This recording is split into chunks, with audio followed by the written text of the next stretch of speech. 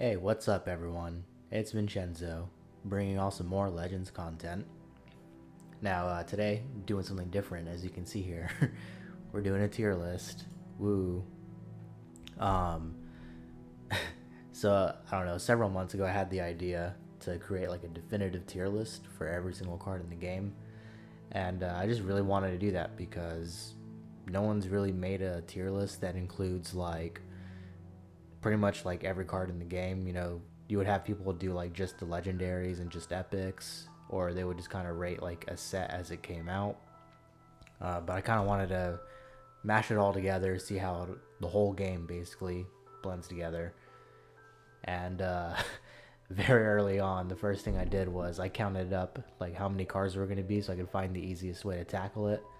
And if you just look, there's over 1,000 cards here. So I knew I was gonna have my work cut out for me. And if y'all follow Daraloth, as of right now when I'm recording this, he does have his agility list out already, and he did create this tier list. So just want to say a huge shout out to him for actually creating this, because I was in the process of creating mine and I lost all the images. I pulled them off the USP as well, but I lost all the images. And literally the very next day I was like, hey, I just made this. So thank you, Daraloth. But yeah, I was talking with other content creators, and pretty much everyone I talked to was down for the idea, but some people just couldn't have the time. I know Schward wouldn't have minded helping, and other people like Wargenator, he was like really down for the idea, but he was just like, man, I just don't have the time to make a video of that like scope of magnitude, which is all good. I mean, like I said, I've been working on this since December, and I have no idea when this is going to come out, but you can see I'm recording this on the 18th, if you can see my taskbar down there. But yeah, definitely check out the people that were able to like say like, yeah, I can probably actually do something, was Daraloth and Sly Boogie. I don't know if Sly Boogie's done anything towards his video yet, but check their channels out. I'll try to remember to link them in the description. But anyway, I'm gonna go ahead and explain. To me, I changed it up a little bit. I know like Daryl kind of had he had it very bare bones. I know he changed it like for his own video, but pretty much these are the tiers that I'm gonna kind of use. And I'm going to start at the top. So this tier's amazing broken. This is just going to be cards that like they can pretty much go into any deck that uses their color, and it's either just going to be a good help for them or whatever. And then also broken cards, just cards that cards that are broken, and you can also like slot them in pretty much like anything. I'll kind of give more. These are going to be the cards that get a little bit more of an explanation. So that's where I'm going to put them. Strong cards. This is just going to be all around strong cards. You can put them in just about every color, or every deck that uses their color. And they're pretty much never going to hurt. Or just really strong effects. Strong effects that can win you a game. That kind of thing. Now when it comes to the next three. Now I think this is for the most part, it's a pretty balanced game, right? And I found, maybe because I'm a little more harsh when I came to like rating these than other people would, I found a lot of cards that just be kind of middle of the pack. And I didn't want it to be like, if I just did one average tier, there would be like 800 cards just sitting in the middle, and then 10 up here, maybe like 100 here, and then like kind of the same thing down here. So I kind of split into like slightly above average. These would be cards that are just solid enough on their own. Like they don't need any help to like get some kind of benefit. But their effects aren't going to be too insane. Average, just playable cards. Like that's it. That's the only requirement to be an average, is that it's just playable and it's going to do something. Below average, these are going to be cards that need some kind of assistance. If it's a weak creature, it's probably going to need some kind of item. If it's a support, it's going to need I'll kind of explain that a little bit more, because there will be a little bit of justification for putting them down here. Bad cards are just going to be entirely unplayable. Like they're like just way too terrible to include in any deck. Niche tier is going to be a little bit different. There's going to be some good cards down here, like some actually really powerful stuff, but they're going to be very specific. Like they only work in like one deck, and even if it's something like, I'm not putting Unite down here, but if it was something like Unite where it's a card that can be used in every color, but only like one specific deck is like the one that it's really good in, then that's something that's going to go in here. And Shaliel Invader. This is a 4 cost, 5 power, 3 health creature. It has no card text at all, and it's an Argonian. This is going to go into below average. It's going to fit in something a little more leaning towards aggression. That's pretty much all I have to say about it, other than like on turn 4. That's even when like aggressive decks kind of want a card that's going to do something, like Earthbone Spinner. Like that's going to silence something. This is just going to be more damage that your opponent has to try to get rid of. So, yep, it's going to be in below average. Apex Predator. This is a very strong card. So it has a little bit of move mechanics. It's a 5 cost 5/5, and I can't exactly read the card text, but I know that whenever he moves, he deals 2 damage to the opponent, and he gives you 2 health. And I believe the secondary effect is if there's no creatures in the lane that he's in, no enemy creatures, at the end of your turn, he will move over. So he'll deal that 2 damage at the end of the turn if he meets that requirement. He does not need to be in a move deck to be, you know, insane or anything. He can be in anything that wants to get aggressive by the middle of the game and, you know, represent more damage, give you a little bit of health. That is very good. And obviously way stronger in move decks. Okay, so Arenthia Gorilla, I'm going to put in average. Because it does have good stats for a 3-drop. 4 health is pretty solid. And the only thing kind of like killing this card for me is being lethal on your opponent's turn. Because then they're just going to be more tempted to use silence or something, an action to kill this. Or just something with 4 power or more. So that's where that's going to go. Okay, so this next one, Arenthia Swindler. He's a 3 cost 2/2 Khajiit, and his summon effect is to steal all items off of one enemy creature. Now, Dano, NPO, and I tested this out a lot. So keywords that are actively being given by an item will transfer over. All the stats will. Summon abilities from items will not trigger, however. Ongoing effects like Fork of Horripilation will. This is all very specific, but this counters literally only move decks. Or not move decks, item decks. That's all this counters, and it doesn't even do it very well because it only takes items off of one creature.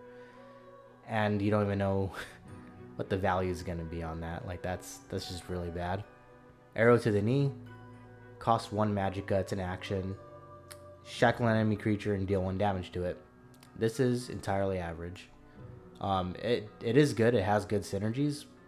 Pretty much actions in average tier are just going to like kind of allow other things to happen a lot easier for the most part, I would say. But, you know, this shackles a creature, which shackles pretty nice, can stop some aggression. And also dealing 1 damage will trigger cards that we're about to get into, like Finish Off and Leaf Flicker, which are very good. It just helps prop that kind of thing up. Ash Oppressor. This says, I'm probably just going to have to zoom it in a little bit. Okay, if you have a creature with 5 power or more, shackle an enemy creature. He is a 3 cost 4/3. There are a few ways you can make this pretty much like trigger himself.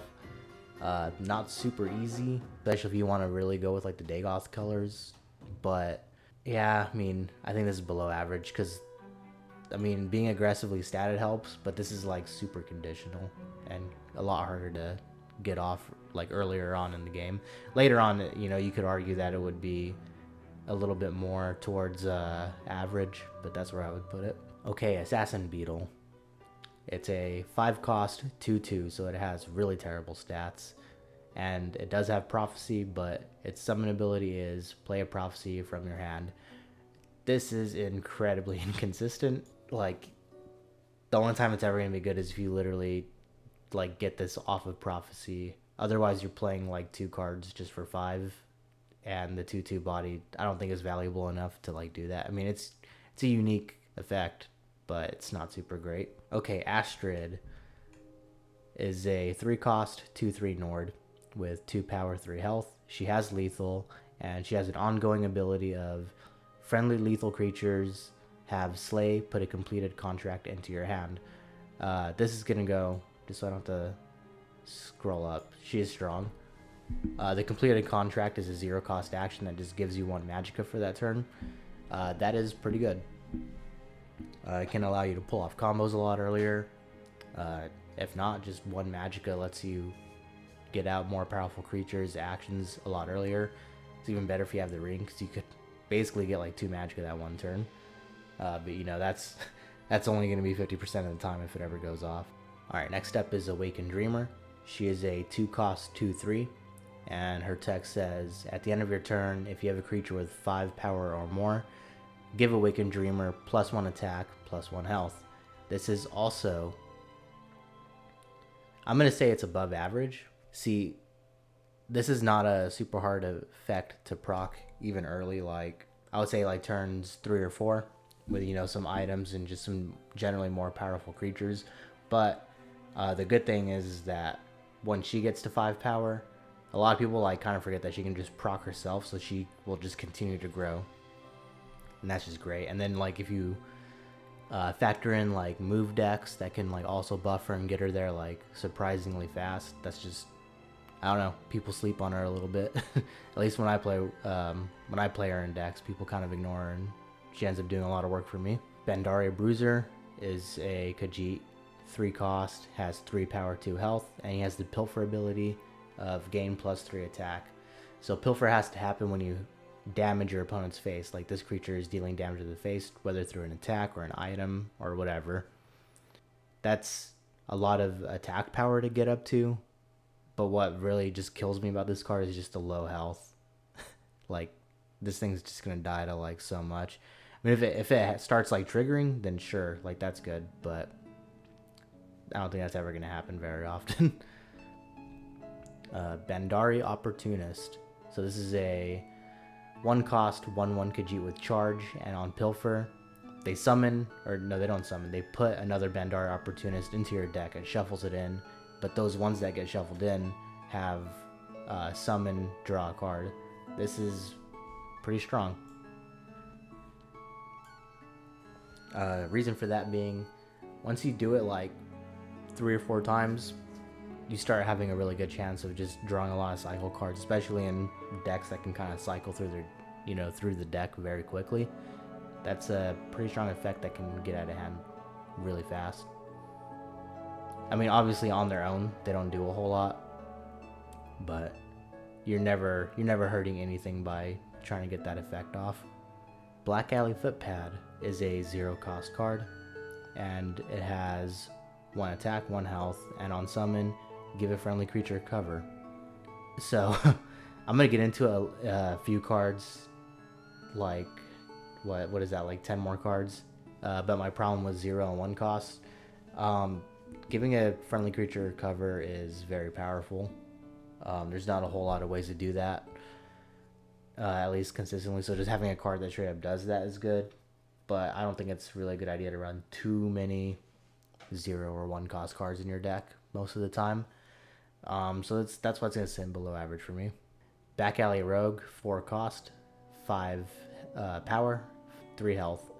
And this one says, summon, steal cover from, I think, another creature. Let me zoom in on that. Oh, geez. Yeah, just from another creature. So it can steal something from a friendly creature, if you really wanted to go that way. But also enemy creatures. I think this definitely makes it a lot better than just giving cover, because it will now have the utility. Actually, I'm gonna put it in above average. It's now gonna have the utility of stealing cover from a creature that your opponent was trying to hide from you. Maybe you already have a creature in the shadow lane that can attack it. Like, that's just very powerful. Alright, Barter. This is unplayable. It's a 2-cost action. Trade a card in your hand for a random card in your opponent's hand. Outside of some really stupid strategy. Other than Unite. Unite's like the one good strategy. But even then, I don't think any... I think the cards that steal stuff out of your opponent's hand or deck are the more inconsistent ones for Unite, because they might just be playing more of the same colors that you are. And I'll talk about Unite a lot later, but you want to be grabbing, kind of want a little bit more wider scope in the RNG, so that way you have more of a chance to pull other colors. Other than that, I mean, if you're running a decent deck, like, why would you give away like your at least decent to like good and like strong cards to your opponent for probably one of their crap cards? Like, you don't know because it's random. Bad card. Okay, Burn Clan Night Stalker. It's a 5-cost, 5 power, 3 health creature. It does have guard. And on summon, you secretly choose an enemy creature and last gasp. So when this dies, you destroy that chosen creature. This is... Let's go. This is a strong card. I think it's... Yeah, about right there. Okay, so this is a very strong effect, because a lot of these cards that say choose an enemy creature are so significantly hurt by the game's UI, actually like just straight up telling the opponent when they highlight the right card like which card you chose, so they know to like avoid that interaction. Like, then that makes it to where only you're trying to basically get that interaction to happen with all those cards. This one, they don't know what you're picking, and there's gonna be a lot of times where it's obvious what you picked, but there's also a good amount of times where there's a little bit of like mind games being played, and you can pretty much guarantee that they're likely putting more than one card into this. Even if they just silence the effect, like, it's still gonna have 5 attack, and that's pretty decent amount of power to have. Alright, Bewildering Speed is a 1-cost action. Move a friendly creature in each lane and give them +1/+1. This is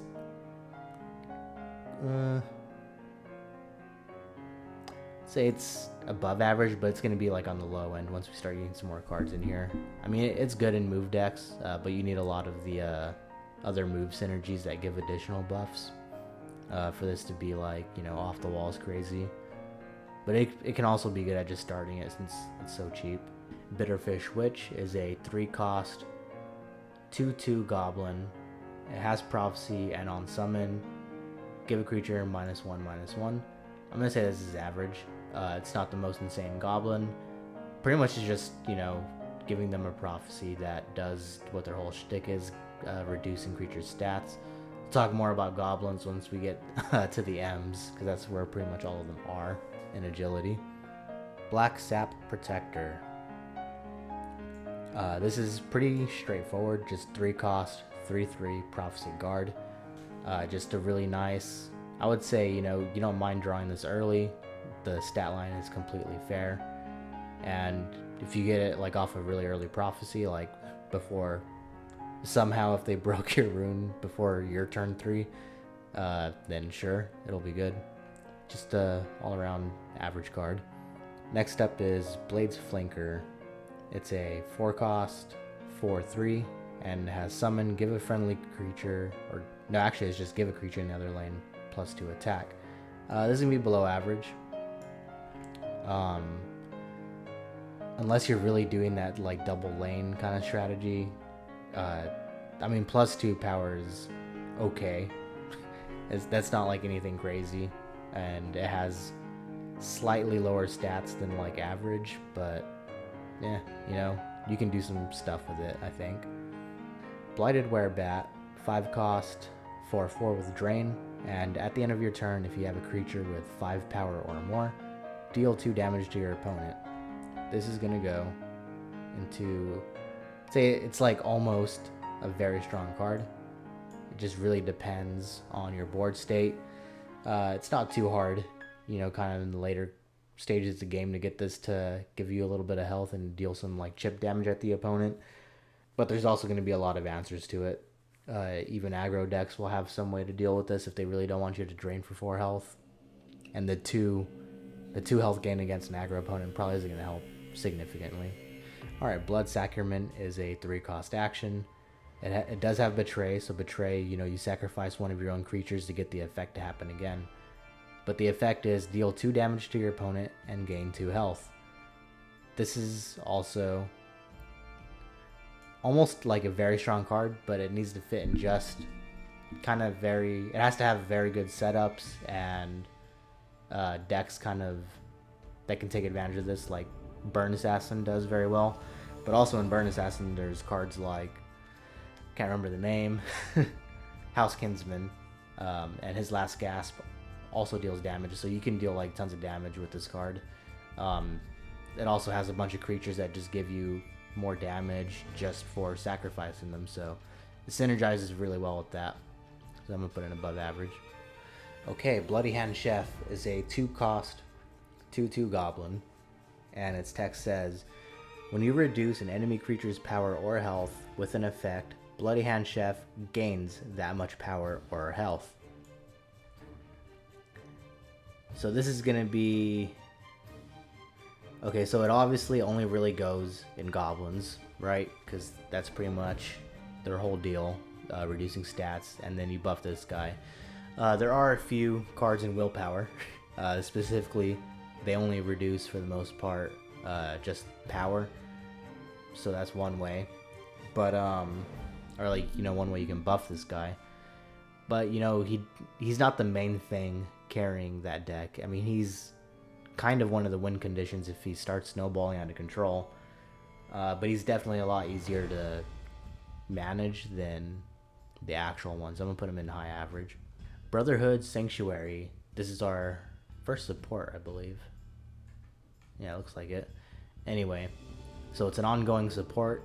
When a friendly creature slays, it receives the reward an extra time. So basically just doubles like the rewards. This does stack, and since it only costs 1, this is very easy to set up for like really good value. Obviously belongs in decks that have a lot of slay mechanics. So, some like really strong decks and like some really strong and like really strong cards that belong in like top tier decks do use slay abilities. It's not like a main feature of the deck, so it's gonna kind of hurt this a little bit and just kind of put it in average, but it can do some really insane stuff. Okay, Brotherhood Slayer, 3-cost, 3/3 with Prophecy, and Slay, put a completed contract in your hand. Same thing as what Astrid does. So this is what I would say the benchmark for like a totally average Prophecy would look like.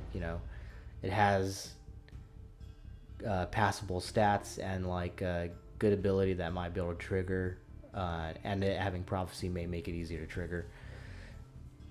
Not too much to say about it. Yeah, average card.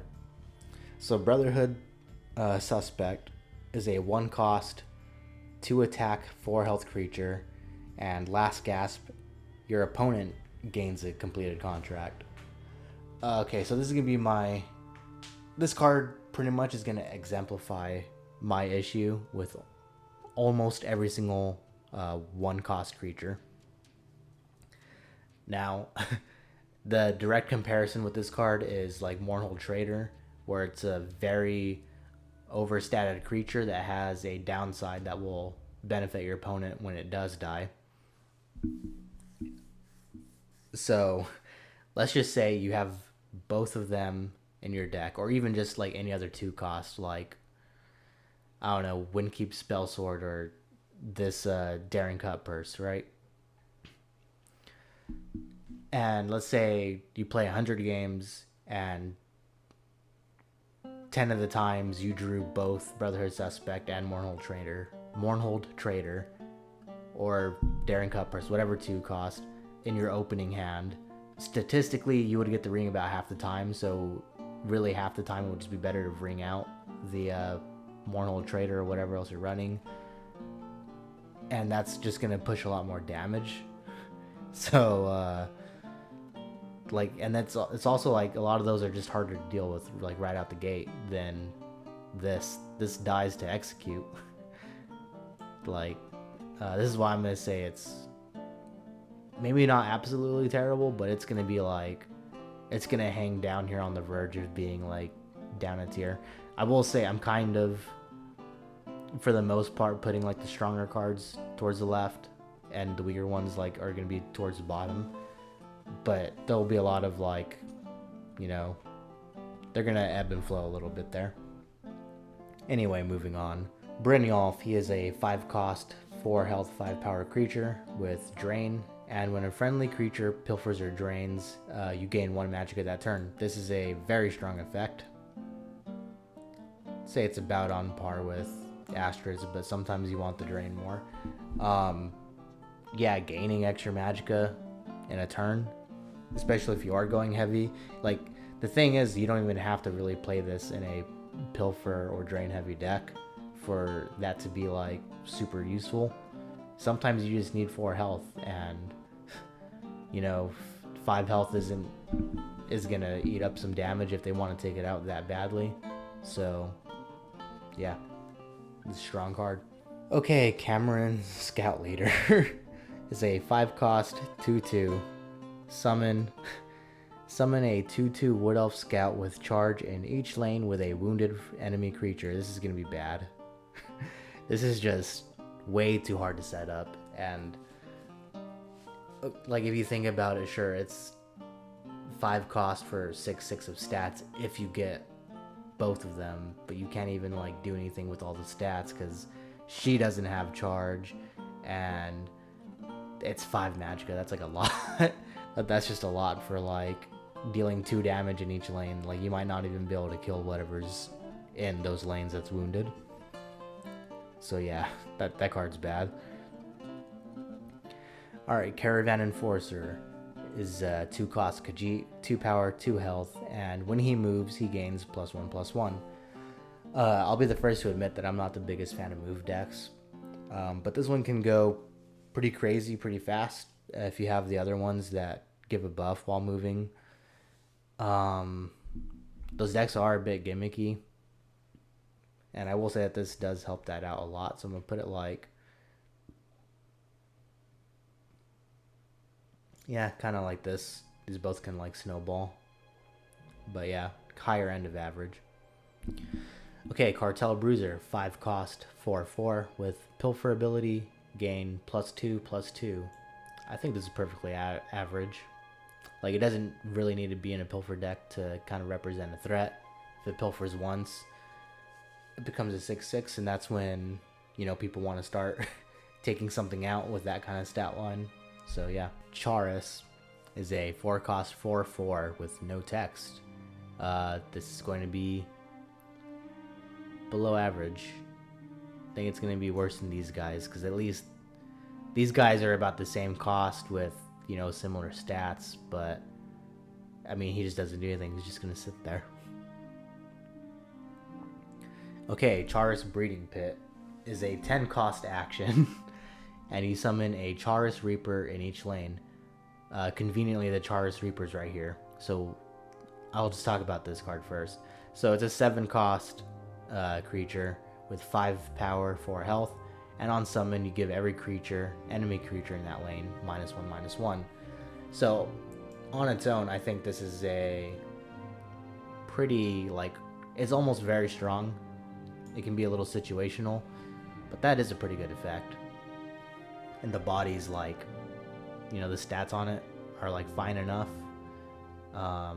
Supports a few things, some better than others, but it's not the greatest. But when it comes to Charis Breeding Pit, so like, you can argue that you're getting 14 magicka for 10, so you're getting a discount. But also, if you want the max value, your opponent would need 2 full lanes of creatures, and is -1/-1 all that really gonna help? Yeah, this is bad. This is a bad card.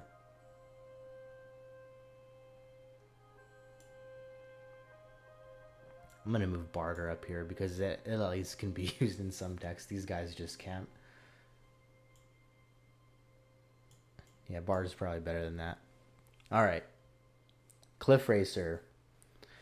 This is going to go right into being the first amazing card. So, 5 cost, 4/4 with charge. Charge allows a creature to immediately attack. It can go face, can go to another creature. So that kind of does help green control decks that like don't have a lightning bolt. That's a way to deal with them, and it also helps literally any aggro deck using green push face damage. Take out a guard, because a 4/4 is enough to take out some weaker guards and still like be standing and still representing 4 damage. Like, that's just great.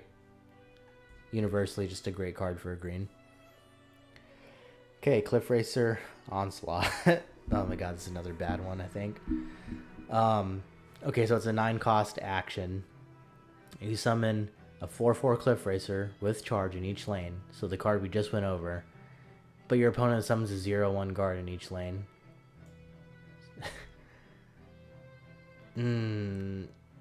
Yeah, I want to say... Okay, I'm going to put it... It's still bad and unplayable, but above Char's and Breeding Pit. Because you can argue that kind of the same thing. You're paying 9 Magicka for technically what should cost 10, 2 Cliff Racers. But the fact that your opponent summons 2 0/1 guards to just chump block the damage that you put down anyway is kind of like, what? So you would need other creatures in the lanes already to deal with them so you could push the 8 damage. But you could also just have 2 lightning bolts and that cost 8. And it's cheaper. And it has, I mean, the same kind of versatility because they can hit creatures and face too. But, I mean, if you get them down to 8 health, just, I don't know, push more creatures. I don't know, this is just weird. Not a good card. Okay, so there's probably some fun decks to use Cliff Strider in. So let me just talk about it more. It's a 4 cost 3/4 with charge. However, it cannot attack your opponent, and at the end of your turn, if there are no enemy creatures in this lane, you move Cliff Strider. If you gave this a ton of items, gave it breakthrough, and then like it hits a creature, that's like the only way this is gonna push face damage. This is yeah,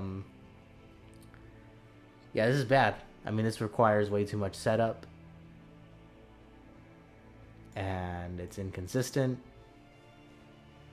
Like, I don't know what the point of this card is. That's just bad. Okay, Clockwork Scorpion. So it's a 6 cost creature with 3 attack, 7 health, and it has drain and lethal. I think these are really good. I mean, the 7 health is like a good stat line. The 3 kind of doesn't matter because it has lethal. It only matters for the drain aspect. But I think that kind of still helps this card kind of stick around, kill a few things, drain some health. This does hold like cheap items well, I would say. It holds cheap items, not really anything like too expensive. But you know, you could slap a you know, something that only gives attack power, like, I don't know, a Sentinel Battle Mace if you have this in Dagoth, and then that's pretty good. I mean, yeah, it just takes items very well. Good keywords. I will say we are factoring constructed play. This would be like an S tier arena card. But we're not talking about arena, just talking about constructed play. Okay, Cog Collector. 2 cost, 1 power, 2 health. He has Pilfer, add a gear to Gear Collector. Or Cog Collector. Gear to Cog Collector. Last gasp, summon a neutral creature with cost equal to the number of gears on Cog Collector. Okay, so the one thing helping this card, I'll put him right there, is that there are 0 cost neutral creatures. So he will, as long as he's not silenced, he will always summon something. Realistically, you're only going to get like 1 to like maybe 3 if you do a good job protecting it. And that's when you start getting some like actual stats. Maybe the odd ability. You know, the odd like summon ability. Very inconsistent though. I mean, and neutral creatures are already like pretty weak, so they're not really gonna do anything too crazy. Corinth, I think that's how you pronounce it. brawler. 5 cost, 4/4. So this is the first Wax and Wane card. Wax, so this will happen on, I think, I'm gonna have to look that up, hold on. Okay, so Wax effects trigger on odd numbered turns, and Wane abilities trigger on even numbered turns. So Wax, she will gain +1/+1, and your opponent can target her with actions. That's a very, the stats would be pretty average at that point, solid enough. And then the ability, very good. Not being able to be targeted by actions is a very rare ability, and it allows a lot of cards, a lot more survivability than they normally would have. The Wane effect is you gain 1 magicka this turn equal to the amount of creatures in the lane that you summon her to, enemy creatures. That is not as powerful, so it brings the card down a little bit.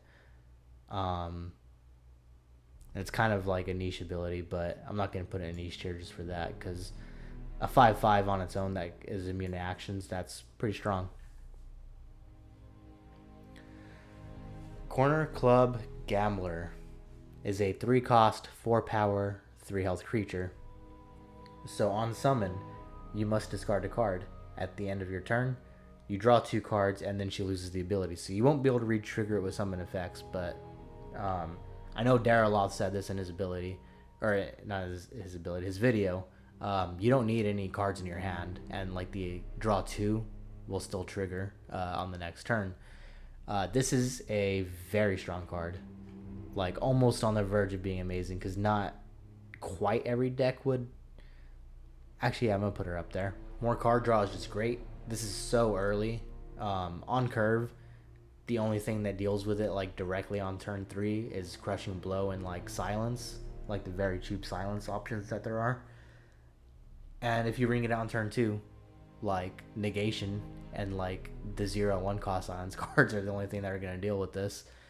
So yeah, like it can be really hard to deal with if like you get a bad hand and your opponent plays this and you just don't have an answer. That's just really rough.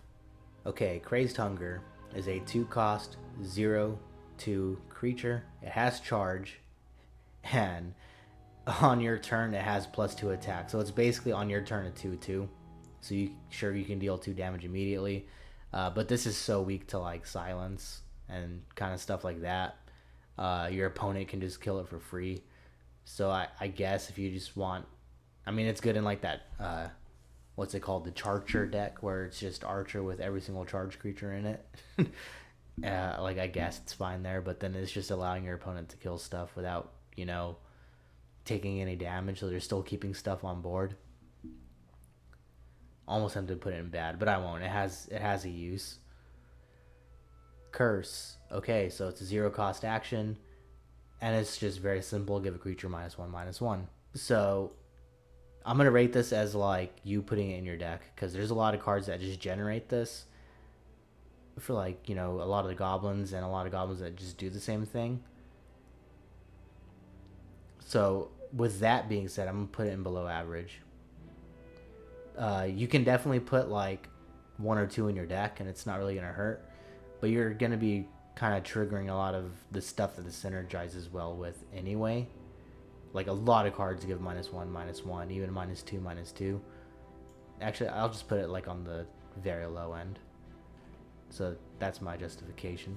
Cereal, she is a 3 cost 3/3, and she has the Pilfer ability.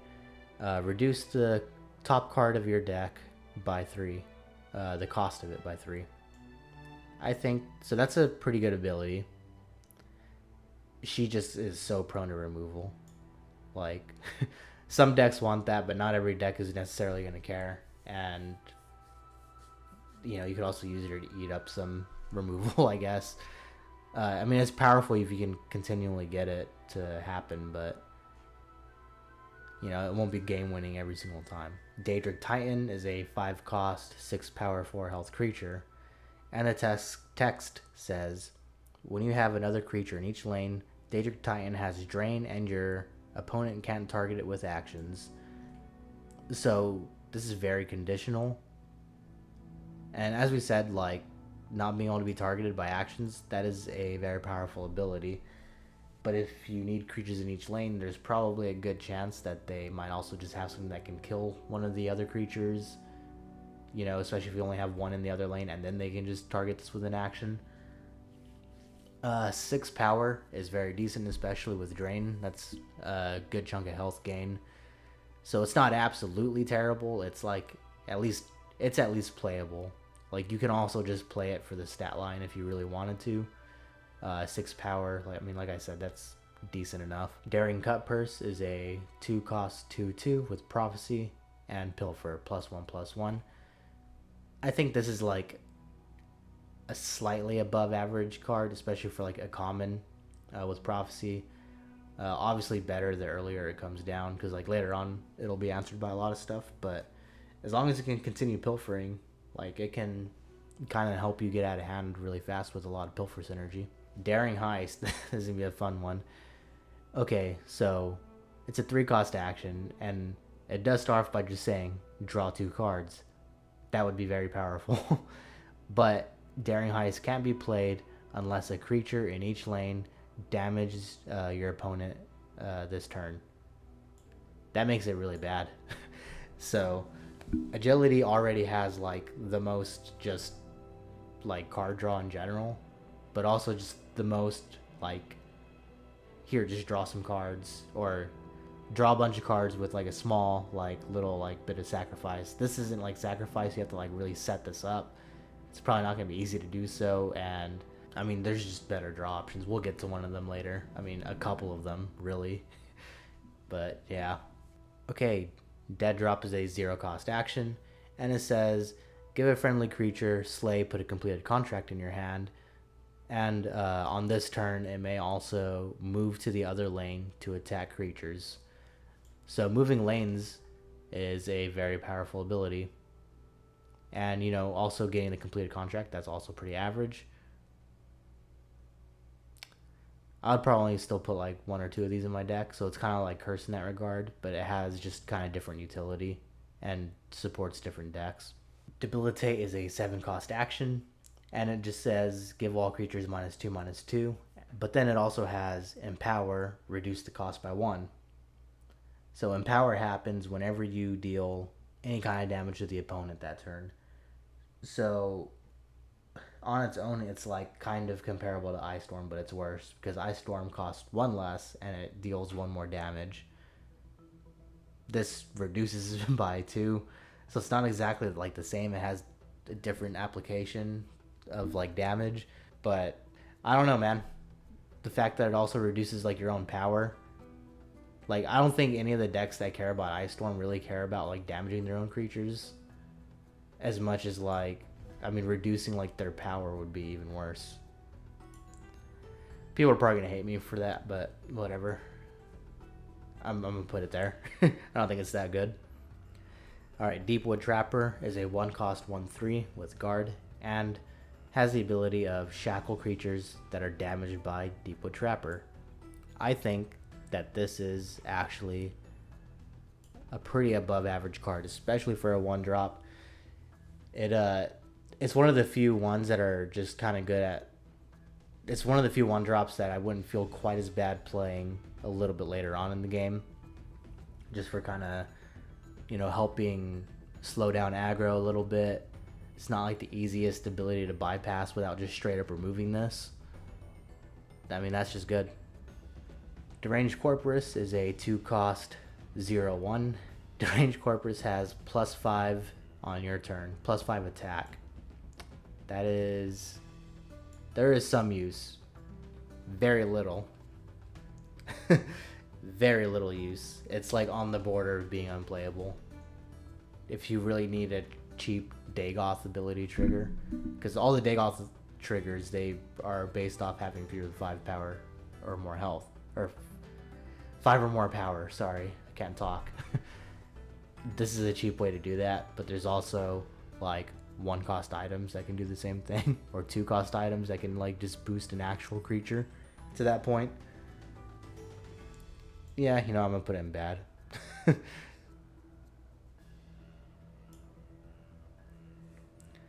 Okay, Deshaun Avenger for cost 3/3 has a last gasp. Summon a 3/3 Deshaun Sneak. The Deshaun Sneak is basically just a version of this that doesn't have the last gasp ability, so it wouldn't just constantly keep coming back. But it's pretty sticky for a 4 cost. That kind of gives it some use. It's not gonna do anything crazy on its own, but sticking around for a while is kind of something. Devious Bandit is a 6 cost 3/3 Khajiit. Summon, deal 3 damage to your opponent, and you gain 3 health. And Devious Bandit has the pilfer abilities of all your creatures. This is. I'm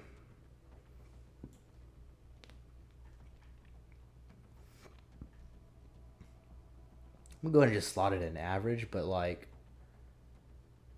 I almost want to put it in niche, but if you have at least like 2, 3 pilfer creatures, then this is gonna do some pretty significant work, and it's gonna be like a pretty considerable threat. That's not super hard to set up, especially like later on in the game. So I mean that's average. Okay, Dominion Oathman, 1 cost, high elf, 2/2. And all the Oathmen have this thing where they'll be in one of the colors of like their faction or whatever, and they rely on you having the other 2 colors in play. So Dominion is blue, yellow, green. So if you have a yellow card in play, she'll gain drain, and if you have a blue card in play, she'll deal 2 damage. I actually think that this is one of the better Oathmen, like almost on the verge of being strong. Mostly because Burn Assassin is a thing, so she is a very cheap way to just do 2 damage. A lot of the other cards that deal 2 damage cost like actually 2, like Ice Spike. Some of them even cost 3, but they put a body on the board, like the Camlorn dude, the 4/2. So that's a very easy way to deal some damage, and you can also attack with her and then use Blood Sacrament. You've just dealt 6 damage for a total investment of 4 magicka. She just kind of fits in that solid deck very well, and obviously she fits in Dominion. She can also kind of fit in Monk, getting drained, but I don't think that's quite as powerful. But she can fit in either 2-color deck, but also the 3-color deck. I straight up lost my notes for this guy. Dove of the Voice, 7 cost. It's our first dragon, but he's got 6 power, 4 health, and the last gasp of put a random shout into your hand. This is not a very great dragon. A lot of the dragons, especially like the lower rarity ones, they have like kind of inconsistent abilities, or they have like really, I guess, lopsided stats, and this kind of does because it can be killed by a lightning bolt. But it does kind of fit with it having a last gasp. Like, you would want it to die if you really wanted that value. However, most of the shouts are very situational. Like, only like 2 of them are like really good. 3 of them really, but this one isn't going to pull Call Dragon, because Call Dragon doesn't get included in any of the random shout generating lists. So you're probably going to get like a level 1 shout, Unrelenting Force, because you don't actually have that in your deck, or whatever else you're not running, and that's just gonna suck, especially by turn 7. So yeah, below average. Dang, I'm straight up missing notes on some of my cards. just so you guys are like, if y'all are curious, I took notes on all the cards and I kind of wrote a bunch of stuff out, but I guess I still missed a few. Anyway, Dragon Guard Outcast is a 3-cost, 1/3 with lethal, and on. Okay, so. Wait, hold on, that doesn't look right. Okay, I thought it was an ongoing ability, but anyway, it's summon Dragon Guard Outcast has cover until she attacks. This is, for me, it's a little bit below average. I mean, yeah, you can play this in the field lane. It's going to have cover, and it'll just be instantly able to take out something that your opponent plays there. But it dies to a lot. It's like almost average, but yeah. Okay, Drain Blood is a 4-cost action. Has Betray. Give a creature -2/-2. This is like incredibly clunky to play. Like you could just play 2 curses if you really wanted to do that. And I don't think the Betray mechanic really helps it that well. There's just a lot of stronger. If you're looking for exactly -2/-2, there's stronger cards. I mean, and then even if you just wanted to wound something, we're literally gonna talk about Drain Vitality. That's like a better card because it costs less, and then you can drop a Leaf Lurker right after, a lot easier. That's gonna be bad. It's probably better than these though. Okay, Drain Vitality is our first shout. So it's a 1-cost action. So with shouts, you have to, so when you play them, they level up, so they get stronger when you play the following versions. So level 1 is give an enemy creature -1/-1. Level 2 is give an enemy creature -2/-2. And then level 3 is give all enemy creatures in a lane -2/-2. Yeah, I'm just going to put this as a very strong card. Just because on its own, that's strong. Especially because it can come down so early and it synergizes well with like a bunch of different decks. It can just go into some decks, especially because it's in green. Like it pairs very well with Finish Off, Leaf Lurkers, all that kind of thing. I mean, it just synergizes so well. And then it gets like really absurd. And then if you think about Word Walls, all of that, Call Dragon, like just to buff this for free. Possibly getting this for free off of Parthenax if you've already been playing this card. Like, a lot of potential for that card. Okay, Dress By is another 0-cost creature with 1 power, 1 health, and summon. Look at the top card of your deck. You may discard it. This is not super great. I don't think it's really worth...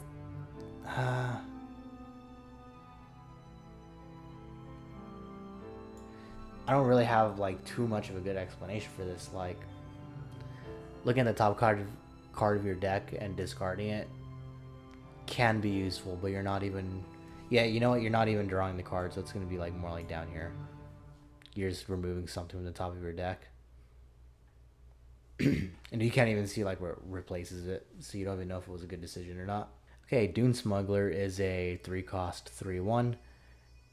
So you would be like, wow, it has really low stats. But the summon ability is move another friendly creature in this lane. And also, when a friendly creature moves, give it +1/+1. This is going to be going into high average. It really helps the move decks like really go off crazy. Especially, like, there's a reason why I moved it right next to this guy.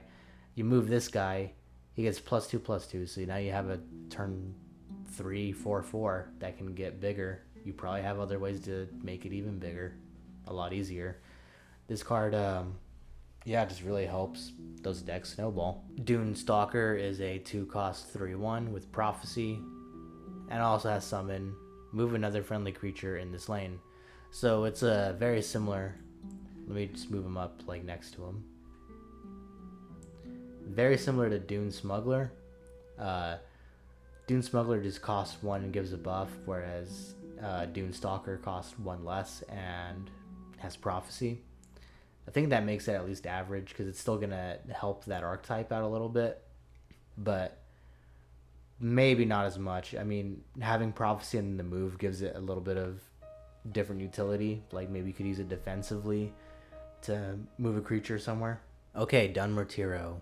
3-cost, 1/4, charge, and it also has Veteran, gain +2 attack. So Veteran happens after a creature makes its first attack and if it survives. So the way I like to think of this card is a 3-cost, 3/4, deal 1 damage, and it might get reduced stats. I don't think that's the most insane thing. It kind of does help green out a little bit, but this one being one of the few veteran abilities that's easy to trigger just because it has charge. Like, I guess that's something. Okay, Dust Eater Skirmisher is a 1 cost creature, 2 power, 1 health. When Dust Eater Skirmisher takes damage from a creature, give that creature -1/-1. This is actually pretty good. This is a pretty good opening card for goblins. It does not need to survive to give the debuff, so it effectively has like 3 attack against like most things. Yeah, actually from everything, as long as it takes damage from a creature.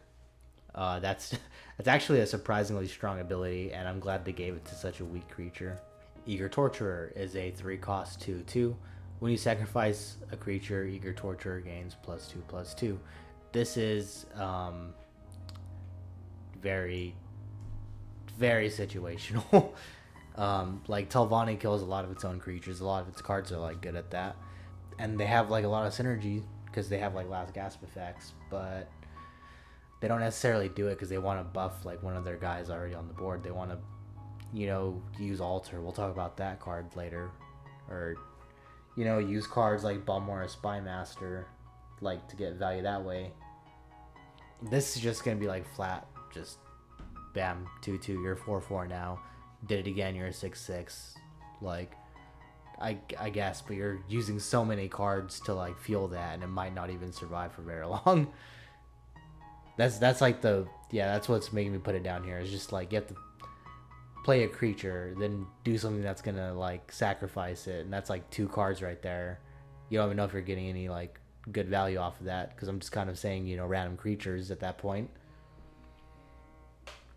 Yeah, that's where I'll put it. Ooh, Eclipse Baroness. Okay. Yeah, I'll put her up here. Okay, so she's an 8 cost 5/5. She has Summon and Last Gasp, draw a card, and reduce its cost by 2.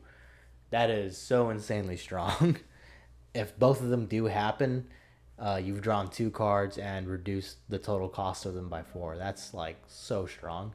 And this is what I mean, like cards like Daring Heist have to compete with like card draw like this. It's like reducing it.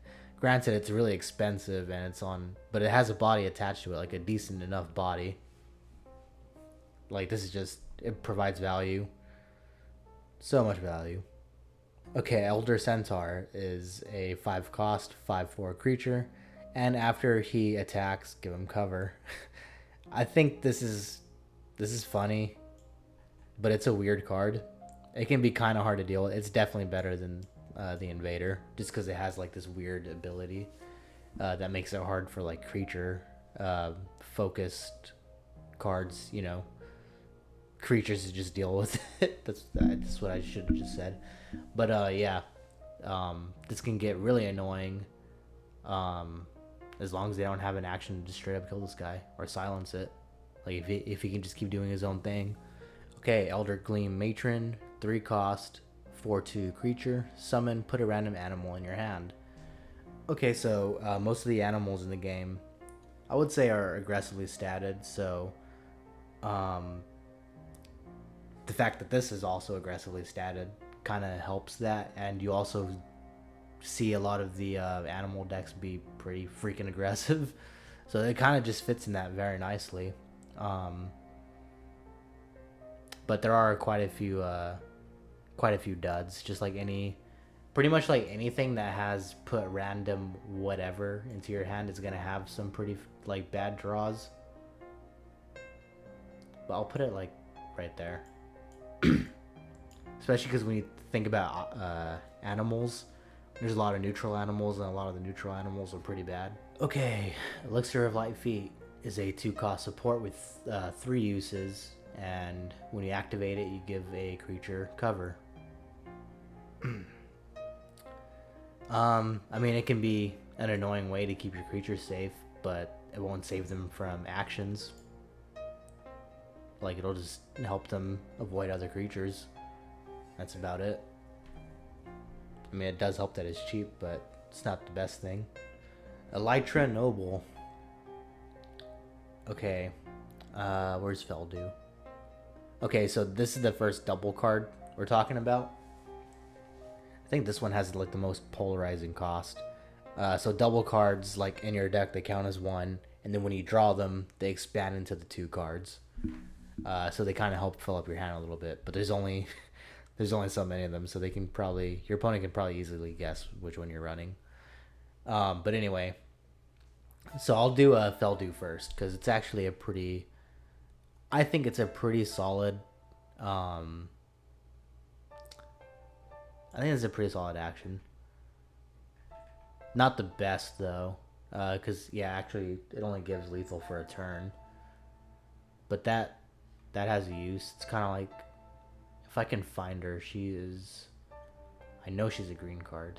Skooma something. Oh God, Jesus Christ, my throat's already going out. I still have this many green cards to talk about. Yeah, okay, so she's a 3 cost 2/2 with, that body and give a creature lethal. That actually might be quite a bit better, so I'll put that in the low end. But anyway, Elytra Noble is kind of one of the bigger bodies with lethal, so like I will give it that. Like the attack power still leaves it within range of cards like Devour and isn't there another one that kills things with less than 4 health? I believe there is. And I'll put it like right there. So they kind of both fit in that same tier. I mean, yeah, but 6 health on a lethal creature is something, but at that cost, it's probably not the most helpful thing. Okay, next one is an item, 2 cost, Embassy Disguise. So it gives just +1 health, but summon, you draw a card, and the wielder has cover until it attacks. Um, this can be good. Okay, I'm gonna put it in like average. Actually, I think this is gonna be the first niche one. Hold on. Okay, let me think about it. So like with all the rest of these cover cards, it doesn't save them from being immune to silence or actions. But if it's something like the guy who reduces the cost of a card every time you draw a card on your turn, and you give him this, theoretically, as long as none of that happens to him, he can just sit there the whole game getting value. No, I'm still gonna put it in below average. That's fairly good, but I don't think it's enough. Empire Dread Mage is a 7 cost Imperial, and she has 7 power, 5 health. Her summon ability is if you have another creature in each lane, give a creature -2/-2. I think the fact that this is on a summon ability for the requirement hurts it, because at least this is just like if he's on the board and there's a creature, another creature in each lane, like he can sit there, have like creatures die around him, and then you can resummon them, and then he'll get drain again. This is a summon ability, so it has to be set up. This guy doesn't have to be set up. It's like it'll happen. It'll be active or it's not going to be active. That definitely hurts her. And it's just -2/-2. It's not like anything crazy. Feasting Vulture is a 3 cost. It is an animal, and it's a 3/2. On summon +2/+2 if a creature died this turn. I think this is actually pretty good. Not hard to set up at all. And if you think about it, at 3 cost 5/4. It's actually pretty good.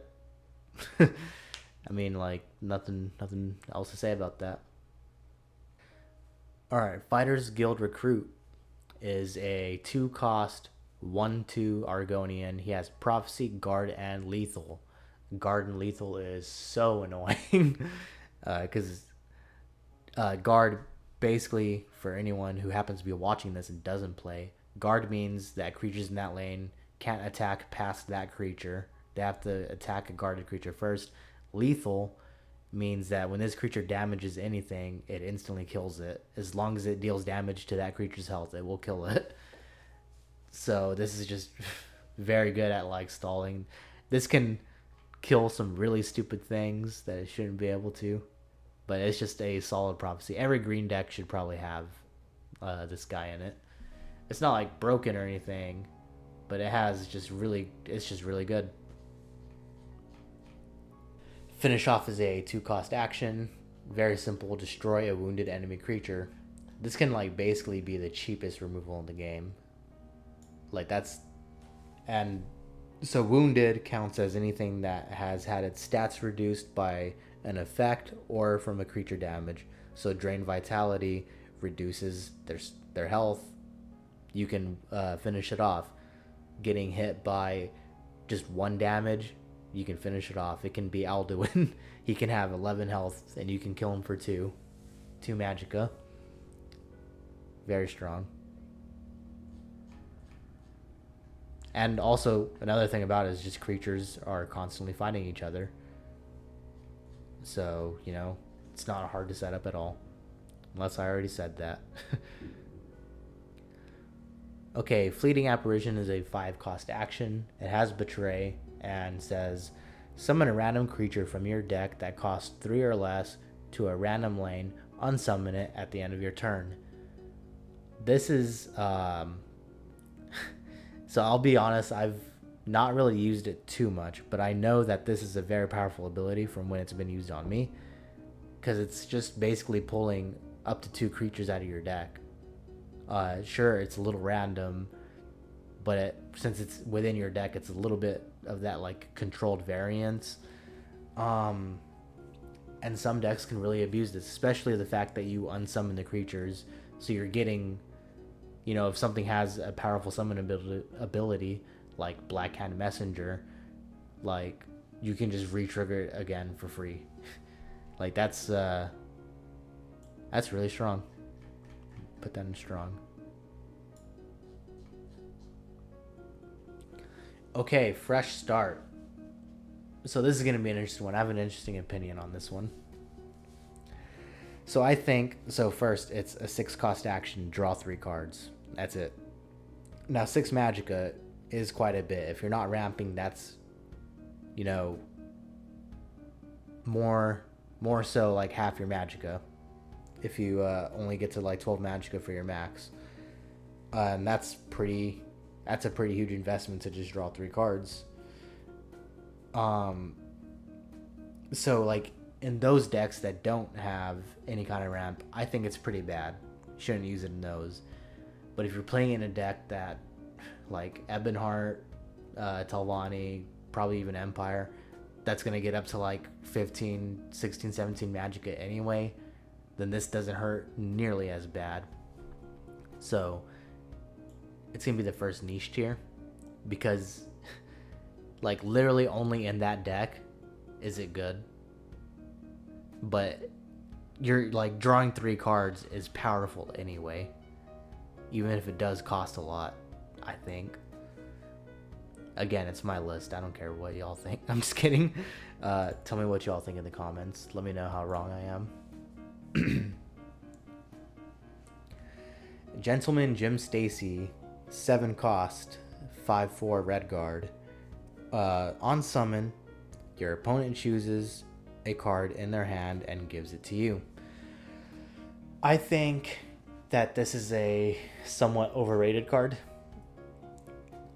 He's kind of situationally useful. Like the effect of your opponent being forced to give you a card is very strong, and if they choose to rope out like the effect, then the game will just randomly choose them one. So what happens more often than not is the opponent just gives you the weakest card in their hand, or something that they know that you're not really going to be able to use. But there are times where your opponent literally only has 1 card, so they have no choice but to give that to you. So some people would probably put him in like broken, because they remember the one time the last card in their hand was Alduin, and they were playing a dragon deck that had this in it, and they just got a free Alduin. Like, sure, that has happened, I'm sure. But how often does that really happen? No, you usually have like, oh, this guy in your hand. You're just like, well, they're not playing Pilfer, so I'll just slide that guy on over there. Probably another controversial pick of mine. All right, Giant Bat, 3-cost animal, 2/2, has charge and drain. These are very good, very good keywords to have in combination with each other. Now there are ways to abuse this. I'm gonna put it like right there, I think, because this is not a strong card on its own.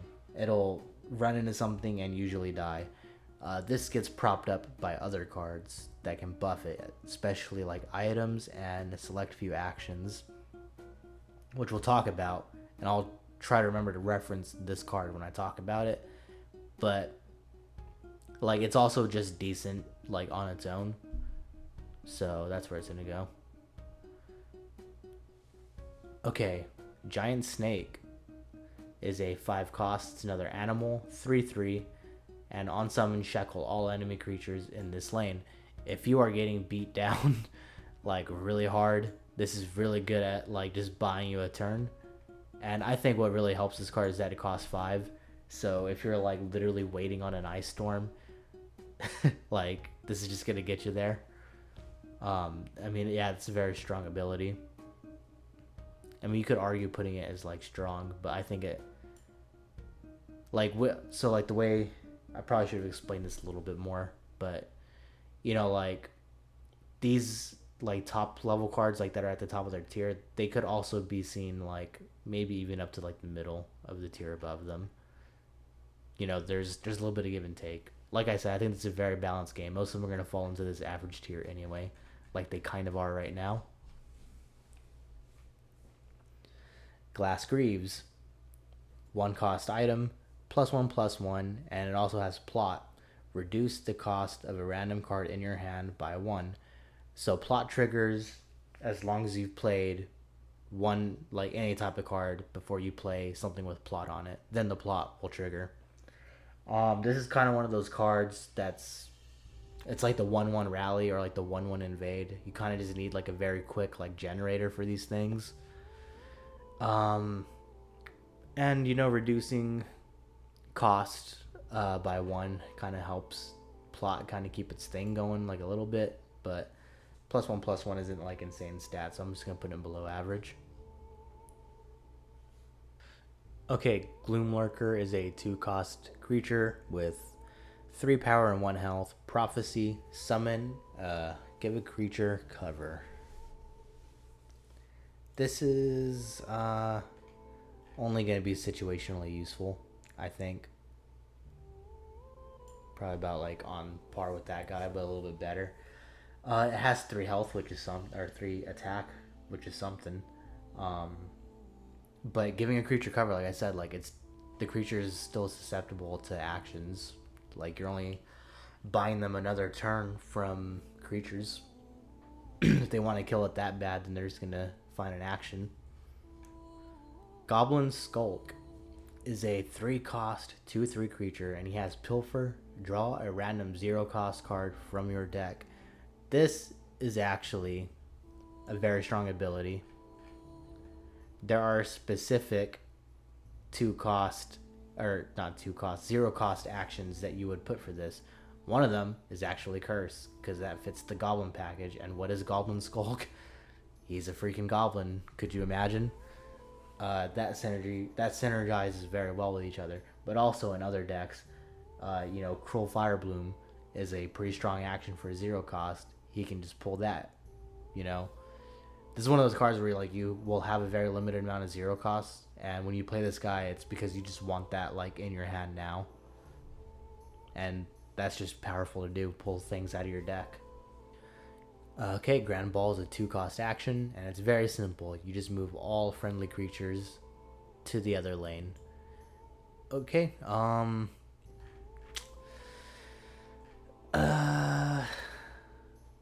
think it's a pretty average move card. Like, it's really just dependent on, I mean, really, like, just what your board looks like, what move buffs you have going on. It's very dependent on that. Okay, Greatwood Elder is a 5 cost 4/5 creature with guard, and if Greatwood Elder is in your hand at the start of your first turn, gain 1 Magicka this turn. I guess if you had the ring, you could pull out a 3 cost on turn 1. And I guess it has fine enough stats to like fit probably like right there. If it happens, then sure, that's good for you, but how often is that ever gonna happen? Alright, Green Pact Stalker is a 4 cost, 3 power 4 health creature with guard. Summon +2/+2 if there is a wounded enemy creature in this lane. So it can become a 4 cost 5/6 with guard. It's actually a pretty good stat line. That is not the hardest thing to do also. Yeah, I think it belongs right about there. It's kind of like this card where, creature needs to die, but it's also not the most difficult thing to manage. Maybe a little bit more difficult because it has to be a wounded enemy creature, but that still happens pretty frequently by turn 4. Green Heart Knight, 3 cost, 1/5 with charge. Wow, this is terrible. Deal 1 damage for 3. The only thing it's got going for it is 5 health. That's just terrible. Okay, Green Touch Spriggan, 5 cost, 1 power, 5 health. When you gain health, Green Touch Spriggan gains that much power. This is very niche. There are decks that you can build that like work with this and like a few other cards, and they work well with each other. But that is like a super like just a gain health deck, like for it can be powerful in there, but it's not going to do a whole lot. Guar Stable Master, 3 cost creature, 3/3, so perfectly average stats, but it has summon +1/+1 in guard if you have an animal. I think this is pretty nice support for animal decks. Probably put it like right about there. That's probably like it's better than that guy. Especially because you can use the guard that this is probably going to get to defend your like high attacking creatures from enemy creatures at least. Hellstrom Footpad, 2 cost, 3/2, no text. I mean, some people will run like the prophecies that have 3/2, but them having prophecy is kind of like the saving grace there. I don't know. I don't even think it's really good in aggro. I will say it's better than like pretty much all these cards, because this you can at least throw it down early, and I guess you don't really feel too bad because it has 3 attack, and if it dies, you're just kind of like, oh well, I was expecting that. Okay, Hidden Trail is another support, cost 4. It's ongoing. All field lanes become shadow lanes. Friendly creatures have +1 attack. So this is kind of unique because only a few cards straight up change like lanes. It'll only change any field lanes, and it is possible to change a field lane into something else entirely. So this could end up not working. But more often than not, you'll create 2 shadow lanes, and that can be good if you're already ahead on the board, but it can really backfire on you if the opponent ends up getting the board, because then you can't interact with their creatures with your creatures. And the buff is like almost kind of like Divine Fervor. It doesn't give the health, it just gives the attack. I'll just like average it out. It's like pretty low average. Okay, Highland Lurcher is going to be very similar to, I would say, no, it costs 6, so it's not strictly unplayable. It's actually, yeah, it probably is better than some of these guys. Just because it's at least just a body, like without like you trying to spend cards trying to like set something up for it. It's still gonna die to removal just as many of like these other cards are. Alright, House Kinsman. This is a super strong card. So it's a 3 cost with 3 power and 2 health. And Last Gasp is deal 3 damage to your opponent and gain 3 health. This is just really good. Um, really good in like aggressive decks. Really good in aggressive decks. Like is exactly what Dominion Oath would fit into, and has that last gasp synergy with Blood Sacrament, like just like a lot of those cards do. Once we get into blue intelligence, we'll get into a lot more of them. All right, Hulking Scalon is kind of an insane card. He costs 10, has 10 power, 10 health. He is immune to lethal, immune to shackle, and your opponent can't target Hulking Scalon with actions. This is like the most fair. I would say like just big giant body that can kill you very easily. Because it has a few immunities, but you know, it's not. Oh, jeez, I was about to say where did I drop it? It's not entirely like. He's not entirely like indestructible. He's not immune to everything. He has counters, silence. Like you are gonna have to use a lot of cards to take him down, like whether you're using like creatures on the board. But there are creature effects that will allow them to destroy him. You know, there's a lot of that stuff. You can reduce through like effects and stuff. Creature effects, not actions. You know, that's ways to deal with it, but it's gonna be hard to. Yeah, strong card. Anyway, 4 cost, Illicit Busher, 4 power, 3 health. Summon, consume a creature to shackle an enemy creature. This is automatically gonna be better than, where is he? Where is he? The Ash Oppressor. Even though she cost 1 more, that kind of actually helps because by turn 4, you can probably get a creature killed of your own if one already hasn't been killed. Rather than having a creature with 5 power or more. That's a little harder to do on turn 3.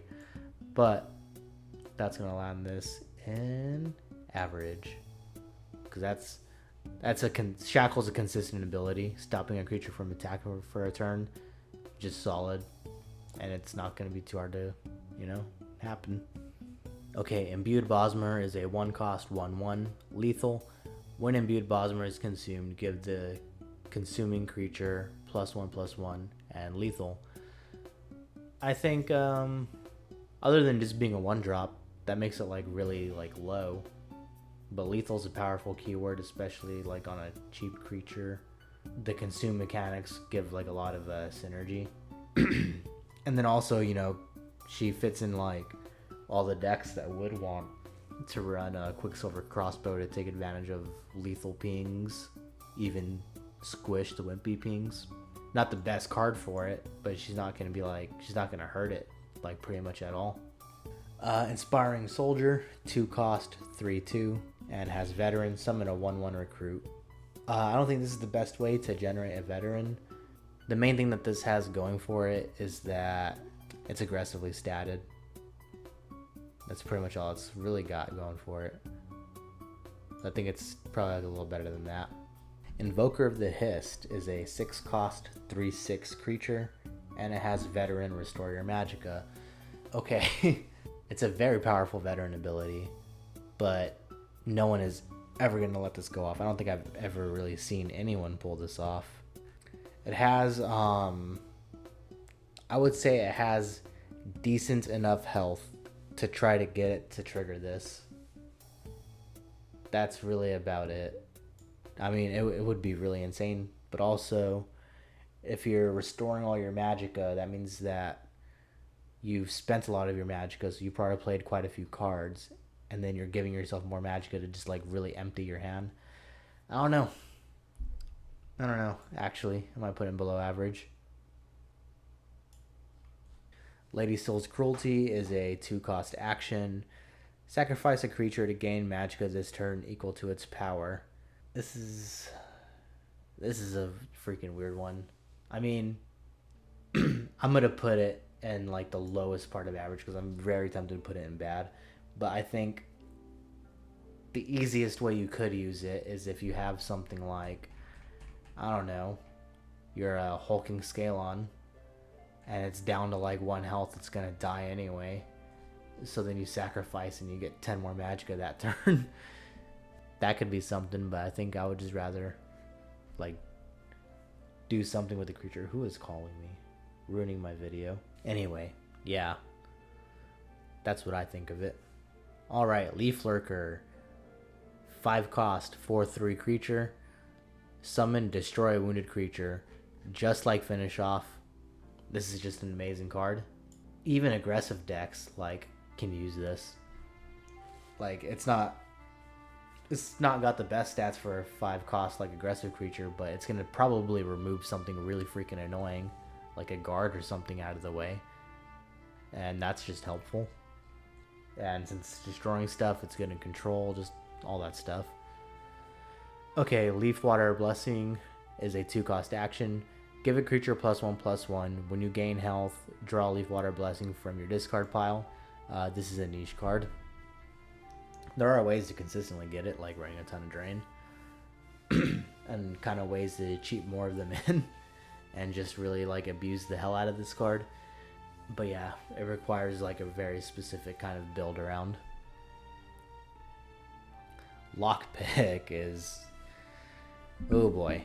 Lockpick. 2 cost action. Put another... okay, either put another lockpick into your hand or draw a card and reduce the cost by 2. Chosen randomly.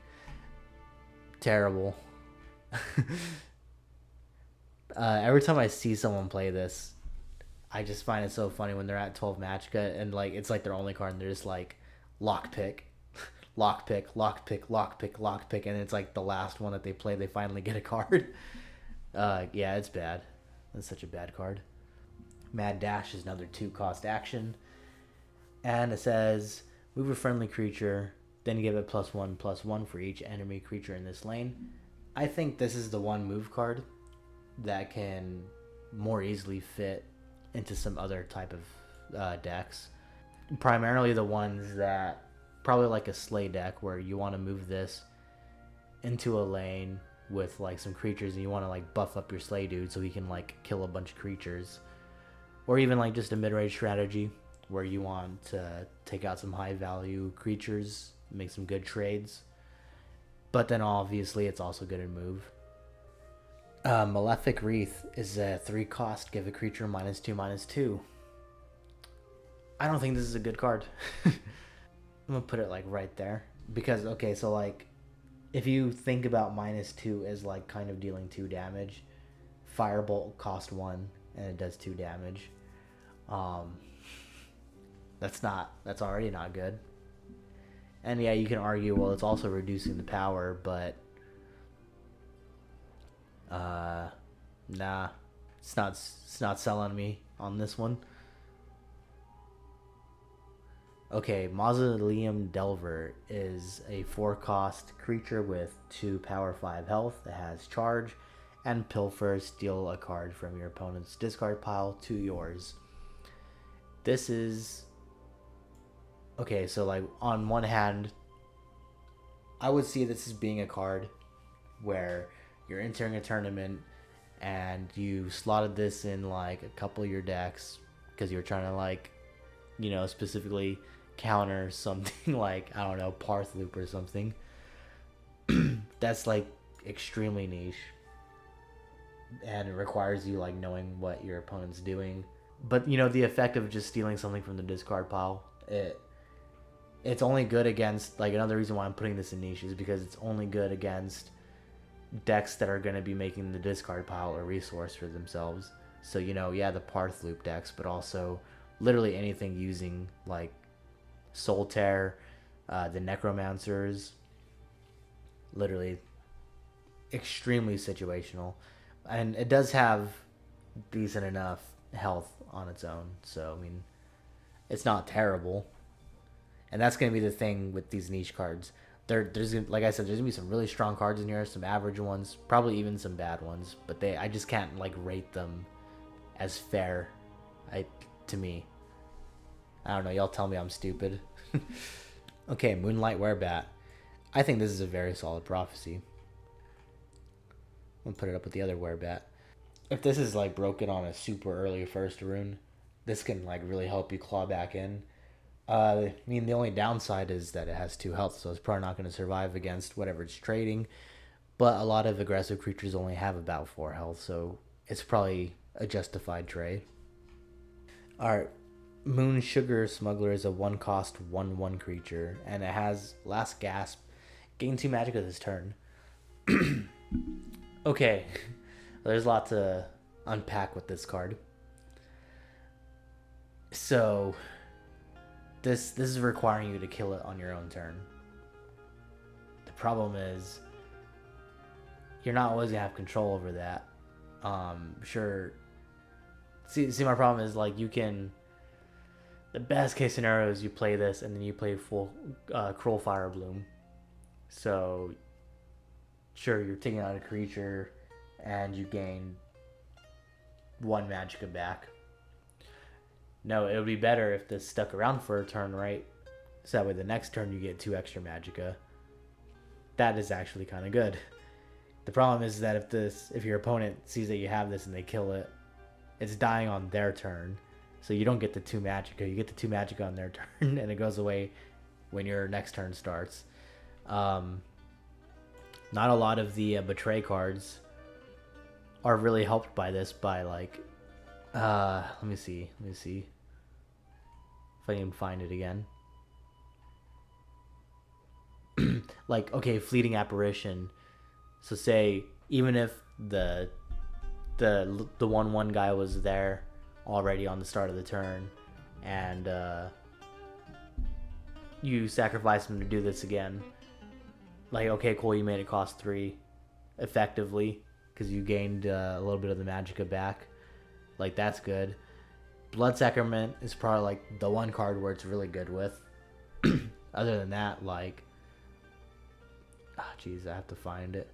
Drain Blood doesn't help. It just makes it a slightly better Malefic Wreath. That's it.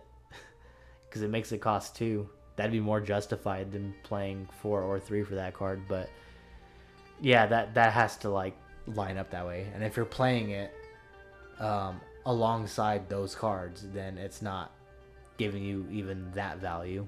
Anyway, it's a bad card. Don't use it. Long way of me saying it's bad. Okay, Moonphase Suthe is a 3 cost 2/2 creature. Its wax ability, +1/+1 on drain, and then Wane, draw a card. So the drain is probably the one that you really care about, like when you need it. Like if you really need drain and you're on the Wane turn, that can suck a lot. And the card draw, you don't really care when it happens. But a 3/3 drain is totally playable. I think a 2/2 draw card is kind of fine. This is kind of like a generalist card that can fit, like, you can slot it in a lot of green decks. It won't be like anything amazing, but yeah, I think I'll put it there. Okay, Moragtong Aspirant, a 1 cost 2/1. She's a dark elf. She has Slay. Summon another Moragtong Aspirant. So that'll trigger even if she dies, so she can kind of just keep coming back. This is a cute card. If you give it items, it can be fun. And like you can just kind of keep generating a bunch of these little guys. She requires a little bit too much assistance, though. Like, it's a really fun effect, but I think it just requires a little bit too much for me to say it's, like, really good. Moragtong Assassin is a 2 cost 3/2. With Summon, put a 0/1 target with Guard for your opponent, and it also has Slay +1/+1. It is convenient that... So, like, it's convenient that it gives itself a Guard to Slay with, but I think it's better if you, like, already have another Slay creature on the board. So, like, that can give it some minor issues. I think, at least. It's not terrible, though. I'm gonna put it right there. Because there are times where you can, like, just get that kill for free. Unless they're playing items and they give the defenses items, then you're screwed. Alright, Mountain Lion is a 3 cost 4/3. with summon, gain 1 magicka this turn. This is entirely average. Gaining 1 magicka is nice, but it's not gonna absolutely destroy your opponent. Okay, Mournhold Guardian is terrible. It has the same problem with like a lot of like 1-drop creatures, just that like it having guard, I guess, is some kind of use, and 2 power helps it trade up with a lot of 2-drops or even some 3-drops, but it is not going to be doing anything on its own, and it's super weak to literally anything that has breakthrough. And you're kind of shooting yourself in the foot with that one. Now we have Mournhold Trader. I'm just going to put this guy all the way up. This guy's you don't need him in every single green deck, so I'm not going to put him in amazing, but very strong. This is like probably just flat out the best turn 2 card that I can think of, at least off the top of my head. You don't really care too much about that Mournhold Guardian. Like I said, I just rated it as pretty terrible. Like, and 1 damage is not like a whole lot for you to like have to get past. You probably have someone that can deal with it without dying, and your opponent's probably like put a lot into like trying to stop this, and they don't have like too much else. While you've been building up a board, at least that's where I'm going with that. I kind of lost my train of thought there. Anyway, yeah, and especially reading this out on turn 1, like geez, that's just kind of like almost unstoppable sometimes. Okay, Moving Shadows. Move a friendly creature. It moves again at the end of the turn. This is kind of a weird one, but it also still just kind of helps those move decks. I'll put it like right there. I'd say this is kind of an awkward one, just because it moves again. So like sometimes you may be moving a creature into a lane to like kill something, and they're just gonna trade and both die. So then you're not even like getting the full value of getting like another buff or something. That does happen, but Oh geez, how many times am I going to say Murkwater in the next 10 minutes? Murkwater Butcher is a 3-cost 3/2. If Murkwater Butcher is in your hand during your first turn, reduce his cost to 1. This is extremely below average. It's like the most like whatever goblin. Like, how often are you really going to draw this on turn 1? If it happens, good for you, but I don't think it's going to carry your game if that happens. Murkwater Goblin he's a 0 cost with 0/1, but he has +2 attack on your turn. This is going right next to Crazed Hunger, because it's actually going below, because at least Crazed Hunger has charge. This guy does not have any of that. Murkwater Guide. He's a 3 cost and 4 power, 2 health. Treasure Hunt, 0 cost card. Put a copy of the treasure into your hand. So basically, when you draw a 0 cost card, he'll just draw you another one. It is important to note that Curse is a 0 cost action, and a lot of these goblins have ways of just flat out generating curses. So he does help that archetype out quite a bit. Murkwater Savage. 3 cost 2/2. When you summon another green creature, Murkwater Savage gains +1/+1. This is not limited to just goblins, so that's gonna bump it up a little bit for me, probably like right there. But any very aggressive, like heavy green deck is gonna be able to make use of that. A lot of these snowball cards, though, they're weak to like negation, so be careful for that. Murkwater Scourge. 4 cost, 3/1. Summon and Last Gasp. Put a curse in your hand. Getting 2 of them is pretty good. He doesn't need to be just in goblins to get value out of that. Sure, like kind of lacking in stats, but it kind of suits the whole, bit for the card. Murkwater Shaman. 4 cost, 3/3. At the start of your turn, put a curse in your hand. So this is like the biggest curse generator for goblins. I'm not going to say it's like a super strong card.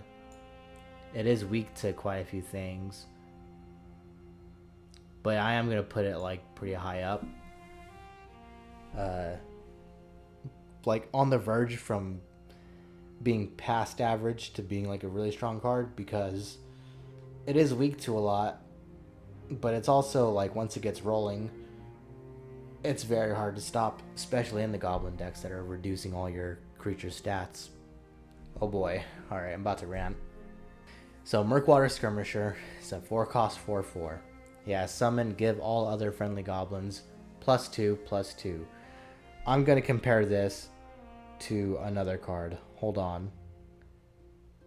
I will need to find it. Okay, so like the most comparable card that I can get like with this is Skeleton Champion. He's a skeleton that costs 4 and it has 4 in stats. He gives other friendly skeletons +1/+1. This is also an epic. Sure, it has guard, but it gives for tribal decks, it gives all the same race +1/+1. Murkwater Skirmisher gives +2/+2. That's pretty freaking insane. And you also look at how cheap a lot of these goblins are. 0, 3, Bloody Hand Chef costs 2. This dude costs 3. The most expensive one we've gotten is like 4. And I don't think they get any bigger than that other than Tazcat, and he's a unique. And I haven't even looked at the purple ones yet, but they're all like 2 to 4 costs pretty much. This is pretty freaking stupid. This is like the dude who carries. Now, you know what? Actually, yeah, I'm not going to put him all the way up there. He's going to be a niche because he literally only carries the goblin deck, but he carries it extremely well. I also hate goblins, so I'm not going to put him up there. I'm going to put him down here because it makes me feel better. So yeah, you know, boosting an entire like deck type is very niche, but he is very powerful in it, and I can't stand this guy like at all. Like this guy, like I'm not going to be suggesting balance changes or anything, but I think this guy should be a little bit more expensive or be more in line with Skeleton Champion. Anyway, moving on. Sorry for the rant. Murkwater Witch is a 2-cost 1/1 with guard and give a creature -1/-1. I think it's one of the weaker goblins. There's not like a real guarantee that this is gonna reduce something into being able like for this to kill it, but at 2 magicka that's actually a lot more reasonable. Oh man, guys, I really had to take a break. I noticed I got to the D's and like my throat was really starting to kill me there. Hold on. Yeah, D's nuts. Anyway, we're gonna continue on. I had to take a break. I feel better now. Probably not gonna last long. I don't talk a lot. I'm an introvert. Anyway, Naryu Virion is a 6-cost 6/6 with summon. Summon a 0/1 target with guard for your opponent in each lane, and she also has the ongoing ability of friendly creatures have slay +1/+1 and lethal. This is very strong. Like this is a good card. I'm not even gonna lie. Because unlike some of these other slay, let me get down to them. Probably have already glossed over one. Okay, so like unlike these slay abilities, it's not her that needs to kill anything, and she's giving free targets to kill.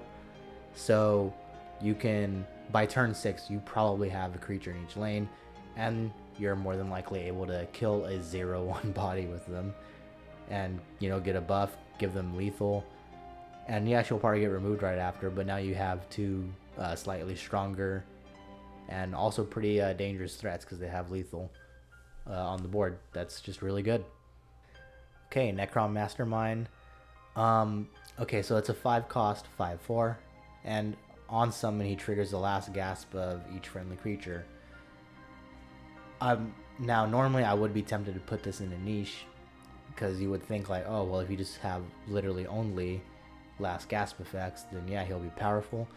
I don't think you really need to put him entirely in that. Obviously, he's very strong in it, but there's plenty enough like there's a solid amount of just good last gasp creatures, like to where you could only get like 2 or 3. That's kind of feasible to do somewhat, especially like if the game goes a little bit later, where you can just drop them all and then drop this guy. It's not like entirely out of the realm of possibility, especially in the colors that use a lot of those. Nested Vipers, 10 cost action, fill a lane with Territorial Vipers. I'm gonna scroll down and find the Territorial Viper. Okay, so it's right here. It's a 4 cost 1/1 with charge and lethal. That's a very powerful keyword combination. So filling a whole lane with them is basically like a lane clear for that lane, as long as nothing has any wards or lethal immunity, which I think that is strong. And you can argue you're getting what, 16 magicka value there, but also if the lane isn't clear, then sure, you're just getting 1 damage and a lethal, but a 1/1 lethal is going to be very easy to kill by turn 10 plus. It's definitely better than like it's definitely better than like these 2 cards. I'll say that much. It's quite a bit better, but it's just not quite as consistent as some other things. Nightprowler, 6 cost 5/3. When Nightprowler gains cover, you draw a card. This is gonna be below average for me. I mean, with these, like, it synergizes with literally these 2 cards and the Elixir, which I don't think is super great. That's like a very small pool of cards, but yeah, you can just play this in the Shadow lane, and you'll play a 5/3 draw card, which I guess isn't super terrible. Nimble Ally is a 3 cost 3/3, and he has Summon, gains +1/+1 and lethal if the top card of your deck is green. All these allies, this is the first one that we're really going to be talking about here, but they all have the same deal where, like, if the top card of your deck is something, then, you know, something will happen. You'll get whatever. I think this is, you know, if you are running an all green deck, I think this is a very good effect. A 4/4 with lethal on turn 3 is pretty good. It's not the most insane thing, but, you know, yeah, very average. Okay, Nyx Hound, 4 cost 3/2, Prophecy, shackle each enemy creature with power less than less power than Nyx Hound. I think this is like good if you have some kind of rally synergy going on with intelligence, or not intelligence, agility, which is the green color. That's not gonna be super consistent. It has more potential than this guy, for sure, but they're about equal. They will probably I mean, it's more likely that Nyx Hound is gonna shackle something than Ash Oppressor is, I would say. Okay, Nyx Hound Fabricant is a 4 cost 3/3 with Drain, and Summon if you have a neutral card in play, you shackle an enemy creature. So I think Agility is probably the worst color to mix in like those neutral heavy decks. But if you can get this ability to go off consistently, it's fine. It's nothing too insane. I think I put it, it's probably a little better because it at least has Drain when you compare it to those guys. Nyxox. This is a fun one. So it's a 7 cost 5/5, summon, gain 5 magic of this turn. So you're not able to play it immediately, but when you are able to play it, it is basically a 2 cost 5/5. The gaining 5 magicka is very powerful. It combos with so many different cards. Like there used to be an entire combo called the Nyxox combo. I generally don't know how it works. I'm sure someone else knows, but I know I don't know how it works because I joined after that got fixed, back when we used to actually have the game balanced for us. Imagine that. What a world. um, yeah, I mean, like, this is, like, there's still ways to make this work and make it very useful. But, and if you can get that, I mean, it's strong. 5 Magicka. Even just, like, without doing that, playing a 2-cost 5/5 is, like, kind of a lot of presence when you combine it, like, with whatever else you can be playing. Okay, Obstinate Goat is a 2-cost 3/2 beast. Summon if the top card of your deck is an animal. Draw it, otherwise put it on the bottom. This isn't like, the ability isn't so niche that it only belongs like the animal, or like that it belongs in this tier. It's very good in the animal list. It kind of helps it function a little bit better, and it's aggressively statted, so like it really helps that playstyle out a bit. I'll put it like right there. It's kind of with the Guar Stable Master in that regard. Okay, Palmer Rot Renegade is a 5-cost 4/6 slay, draw a card. I think this is a almost completely average. It's a little better because it has a stat line and power that really suits it, like being able to slay a couple things, like 4 attack, kills quite a few creatures. 5 health is like really where that like line is, where like the really powerful creatures are and where like the more average ones are. So 4 is a good attack for that, and 6 health ensures that it's gonna at least probably kill like 2 things, maybe even more. Palace Prowler, 1-cost 1/1 with Drain and Pilfer. Gain 1 Magicka this turn. This can really help out very early, but really not too much after that. After that, it's kind of just fodder. Paralyzed is a 0-cost action, and it's very simple. Just shackle an enemy creature. I would say this is kind of like on the really, really low end of being like just average. A lot of the really good shackles at least have a body attached to them, or like Prophecy, like Shrieking Harpy, which has both. But just stopping a creature for just the cost of a card, you know, no magic, and just play a card for it. I think that's completely average. Alright, Praying Elytra is a 4-cost 2/4, and summon ability is choose an enemy creature. When Praying Elytra damages the chosen creature, draw 2 cards. So let me just go back to back up to this guy. This is what I was talking about when I said the whole like mechanic of choosing an enemy creature hurts a lot of cards. It hurts this one because now your opponent can kind of play around preventing you from damaging that specific creature that you selected. And it may actually be really easy to do. They may just have to put a sizable guard in the way. This has the perfect stats to where it's weak to a lot of removal. So, pretty, I wouldn't say like, it's definitely not average. It's not terrible, because if it does happen, drawing 2 cards is powerful. So I'll put it like right there. Quinral Burglar, 6-cost 4/4, Drain and has Pilfer. Gain +4/+4. That is a very huge buff to gain in stats. It combos very well with a lot of cards like Swift Strike, but on its own, a 6-cost 4/4 just really isn't that great. I really think it just dies to too much, and it's weak to so much. Like, this has to be like your opponent has no cards in hand, and you can pretty much play it for free, and then it runs away from the game. Or runs away with the game, I should say. Like, that makes it completely average. Ransack is a 6-cost action with Prophecy. Deal 3 damage and gain 3 health. This is pretty bad. I think it's made to cost this much because it gains you a little bit of health, but I don't think... And I guess because it has Prophecy. But, no, I don't... That's not good. Okay, next is Razumdar. He's a 7-cost Khajiit, has 4 attack, 3 health. Has charge and draw a copy of the first card your opponent draws each turn. This is an insane card.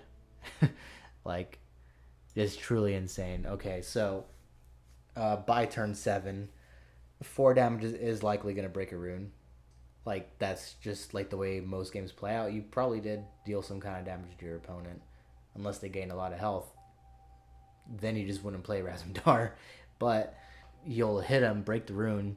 They're drawing that first card because it's each turn, not just like their turn.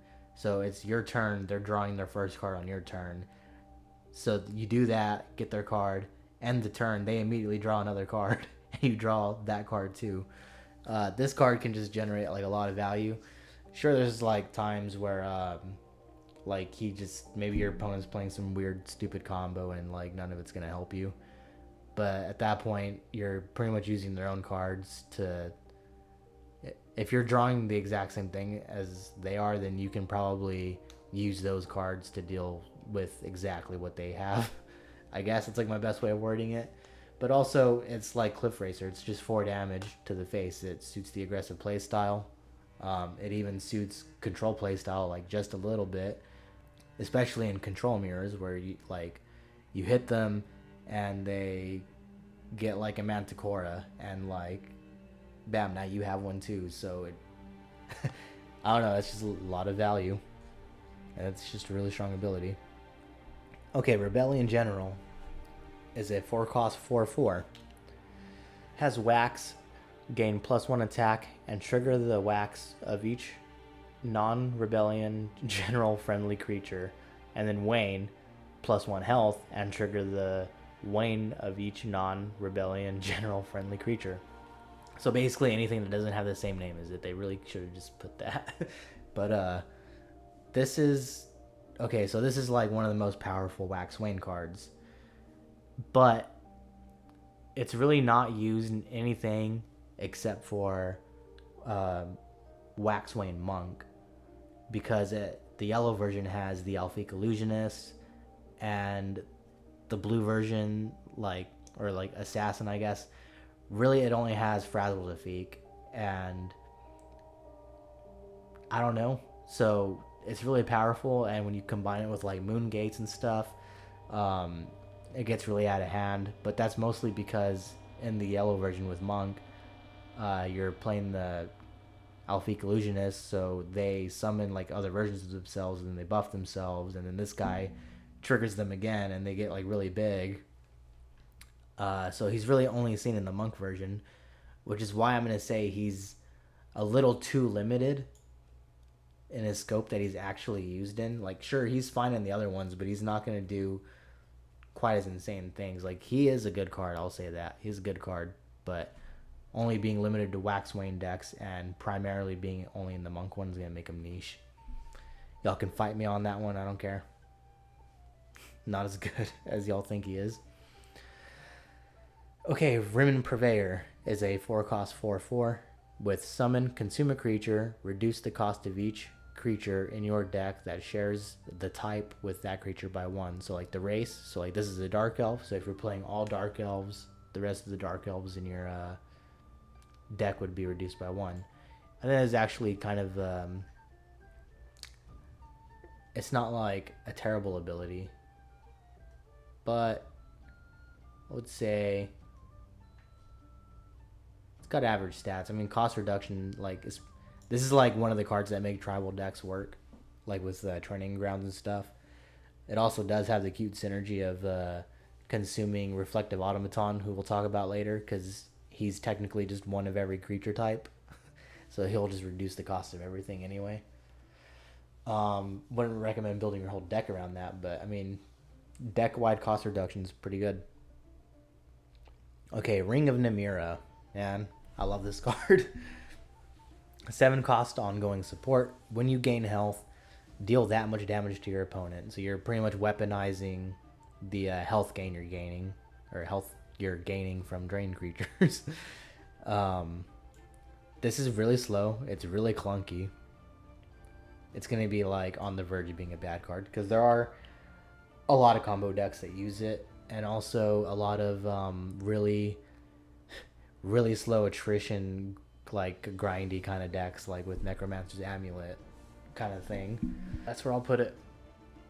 Okay, Ruthless Freebooter is a 2-cost 2/2, and he has Treasure Hunt. I forgot to say this earlier with the Goblin, but Treasure Hunt is, so like in this case, Treasure Hunt Drain and Treasure Hunt Lethal. Basically, if you draw a card with Drain or Lethal, then on your turn, then you will get like whatever the effect is.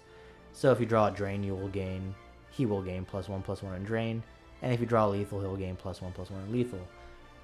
Important to note that this is the color with pretty much all the lethals and almost all the drains. At least good chunks of both of them. So it is possible for him to become a 4/4 drain lethal, which is pretty solid, but that's not going to be the most consistent thing ever. You can build around it, but I don't think it's going to happen very often. I'm going to put him below average. Sails Through Storms is a 6-cost 5/5 Argonian with Pilfer, summon the top creature of your deck. Now, on her own, like this is just a very powerful Pilfer ability. If you keep like getting away with this, then she will like really run the game away from your opponent, and they probably won't be able to catch up. Especially if you can trigger it multiple times in a turn, which is possible. That being said, if you can't do that, then she is definitely, your opponent's not going to let her live. So she does need a little bit of help, which is what I kind of said the above average tier was going to be, where the strong cards, they just kind of can work on their own. So yeah, she's pretty much like on the same level as Serial, just a bigger, beefed up version. Sai Sahan is a 7-cost 6/3 creature. He is immune to wounded enemy creatures, and on summon, he gives all enemy creatures -1/-1, so he basically wounds every enemy creature in play when he comes down. So that combination is very powerful. He does have really, really wonky stats. 3 health for a 7 drop is really not great. It's a unique effect though, and it can, if your opponent's limited on resources, it can kind of, can really screw with them. I think I can put him there, even for like just the summon effect alone, which isn't like the best thing, but you know, whatever. Alright, next up is Sanctuary Pet. It's a 3-cost 2/2 with lethal, and on summon you shackle an enemy creature within the same lane as Sanctuary Pet. This is a pretty freaking like really nice control card. I'm gonna put this in strong, just right out the gate. I'm gonna put it right next to Mournhold Trader, just to compare them. So like your opponent drops this on turn 2, Mournhold Trader, and then you're like, oh, what do I do? You have Sanctuary Pet, shackle it. If they can't defend it, then you just made like a pretty nice trade there, because you got them off their aggro very early. Yeah, it's very good at that, and it's also good at like stalling a little bit later in the game. The fact that it has lethal and is, you know, stopping something is very important. That makes it a lot better than it normally would be if it was just like a 2/2 shackle. Serpentine Stalker is a 4-cost 4/4 with Slay +2 attack. May move to attack creatures in the other lane. I think this is pretty average. It doesn't belong in move decks, despite it having like, you know, a move mechanic. And the Slay ability, while that's a decent amount of power to gain, if you're killing anything with any kind of attack value, you're severely hurting Serpentine Stalker's ability to like stick around. So I think you're better off trying to keep it as a 4/4 as long as you can, honestly. Unless you can heal it, like that's about it. Alright, Shadow Green Elder is a 7-cost 5/5. Give other friendly Spriggans and animals +2/+2. This is also very comparable to Murkwater Skirmisher, and it's another reason why I'm kind of wondering why this guy is so freaking cheap, and while she is so expensive. That's actually going to put her like below average. Because usually also a lot of the animal decks, they're generally pretty much done by the time like turn 7 comes around. Like they pretty much killed you or you stabilized. I mean, +2/+2 to like an entire board can like be a lot of reach, but I think it'll be a little bit too inconsistent. No, I think I'm underrating it a little bit.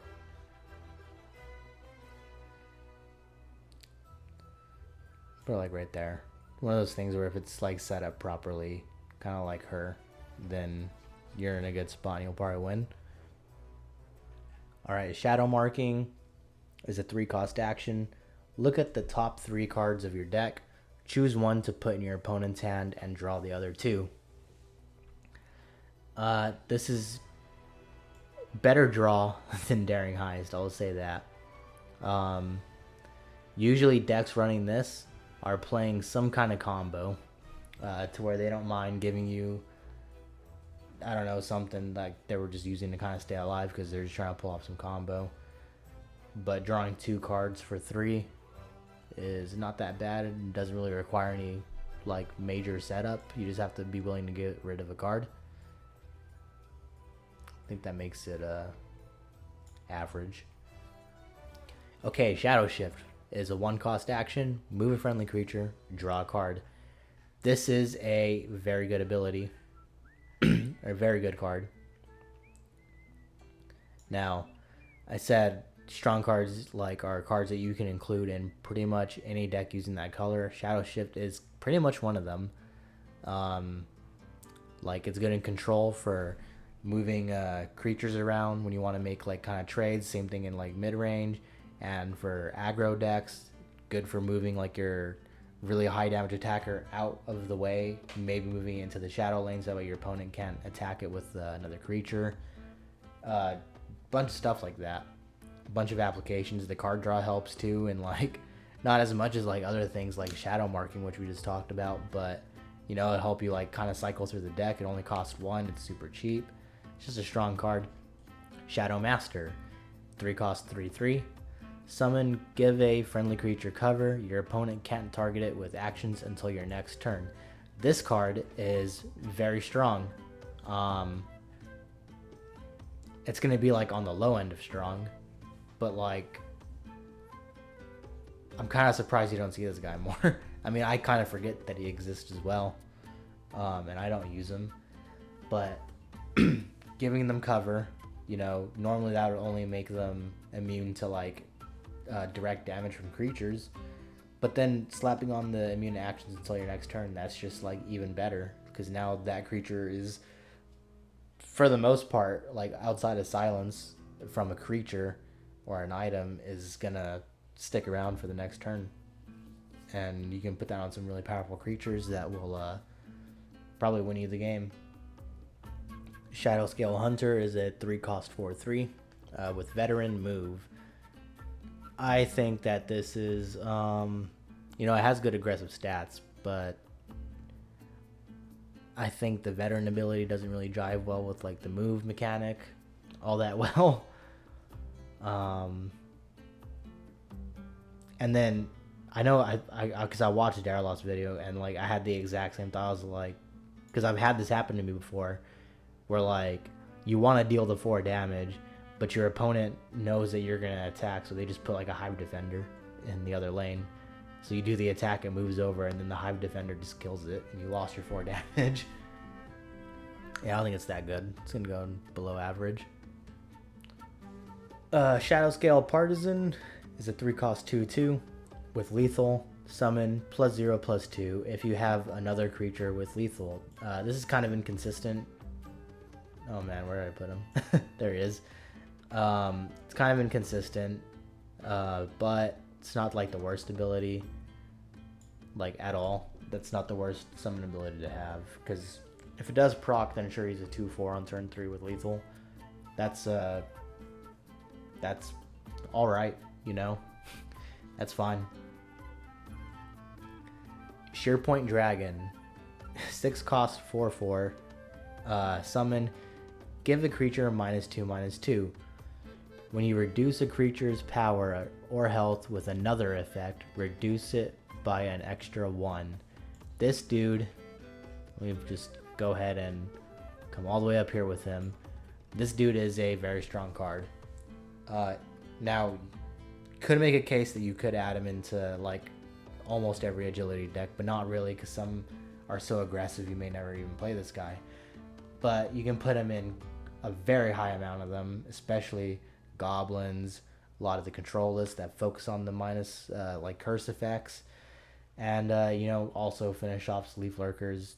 Like this, I don't want to like copy what Darrell said, but this enables like a lot of things, even in like endurance. If you have this guy on the field and you play the Bane Lord, he straight up reduces the health down to 1. According to this, you reduce it by an extra 1, 0, bam, you just killed a bunch of creatures. Like, this guy just enables so much bullshit. But obviously he has to be in the right deck.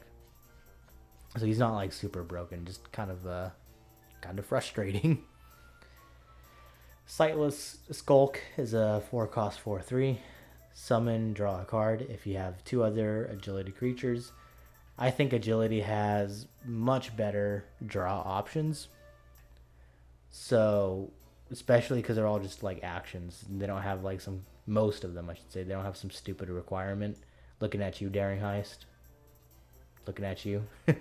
But this one at least comes with a body attached to it, so if you really just need a body, then it can at least do that.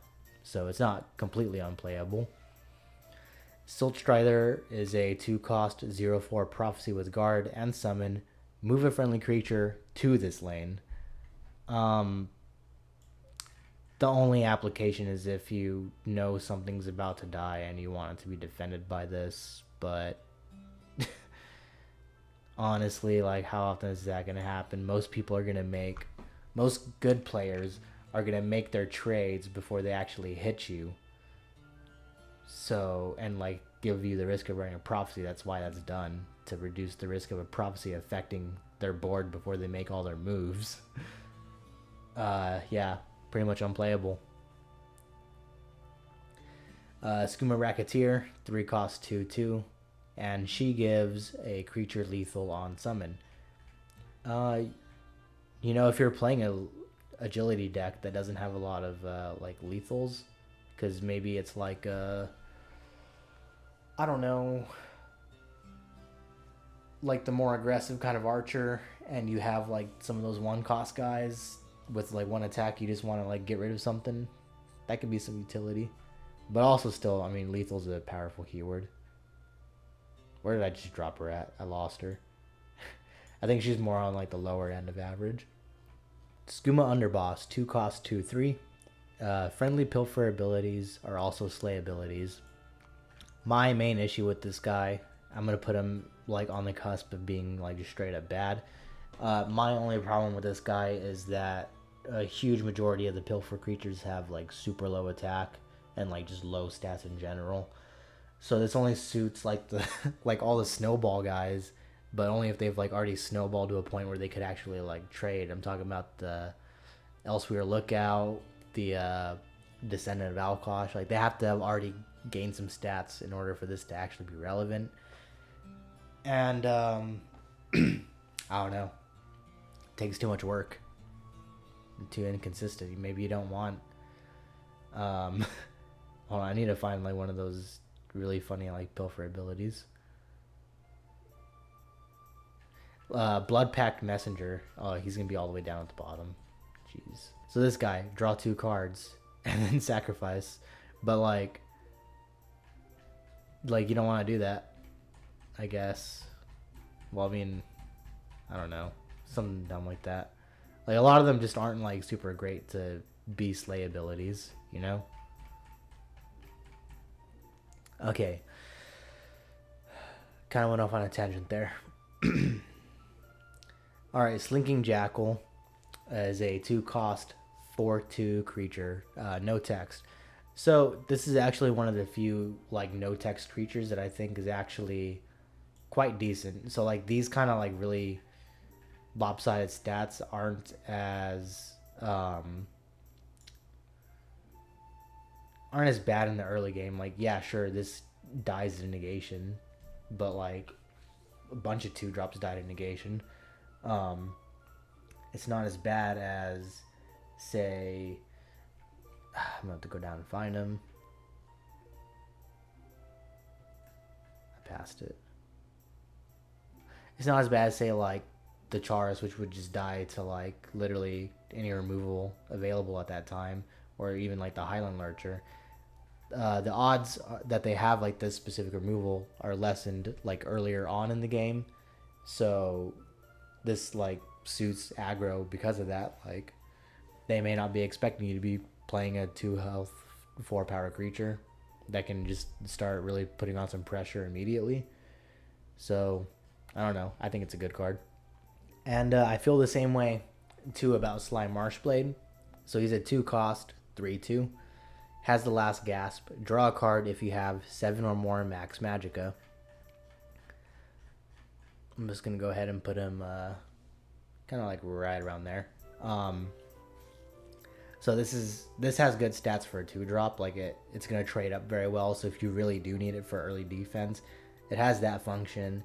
And then also in the late game, it's card draw. Like as long as he doesn't get silenced, then you're still kind of cycling through. This is like the 1/2 drop I'm not like really ever too mad about drawing the later on that the game goes, because I can at least cycle to some of my like bigger threats a little later on, or a little quicker really. Alright, Smuggler's Hall. 6 cost action, put 4 random 0 cost cards in your deck. This is entirely for market support, and I don't think market is a good deck at all. So paying 6 Magicka to get 4 cards that are going to be... My issue with the 0 cost cards, and why most of them are kind of lower rated, is because they're very situational. Take a card like Bushwhack. Bushwhack does not really help the market deck all that much, because they usually just have a bunch of 1 health guys. Or not 1 health, 1 power. I'm sure I can find another one. This guy.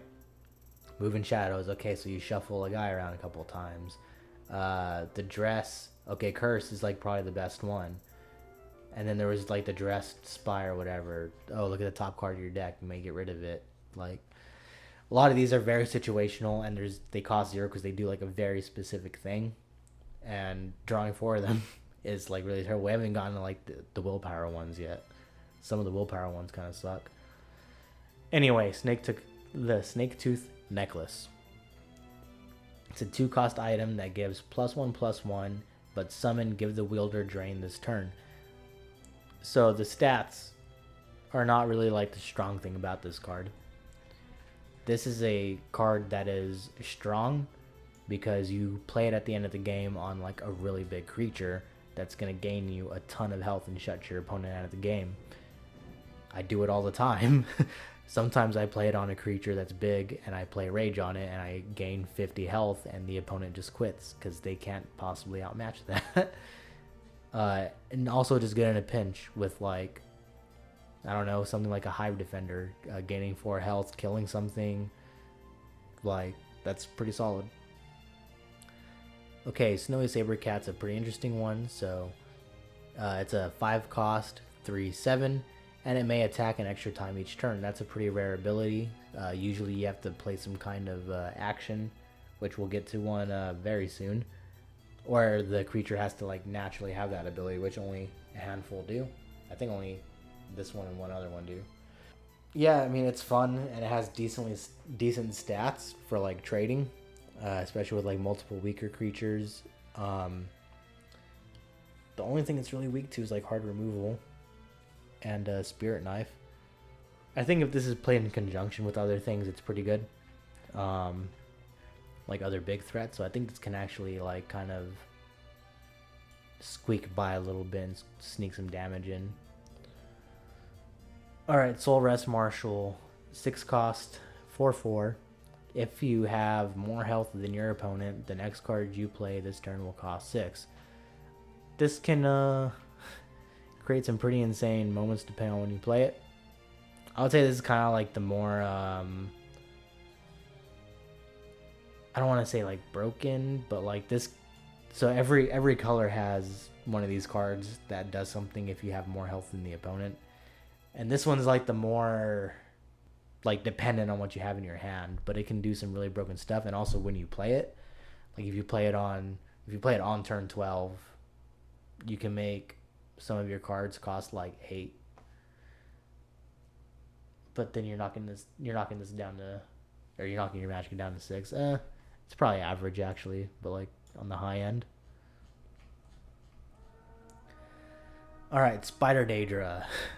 8 cost 4/2. Summon. Fill your lane with 2/1 spiderlings. Last gasp. Destroy all friendly spiderlings. Okay, so this has like, this is pretty bad, I'm not gonna lie. But it does have a funny use. It is at least like a somewhat usable creature, so I'm gonna put it a little bit more towards the top. There are decks that make use of like spawning all those guys and then immediately killing them for like, I don't know, gaining some health, filling up the discard pile. Those are incredibly slow, really terrible. And this is also a very slow card that doesn't really do too much on its own.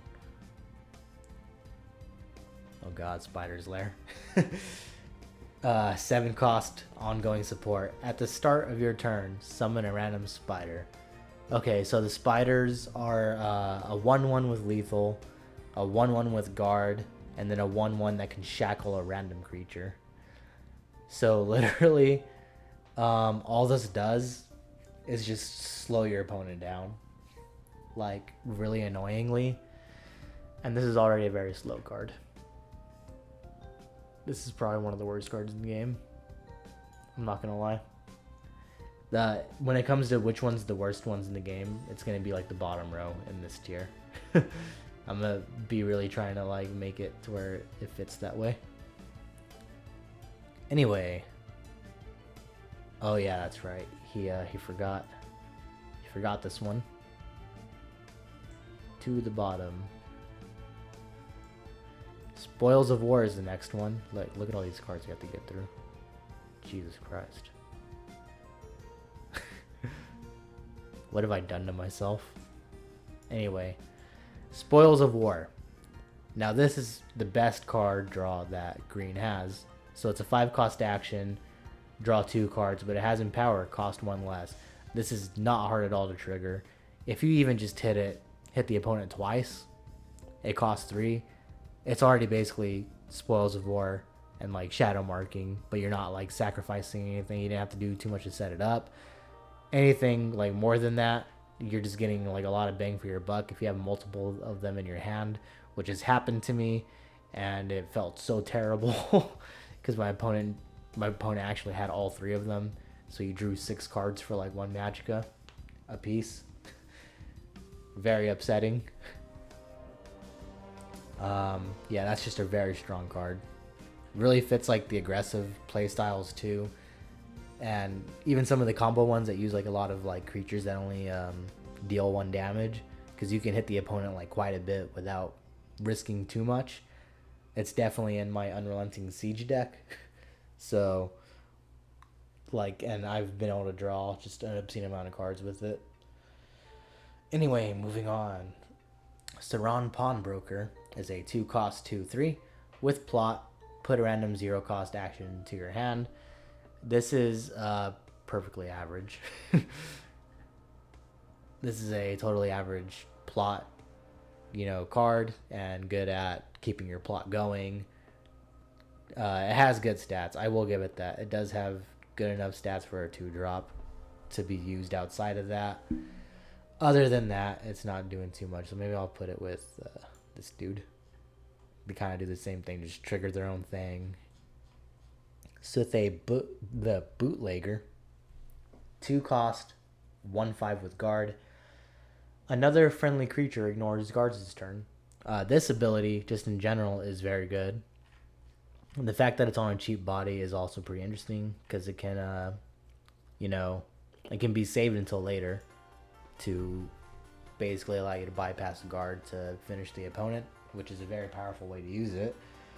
And it can also be used in other ways to just, bypass a guard to kill a creature your opponent's defending. Ignoring guards is very powerful, even like in green. Swift Strike. Oh, come on. This is going to start getting really annoying to scroll through, I bet, about in a couple hours. Anyway, Swift Strike is a pretty freaking strong card.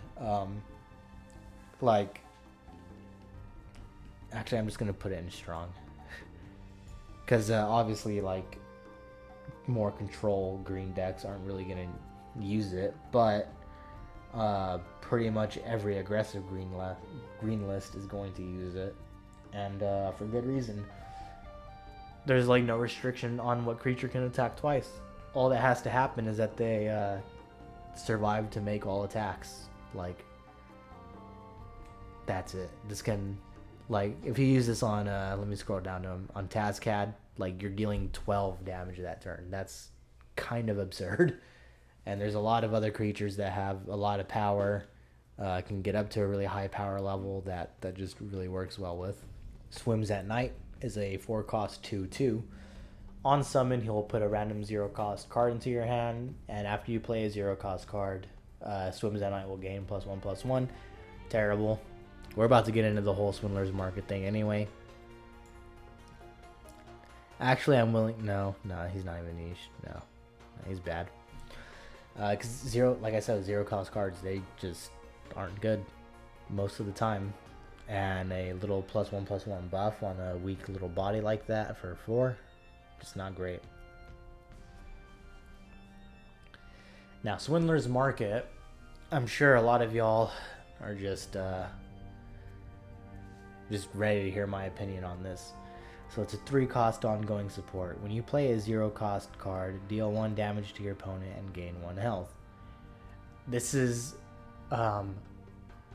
very easy to stop if you suspect it's happening and you can hold on to your support removal, or you have the means of removing this entirely from your deck. That being said, you know, that just comes down to when you draw that kind of thing.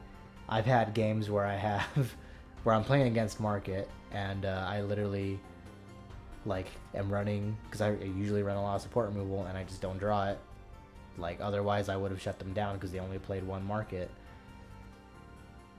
I've even had games where I didn't draw my support removal, and I just was gaining a lot of health, and the opponent just drew, like, they just decked themselves. I don't know. I don't think Market is really that good. It's pretty bad, honestly. It gets shut down to a lot. And, yeah. I'm gonna put it, like, way down here, just to... I think, I unironically think Ring of Namira OTK decks are better than Swindler's Market decks, just because the Ring of Namira OTKs have a little bit less interactivity when they do their thing. Whereas Swindler's Market, they're constantly, like, they have to, like, break your runes one at a time. So, like, you can interact with it, basically. Also, partially to spite the people who solely play Market. TASCAD, the Packmaster. He is a 9-cost 6/6 with Breakthrough and Charge. So he's dealing 6 damage immediately. And if he's attacking a guard, some damage is going to bleed over onto the opponent's face. And he also has the Last Gasp, summon a 4/4 Durzog. That's just a 4/4 creature that doesn't have, like, any text at all. So this guy is very strong. He actually can go into every single green deck, because the charge aspect, sure, Breakthrough kind of clashes with that a little bit, but not all the time. But that 9-cost, 6/6 damage straight to a creature, that can act as removal. And then when he dies, he brings up a 4/4, so it's likely going to take multiple cards for your opponent to, like, get through that. And then on the aggro side, 6 damage to the face is a lot. A lot of times that can just close out the game. And even if your opponent puts a bunch of guards in the way and they're down to 1 health, there's probably a guard that you can break through. Just a very obvious inclusion for that, like, very top tier. Alright, Talvani Oathman is a 5-cost 4/4. Summon ability is, if you have a intelligence card in play, draw a random action from your deck. Purple card in play, summon a Risen Dead in each lane. Definitely the intelligence one is the better option, even if it is random. Again, anything that's, like, from your deck is a little bit more controlled, because you can kind of cater the actions that you put in your deck to, like, a specific play style. Whether that leans more towards, like, maybe lightning bolt's the only thing. You only want this guy here to try to pull a lightning bolt to finish your opponent. The Risen Dead part, though, is supposed to help like the Telvanni stuff that focuses on betray mechanics, and I guess that's fine, but at the same time, it's very low impact. It does have some pretty good utility, so I'll put him like kind of at the top of average here. Like he could go in above average, but like on the lower end. Could debate that one. 10 RSLV Night Stalker is a 2-cost 3/4. At the start of your turn, consume a random creature. If you can't sacrifice 10 RSLV Night Stalker. This guy's bad. He's a little bit more playable than some of these quote-unquote unplayable cards, but very hard to do so.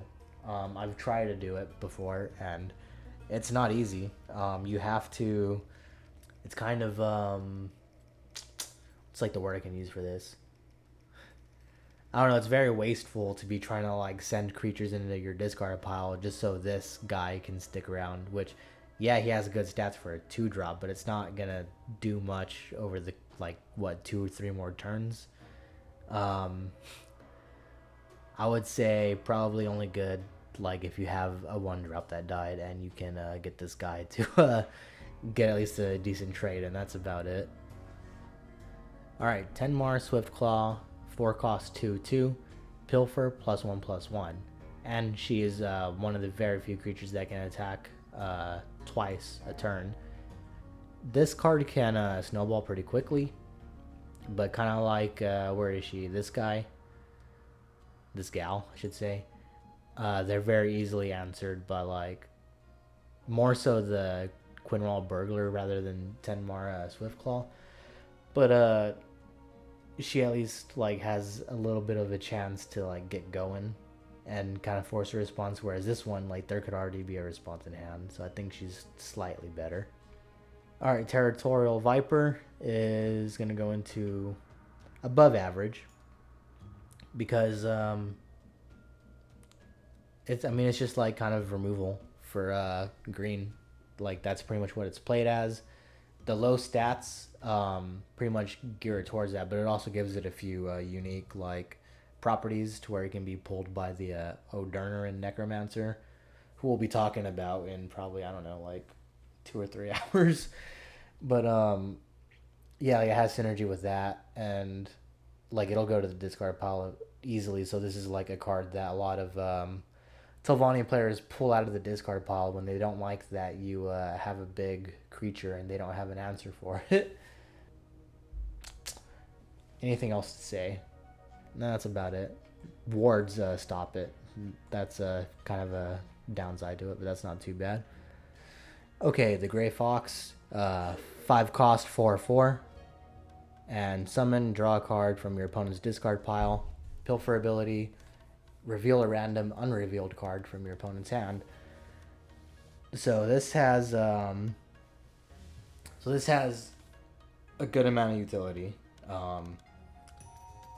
If you suspect your opponent's doing something where they're doing a lot of discard pile shenanigans, then this is powerful because you can pull some like really game-breaking stuff out of there, as long as they like haven't gotten too much value out of it already.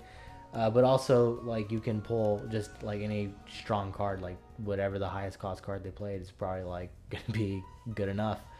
The Pilfer ability is very good knowledge to have.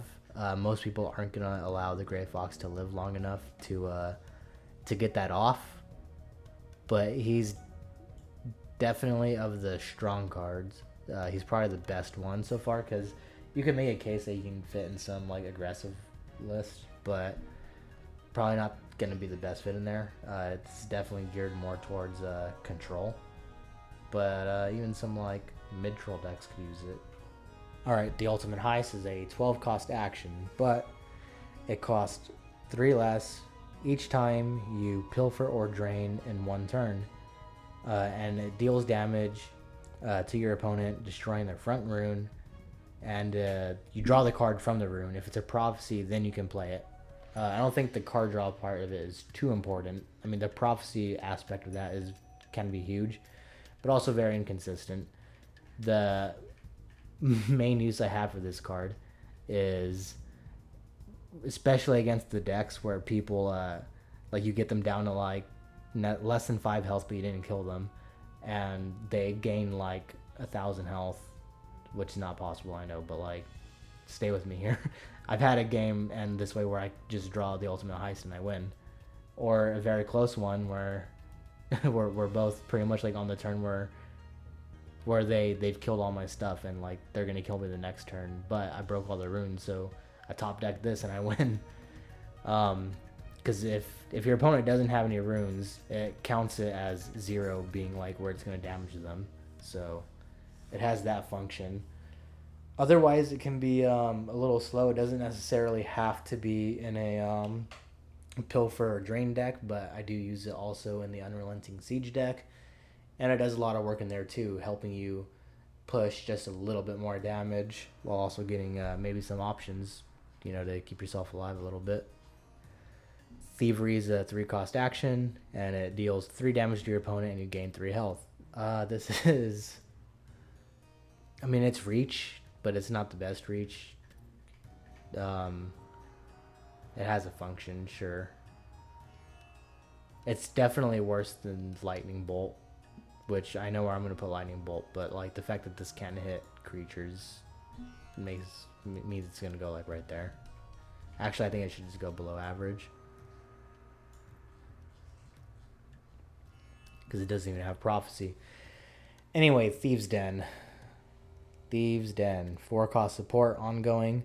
Friendly creatures have Pilfer +1/+1. This is a pretty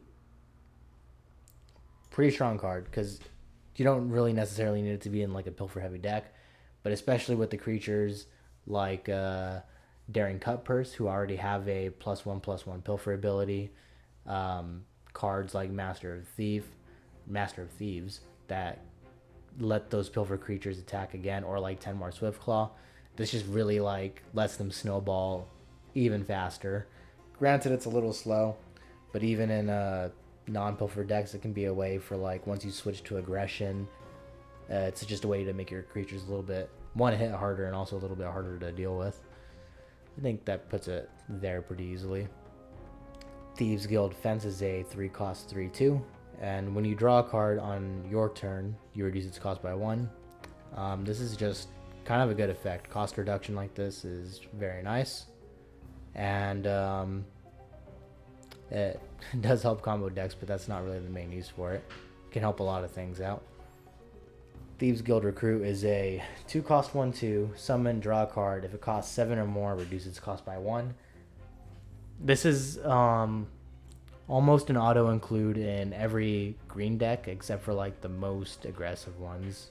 This is just kind of a strong card, and the reason why I say most green decks, other than like those really hyper aggressive ones, is like, yeah, it doesn't have the stats to really go aggressive easily, but the secondary ability of reducing a card that it draws that costs 7 or more by 1 can help control this out quite a bit.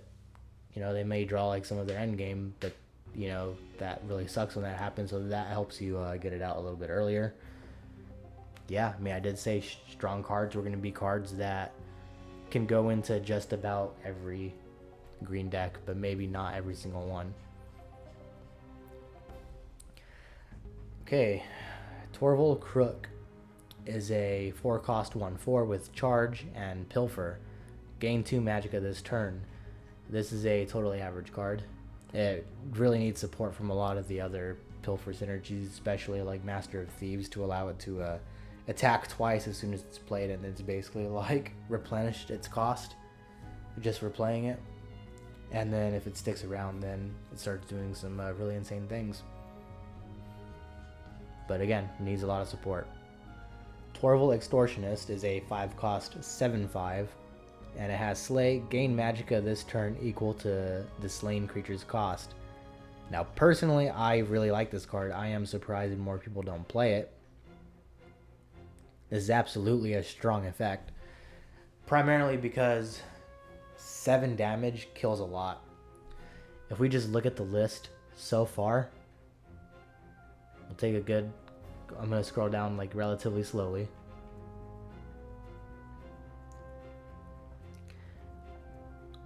So far, we have exactly one creature that has more than 7 health. And there's some creatures like Spider Daedra, which costs 8, and like is basically nothing to this guy.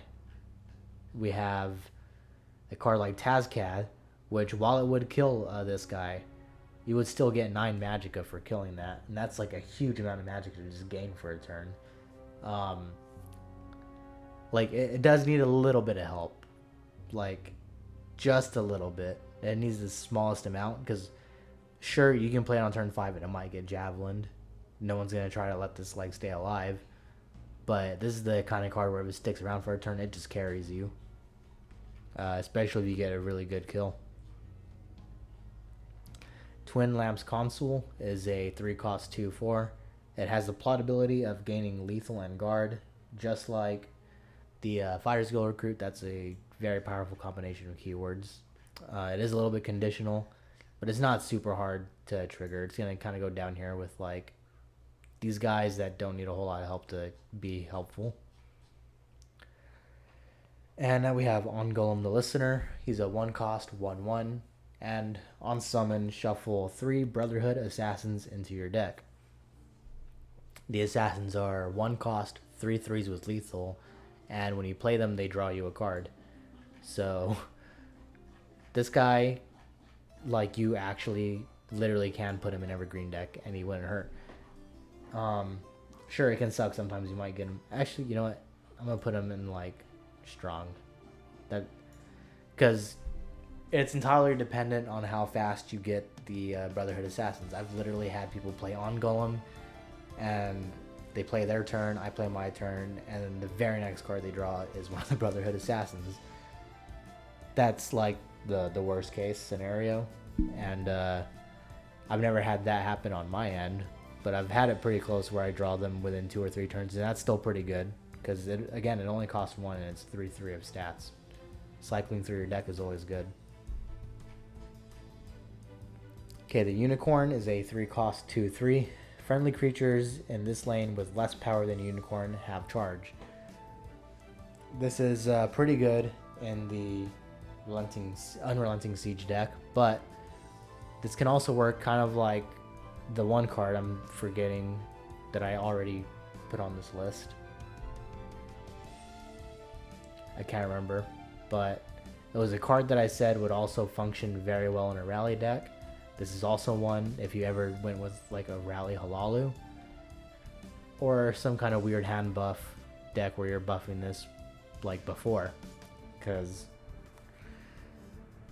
it can be pretty insane. You can also slap an item on this and start getting into some very insane creatures that shouldn't have charge, just dealing insane damage.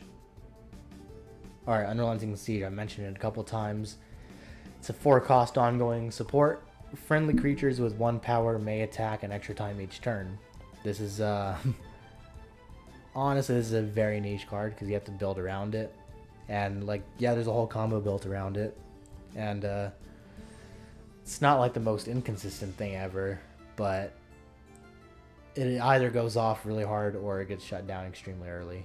There's like almost no in between. I have a version of it, and that's pretty much how it goes every time. So that's where I'm going to put it. Valenwood Sentry is a 4-cost 4/3 prophecy with guard. I think this is an okay prophecy. The high attack can kind of help curve aggro, but it doesn't have, I think, quite enough health. And I think this one is worse. Where is he? Black Set Protector. Put him in average.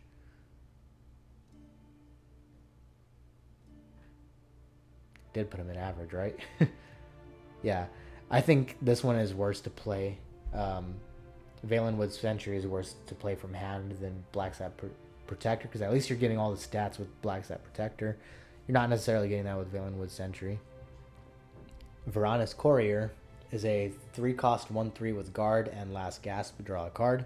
I love the alternate art for this one, but we don't have that for the card arts here.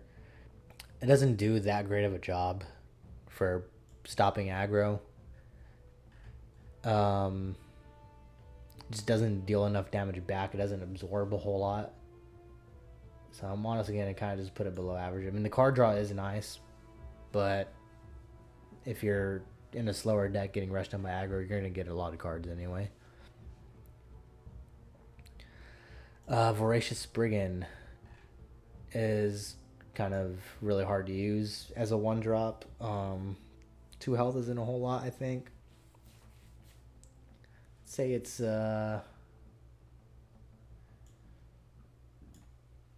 probably better than Dressed By. Alright, Whispering Claw Strike is a 6-cost action. That's a prophecy. Give an enemy creature -2/-2 and a friendly creature +2/+2. Very unfortunate for this card that I'm not rating in Arena, because Arena it's actually kind of solid. In like ranked play, this is like terrible. Even the prophecy tag, like it's situational on turn 6 if that's actually like really gonna do anything. Or I guess as a very early prophecy, sure, but how often is that ever gonna happen? Wild Beast Caller is a 6-cost 3/4. Summon random animal. I think if an animal deck has gotten to this point, they either have gotten completely shut out, or they're like on the verge of winning, or it's a race. Like that's kind of really it. But summoning a random animal is better than just putting it in your hand, like this one. So I think it deserves to be a little bit higher, but actually not by like that much. Like probably like right there. That's where I would put it. Wild Boar, 2-cost 1/3. Wild Boar can't gain cover. At the start of your turn, Wild Boar moves and gains +1 attack. This is honestly, this is kind of just average because it can't gain cover, which is good. I think it's good that it does that, but only gaining +1 attack. It's gonna need some help from like some of the move mechanics. A lot of those move buffs is what's really gonna carry this. So that's where I'm gonna put it. Will-O-the-Wisp is a 2-cost 3/2 creature with drain. Sometimes you just kind of need some early drain to kind of fight back aggression. I think that's fun.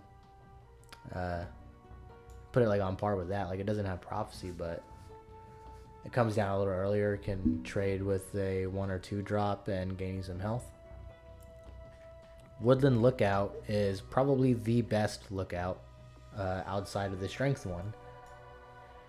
Gaining 4 health for playing any dragon is pretty good, especially if you're running like the shouts and stuff that have other ways of giving you even more health, or just other cards that are in green for kind of stabilizing.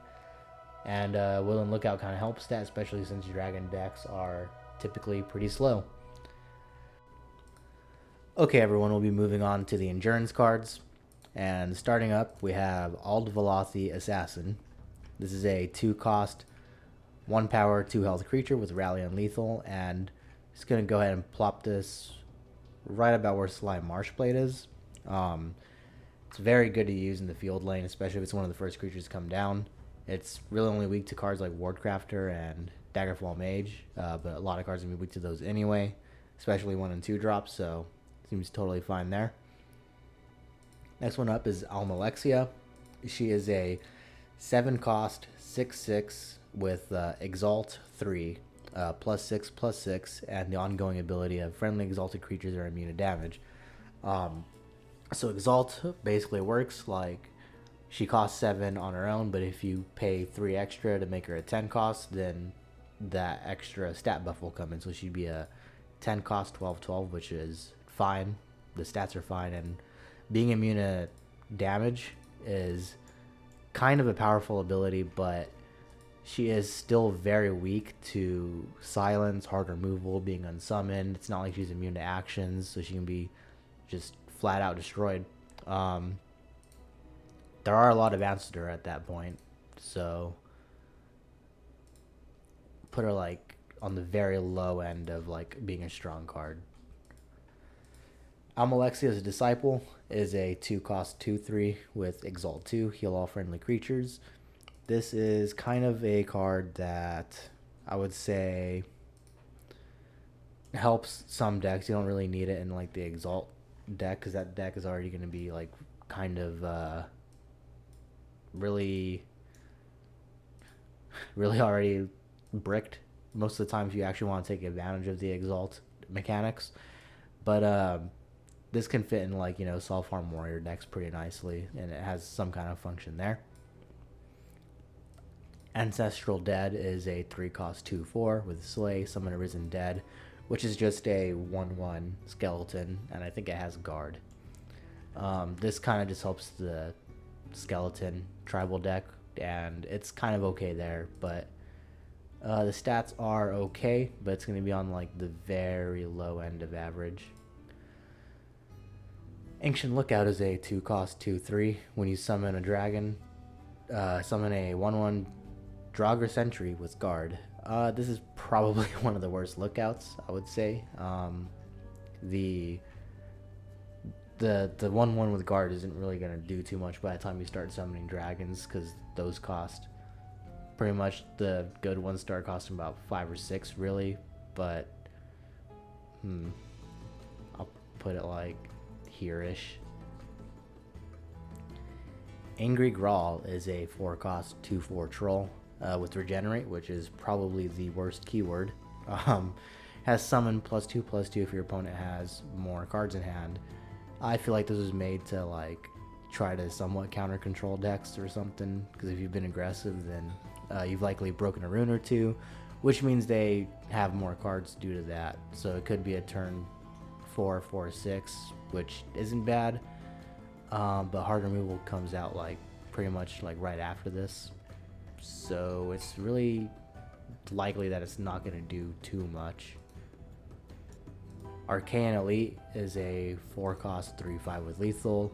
It is decently statted, and it's definitely going to kill whatever it is. It's kind of pointless that it has 3 power, but I can see this being good if you suspect you're going to be running into a lot of silence. But even still, how are you going to know to expect that? It has decent health for killing a few things and staying on the board. That's about it. Arcane Venom Tongue, 4 cost 1/4 lethal with Slay +1 Max Magicka. This is a pretty good option for any ramp deck that's going outside of just Scout colors, with putting in cards like Quicksilver Crossbow. Definitely helps this card, and I think it's going to be kind of like on the high end of average, because it can just help you like really get there a lot quicker, especially in the late game. You can combo with a couple other cards like Squish to remove some really big threats. Arise is a 2 cost action with Prophecy. Summon a 1/1 Risen Dead with Guard in each lane. This is not terrible, I guess, off of like a very early Prophecy, but the 2 1/1 skeletons are not going to do very much on their own, so this is pretty much almost unplayable. On-Day Clan Sorcerer, 3 cost 4/3. At the end of your turn, if 3 or more creatures have died this turn, put a random blood magic spell into your hand. So the ability is not exactly easy to set up, but it's also not the hardest thing to pull off. If you even get one of those 2 cost spells, it can really swing the game around. The high stats really do help this a lot though, so I'll put it around where Arenthia Gorilla is. Ball User War Rider, 5 cost 3/6 with Rally.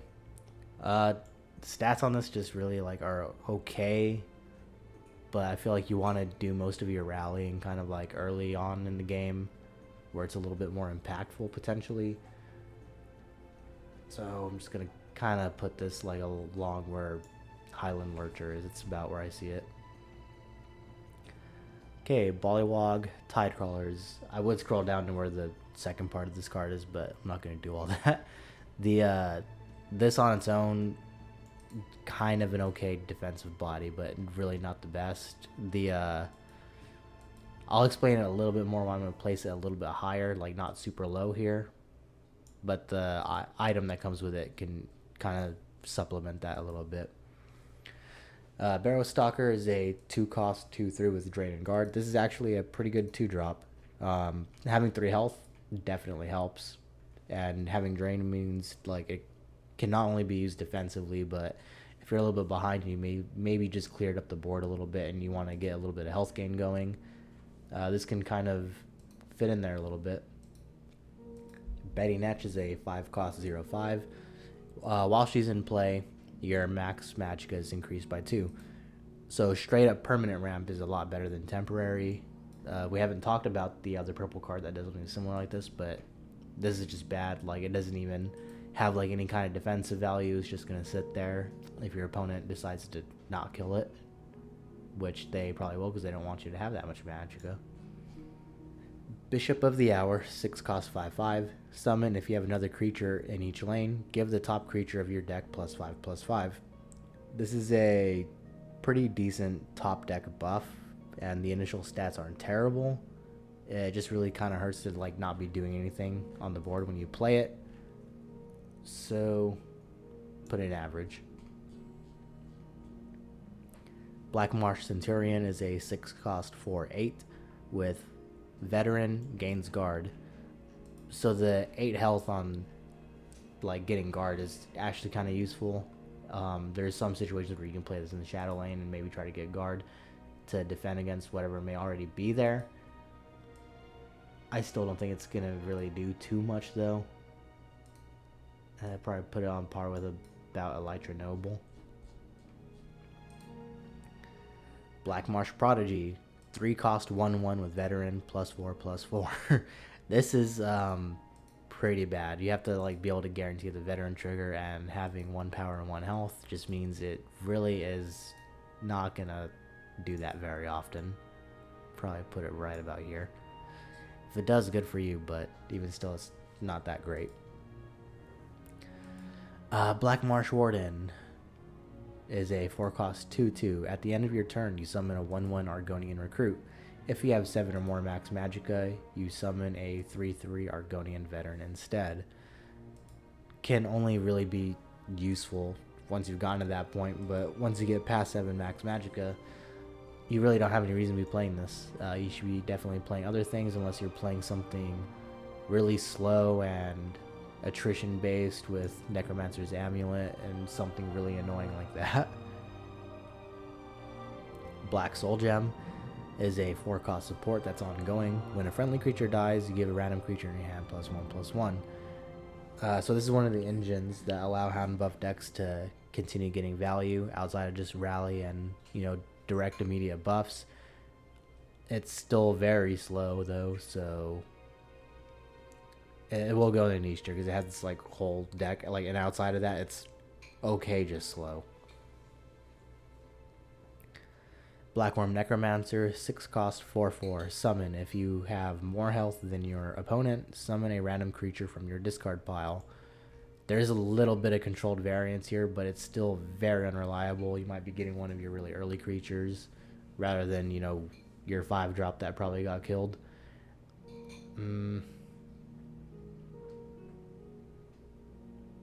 I would probably put it there. Black Rose Herbalist, 3-cost 2/4. At the start of your turn, heal another random friendly creature. The fact that this is random doesn't really help the card at all. If you could choose, then it would be a lot better. That's really all I have to say about it. At least it is like continued, like, but they're not gonna. Your opponent's not gonna let you keep this if it's gonna keep healing stuff. Blackwood Alchemist, 3-cost 1/4, and gains +2 attack when your max magic increases. So on turn 4, it'll be a 3/4, which is not super great, but not terrible. And if you can guarantee some ramp, then sure, it'll be a 5/4 and then a 7/4. But by then, there's gonna be way too many answers for this. It's super weak to silence and all that kind of stuff. I would say it's about on the level of Bandari Bruiser. You at least don't have to attack with it to get buffs, so maybe it's actually a little better. Blades Defender is a 3 cost 3/3 with summon. Give a friendly creature, or actually just a creature in the other lane, +2 health. This is kind of completely average. It doesn't really do anything crazy other than maybe allow a creature to survive a trade, but then even still that creature is likely going to be very heavily weakened.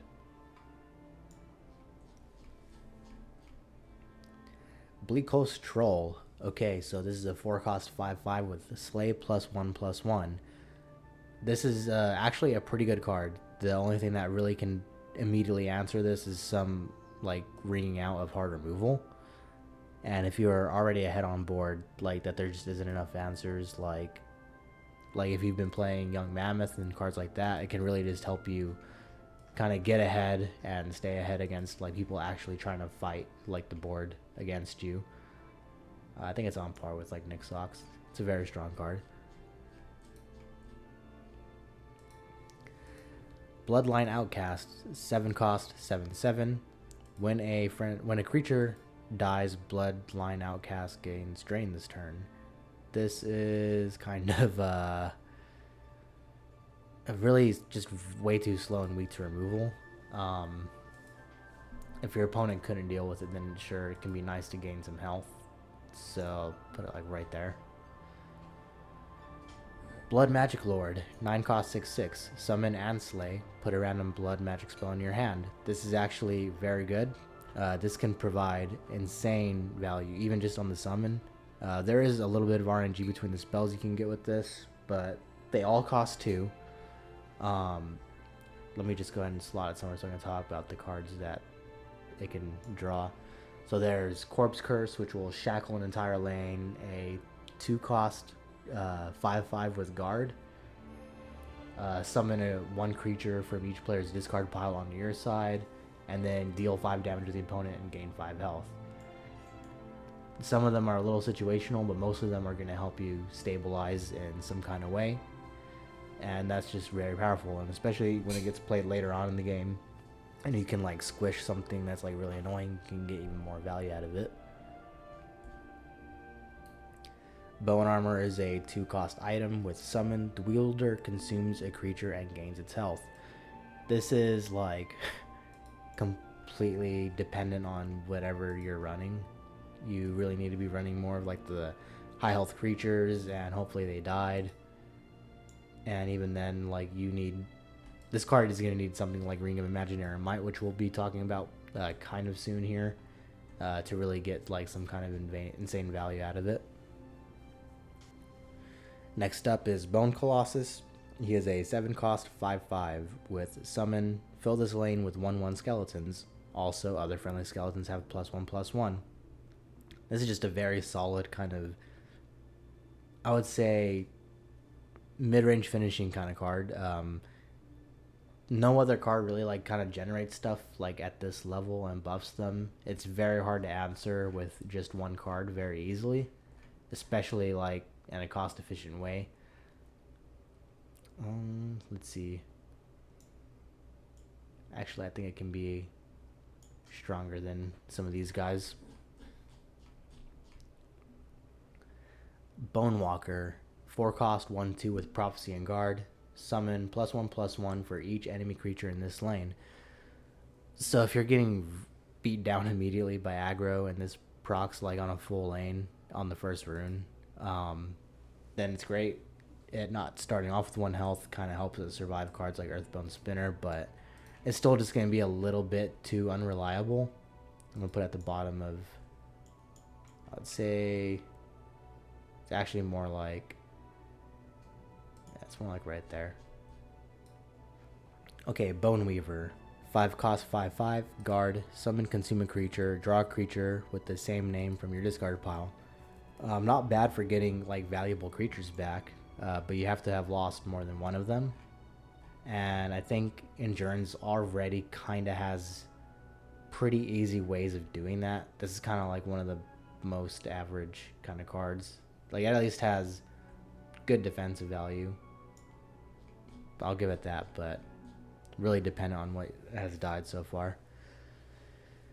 Brasilisk is a 3 cost 2/2. When Brasilisk takes damage and survives, summon a Brasilisk in the other lane. This thing has 2 health. It's hardly going to survive anything. And even then, another one isn't going to help that at all. That's just terrible. Brotherhood Vampire, 2 cost 1/2 with summon +1/+1 for each creature that died this turn. Since it does count friendly and enemy creatures, that definitely helps. Can run this in pretty much any purple control deck and probably kill a decent amount of creatures to get a little bit of value. It's still very inconsistent though. I know some people have made this work very well, but really not the best way to get a big cheap creature down. Okay, Bruma Armorer. 3 cost 2/2. When you summon another creature, give it +2 health. This can be... Okay, one, it's alright in Ring of Imaginary Might decks and kind of just allowing other creatures to survive trades a bit more frequently. That's pretty much the biggest use I can find for that. Next up is Caius Cosades. 4 cost, 3/4. Summon. Look at 2 of your opponent's cards. Guess the one in their hand. If you're right, give all creatures in your hand +1/+1. So the main huge thing about this card is basically you being able to figure out what's in your opponent's hand, because that knowledge is pretty powerful, even if you pretty much didn't guess correctly. And if you do, then the effect is entirely dependent on how many creatures you have in your hand. So it's incredibly inconsistent. So I'm going to put it on the low end of average. Caius's Machinations, 2 cost action with Betray. Give the top 3 creatures of your deck +1/+1. On its own, that's not the worst buff for 2 Magicka. I think it's just about where maybe less than average card would be. Betray though would give all the top 3 cards of your deck +2/+2, which I think is definitely a lot better, but you're sacrificing a creature, and I don't think most purple decks want to do that. It's kind of an awkward way to buff your creatures. If you really wanted buffs, you'd be wanting to keep stuff on the board as well. So I'm gonna put it I don't know, right there. Cave Bear, just 5 cost, 5/6, no text. At around turn 5, you want to do a little bit better than just being a big body. So it's definitely going to be below average. And it's going to be sitting right around where a Highland Lurker is, if I can find him.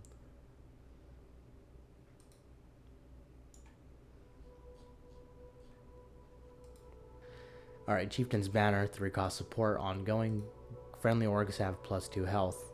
Now, orcs tend to be very aggressive, and I think putting in Chieftain's Banner kind of slows them down a little bit too much. It gives them a little bit more staying power, but I don't think that's necessarily what orcs want to be doing. They just kind of want to hit you and be done with it.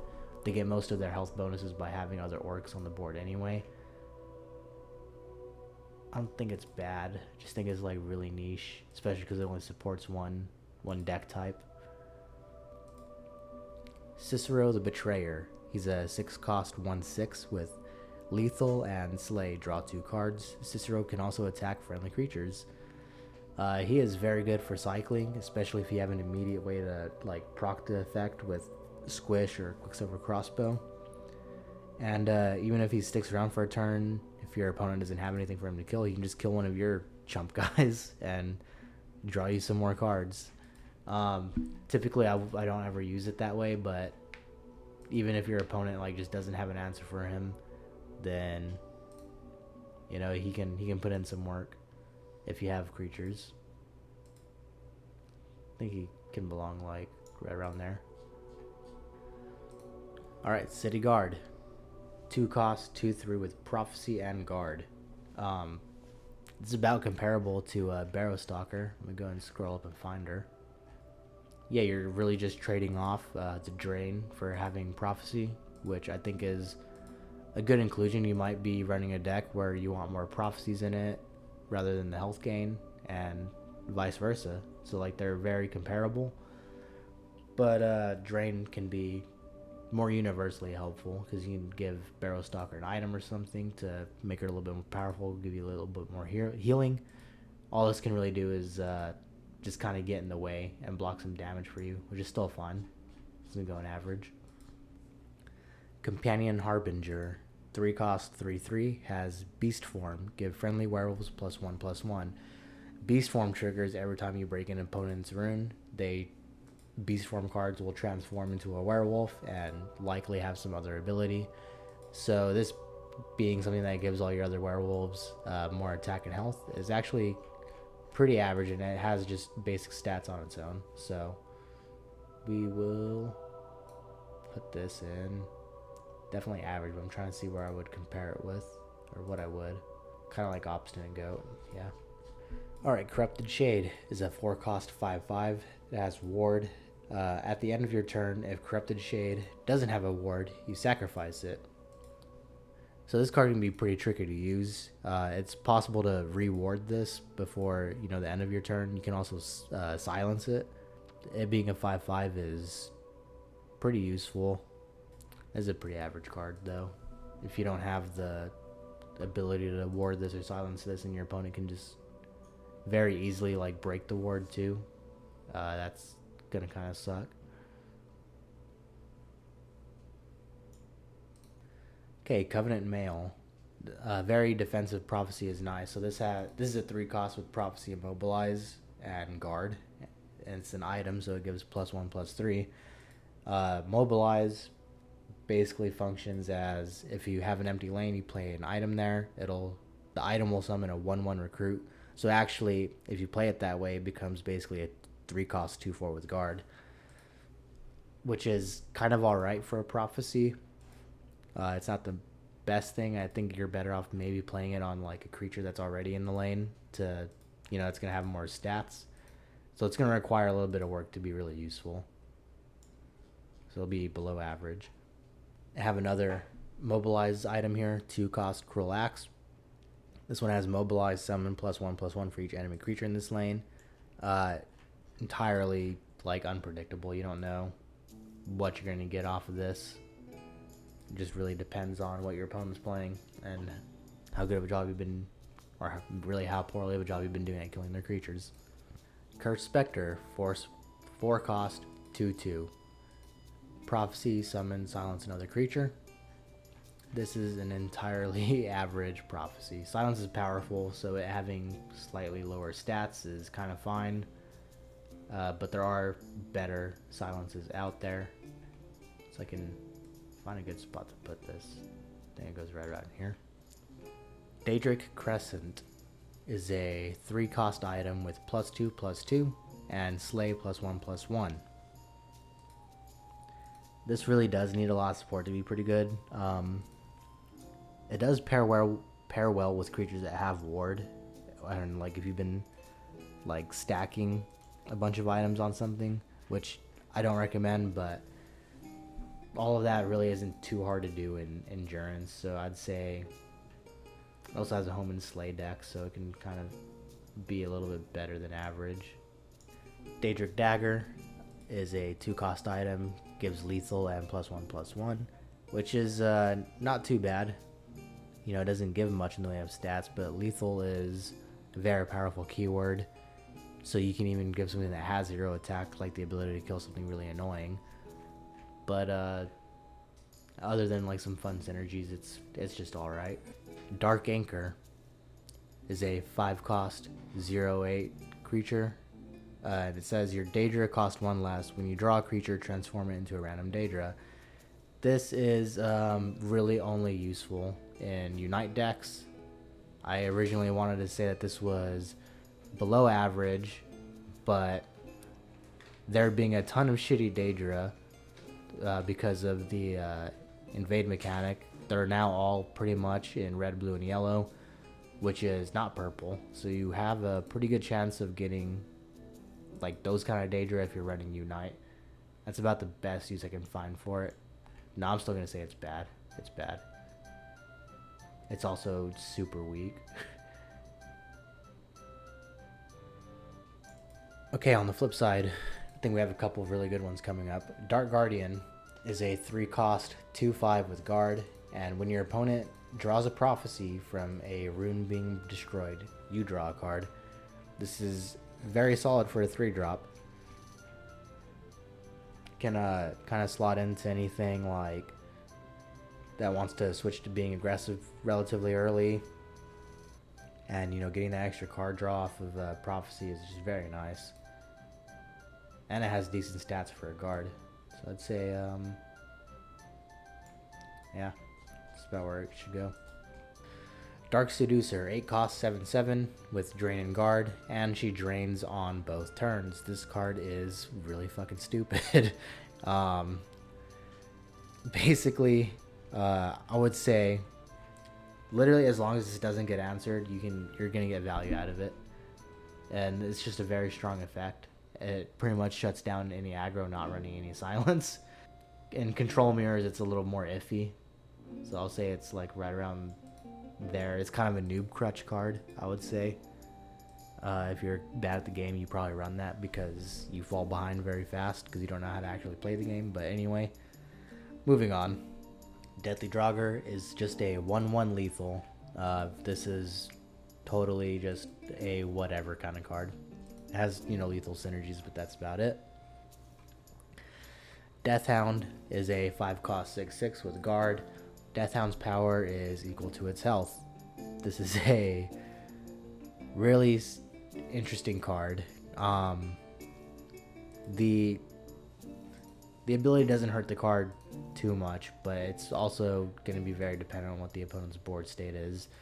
And there's a lot of times where this will just like get completely shut down by a bunch of things bigger than it, because it's just going to continually get smaller. Deathless Draugr is a 1-cost 1/1 last gasp summon, a 1/1 skeleton. I don't want to say it's bad. I mean, it has a purpose, just kind of keeping some kind of presence on your board early on if you're suspecting that something's gonna die. That's about it. Determined Supplier is a 4-cost 1/4 with guard and last gasp. Gain max magicka equal to Determined Supplier's power. This is, so on its own, this card kind of sucks. You really need some kind of way to buff this, and a lot of that is through hand buffs or just straight up giving it an item. But it's a very inconsistent way to ramp. I'd rather just run something that immediately gives me the extra magicka.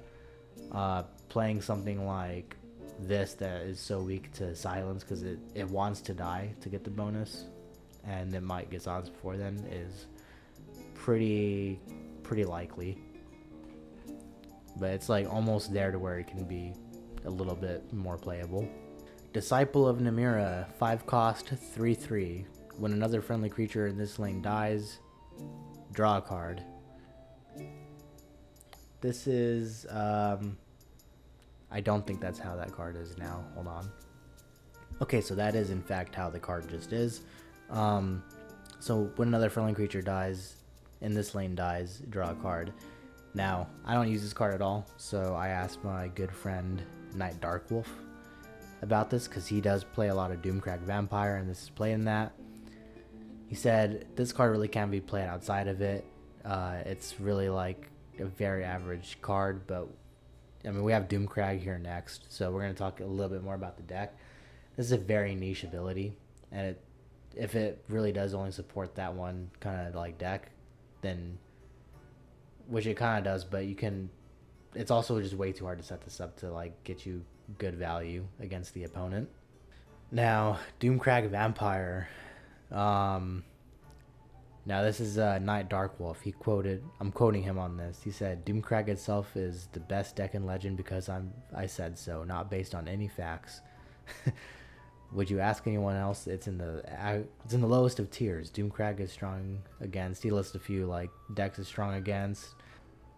This does have utility though, not insanely good one, but you can combine this with anything that deals damage on summon, and as long as it's in that lane, then it's going to kill it. Cards like Tiny Dragon, Wildfire Dragon are pretty insane with this, but it's a lot of setup. So this card is definitely one that needs a lot of help to do something cool, but when it does, it can like really devastate your opponent. So I'm just going to put it in average. Doomed Adventure, 1 drop, 1/1, last gasp, give a random creature in your hand +2/+2. That's actually a pretty solid buff. You know, it supports aggressive list a little bit if you get this like right in your opening hand. And you know, that kind of helps it like find a couple homes. The main drawback is just like maybe getting it like way too late. I'm willing to put it like an average, but like kind of on the low end. Dragon Cult Ghost. This is a very weird card. So the way it is right now, it says 1 cost 1/1, but you spend all your available magicka to play Dragon Cult Ghost. Its power and health are equal to the magicka spent. So if you have 12 magicka, you'll drop it down, use all your magicka, play a 12/12 that doesn't do anything.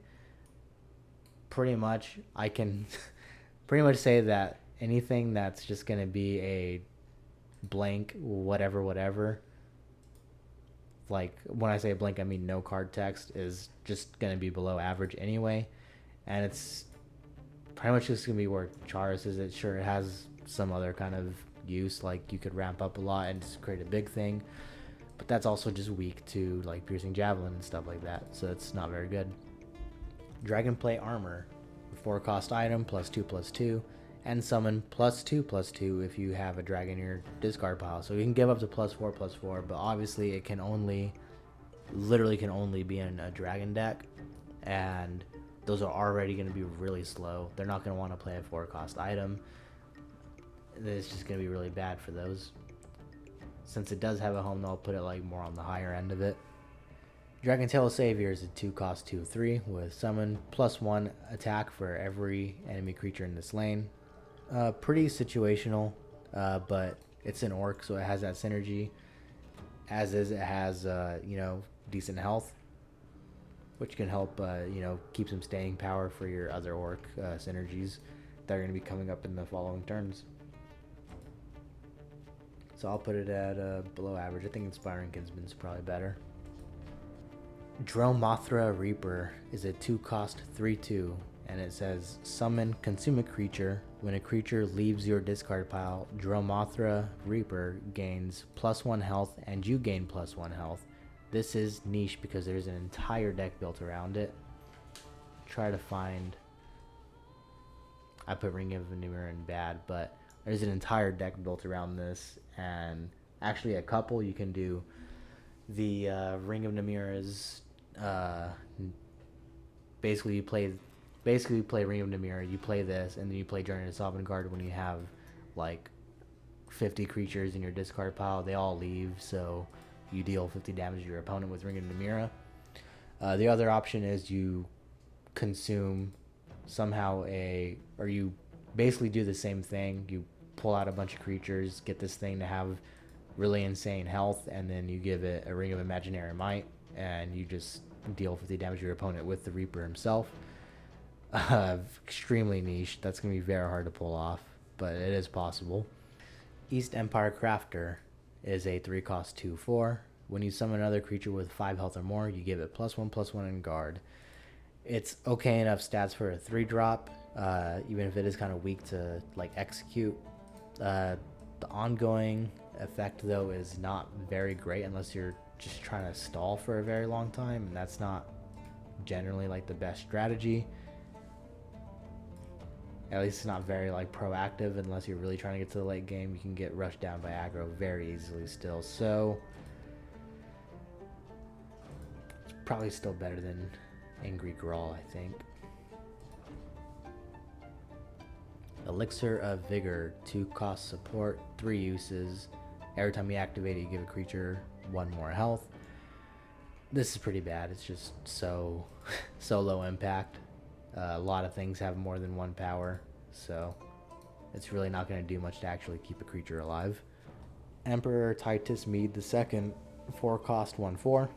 At the end of your turn, give the top creature of your deck +1/+1 and guard. It's very weak. It's just another card that slows the game down, stalls, and you don't even know if you're like immediately going to be getting that buff. Just really overall kind of a bad effect. Alright, Emperor's Attendant is a 2 cost 1/1. Summon, give the creature in your hand power and health equal to Emperor Attendant's power. So this can receive a lot of buffs before even coming down through like Rally and Black Soul Gem, cards like that. And also other ways as soon as it hits the field, like Fifth Legion Trainer. So it's a little inconsistent on like how well you can get that to go off. And that's also kind of like a very weird archetype to play, so I'm just going to put it in below average. Empire Oathman, 4 cost 4/4. Summon. If you have an agility card in play, you give other friendly creatures +1 attack. But if you have a willpower card in play, you give other friendly creatures +1 health. This is like an okay buff. It's not the best.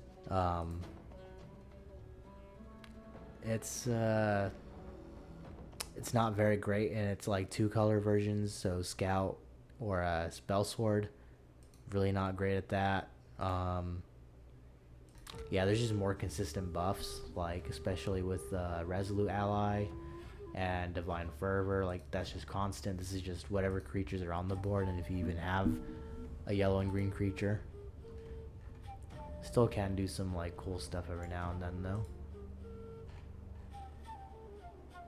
Put it like here-ish, I guess. Enchanted Plate, 2 cost item, +3 health. Summon, draw a card. This is one of the few just easy ways that Endurance does have to draw cards. And you know, if you're splashing into other colors, probably like Agility or Strength, this can add a little bit more, you know, just durability to those cards that have really low power. So say it's kind of like Embassy Disguise, has different utility. Encumbered Explorer, 1 cost 2/3. Shackle Encumbered Explorer after he attacks. Literally only good on turn 1. After that, just very hard to play. I'm gonna put it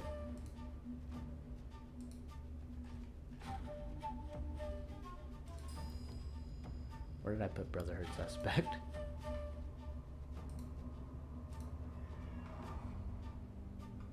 It's about that level, pretty much. Probably a little better because your opponent doesn't get a bonus for killing this. Okay, Expunge.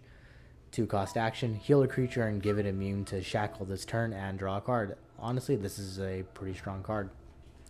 Healing a creature and giving it immune to Shackle just means that if it's a big creature, kind of like one of your finishers, just means it's a lot harder for your opponent to remove, and you drawing a card is just going to help.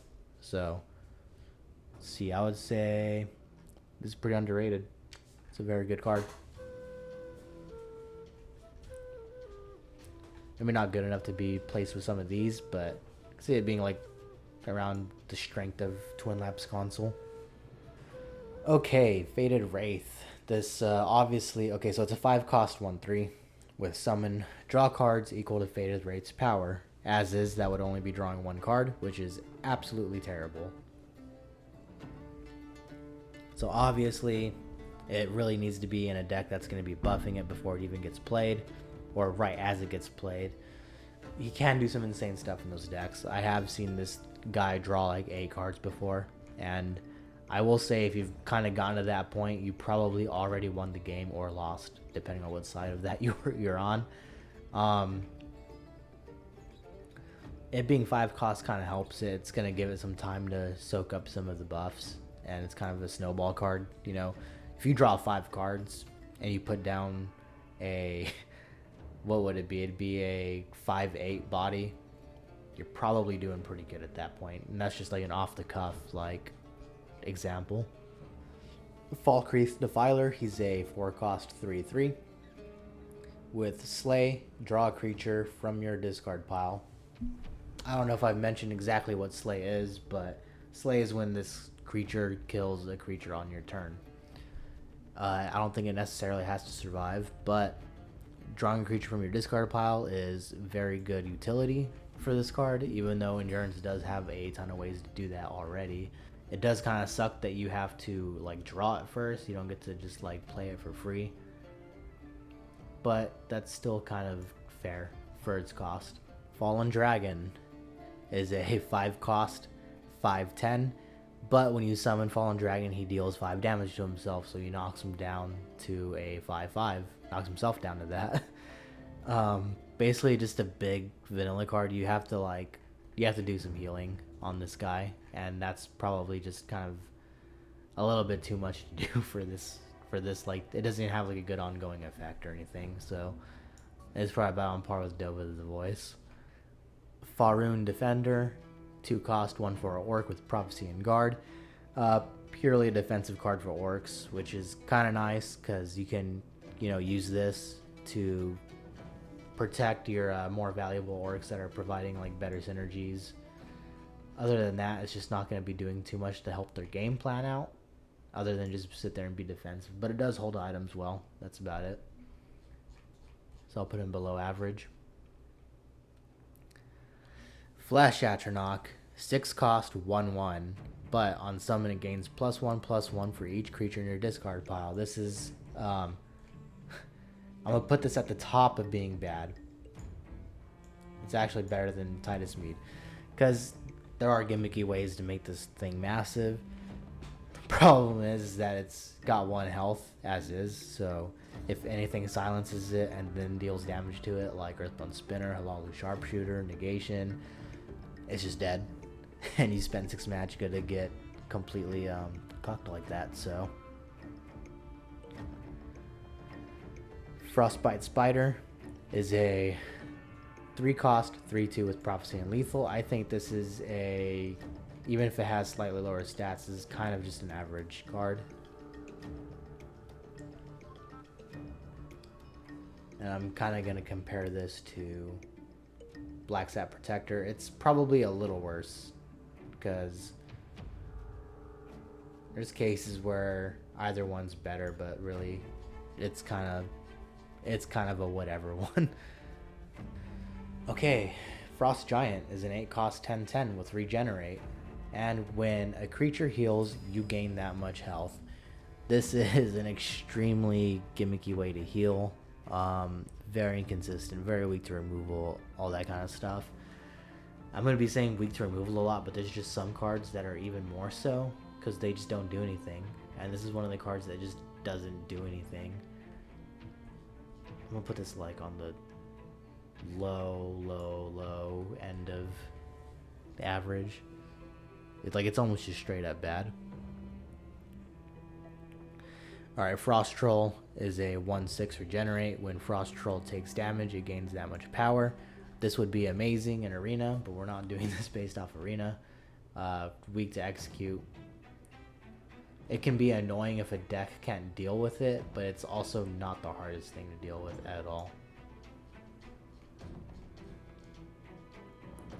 Galen the Shelterer is a 3 cost 3/3. Summon, you choose a creature or item in your hand, shuffle 3 more copies of it with +3/+3 into your deck. This is good. If you happen to draw a very early unique creature, like your Tazcat or something, you just shuffle in a few more of those, and hopefully you draw them, but you can also shuffle in 3 Dark Seducers, and now you have probably up to 6 of them in your deck, just kind of sitting there waiting to screw up your opponent. This is a very strong ability, and it can almost border on being broken if you don't factor in just the RNG aspect of having to draw them. But being able to create free unique legendaries when you draw one very early is just very powerful.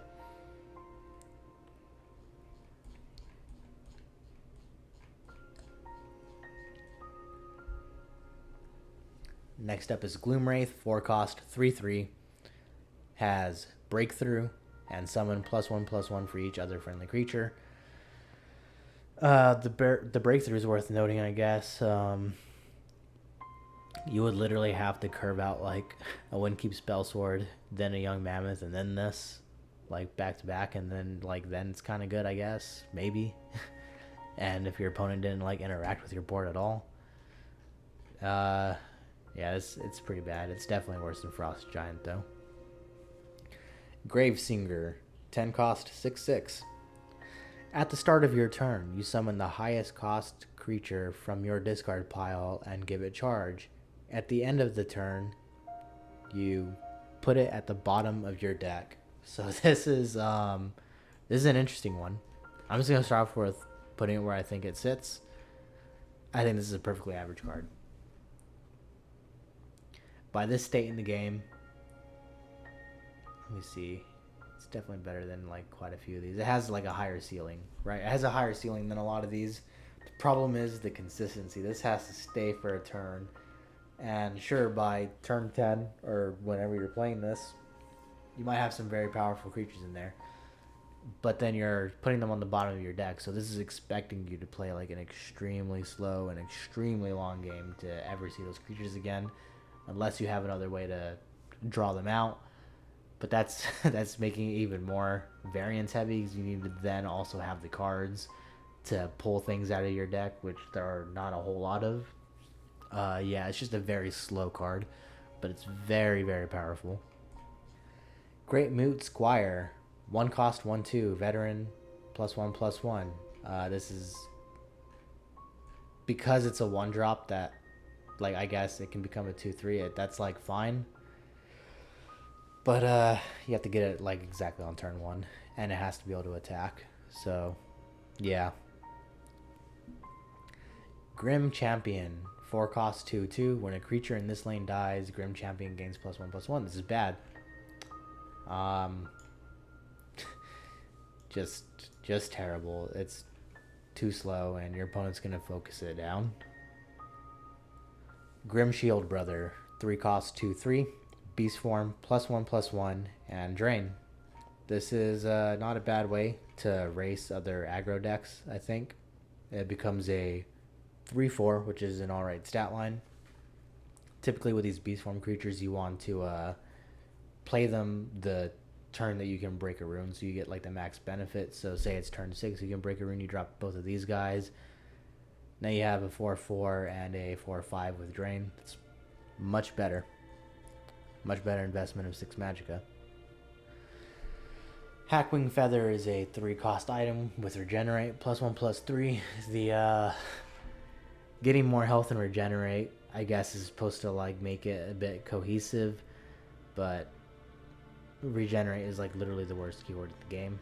So this is just, it's so bad. Has a bit more use than quite a bit of these. Yeah, it's about where Swims at Night is. Hollowed Death Priest is a 5 cost 3/5 with summon. Transform the highest cost creature in your opponent's hand into a shriveled mummy. Okay, so it's useful in control decks, especially against other control decks. You know, getting rid of what hopefully is their biggest threat. It will be their biggest threat that they currently have is solid. But it's always a gamble. Every time I play this, I get rid of some like 4 cost card that wasn't going to do anything. But every time it's used against me, I have Alduin in my hand turn 1. So quite a bit of variance there. Say it's probably about on par with probably Bloody Hand Chef. Haunting Spirit is a 3 cost 3/3 with Last Gasp. Give a random friendly creature +3/+3. This is a pretty good aggro to like mid-range card. This kind of like turns the pressure up on the opponent quite a bit because, you know, if they want to take care of this, like ideally they would have to make sure that they kill all your other creatures and then this, and that might not always be possible that early on. A lot of times like you can just sack this into something to give like something else more reach. I think this has like a lot of utility. It's a pretty good card. Yeah, probably about on par with Snake Tooth Necklace. Healing Hands, 0 cost action. Heal a creature, give it +1/+1. I mean, a small buff after the heal is nice. And healing a creature, I mean, even if you're not focusing on like, you know, that kind of like self-harm deck, like it can be alright. I would definitely never put more than, I'd probably literally only put 1 just to have every now and then, and that's about it. And that's kind of how I feel about these guys too. High Hrothgar is a 4-cost ongoing support. When you summon a creature, its power becomes equal to its health. You have to be running a very specific kind of deck for this. Very niche. It'll be pretty much placed right with Ring of Imaginary Might because they just do the exact same thing. And it can be a decent deck, but the fact that you only have really like 4 ways to do that in the entire deck is kind of rough. Hissgrove, 4-cost support ongoing. Summon, you gain +1 max magicka. At the start of your turn, if you have 15 or more max magicka, you sacrifice this to summon an 8/8 Swamp Leviathan in each lane. This is pretty much like one of the best end games for ramp, but you have to have more than one of them to be really good. Even still, there's cards that can answer like 6 Swamp Leviathans. Not a whole lot of them, but I'd say it's about... Where's another card that can just wipe the board? We haven't really gotten to one yet. It's definitely above average. Better than these guys. Alright, his speaker 2-cost 2/2. While his speaker is in play, your max magic is increased by 1. This is entirely low impact. It doesn't do much. Like I said with, where is it? Betty Natch. Yeah, I'm going to put it... It's a little better than that because it can at least fight back and it comes down a little earlier. But permanent ramp is better than just having extra magicka until something dies. Alright, Hulking Fabricant, 5-cost 5/5. Summon, if you have a neutral card in play, it gains +3/+3, so it could be a 5-cost 8/8. So if the ability goes off, this card is pretty crazy. It does come down when a lot of removal comes online, but Endurance has been shown to be one of the better colors to mix with like pure neutral. So I think that kind of puts it at a pretty good spot. Like it's probably about on par with Soul Rest Marshal. I would really appreciate if a lot of the workshop decks put in Hulking Fabricant over some of the other ones they put in. Alright, Hulking Mummy. 4-cost 6/6. On summon, you shackle Hulking Mummy. So the way Shackle works, Shackle literally says the creature misses its next attack. So you can't just play this because it wouldn't be able to attack that turn. It won't lose the Shackle. Then on turn 5 is the first turn that it would be able to attack. So at the end of that turn, it can finally attack, which would be turn 6. So it's basically a turn 6 6/6, which is not great, and it has to sit there for a very long time without having anything done to it, which is just never going to happen. It's going to be a below average card. For our next card, we have Hush. It's a cheap and nice silence card, and it's a prophecy, so that helps a bit, but not really because it's already very cheap, and that makes it entirely average. Alright, next one up is Iliac Sorcerer. It's a 1-cost 1/1 with Ward, and when his ward is broken, you double his power. Now, I really love this card, but that doesn't mean it's good. There's a ton of funny ways that you can get this thing to be like really huge. Like way earlier, I've gotten this thing to be like a 6, I don't know, like a 6 something on like turn 3. It's possible when you reward it, but it's just so weak to removal. You would think that this would be like some kind of weird defensive card, but it's actually pretty good in aggression. But it's not very good in that role. It's about like work roll axes.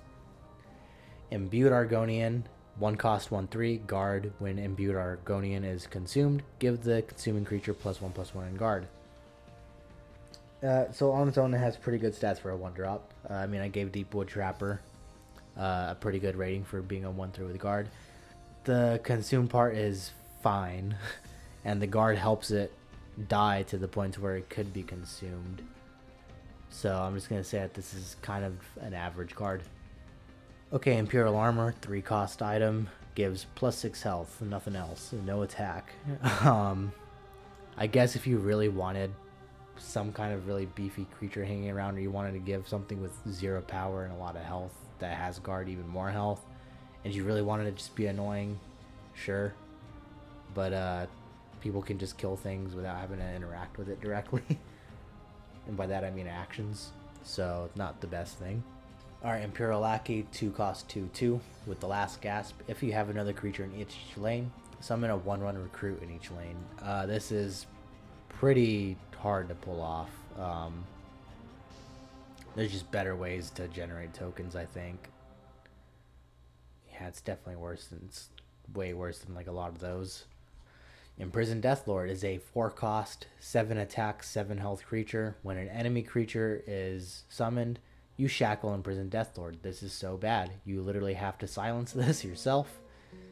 And you're literally like, if you don't have the means to do that and your opponent doesn't care about, like if they're just able to summon things every turn, they're just not going to care about this in the slightest.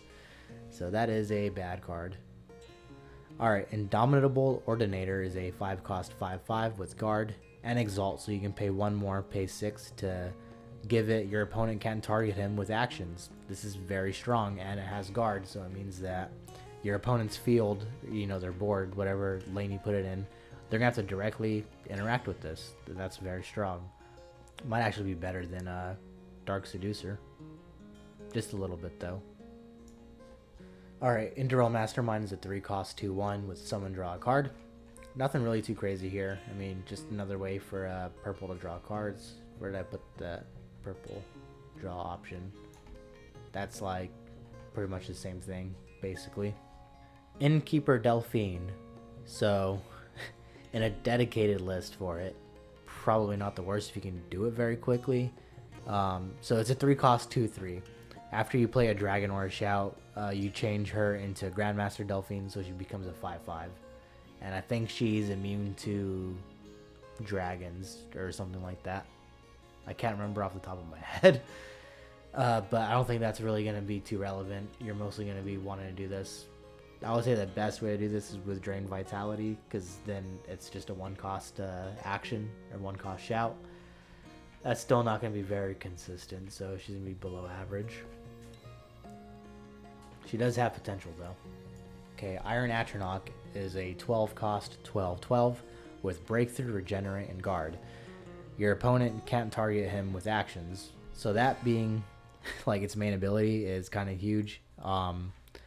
Really the only thing that deals with this is, you know, silence or destruction from other creatures. And 12 health is a ton of health to get through, and it's going to kill pretty much everything that attacks it for the most part. Really good if your opponent doesn't have any options in hand. That's probably the best way to play this, but if they've been running a lot of silence, it's going to suffer quite a bit. It'll be like the top one in being a below average card. Alright, Iron Scale Dragon is a 7 cost 7/7 with Regenerate. As I've said before, Regenerate is literally like the worst keyword in the game. It's basically just a giant body. It's gonna die to like literally anything that your opponent can have to remove something. It requires like literally your opponent to not be able to deal with it in order for it to be good. So it's gonna be like right here. It's kind of like the same way Elder Centaur is. They have to literally not have the action to deal with it, and otherwise it'll win you the game, but that's never gonna happen. Jigalag's Incursion, 3 cost action with Prophecy. Each player gains +2 max magicka. You never want to give your opponent max magicka as well as you. Like, even if you get this for free, your aggro opponent can use even more magicka just to beat you up even more. Like, that's just kind of a thing. And even in a control mirror, you're just giving your opponent more options for more resources. So this is just probably literally the worst card in the game. We'll see about that. Karthspire Scout is a 1 cost 1/1 orc with Last Gasp, draw a card, and increase its cost by 1. I really don't know about this card. I think it can be used in Telvanni a little bit like later on in the game, or being a cheap way to trigger orc synergy, which is kind of really not that great. It's gonna be kind of like the way Moon Sugar Smuggler is, but at least you draw a card out of it. Knight of Nisus, 3 cost 2/3 with Rally, and on summon puts a 2/2 Colovian Trooper with guard in your hand. So it has pretty okay stats. I don't think the Colovian Trooper is going to be too much help, even if it's the one receiving the Rally. But I think the Colovian Trooper actually kind of hurts this card, because if you're running a Rally deck and you've rallied 1 or 2 times when you play this, the Colovian Trooper just kind of becomes another body that's like able to receive those buffs rather than, you know, a creature that you have already been buffing that you want to continue receiving those. So I think that hurts it quite a bit. I'll put it like right there. Knight of Order, 4 cost 2/2. On summon, it will silence all other creatures in this lane. That is a very iffy ability, but it can be, I guess, okay in some weird scenario, but really not that much. Okay, Lay Down Arms is a 4 cost action. Set a creature's power and health to 1. So it's not exactly removal, but if you're more worried about a creature's like actual stats hitting you, then that's kind of fine. So I'll put it in, it'll also be in below average. Lich's Ascension, 7 cost support, ongoing. Your cards cost 0. You may only play 1 card per turn. This is bad. Even if you're just playing one big body, that is not good at all. Yeah, it's probably worse than Jiglag's Incursion. Lion Guard Strategist, 4 cost, 2/3. When you summon another creature in this lane, give it a ward. This is, like, this ability is actually kind of okay. It's actually pretty good. This just has really bad stats and it dies to a lot. Like, even Crushing Blow kills this.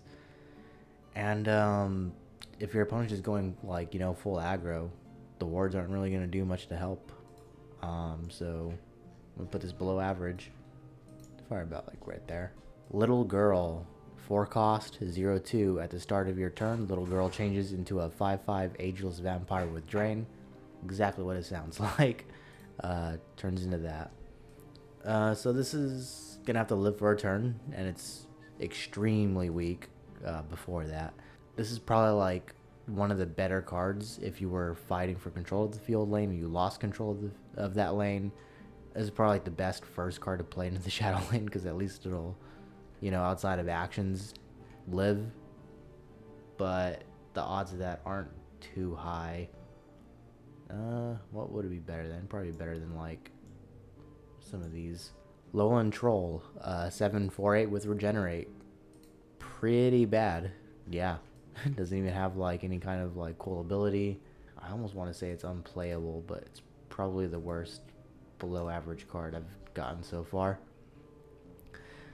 Lucian Lachance, 4 cost, 1/5 with lethal, and other friendly creatures have Slay +2/+2. Obviously very useful in Slay decks already, because you'll already have that synergy going on. And, you know, he at least can resist like Lightning Bolt and stuff. If you at least have like immediate squishes and like Brotherhood Sanctuaries, then, you know, you can get something like going out of hand, and they may want to target that instead of Lucian, allowing more of your creatures to get Slay abilities off. But it's gonna need like, you know, a good board state to like kind of really get going. I think it's definitely better than Caius, better than some of these. Lurking Mummy is a 5 cost, 2/6 with Prophecy and Guard. All this really does is just stall, and only really good if you get it like literally off a first turn Prophecy. That's literally it. This feels really terrible to play from hand. It at least has like defense, so it's better than some of these, but you know, having Prophecy and Guard. Okay, Mana Marco, 10 cost, 6/6. And on summon, you summon a creature from your opponent's discard pile. This is an insanely strong summon ability. This is for like extremely greedy decks, but you know, those anti-control decks can make very good use of this. Just stealing generally the most powerful creature that your opponent has played like at all is just very strong.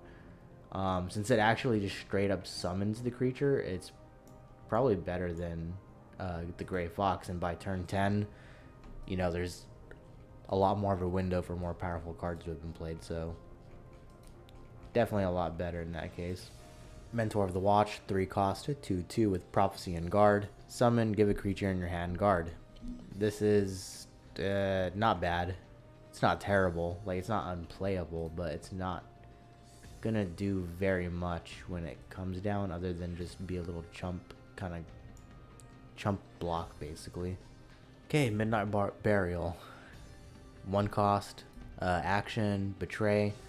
Choose a creature in your deck, create a copy of that creature in your discard pile and give it +1/+1. This card enables some really stupid shit, especially with Reanimate. We're going to talk about Reanimate too here in a little bit, but it's probably like the first endurance card that I would say is actually kind of broken. And the thing is like, it's not even that insane of an effect. It's just some of the color that it's in and things that it allows is just a little bit ridiculous. Midnight Sweep is a 4-cost action with Prophecy. Summon a 2/2 Colovian Trooper with guard in each lane. This is like not unplayable. Like, it can help sometimes, but it's really not gonna do too much. I think Knight of Order is probably better than that. Okay, Miscarkened Lich. 4 cost, 3/5. On summon, you choose an enemy creature. At the start of each turn, if the chosen creature is alive, summon a 1/1 Risen Dead with guard in its lane. Okay, so it's just like I think it was the Elytra Noble, or Praying Elytra. Where did I rank that one so I can find it? Yeah, it's pretty much just like that, but kind of worse, because the 1/1 with guard isn't going to do much. It does have better stats, I'll give it that, like, but the ability just isn't going to do anything. Mistveil Warden, 3 cost 2/4 with Treasure Hunt. Guard, give the guard +1/+2. If you're going for like a really, I guess like a really like stally kind of thing, this thing like never gets played. It's got some use over these ones though.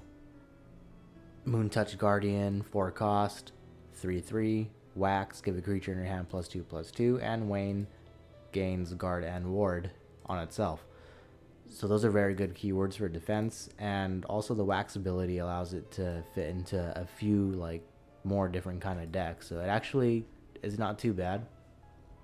Has a little bit of versatility. Not a whole lot, but you can slot in right there. Mountain Tyrant, 6/6 with guard for 6 cost. This is just a body. That's about it. It's not going to do anything other than provide a little bit of defense.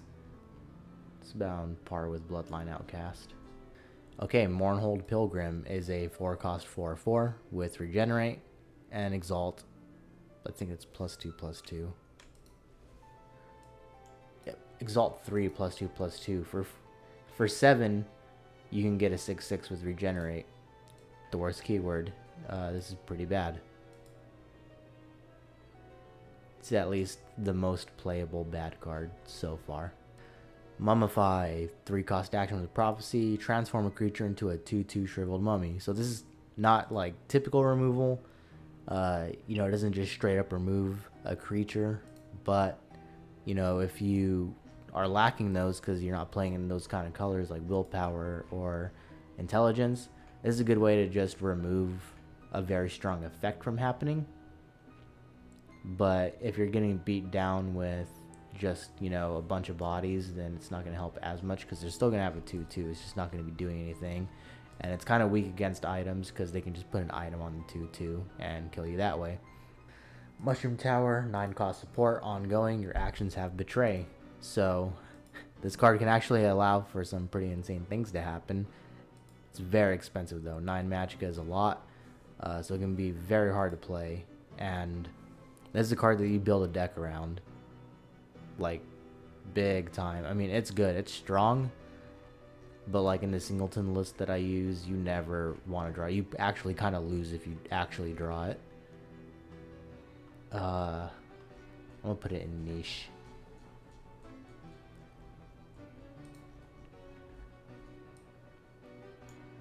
Mute, 1 cost action, silence 2 creatures. So silencing 2 cards with just one of your own is actually pretty nice, and it's a very cheap card.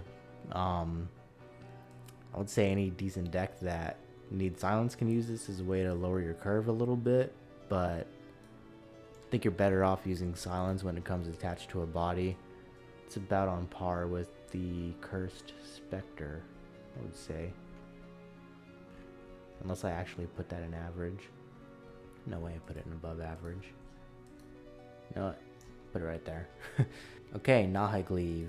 7 cost, 7/7 with guard, and your opponent can't target Nahegleave with actions, so he is immune to any kind of interaction like that. Just weak to lethal, really, and board-wide effects, being unsummoned by creatures. That's a big one. But this is a hard wall to get past. It's actually, it's about on the same level as Hulking Scalon, because they kind of have the same thing going. Nahegleave just comes down a little bit earlier and is more geared towards fighting aggression because of that, especially with guard, whereas Hulking Scalon is more of a finisher. But not being able to be targeted by actions, that's extremely powerful. Necromancer's Amulet, 3 cost support. Ongoing, when a creature dies, you gain 1 health. I hate this card, but I'm going to try to not be biased here. So here's the strengths. It allows you to survive a little bit longer if your board is, something that your opponent is actually trying to kill off. So it also helps the altar and other control decks get a little bit more value when their defensive creatures die, like the ones with guard and all that. But if you're up against aggro, they usually don't care at all about your board unless you're actually putting guards and drain down. Usually when my opponent plays this super early, I just literally immediately start ignoring everything that they play. As far as creatures go, I just start ignoring their board because I know that they're trying to do something stupid to gain health, and I'm just gonna say no, you can't do that. I'm just gonna ignore that. So it's really honestly not a good card. It's one of the more playable, not good cards, but yeah, it requires too much setup to be good. Nibini's Mercenary, he is a 3 cost 3/3. If he consumes a creature, he gains +2 health, so he can be a 3 cost 3/5, which is alright. It's not terrible. It's definitely better than some of these other ones down here. Actually probably better than Iron Scale Dragon too. Okay, Night Predator, 6 cost 5/6. It has Breakthrough and Regenerate. I think these 2 keywords, they seem like contradictory keywords to have together, but if it can make repeated trades while pushing damage, that's fine, but it doesn't do anything immediately. That's pretty much really the only thing I could see it being good for. It's definitely better than Cave Bear and these guys. Yeah, it's probably about right here. Night Shadow, 6 cost 6/5, Breakthrough and Drain. Now these keywords actually kind of do go together. It kind of suffers from some of the same issues as Night Predator does, but it can fit alright in the Slay decks that use Squish and maybe even Unstoppable Rage if you're missing a specific card and you want to have something else to kind of slot in there. I think in those cases it's actually quite strong. Okay, Night Talon Lord is a 9 cost 8/8 with Drain, and on slaying a creature, you will summon the slain creature to your side of the board. So provides a lot of value actually. 8 damage is enough to kill pretty much almost every creature in the game except for the really big stuff. And if you really wanted to kill something, if it has a very powerful summon ability, you're going to get that. And if you're really falling behind, 8 health gain is actually kind of a lot, especially if you're killing a powerful creature and it comes back to your side of the board. That's just a lot of value right there. I think this is definitely an above average card. A lot of people just don't play it well. They just kind of drop it willy-nilly. Let's see, I think it'd be about right about there. North Point Captain is a 4 cost 4/2, and on summon he summons a 0/4 North Point Herald with guard. Kind of a weird one. It's a lot of stats. In total, it's 4/6 for 4, which isn't bad at all. But it's split between 2 bodies and not really in the best way. One doesn't have any attack, and the other one has no health. So a lot of board states in this place can kind of deal with it. It's yeah, it's worse than Mistveil Warden. Alright, Odurnerin Necromancer. 6 cost, 3/3. Summon a creature from your discard pile with less power than Odin or Necromancer. On its own, this isn't going to pick up too many powerful creatures, but there are quite a few that have less than 3 power. There's actually a decent amount, but there's also a ton of ways, especially in Endurance, but not even just in Endurance, of ways to buff this up to get it to 4, 5, even 6, and you're suddenly ramping up the amount of value you can get just by summoning this guy. It's a very strong ability. This is a very good card. Definitely think it has about the same utility about what Sister offers. Old Gate Warden, 2 cost, 0/5 with Regenerate and Guard. This dude is just like literally stalls the game. If you give him a Daedric Dagger or a Poison Dagger like right off the bat, then sure, someone might get really annoyed with you, but how often is that going to happen? Probably never. Outland Patrol, 3 cost, 3/4. Last Gasp, give a random creature in your hand, +1/+1. It's kind of like another card that, on one hand, it does have good stats for trading, and the ability that it has pretty much suits it to being in like the hand buff decks or even like rally decks, so it's probably going to come down a little bit bigger. I think this is a totally average card, actually. It's better than these guys. Plead to Kinnereth, heal all friendly creatures in a lane, then give them all +1/+1. I think both sides of this, this is really good for self-harm warrior decks. It is good for that. But some mid-range decks that focus more on making trades and slaying, like using actual slay abilities, this can also be very helpful for, one, buffing them and also healing them. But yeah, I mean, it's really good for that. I think it's average, but like kind of near the bottom. Yeah, because these cards kind of do the same thing. This one just provides body. You could make a case for one of those being the worst one so far. Poison Dagger, mobilize with lethal and +1 attacks. So for 2 magicka, you can make a 2/1 with lethal or just slap lethal on something. It's alright. Its main utility is probably giving decks that don't really have easy access to lethal, because that's such a strong keyword. Especially when you think about some 3-color decks, like maybe, I would say Tribunal doesn't have a whole lot of lethal creatures in it. Really any at all. It's probably about it. It needs some work, but it'll do something every now and then. It's pretty much like Veldu.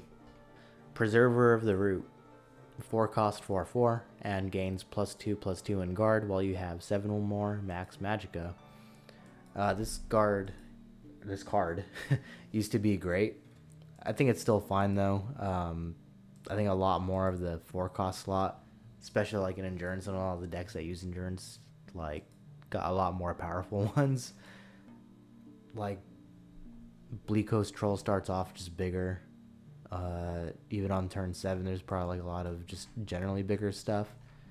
I think it's fine though. If you're missing stuff in your collection, you can totally play this. Prophet of Bones is a 1 cost 2/1 with the ability to exalt for 5 extra magicka, and you fill the rest of that lane with 1/1 Risen Dead with guard. So okay, as a 1 cost, it's fine.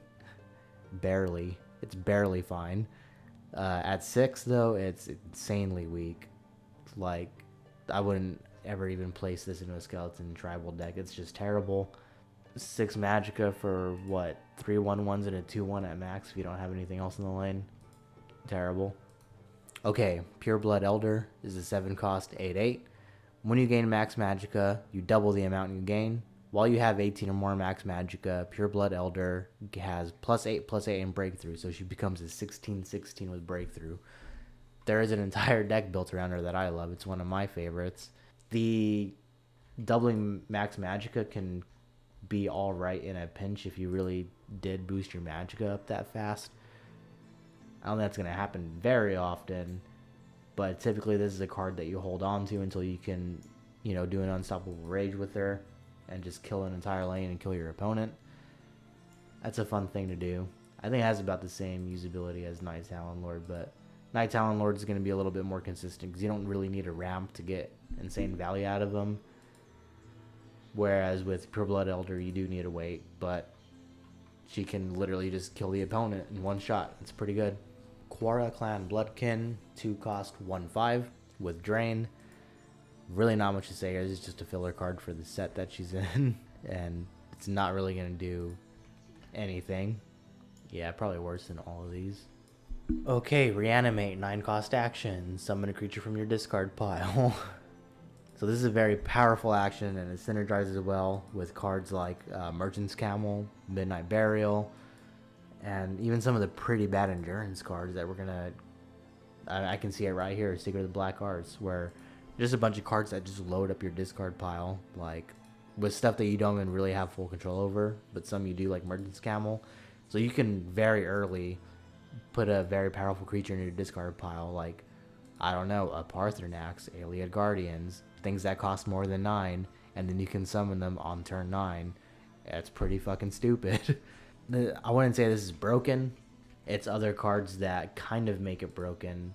Definitely Midnight Burial makes it broken, but I'll put Reanimate in strong. It's definitely a strong card. Okay, Redoran Oathman is a 4 cost 3/3. On summon, if you have a yellow card in play, you double the Oathman's health, and if you have a red card in play, you double his power.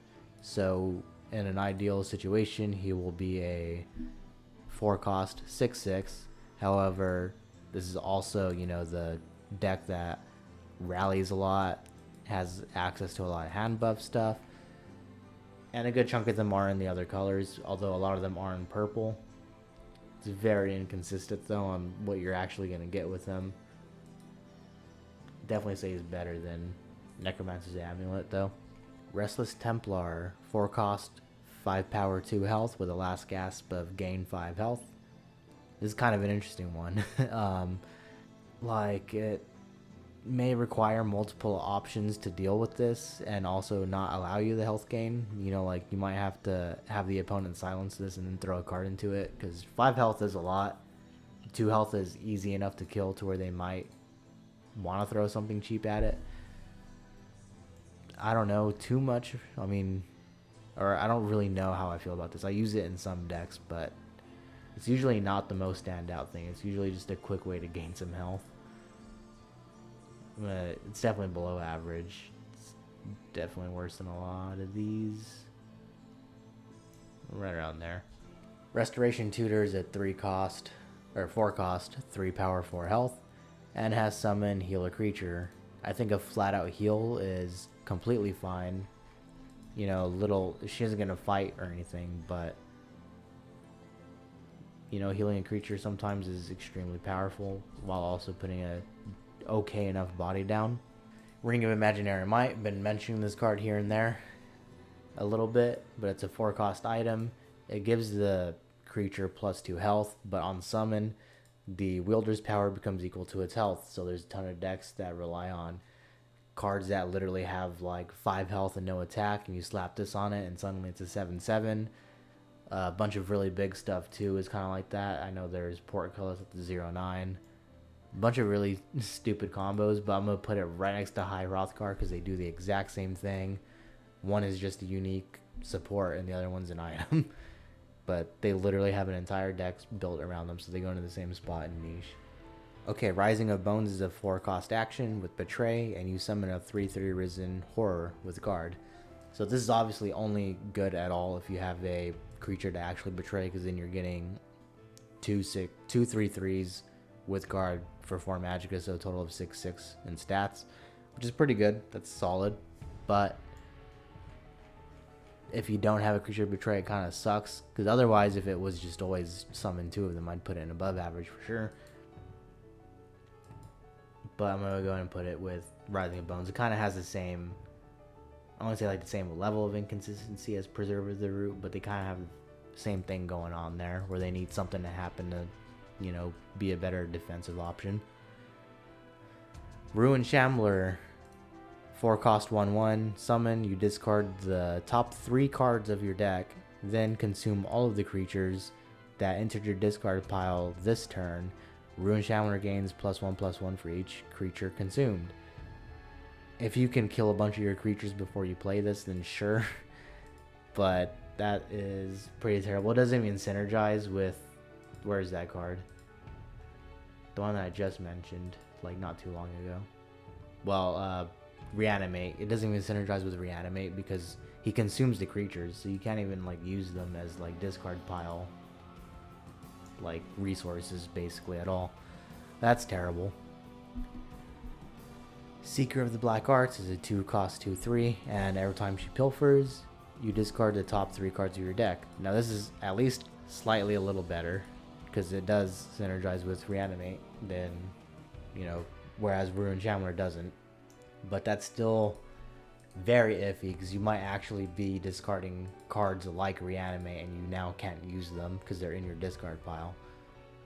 Very inconsistent. I think it's actually going to hurt it. It's going to put it, like, pretty low. Servant of Jokajay is a 3-cost 2/2 with Wax, gains +2/+2, and Wayne, silence a creature. So the Wax ability is actually pretty good. It's basically has the stats actually of a Young Mammoth. It just won't have breakthrough. And the Wayne ability of silencing a creature almost puts it on par with, let me see if I can find it. The same card I was looking for earlier and I couldn't find. Curse Spectre. It kind of puts it like on that same playing field, but giving it the versatility of being like a really overstated creature. Even though it doesn't have prophecy, it costs 1 less, so it's actually easier to get off and doesn't feel quite as bad to play. I think that gives it a lot more usability. Shadowfen Priest, 5-cost 4/4. Summon, you silence another creature or destroy an enemy support. This card is pretty much in nearly every endurance deck except for like super fast ones, but you can still fit it in those ones too. Like being able to silence guards and drains for aggro or mid-range decks is very nice, and in control decks you're definitely going to be removing supports and silencing really powerful creatures. Like that's still very relevant at the end of the game. And yeah, since it has the versatility of basically like being able to do either or, that already makes it a lot stronger. Siege Catapult, 2-cost 4/4. Siege Catapult can't attack unless your side of this lane is full. This is actually a very good card. It has actually made it to the World Finals, you know, back when we used to do that. But it takes a lot of skill to kind of build a deck around this. Definitely. Okay, so there's also decks like Self-Silence that can make use of this, but also just decks that go very wide, very fast, that can like have this sitting there and the opponent won't like attack it because they don't want to deal with the 4 damage, even though it's not going to actually be able to attack itself. So they leave it there, but then you fill the lane up really fast and it gets 4 damage in. It's actually kind of nice. I think it's actually better than, yeah, it's definitely better than all these guys down here. It just takes a lot of, it's a little more of a high skill kind of card. Skeletal Dragon, 8-cost 5/5 with guard, summon, give all creatures in your discard pile +2/+2, and on last gasp you draw another random card or another random creature from your discard pile. This is a pretty cool effect. It's just really slow, and the draw is going to be inconsistent, but buffing the discard pile is actually pretty good. You know, this is the color with all the discard pile shenanigans, all the ways to pull cards out of there. So just the act of buffing things by +2/+2 can actually still be pretty good. I'm not going to say it's like a super strong card, but it's definitely kind of up here. Like, it could definitely push into that tier. Skeleton Champion, 4-cost 4/4 with guard, and summon, give other friendly skeletons +1/+1. Very good in the skeleton tribal decks, but there are also a few, well, when I say a few, I mean really one, Bone Colossus. This kind of helps support that. But if you want to go for that strategy, then Skeleton Champion is going to be like a must-have in that deck. Skinned Hound, he is a 2-cost 2/1 with summon, give a creature +2 health and guard. This is pretty useful. with some high health creatures, you know, allowing something to be a wall, especially if it wasn't like something that you were necessarily worried about having creatures run into it. But even in a pinch early on, it can be a 2-3 with guard, and just like Barrow Stalker and City Guard, that's actually not bad at all. It can act as very early defense. So having that versatility is going to make this, let's say, yeah, it's definitely on par with Twin Laps console, just for like that early defense that can happen. Sky Shard is a 3-cost ongoing support, and on summon, basically once you play it, you draw a random creature from your deck, and the ongoing effect is when you draw a creature on your turn, you increase its cost by 2 and give it +2/+2. I'll be honest, I have literally never used this card. I will say I don't get the point of this at all either. If it was just a buff, then that would be fine. But increasing the cost of creatures that you summon just seems like a very easy way to clunk your hand up. Like, I don't get it at all. Every time I've seen this played against me too, it's like never helped the other person. I'm just gonna say it's bad. It's just a bad card. Okay, Smoked Bollywog Leg, 0-cost action, heal a creature. This comes with, if I can find them, starting to get to that point where there's a little bit too much going on up here. Okay, we'll just go ahead and rate this one separately from the card it's attached to, because I cannot find the actual card that comes with it. But I think the effect of just healing a creature is actually totally fine. It's not like anything too crazy. And it's free. It's a free card, so why not? Soul Tear, 3-cost shout. So it has 3 levels. Level 1 is you just draw a creature from your discard pile. Level 2 is draw a creature from your discard pile and give it +2/+2, I believe. And then level 3, draw the creature from your discard pile and you give it +5/+5. It's very useful in any deck that's going to make use of summon abilities or strong cards repeatedly.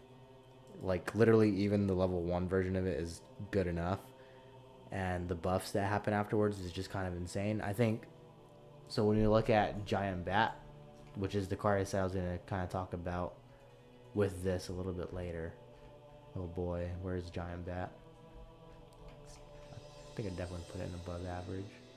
Yeah, so if you think about this, pulling the Giant Bat with Soul Tear to play like both of these cards only costs 6, and then when you think about it later on, once this gets to level 3, you're paying 6 magicka for a 7/7 with charge and drain. That's kind of insane. So this is just a strong card. I wouldn't go on to say that it's broken by itself, but it does enable some broken things. It's probably better than a lot of these. Spine of Elder's Blood is a 6-cost 6/6 with summon, gain +1 magicka. This extra ramp can help the dragon decks, but you need a really good early game, like in the deck building process, to actually like be able to even play this, like, and get away with it, because it doesn't do anything once you play it. Like, this is just a big body, and if you play it on turn 6, you're probably gonna gradually lose. It's definitely better than the 7/7 dragon, I will say that much, because at least it's doing something towards some kind of game plan. You'll go there.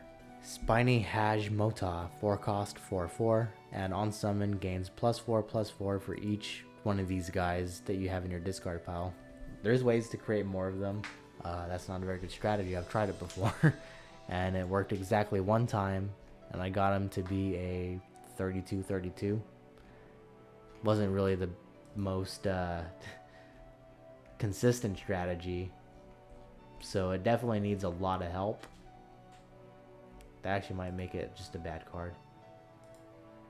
It's still more playable than some of these, though. At least it's like a 4/4, and you know, it doesn't need too much to be like an 8/8 for 4. You know, it might be like a little too late for that, but that can happen the very next turn. Squish the Wimpy, 2-cost action. A friendly creature battles an enemy creature. This is a very powerful card. In a pinch, just for like some defense, and this also allows a lot of utility. It can allow sudden damage if you have a giant breakthrough creature. It can combine with like other keywords like lethal to just kill something very powerful for like cheap. And like also just cards like Arcane Venom Tongue, like, or Cicero. There's like also bonuses to like doing that, and it only costs 8 magicka. If you think of it as, especially with Cicero, 8 magicka, destroy a creature, draw 2 cards. That's actually kind of fine, especially if Cicero is still gonna hang around for a little bit. Yeah, probably right about there. Stalking Shadow Scale is a 3 cost 3/4 with Slay +1/+1. Now, this does have good stats to ensure that it's likely going to kill an early creature. The only problem I have is that most of like the really good ones generally have 2 or more power or like ward or something, so it can really kind of hurt the health gain bonus for the Slay effect. I still think it's fine though. It's definitely kind of stronger than most of these. I think it's about on par with Mountain Lion. Next is Stalwart Ally. That's a 3 cost 3/3. On summon, you gain, well, it will gain +2 health and guard if the top card of your deck is a endurance card. This is like fine if you're really going heavy on the endurance, but I don't think it's really the best option towards that. Stampeding Mammoth is a 5 cost 4/6 with breakthrough, and Stampeding Mammoth will have +2 attack for each other friendly creature with breakthrough. This is honestly below average. Like, sure, you can probably do something really funny, but there's just better options, really. It's actually quite a bit under a lot of these. The next card is Steel-Eyed Visionary. It's a 3 cost 2/4 with Veteran. Set each friendly creature's power equal to its health. So clearly this synergizes very well with High Hrothgar and Ring of Imaginary Might. You know, the whole... Okay, I'm sorry, everyone. My wife just got on me about saying the word synergize a lot, so I just had to say it one more time just for good measure. But this meshes well with that deck. This meshes well with that deck, but that's still not a very good deck, so this is kind of a bad card. Steelheart Vanquisher, 2 cost 2/2 with Slay. Give friendly orcs +1/+1. This is kind of, I would say, this needs to go off way early, like very early. I don't think that's really ever going to happen. As maybe like a one-off, like in case you can run into like a very early creature to kill with this, and you can also summon orcs. That's the only way that that's going to be good. Otherwise, I don't think you're ever going to pull that off. Next is Stonehill Mammoth, 6 cost 5/7. On summon, you draw a card if you have 2 other creatures. This is really not great card draw at all. Yeah, especially once you mix this up with other colors, like endurance with other colors, you get a lot better access to much better card draw. You might as well just count it as a 5/7, which I think puts it pretty much on par with like Cave Bear and stuff like that.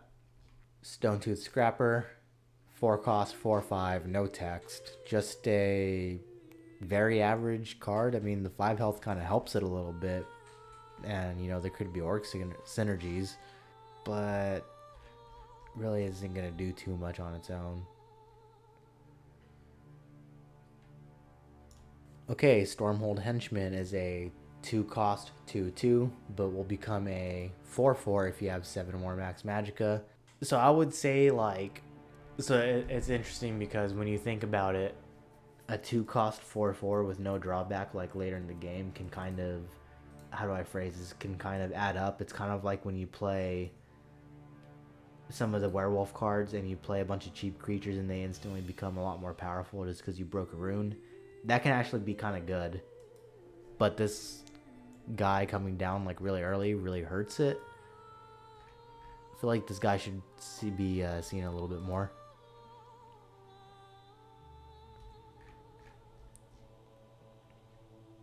Yeah, it's probably like about Stormhold Lackey. I think it's better.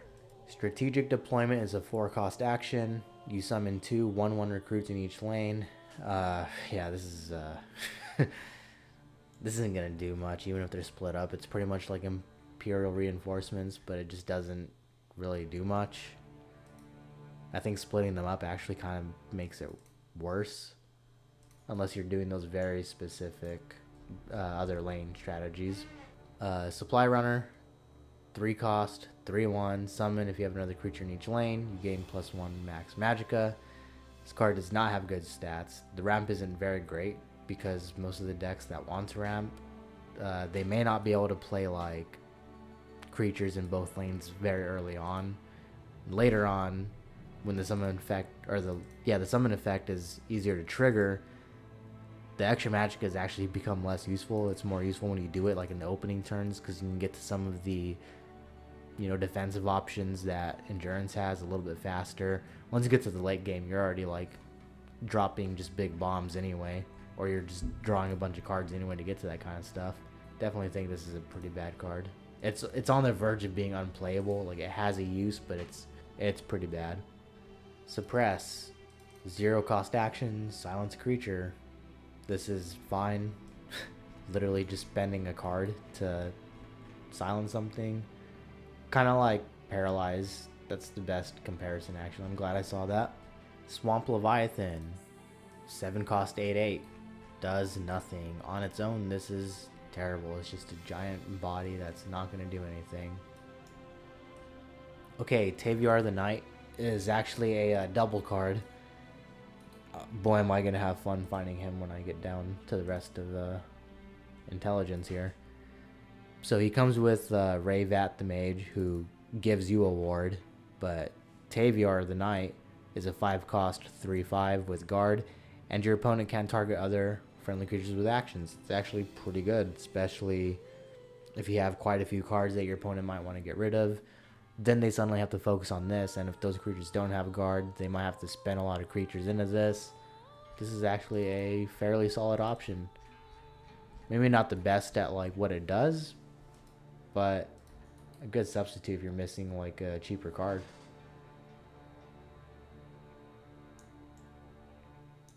The Gatekeeper, 5 cost 6/6 with guard. Only one creature in this lane can attack each turn, so this is very solid defense, good stats, and can help stop aggression in a pretty good way, like a unique way. Although it can be kind of a double-edged sword if you're relying on like actually using multiple creatures to take out multiple of your opponent's creatures. I think this is a pretty solid card still, though. I think it'd be on the bottom of let's see, on like the bottom of strong cards. It's definitely better than some of these guys. Thornwell Terror is a 1 cost 1/3 beast form +1/+1. So if you break a rune when this is on the field, it becomes a 2/4, which is okay. This is kind of just a very, honestly, I kind of think this is bad because the werewolf decks were already kind of using cards like Fire Imp and Relentless Raiders to help push that damage when they did break runes and to try to get to breaking runes a lot easier. So something kind of small like this just doesn't really help them that much at all. 3 Feather War Chief, 3 cost goblin, 1 power, 3 health. On summon, you set a creature's health to 1. This one does have weird stats, and most other goblins do -1/-1 effects, so they have ways of generating curses. So knocking this down to 1 health, or just having another goblin that does -1/-1 actually can be a very nice little combo with this. So I think this is actually like a okay form of removal against certain cards. Treeminder, 3 cost 1/1 guard, summon, gain 1 max magicka. I kind of flip-flop on this one a little bit. So I think it's one of the worst ram cards, but it does have guard going for it, but it doesn't really do much against aggressive decks that like open up on you very fast. If you are going up against breakthrough, then that already really sucks. Like, the only time this is like really good to play is against other slow decks. It really has to be like the very first thing that's being played for it to be really good. This is a totally average card, but on the pretty low end. Trespasser's Bane, 2 cost action, set a creature's power to 1. This can pair up nicely with Execute. That's about it. Sets that up. Not the best way of doing it. There's creatures that can do it as well. Umaril the Unfeathered. 6 cost, 6/3 with guard. When Umaril the Unfeathered leaves play, you summon him in the other lane silenced. I guess if you really wanted to try to get your opponent to waste resources, that's about it. Like, it has okay power, but the low health and guard just really hurt it. Like, quite a bit, having this low health and also guard forcing things to attack it. And you can't even summon him. Like, you can't play him in the field lane, have him die and go to the shadow lane and get cover, because he starts off with guard, then silences himself, so then he doesn't have cover and he's just in the shadow lane. It's actually pretty bad. He does have a cute synergy with one intelligence card that I'm going to mention, but that's about it. Definitely below average. Vardfark experiments. 0 cost action. Summon a 0/1 Vardfark in each lane. There's just better cards for generating things for you to kill. Alright, Wake the Dead. Draw a spirit or skeleton creature of your choice from your deck and give it +0/+1. This can be alright, especially if you only have, like, I would put one of these cards, one Wake of the Dead in my deck, and have a decent complement of some powerful undead cards. Well, you know, specifically spirits or skeletons. So I'd maybe have, like, some Bone Colossus and, like, something else. I don't know, a Faded Wraith if I was playing that kind of deck, like, just to get one out, like, a little faster. So for that utility, it can be kind of nice. Okay, Watch Commander. 5 cost 4/4. Give all friendly guards +1/+2. This is very, very interesting. I don't think it does too much, though. Like, +2 health on a guard can help. That can be occasionally very nice, but I don't think it's that great. Waves of the Fallen is an 8 cost action. It transforms all enemy creatures in a lane into 2/2 Stricken Draugrs, or transform all friendly creatures in a lane into 5/5 Hulking Draugr. This is bad. So even if, like, the best case scenario is you're getting beat by a bunch of big guys and you reduce their total power from something crazy like 15 down to 8, you're probably still just dead. Or you can, I don't know, do something weird with turning your guys into 5/5s. I think you're just better off keeping your creatures the way that they are, unless it's a bunch of little dudes. But even then, if you're playing a bunch of little dudes, are you really going to be able to spend 8 magicka to turn them into 5/5s? And when you summon them, like, into 5/5s, they suddenly won't be able to attack if they could do that, because they basically, like, get resummoned. Yeah, that's bad. Weakness is a 2 cost action. Set a creature's health to 1. This is definitely better than the other one. I think it was Trespasser's Bane. Where's that guy at? Okay, I found it. Okay, so weakness is pretty much the opposite of Trespasser's Bane.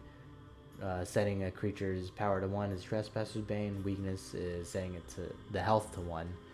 I think setting the health to 1 is probably just a little bit better, because you can just straight up have anything that has any kind of attack value in the same lane as it, and it will be able to kill it. So that's better than having to rely on, like, having another card like Execute in play or in your hand to kill something. Next up is Whiterun Protector. It's a 5 cost 4/4. Beast form. +2/+2 guard and regenerate. This is kind of an interesting one. It's a weird defensive card because you do have to be aggressive to make it, like, even more, or make it an actual defensive card. But still, a 5-drop 6/6 with guard and regenerate is alright in that deck, especially if they, which they might be, because the werewolves are typically a pretty aggressive deck. They might have already been wasting some smaller removal like silences and stuff. Whereas, you know, this can kind of just sit there and they may have used too many resources. So I think this is kind of just an average card.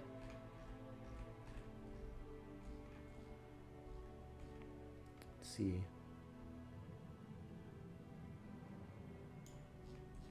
Okay, next up is Whodunit. It's an 8 cost action, and it costs 1 less for each creature in your discard pile. You gain +2 max magicka.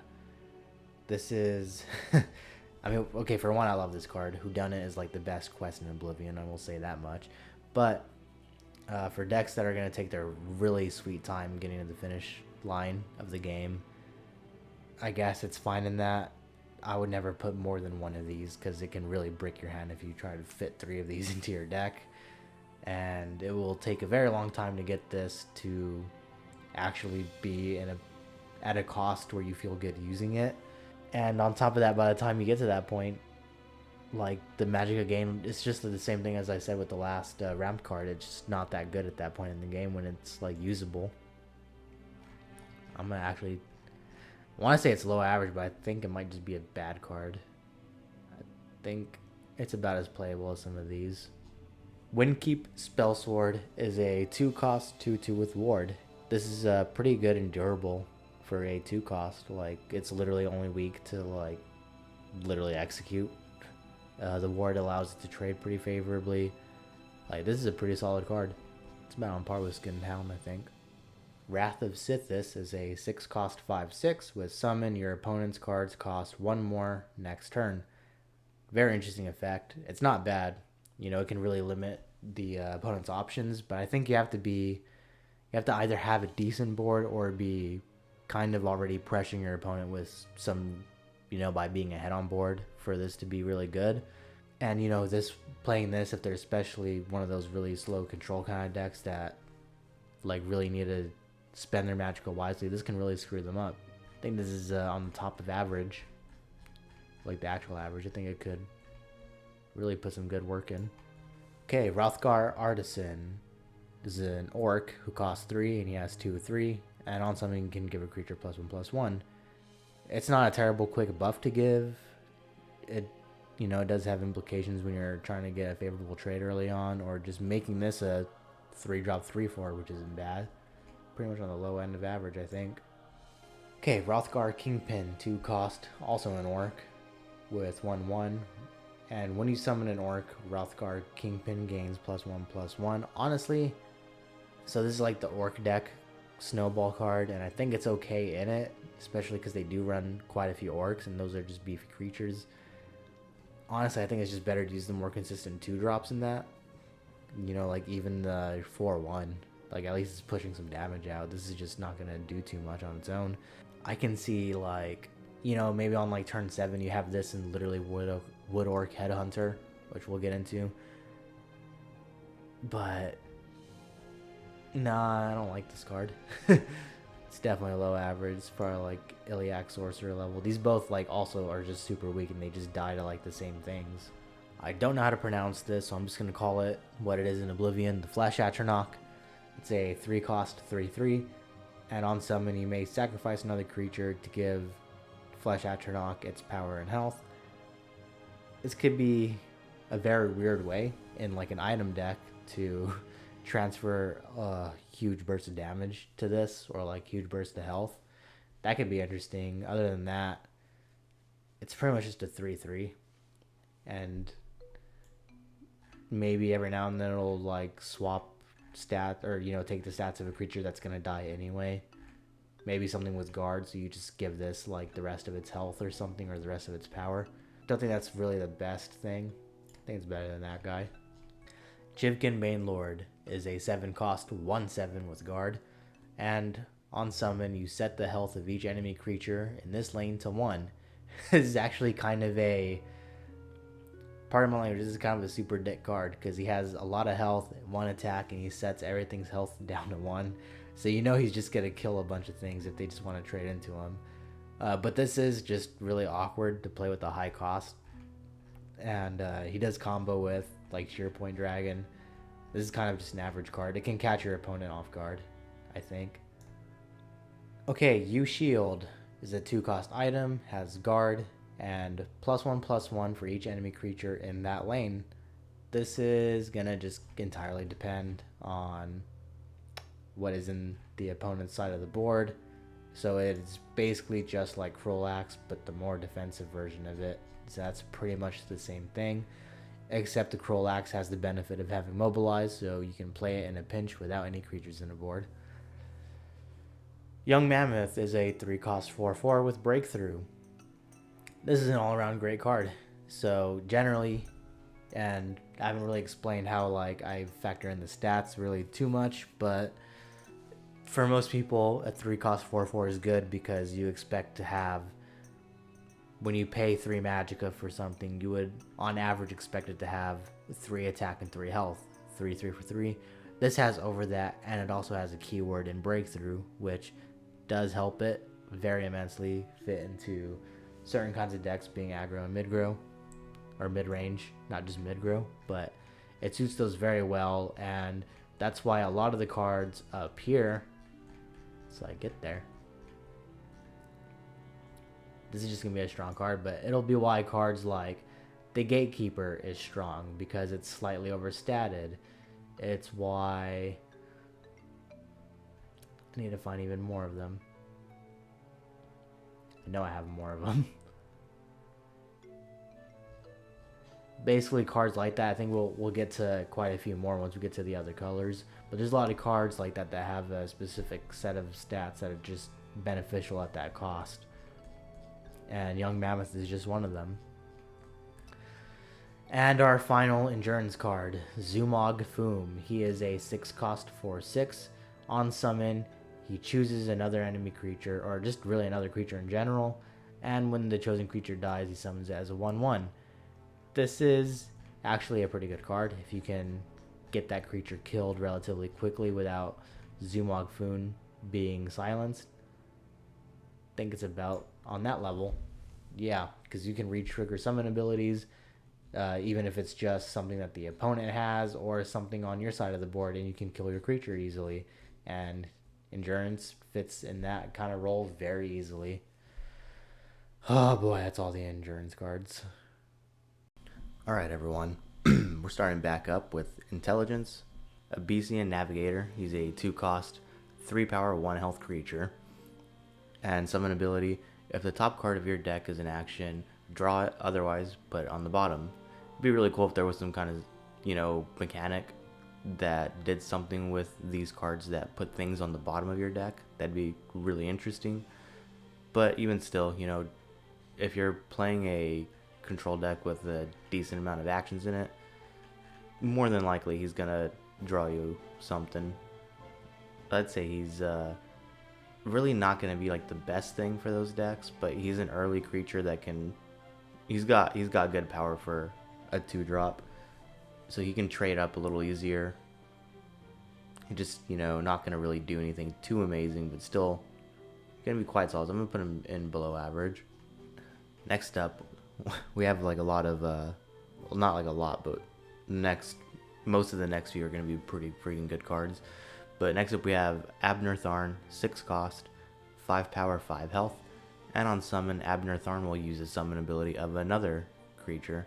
It can be any creature on the board, and he comes down late enough to where there's likely going to be a very powerful summon ability, even if you draw him a little later. Like, the ceiling on this dude is like just really high. I mean, you can literally steal like I'm literally just gonna put him next to Shadowfen Priest, but like, yeah, you can steal like this ability right after it's been done to you.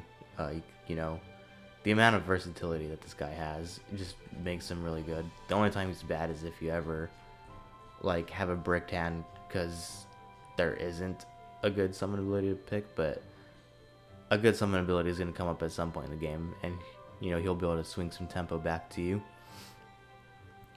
Next up, Alfiq Conjurer, 6 cost, 3/3 with guard, and when you summon her, you will consume a creature to summon a Flame Atronach, but if you consume an Atronach, then you'll instead summon a Storm Atronach.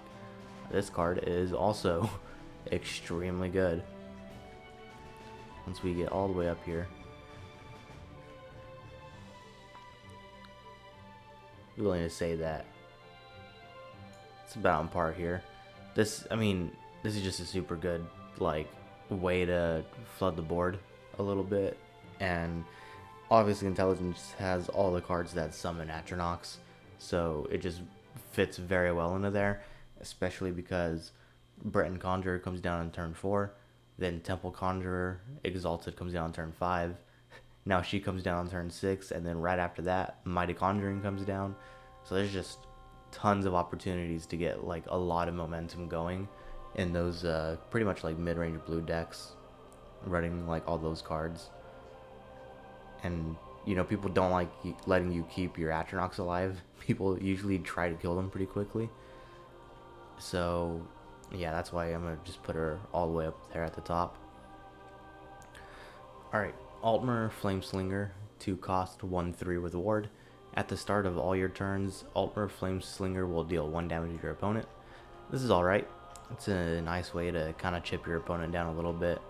Obviously, like, it has some synergy with, the whole empower mechanic. Which, I mean, I don't think that that's a particularly strong, set of cards. But, it could be relevant. She comes down right before Channeled Storm does. So, you can get a 4 cost or a 4 damaging Channeled Storm just right off the bat. Maybe even higher if like her and another creature can attack. So she has some pretty good utility, and also aggro decks that just want to like kind of have consistent damage coming down every turn.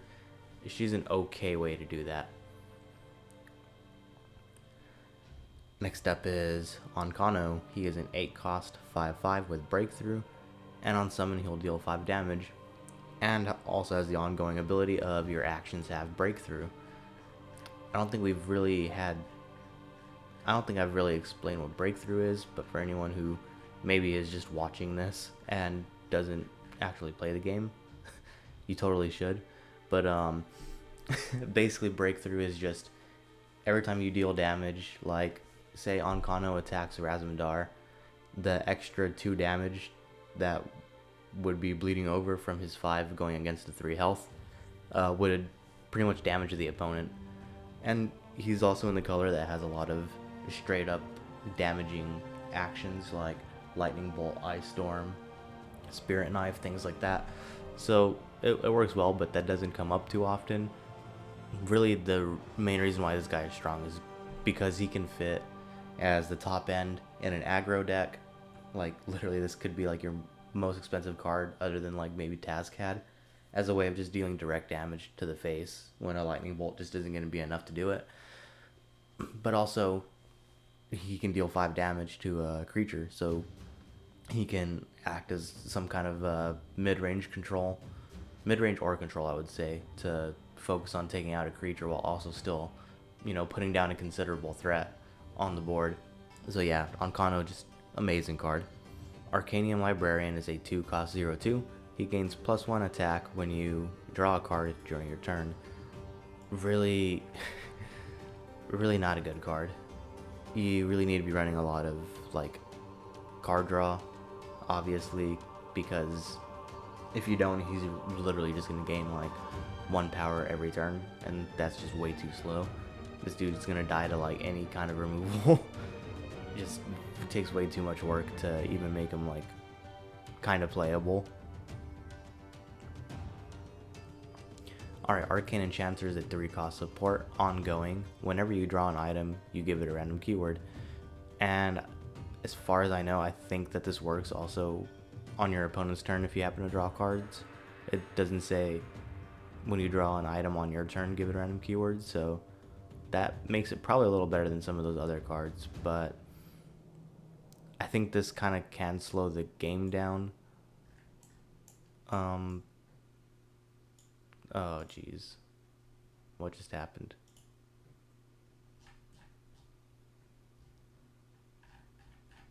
Okay, good, it saved my progress.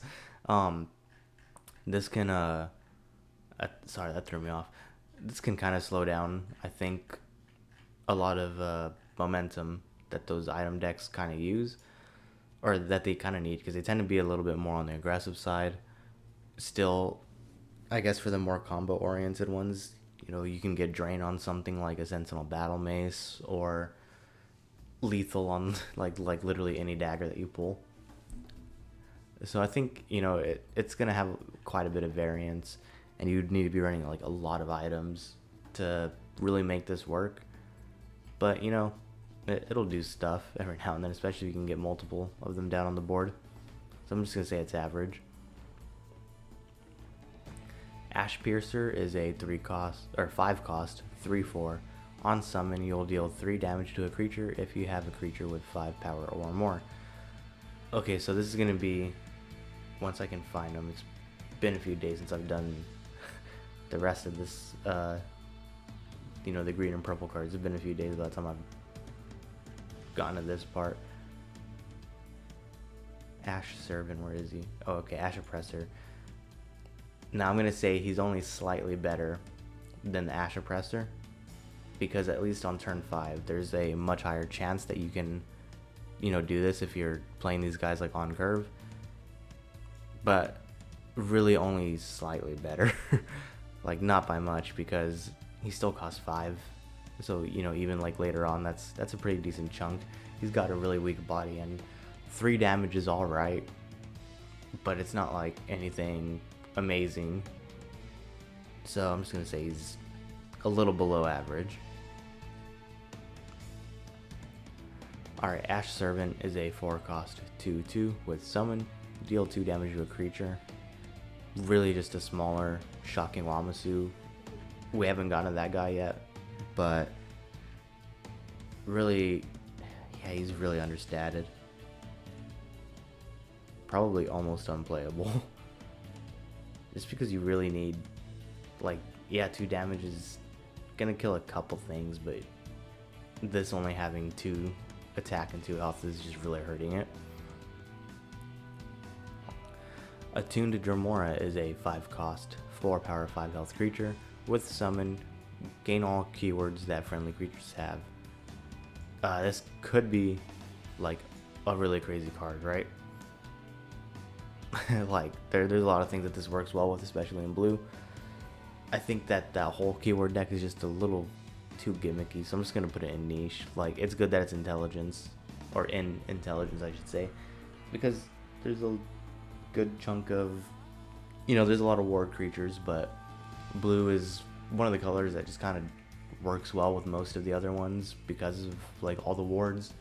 So, you know, if you're playing this in any kind of multicolor deck, then there's a good chance you can get some other like really powerful combinations of keywords. I'm just gonna put it in niche. Alright, Balmora Spymaster is a 2-cost 0/1, has the last gasp ability of summon a random creature with cost less than or equal to your max magicka. So Sea-City. I'm not putting this all the way straight into S tier. He loves this card, but I've seen this card fail like so many times, even when like they have max magicka and they somehow try to trigger it like multiple times a turn. I have seen it just completely ruin the opponent's chances of winning. It does high roll quite a bit though, so I'll extend an olive branch to you people who really love this RNG, this huge amount of RNG, by just saying it's slightly above average, not by much. It at least works with a bunch of things. Alright, Barlzar's Tinkering, 2-cost action. It does have Betray, but you transform a creature into a random creature that costs 1 more. Can allow you to get some pretty insane cards later on, and since it's any creature that you can transform, it can function as like some kind of control, but it's a little iffy on that because you're more than likely gonna create something a bit more powerful. I'm just gonna say it's average. It's good for Unite decks, I'll say that. Like, it can help those out.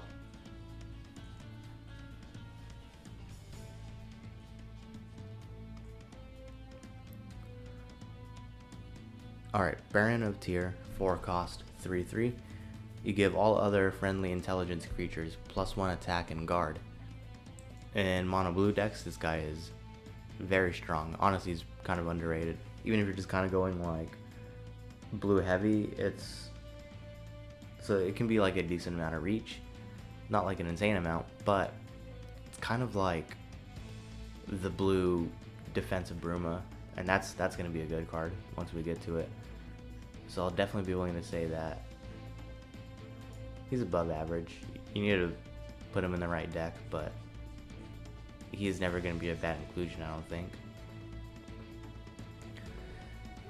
Battle Reeve of Dusk is a 6 cost 3/3 with summon, give friendly creatures +1/+1 for each keyword that they have. Okay, so it's another one of those keyword deck kind of cards.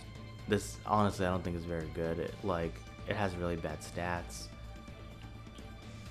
And like it'd be one thing if it was buffing itself as well. But it just doesn't, so I'm just gonna put it in below average. Like it's just super weak and really dependent on, what, like there's very few cards that's gonna buff by a significant amount. Okay, Blackworm Neophyte is a 4 cost 4/3. With summon, you consume a creature and summon a 1/1 skeleton with its keywords. I think this is alright, especially in Telvanni where they have things like Territorial Viper, Fire's Guild Recruit. Can be an annoying way to stall. The only issue though is just that the skeleton is just still a 1/1. So, if you really need to get something like basically Territorial Viper is the best one for it, because at least it's gonna immediately kill something, and you're keeping a pretty okay statted body on the board while you do that. But I'll just go ahead and put an average. Blast from Oblivion is a 3 cost action with Prophecy. So you invade, then you deal damage equal to your Oblivion Gates level to a creature. This is going to be way too inconsistent for like literally any invade deck. Let's see, is there a comparable action like nearby? I'm trying to think of like what a similar function would be here. Honestly, yeah, it's kind of like on Cruel Axe's level, because it really depends on how much you've been invading, and then I guess like really if your opponent even has anything that you can kill with that. That's really what it comes down to. I mean, it can be okay at stalling if your opponent's about to kill the gate, but that's about it. Okay, Blood Sorceress is a 1 cost 2/1. At the start of your turn, if you have 7 or more max magicka, you deal 5 damage to your opponent. So this is one of the few 1-drops that actually like scales pretty well into like the later parts of the game. 5 damage is like a lot to have happen consistently. Obviously at that point she is very understated. So this is like one of those things where like if you happen to draw her later, you play her alongside something a little stronger. So it like maybe they're gonna be more focused on taking out the big threat rather than this if they forget that this card deals 5 damage at that point in the game. Trying to think what else. Yeah, I mean this can create some awkward situations for the opponent if you drop this after turn 7 with some bigger bodies. So I'll just go ahead and say she's average.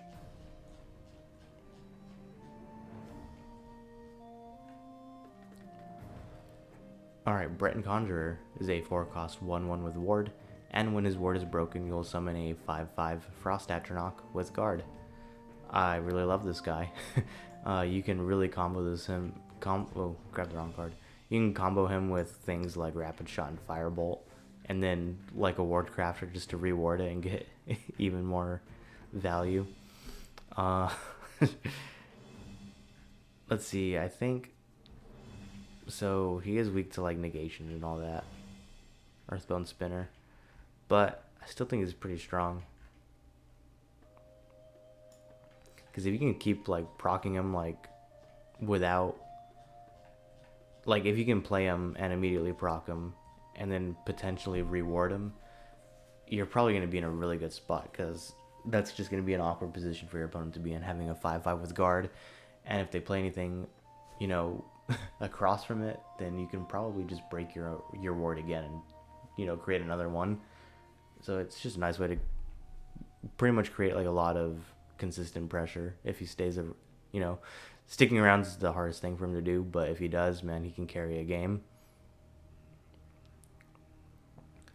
Okay, Brilliant Experiment is a 3 cost action. You just draw a copy of a friendly creature. I think this is a pretty good ability.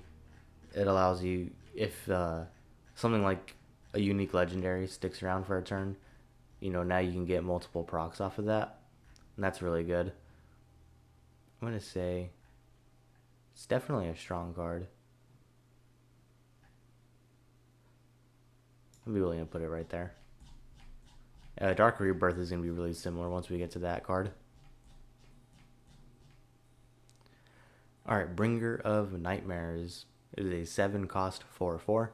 So you'll see a vision of a random creature, then you must choose a creature to transform into it. Now, even though he is pretty expensive, this is a very powerful ability. You can play this against like anything big that your opponent has. Let me just scroll up and find something big and threatening.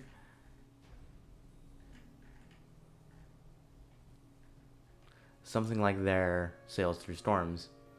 And you get shown something like Daring Cut Purse. So you've completely eliminated this threat that this poses and just turn it into something weak. Or let's just say it shows you something really insane like Onkano.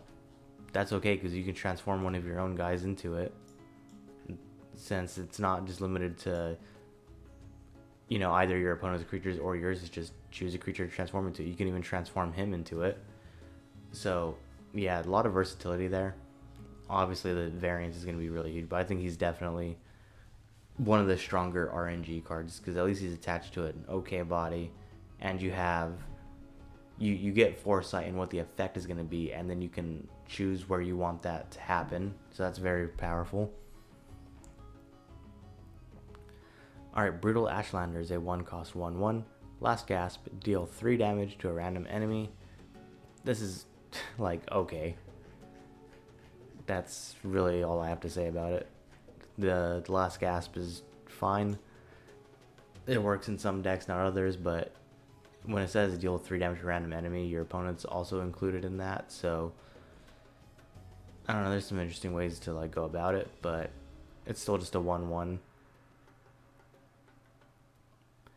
Okay, Burning Touch is a 3 cost action with Prophecy. You deal 2 damage to a creature. This is a much worse Firebolt. Like the Prophecy is okay, but the fact that it costs 3 just really sucks to play this from hand. The only time I would ever use this is if I'm playing some kind of blue singleton list and I really wanted another way to have a Firebolt. I'm gonna put this like way damn near the bottom because you can just run like, you can literally run Cunning Ally, you can run, I feel like there's other things that generate Firebolts, but I just can't recall. Like Negation, like there's a lot of cards that do like this, a similar thing and cost less. Okay, Camlorn Hero is a 3 cost 4/2. With Summon, you deal 2 damage to your opponent. So this is very good in any kind of aggressive blue deck. 4 damage on a 3 cost is not bad. And then also dealing 2 damage to your opponent's face. If this guy comes down really early, can be like a really surprising amount of like pressure. The 2 health does hurt it. So I'm just going to say it's like a very average aggro card. Maybe willing to say it's like there. Okay, Camlorn Sentinel is a 3 cost 2/4 with Prophecy and Guard. I think this guy is fine. Like he's good at soaking up damage. He's not going to deal anything too crazy back. But I will say I think he is going to be a lot stronger in some item decks because he can hold a lot of items pretty well, especially like a lot of strength items. So I'll put him in average. Okay, Cartel Arcanist is a 3 cost 2/3. The Wax ability will make her become a plus, basically a 4/3, and Wayne Shackle an enemy creature. I think this is okay. Not like super insane or anything. The problem with some of these Wax and Wayne cards is that they'll have like an ability like, okay, 3 cost 4/3, you don't really care whenever that happens, but sometimes you really need that Shackle to be happening on a certain turn, and maybe you're on the Wax turn. That can hurt this card quite a bit, so I'm just going to say it's on average. It's about average, but yeah, I'll just say that. Okay, Channeled Storm is a 3 cost action. You deal 3 damage to a creature. but it has Empower plus 1 damage. Empower works every time you damage an opponent on your turn. Whatever the Empower is going to happen. So instead of just dealing 3 damage, you damage your opponent once, it goes up to 4 damage, and then so on and so forth. It can happen as many times as you can damage your opponent that turn. I'm going to say this is, like, compared to Lightning Bolt, it's not as strong. Lightning Bolt costs 1 more, but it also has Prophecy. But Lightning Bolt can also go and hit your opponent's face. This just has the ability to scale up, like, insanely. And I don't think it's too hard to hit your opponent twice and then get this up to dealing 5 damage. And then dealing 5 damage is pretty significant. A lot of cards have, that's like, I think I've said it before, but that's like where the benchmark of like where the like kind of strong cards, like a lot of them sit at like 5/5. So I'm just gonna say it's average, on like on the verge of being above average, because you have to do some work to get it, you know, doing a lot of damage. Okay, Clockwork City Pilgrim is a 3-cost 3/3 with guard. You can also exalt, so you can pay 6 total to get this to be a 5/5 with guard. I think that's pretty underwhelming. The issue with a lot of these exalt cards is that this one doesn't have it as bad. So I will say it's almost below average. Almost. The fact that it's just a 3/3 with guard on its own, I'm just going to say that that's fine. But the issue with the exalted cards is that like one of them is either like really good, or like paying more for some bonus just like it just doesn't scale well. I think a 6-cost 5/5 with guard that doesn't do anything else is gonna really not do anything for you other than soak up some damage. College of Winterhold is a 5-cost support with 3 uses. So every time you activate it, you'll look at 3 random, in this case it says 1 cost, actions, and choose 1 to draw. Then you increase the cost of cards that this reveals. So the first time you use it, it'll show you 3 1-cost cards. Second time, 2-cost cards. And then, you know, if you do extend it, it can go up and even higher than that. This takes way too much work to, you know, do anything significant. The 1-cost actions, I mean, the best ones are going to be like Rapid Shot, Lightning Bolt, and Shadow Shift. Maybe an Execute, but that's going to be like very situational. Then the 2-cost actions, they get a little better, and then the 3 ones where you start to actually see more useful ones than not. But you really need to have one of those cards that extend how many uses this gets to, because 4-cost, that's when you actually start getting some pretty decent ones, and the amount of bad actions definitely goes down quite a bit. But yeah, you really need that, and that's just way too slow. I don't think those support decks are very good. Okay, Conjuration Scholar, 6-cost 1/2. On summon, she will summon a 5/5 Frost Atronach with guard. So a total of 6/7 in stats isn't terrible. One of the bodies is just super weak. And when you compare this to like Alfie Conjure, which costs the same, that one just has a lot more consistency in it. I mean, this is a decent enough replacement. Maybe consistent was the wrong word for that. But, because I mean, she's going to do the same thing every time you play her. But the stats on this just really hurt, and, you know, potentially getting a Storm Atronach off Alfiq is a lot better than just consistently getting a Frost Atronach. So she will be on the low end of average. Okay, Conjuration Tutor is a 6-cost 3/3. When you summon him, he'll shuffle 3 Lava Atronachs into your deck. When you summon an Atronach, you will summon a copy of it in the other lane. I don't think Lava Atronach is just a standalone card. Don't think so, yeah. It only comes from things that you create. So the Lava Atronach is an 8/8 with Breakthrough, Guard, and Ward. That's very powerful.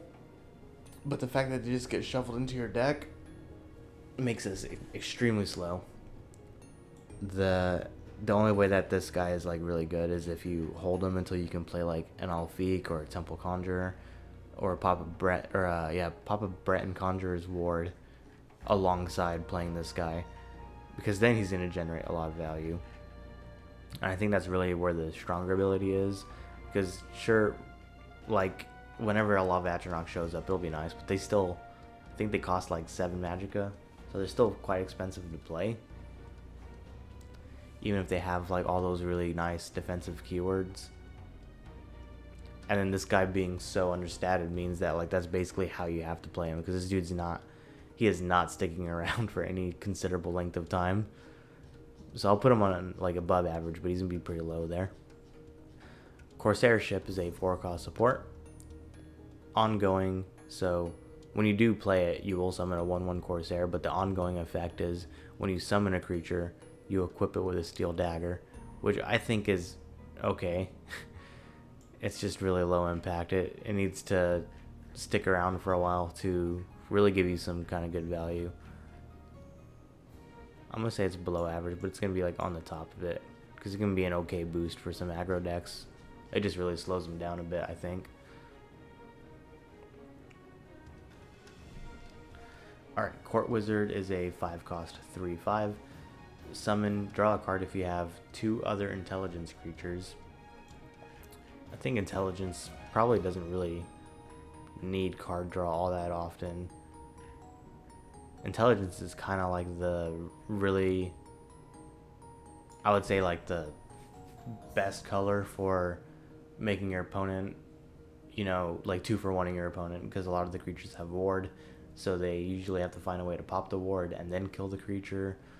Or it's things like Alfie Conjurer, where you're summoning, you know, a guard and then also another like bigger body.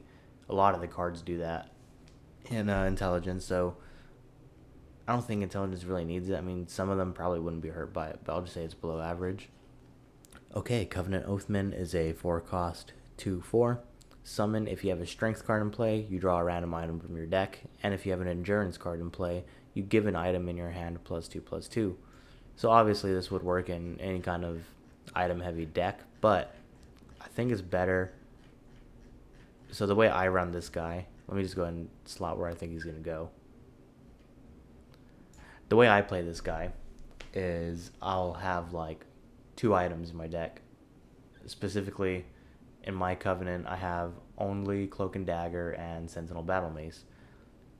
And it's also not hard for that deck to have a red and purple creature on the board. So I'm definitely either getting one of those. And then the good thing about Cloak and Dagger is that if that's the one that you draw, the buff actually gets applied to both of them. Granted, you know, not every deck is going to have the easiest time pulling that off. But good deck construction is going to make this guy go off really hard and just, you know, help you stay ahead. So I'm just going to say he's a strong card. Not insanely strong, so he's going to be on the low end. Alright, Craglorn's Survivor is a 3-cost 1/2. When you play or activate a support, Craglorn's, it's Scavenger, not Survivor. Scavenger gains +1/+1. This card is like extremely one-dimensional. It's worse than Guildhorn Revitalizer, because at least she can trigger when you play actions, and it's like, it's kind of like this, where it's like an okay ongoing effect, like where, you know, in her case you're gaining 2 health, but this guy's just kind of getting bigger.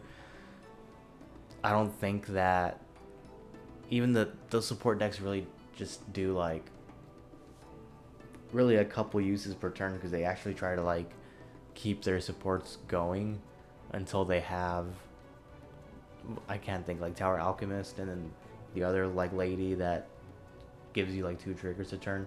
They really hold those supports until like they can do something like that, and then this guy or girl, this is a girl, this girl will get big eventually. So I think it just doesn't really fit in there very well. This would be like an aggressive support deck type of card, and that's just not a thing. So I'm just gonna say it's bad. Crown Quartermaster is a 1-cost 2/1, and when you summon her, she'll put a Steel Dagger in your hand. The Steel Dagger is, I think, a 1-cost, but it just gives 1 more attack. So I think, so I'm gonna put this in average, and I'm gonna put it like on the higher end. And here's my reasoning for this. So The stats on it are still fine. The steel dagger, makes it able to trade up with a lot of things potentially. But also the steel dagger, since this is in blue, you can run Discerning Thief and also Palace Conspirator. Basically the cards that allow you to like discard something to draw more cards. So this gives some pretty good utility in that, while also being a pretty early creature. And it's cheap, so if you need that card draw like later on, you can do it relatively easily because she only costs 1. So I'm gonna say she's average. Still a 1-drop though. That doesn't do like anything like really crazy on the board. Which, I mean, most 1-drops shouldn't, but yeah. Crucible Blacksmith is a 2-cost 0/1. On summon, you draw an item of your choice from your deck. I mean, this is very good. Like that. The only other effect that I think is similar to this is Loneth. But she allows you to just pull whatever you want from your deck. But a lot of decks could really just use being able to pull an item whenever they want. So I'm just going to say it's a strong card, just in general. Especially later on when you can actually afford to play her and whatever item you're choosing. Okay, Cruel Firebloom is a 0-cost action.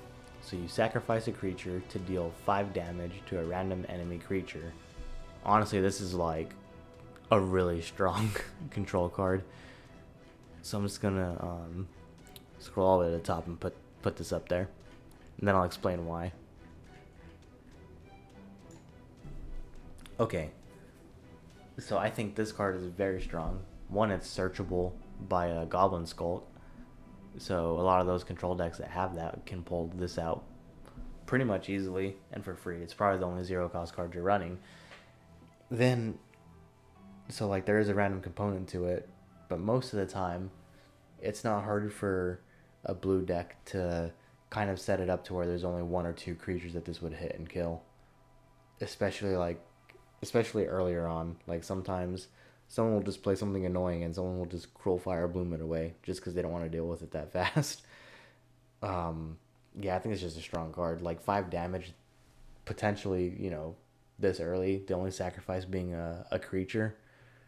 And like the actual card itself. So like, sure, you might use extra cards that turn playing this, but still, like, you can just literally sacrifice the 1 creature on the board that's not going to do anything anyway.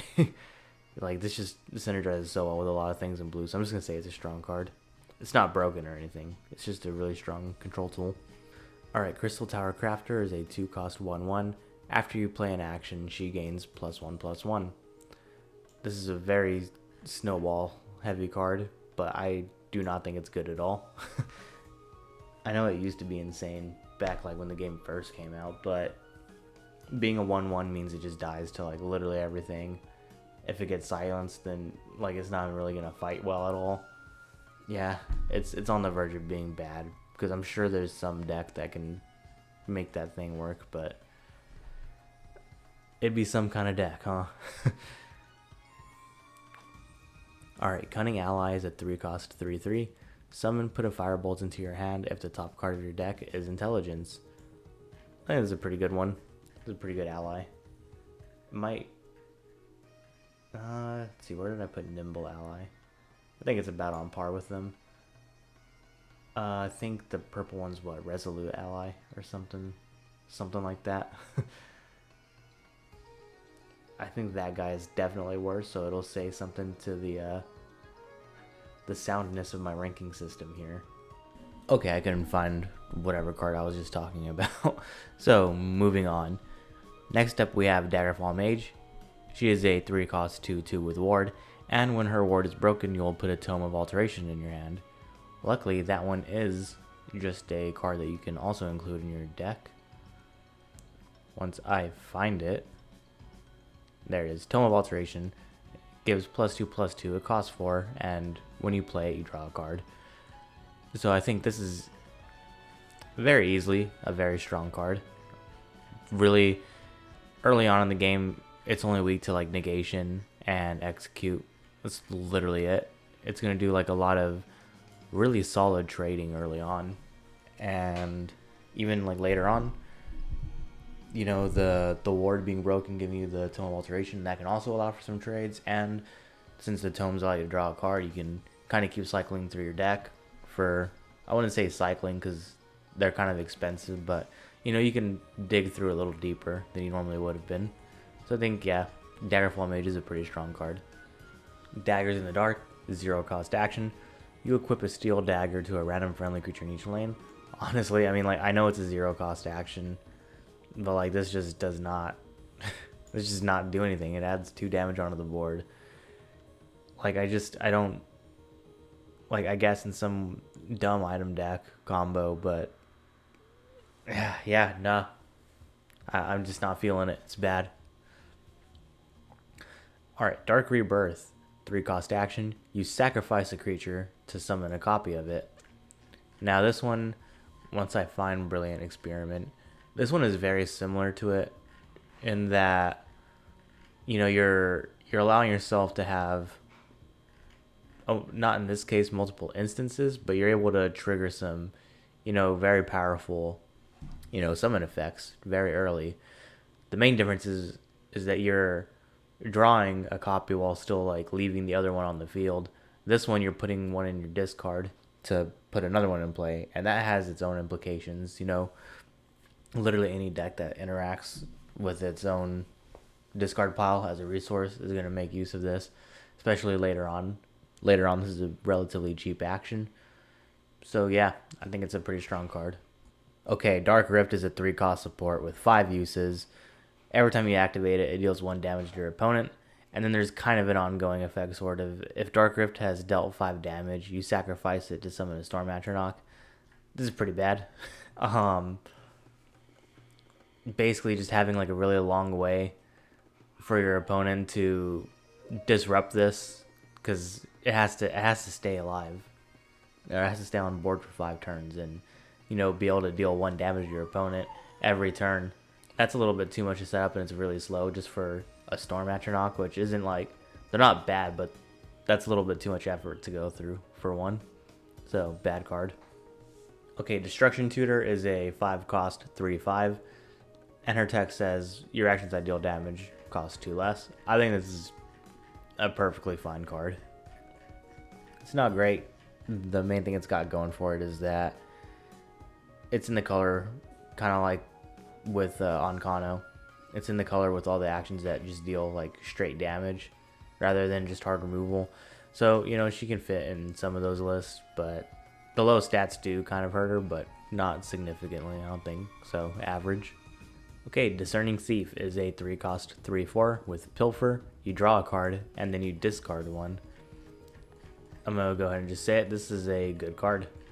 Let's see. Definitely up here, just because, you know, Intelligence has a lot of ways to put like a bunch of like little crap things into your hand that you can easily discard. So do other colors that you can mix with Intelligence. Like wherever I put her, the Crown Quartermaster, somewhere like, I know she's gonna be somewhere like relatively close by, but you know, something like that, you can just discard a dagger. Even like if the Tome of Alteration was too small, you can Pilfer and get rid of that and still draw a card. I don't know. And also the stats make it very good for trading. Even if you don't want to be discarding anything in your hand, you can always just, you know, attack a creature and she's probably going to survive. So yeah, I think she's a strong card. Okay, Divaith Fear, 11 cost, 6/6. On summon, he deals 6 damage to a random enemy. At the start of your turn, Divaith Fear summons a Daughter of Fear. Those are basically the same thing. Like, they're also 11 cost 6/6s, and they also deal 6 damage to a random enemy. They just don't have the additional text of summoning more of them. Now, I think in a like in a game where you're, I guess both you and your opponent have like literally nothing in hand and you're just top decking each other, I think in that case Divaith Fear can be okay. However, the, you know, 6 damage to a random enemy, this could go to your opponent's face. 6 damage is more than likely going to break a rune. Most of the time it is. Like he can generate some long-term value in that point, but if you're going, if like any other scenario, he's probably just gonna get removed because no one wants to deal with this guy constantly summoning things, just turn after turn. So I'm just gonna go ahead and say he's like at the very top of average. All right, Doppelganger is a 5-cost 1/1, but he has transform Doppelganger into a copy of another friendly creature. So this is an alright effect. So the 1/1 does not matter at all because its stats are just going to be whatever you transform him into. So I think it's not as strong as like Dark Rebirth or well, yeah, it's definitely not as strong as these cards because one, it's more expensive and it's essentially doing the same thing. It's like it's more similar to Brilliant Experiment, but at the same time, yeah, you are paying more. And then I would even say, I forget which card I was just thinking about, but the fact that this can only target friendly creatures, I mean those also only target friendly creatures, but it's not like Abner Tharn where you're stealing like a potentially powerful summon ability on the opposing side of the board. This is only going to do something on your side. So yeah, I'm just gonna say it's average. I mean, it's still like a good effect, but I think it costs a little too much. Dragon Priest Mask, 6-cost item, gives +2/+2 in stats, and when you play it on a creature, you will trigger that wielder's summon ability if they have one. So this card can be, nice. It's just really expensive for the amount of stats it actually gives. I think you definitely want to be running like Brilliant Experiment or Dark Rebirth for this kind of effect. So I'm just gonna say it's like an average card. I'm sure there's some more scenarios than not where it's actually a useful ability, but you just don't want to spend that much for it. Okay, Dragon's Fury is a 4-cost action. You deal 3 damage to a creature and 3 extra damage for each friendly dragon. And then at the bottom, it'll tell you how much damage it's going to do in total for you. So obviously this is supposed to be in a dragon deck or a deck with like a lot of dragons in it. However, blue really doesn't have like the best dragons. It's got more utility type dragons. It's got like the Shackle guys. Yeah, it's got like Glacial Dragon, Icewing Dragon, and then like Mystic Dragon, but that's kind of a whatever one. It's definitely worse than Lightning Bolt. I'm just gonna say it's about on the same level as Channeled Storm, just because they do similar damage and they both have the potential to scale up. But I'm gonna put Dragon's Fury. What is happening here? I'm gonna put Dragon's Fury a little bit lower. Okay, next up is Dragonstar Rider. It's a 5-cost 3/3, and when he equips an item, you draw a card. Really carries item decks, especially like the combo ones, the really gimmicky ones. But even still, I mean, drawing a card just for a simple, thing that your deck is already doing is honestly pretty good. Yeah, even if he has like bad stats, I mean, you're expecting to put items on him. I think that's fine. Above average is a suitable place for him. Okay, Dremora Adept is a 3-cost 4/3, and when she gains a keyword, you invade. This has the potential to be like a really stupid card.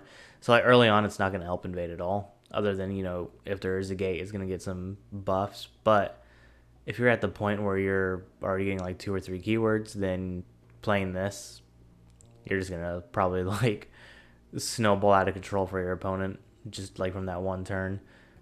I'll say though, if invade's gotten to that point, you're going to win anyway, because people usually don't let the gate get that big. I'm just gonna put it in like the bottom of above average, because like it carries. No, if I word it that way, then it means I have to put it in like niche. But I'm not gonna do that. I'm just gonna say it's average. Okay, Dress Renegade is a 4-cost 4/4. He has guard, and while he's in play, other friendly creatures are immune to shackle. That's a very unique ability. Uh, really, I think Expunge is the only thing that grants immunity to being shackled, other than cards that just already have that. Let's see.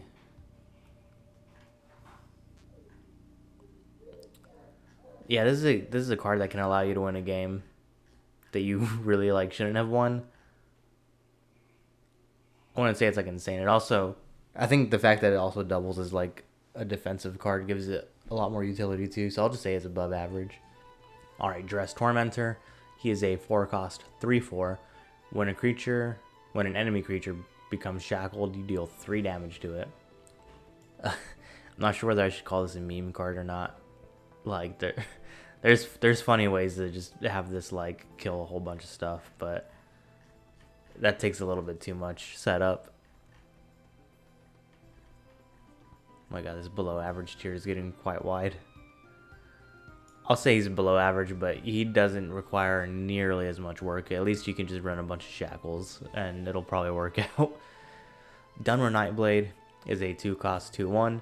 She has a last gasp of put an Iron Sword in your hand. I believe the Iron Sword does not have its own card. No, it doesn't. But I think it's a 1-cost item, and it gives +2 attack. This is like alright. There's a lot of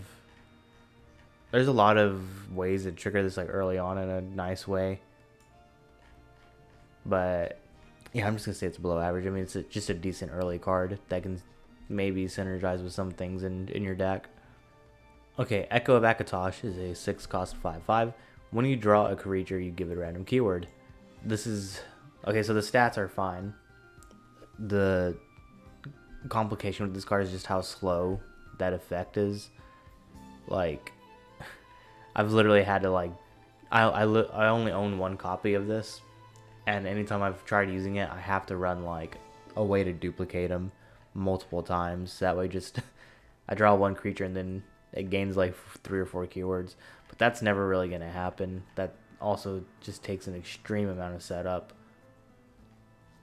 I want to say it's bad because you'll probably get at least 1 creature with a keyword on it. More than likely, that's at least what will happen. But I'm just gonna say it's below average. Elixir of Deflection is a 5-cost support with 3 uses. Every time you activate it, you can give a creature a reward. I think this is, I mean, it's really slow at like this cost. But being in blue, it does have it works very well with all the cards that care about their wards being broken, like Brent Conjurer and Daggerfall Mage, which we just like very recently talked about. So, you know, if it's gonna help that game plan, I would probably slot 1 in, but I probably wouldn't ever put more than 2 of them. I don't think it's above average. It's probably just an average card. Just from how slow it is, like you might get 1 use out of it, and then it's probably immediately gonna get removed.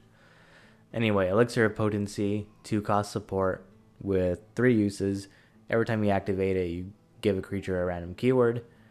Very much like the other Elixir. I mean, it comes down a lot earlier, but being a limited Mundus Stone, at least you can like pick a creature that like already has keywords on it, I guess. So you can kind of narrow down the RNG a little bit, but I think it's fine. Elusive Schemer is a 4-cost 3/1. So every time you summon him, he draws a card, and then last gasp, when he dies, you shuffle a 0-cost version of himself into your deck. And it will have the exact same text of drawing a card and then shuffling another 0-cost version of him. So this is a very interesting one. Just because like it creates like just free cycle like throughout your whole deck. As long as, you know, they keep coming back up, you'll keep shuffling them back in. I think that's pretty good, and it has alright attack. I mean, the 1 health kind of doesn't matter. You kind of expect it to die anyway. Let's say it's above average, but not by a whole lot. Okay, Embassy Guard is a 2-cost 0/4. It has Prophecy, Guard, and Ward. This is kind of a weird one to talk about. I mean, it's a good defensive card. just can sometimes be pretty weak if you do get it off Prophecy. I'll give it a few points though, like with it can hold an item really well. That's about it. That's all it can really do. Our Emmerich's Warlord is a 2-cost 1/4, and her ability is your items have mobilize. When a friendly recruit equips an item, Emmerich's Warlord gains +1 attack. So honestly, I don't think that this is really that good. Mostly because I feel like you don't really want all your items to have the ability to get completely taken out by like an Earthbone Spinner or something. Because of the way Mobilize works, it equips the item onto a 1/1. So if it's silenced away, then, like, you lost. Basically, like, what I'm saying is, like, say you have a Court Wizard that you'd want to play, like, I don't know, an Iron Dagger on or something. At least if it got silenced, it'd still go back to being a 3/5, not a 1/1. So yeah, I don't think it's really that helpful to item decks. Enamor's Keeper is a 3-cost 4/3 with Exalt 4. He will equip a +5 attack Heirloom Greatsword to himself, and the Greatsword is interesting. I believe it's actually like right. It should be like, yeah, okay. So it's right here. And so it's a 6-cost item, and just like it says in the other guy's text, it gives +5 attack. And but when the creature holding it dies, the sword just comes right back into your hand, so you can play it on something else, which is interesting. I think this guy is okay. So the Exalt, you have to pay 7 for that, and he becomes a 9/3. That is a very bad stat line for that late in the game. So I think he's definitely just better as a 3-cost 4/3, because at that point he's got like good attack, and I don't think the Heirloom Greatsword really does much to ever consider having me play him like that. So I'll just say he's average. Okay, Evermore Steward is a 2-cost 1/1 with Guard and Ward. This is just like an extremely defensive card. Like, as long as, like, this is good for stopping aggro, but they have to like literally not have any kind of silence. What the hell is this? How do I get this to go away? I can't. Oh well, we're just stuck with that now.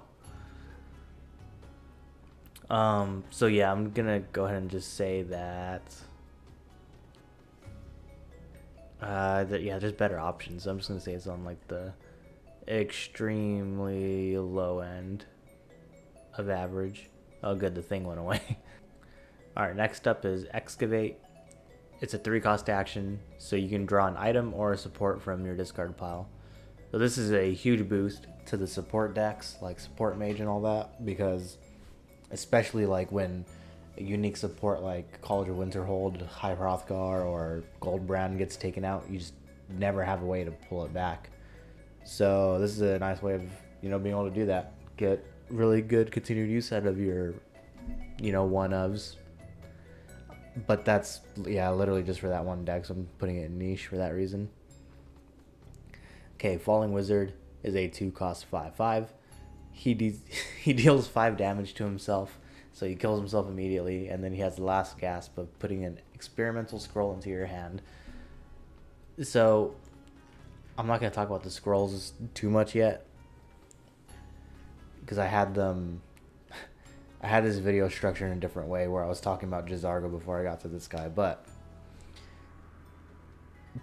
paying 2 Magicka for just drawing one of those is like not great. And even if you had some way of buffing him to where he doesn't die immediately, he's still going to be like a 5/1, 6/1 or something like that. So it's still not good. It's pretty bad. Okay, Farsight Nereid is a 3-cost 3/3. You reveal the top card of your opponent's deck. This is very situational. So revealing the top card of your opponent's deck, that'd be really good in the case where you're about to like break one of the runes. You just want to see really quickly if that's going to be a prophecy or not. In Willpower, I think there's a better version of it. That card is still not very great. So yeah, I'm actually gonna say this is like below average, pretty much. It's got some utility, but like it's literally just that one time. We'll talk about the other one when we get to it in willpower, but at least that one's consistent. This one isn't. Alright, Fate Weaver is a 6 cost 3/3 with Prophecy. Every time you summon her, she will draw a card, and if it's a Prophecy, you can play it for free. So this is obviously only good in one deck, which is anything running like at least 60% of the deck being Prophecies. And like I do have this in my Prophecy Guild Sworn. So like I'm willing to say that that deck in general is not too terrible. It's not strong, and this card doesn't like necessarily carry it. Can just sometimes clutch out a game. I'll just say it's average. Alright, Fingers of the Mountain is a 6 cost action. It costs 1 less for each action that you've played this turn, so if you have the means to do so, you can make this really, really cheap. And so it has 3 different hits with like different damage. So the first one deals 1 damage to a creature, then 2 damage, and then 3 damage. You can change the targets, so it doesn't all have to go to one creature. You can split the damage up by 1, 2, and 3 each time. Or, each hit can go to a different creature is what I mean. So I think this is a pretty good card. It's like almost on par with Ice Storm. And because I think what sucks about Ice Storm is like if there's ever like 2 creatures and one has like 4 health and the other one has 2 and you use an Ice Storm, well, you probably have to do some weird trading with like your creatures to get them all to die. Whereas this, you can just bam, split the damage up very easily in a way that kills both of them without having to, either kill or damage your own guys. So, they're both very similar, but there's times where Ice Storm is much more powerful and there's times where Fingers of the Mountain is much more powerful. So I'm just going to say it's just generally kind of a strong card. And it can be made cheaper. That's really good. Alright, Firebolt is a 1 cost action. You deal 2 damage to a creature. I don't think it's ever really a bad idea to run a couple of these in most blue decks. It's very early, like cheap removal. Most 2-drops have, like legitimately have 2 health. Some 3-drops even do. So, yeah, I'm willing to just say it's an above average card. And even, later on, 2 damage can allow something else to, take out an enemy creature. Okay, Fire Breath is a 3 cost action. It is a shout. The first level deals 2 damage to a creature. Level 2 will then deal 4 damage to a creature. And then the final level will deal 10 damage to a single creature. I don't think the first level holds the card back by too much. Because, at level 1, it's basically Burning Touch without the Prophecy. And then after that, it's pretty much like an upgraded Channel Storm. And then at level 3, nothing compares to it. The closest thing would be Spirit Knife. I think this is like perfectly fine removal. It gets better if you're able to buff it up with something like why can't I think of it? A Word Wall. Yeah, Word Wall. If you can just get past that first level, then I think you got a decent card. Okay, Firestorm is a 4 cost action with Prophecy. You deal 2 damage to all creatures in a lane. Really don't think this is a good removal spell. It hits your own creatures. If you're using a singleton deck, then I guess it can be like a somewhat substitute to Ice Storm. I just don't think it's that great. It's pretty bad. I'm gonna put it like very, very, very low below average. Okay, Forces of Destruction. So you invade once, and this costs 10. It's a 10 cost action. So you invade once, then you summon random Daedra whose total cost equals 10. So I'm gonna say the fun way to play this is not an invade, and when you can search out the more powerful Daedra on the top end, like Dremora Markin has, That's generally a lot better. But if you are playing this in Invade, I think you're playing this because your terrible Invade deck was getting stomped the entire game. Your gate was getting killed anytime you put anything into it. So you have an empty board, you play this because you're just hoping to get like at least 3 to 4 of the little guys, like the 1-cost Invade dudes, to get your gate back up. But that doesn't help it at all. I don't think this is like the one card that can sometimes cement an Invade victory, but not all the time. Yeah, I'm just gonna say it's average, and I also don't think Invade's that good. It's really not a good deck. Okay, Forked Bolt is a 0-cost action. You deal 1 damage to a creature and also your opponent. It can be any creature, which gives it. So I think this card is better than a lot of people give it credit for. One, the fact that you can target your own creatures, so you can pop a ward for free, and then also still deal 1 damage to your opponent. And it also works very well in different decks. Obviously, it helps the Empower stuff if that's something that you are running, which I think is the worst application. But this also, is a cheap way to reduce the cost of Fingers of the Mountain. Like I said, you can break your own wards, but also works with things like Finish Off and Leaf Lurker because it still deals 1 damage to a creature and it's going to wound them. So, it could work in like some weird assassin or even like Dagoth list that uses a lot of the archer stuff, like wounded creatures and all that. I think it has like a lot of versatility for a 0-cost. I'm just going to say it's niche, so I don't that way I don't shoot myself in the foot putting it somewhere where someone's going to say that it's not that good. Y'all can argue with me in the comments section, though. I don't care. Okay, Frazzled Elfique is a 2-cost 1/2. On Wax, you deal 1 damage, and for Wayne, you gain +1/+1. After you play another creature waxed, she deals 1 damage, and then after you play another card waned, she gains +1/+1. So basically, like, playing the other cards, wax or waned, basically trigger hers. Is the best way that I can like word this, because it's a lot of text for basically just saying like other Wayne creatures trigger her Wayne ability. But this is like one of the this is a good card for the wax and Wayne mechanic compared to most of them.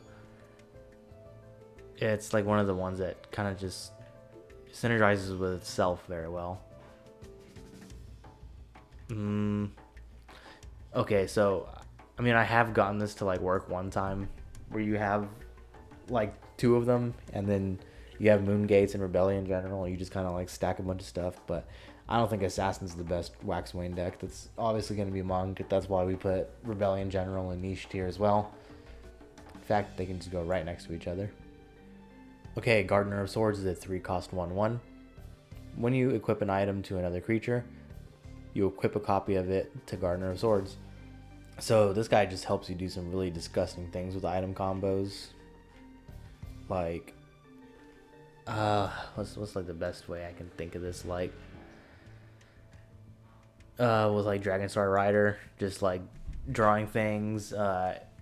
Anything like Merrick that just equips a bunch of items onto like a creature just can really get out of hand with this guy.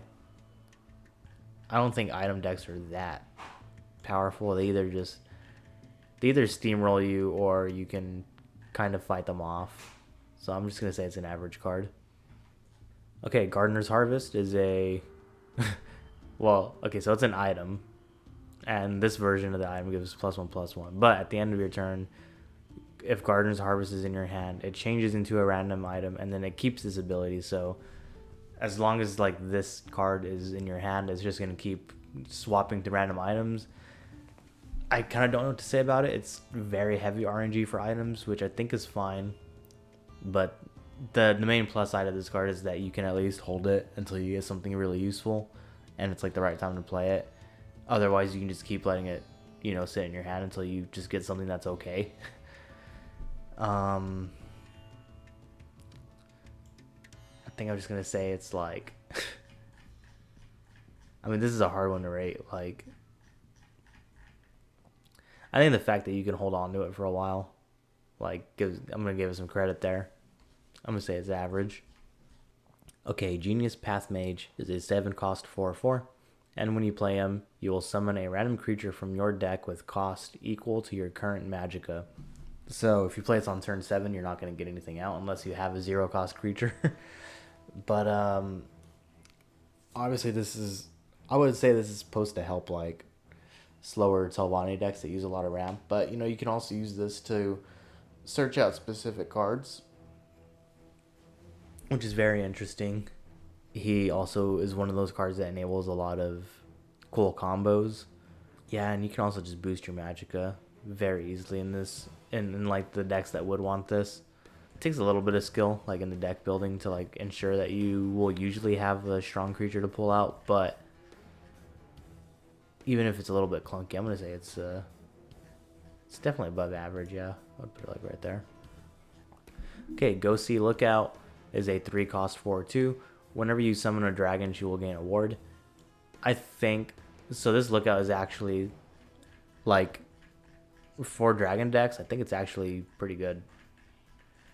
Sure, it's gonna die to all those things like negation and all that, but if you're able to consistently play a dragon and keep giving this ward, it can keep trading with creatures. So this is going to be like a high priority target, and she might eat like removal more than one of your stronger dragons might. I think she's slightly above average. Okay, Ghostgate Defender is a 1 cost 1/3 with guard, and Exalt 3, you deal 2 damage to a creature. I think so for 4 it can be a 1/3 with guard, deal 2 damage. I think that's okay. I think it's better as just a chump block for like aggro, like slowing down aggro. And it has good enough stats that like kind of like the where'd the other guy go? I don't know, that 2/4. Like he's kind of like that. He holds items well. Well, she does. Yeah, I'll just put it there. Okay, Glacial Dragon is a 6 cost 4/5. So you shackle enemy creatures that are damaged by your friendly dragons, and on summon it deals 2 damage to a creature. So it will shackle something if it lives at 2 damage, which I think is fine. And it does work very well with some of the other dragons, like Tiny Dragon and Wildfire Dragon can shackle like literally entire lanes just for free. Well, not for free. I mean, it takes a little bit of setup, but even still, I think this is a perfectly suitable dragon with a good ability. Okay, Glenumbra Sorceress is a 5 cost 5/1 with ward. Like, first of all, why 1 health? Like, this must be like just meant to be an arena card, but this dies to just like literally everything. I'm putting it in the bottom. Okay, Gnarl Rootbender is a 5 cost 5/4. When an action targets Gnarl Rootbender, you draw a card. There are certain combo decks that probably want this, and other decks like Market that can probably use this very well. So I'm just going to put it as niche. Goutfang Adept is a 4 cost 2/4. The wax ability is to draw a card, and Wayne it gains +1/+1 in guard, so it becomes a 4 cost 3/5 with guard. I think that this is fine. I mean, just like the other ones, you kind of want the guard at certain points, but still drawing a card, you don't care when that happens.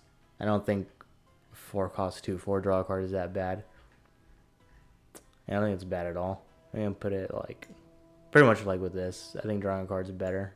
It's a bit more consistent. Okay, Grave Grasp is a 4 cost action. It does have prophecy. And so, okay, you shackle an enemy creature, summon a 1/1 skeleton for each enemy creature in its lane. Yeah, this is just so low impact. You stop 1 attack and then put a couple of 1/1s that probably won't be able to kill that creature. Yeah, I don't think it's good. Guildsworn Wayfarer is a Guildsworn Wayfarer. God damn it. Guildsworn Wayfarer. Why is that word so hard to say for me? 2 cost 2/2. Expertise +1/+1. I believe this is the first expertise card that I've talked about. So expertise works that at the end of your turn, if you played an action, an item, or a support, then the expertise thing happens. So it's a at the end of the turn thing. So I think the fact that this can be a 2-cost 3/3 with not too much setup. Yeah, it's not a whole lot of setup. And then, you know, I think this is like the other cards that, like, if you get them down early, then they can like, if they have the potential to snowball and they do it early and the opponent doesn't have an answer to it, then you're probably in a good spot. So that's like, yeah, I'll put it there. It's on the very low end of average. Alright, Hannibal Traven, 7-cost 5/5. After you play an action, Hannibal Traven learns it. And then last gasp, play all learned actions from your discard pile. This guy has a very insane ability. The main problem is just that, like, no one's ever gonna let you do that. The most use I've ever gotten out of him is like playing him on turn 12 with like a javelin or something, which is really just like, I don't think that's his fault at all. It's just how powerful the ability is. It's like too powerful for his own good. See, he usually does get silenced, sometimes unsummoned, but this is like a card that you have to like respect when it comes down, because people have, you know, drawn like hundreds of actions with him before. Yeah, I'm just gonna put him as strong. Look at that, he's right next to Matamarco. What are the odds? Okay, Hatchery Meddler is a 4-cost 5/3. And when you summon him, he swaps a creature's power and health. So I will say this is Intelligence's best answer to Oblivion Gates, because they always have 0 attack, so you flip that, now they have 0 health, so they just die. So that's usually pretty nice. But, you know, it's also good for just screwing up combat math. Especially like for those creatures that are like, I think like Bog Lurcher, where it's like a 9/1, and you just don't want that to be a threat, but you don't have an easy way of dealing with it. Or even a card like Sai Sahan, where you just knock him down to a 3/6, so, you know, now he's a little easier to kill. Okay, Heirloom Greatsword. Let's see, so it's a 6-cost item, plus 5 attack, last gasp comes back to your hand. Honestly, I don't think this is really good to actually like put in your deck. I probably never will put it like actually in a deck. It's not terrible. The fact that it keeps coming back has some utility, but I think there's, especially in blue, there's ways where you can get items like relatively easily. So I'm just gonna say it's below average. High Rock Summoner is a 2-cost 1/1, and when you summon her, she'll put a random Atronach into your hand.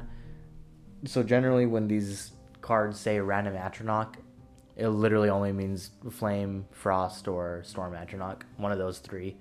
No crazy Iron Atronach or Flesh Atronachs or anything like that. Just those 3. Let's see. I think it's just a little inconsistent. I think the best thing you're hoping for is you play this, you get a Flame Atronach, and you can ring it out immediately on turn 3. But even still, that Flame Atronach might die to like a Crushing Blow or something.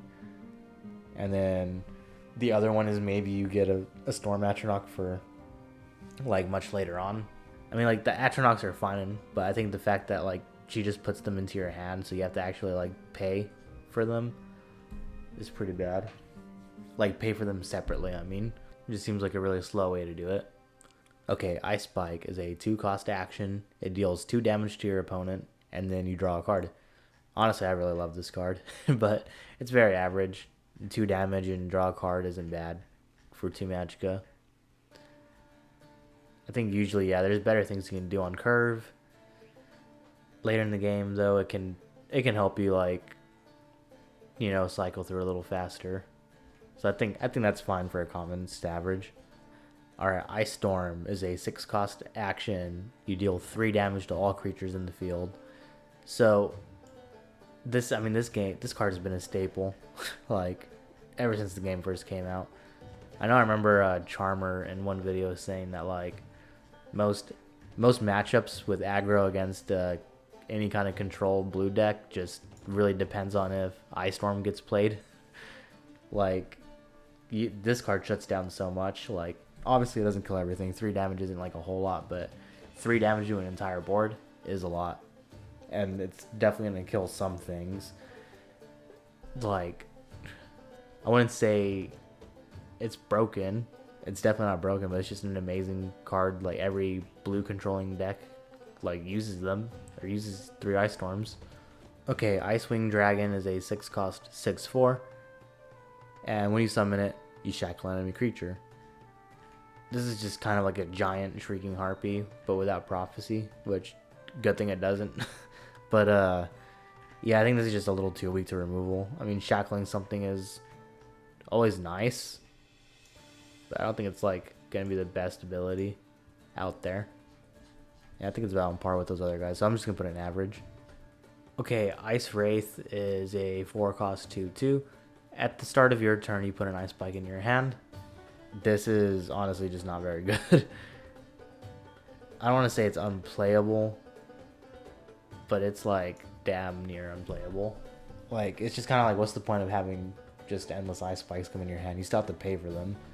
And this guy is also just totally gonna die, like, very easily. So yeah, below average for sure. Okay, Icy Shambles is a 4 cost 2/3. You shackle creatures damaged by Icy Shambles, and then on summon you deal 2 damage to a creature. It's kind of interesting that it's any creature that it can damage, and it can also, off the summon effect, damage any creature. It's interesting. I think it's alright for like slowing down aggro, like just a little bit. It's not. Well, okay, so like it's gonna shackle something, maybe kill something, and then on the following turn, if it's still alive, it's gonna also attack something and shackle it. It's like, yeah, I guess that does a decent amount for slowing down aggro.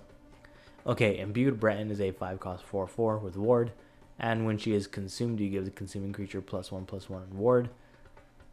I think this is just a very average card. I guess it helps the creatures that do consume other stuff, because ward is a very powerful keyword. Other than like the Imbued Bosmer, I think it's better than most of them, because ward is just such a good keyword, and then it still gets the +1/+1 on top of that. Yeah, I'll just say it's average. Alright, Endural Archmage is an 8 cost 6/6 with guard, and the last gasp ability of dealing 6 damage to all enemy creatures in this lane. This dude is incredibly slow. Like, really slow. You need to like play this guy in a full lane and then just summon something that costs less than 4. So that way you can, take out a whole lane just without your opponent basically being able to interact with this. I think that's really the only way you can use him.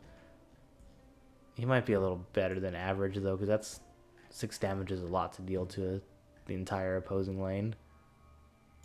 Yeah, I'll put him there. Okay, Insightful Scholar is a 5 cost 2/3 with prophecy. You draw a card for each card your opponent drew this turn. This is terrible. Alright, I'm not putting it in niche, I'm putting it in terrible. Yeah, this is just bad. One, the stats are terrible. The prophecy doesn't help, like, at all. Like, how often is it gonna be that your opponent drew like 3 or 4 cards and then broke your rune, and then this comes up as the prophecy, and then you get that value? And if that's the case, what if you already have too many cards because they've just been beating your face in, and you just haven't been getting any prophecy triggers? Then you just overdraw, and then you just discard all those cards that could have been used anyway. Yeah, it's a bad card.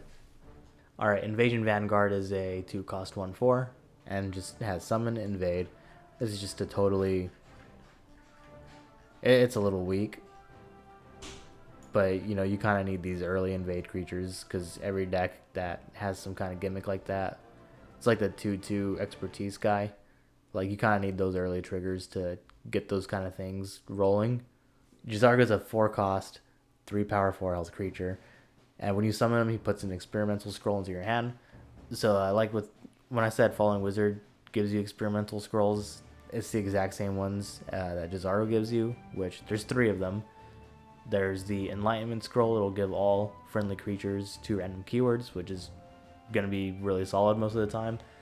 Flame Blast deals 2 damage to all enemy creatures, so again, that's also very solid. And then Flame Cloak deals 5 damage to both players. And that's good damage. That's like good burst damage or reach, but it can be a huge liability in a lot of cases as well. The only issue with this guy is that it doesn't tell you what scroll it is when it gets put into your hand. It like literally the name is experimental scroll, and you don't know the effect until you actually pay the Magicka to play it, which I forget how much these scrolls cost. Maybe it's like 3 or 4. That like really hurts it. I mean, I think they're all like decent actions on their own. It's just the fact that you don't know. Like it'd be different if it told you what scroll was in your hand, and then you could kind of set your board up to like make good use of it.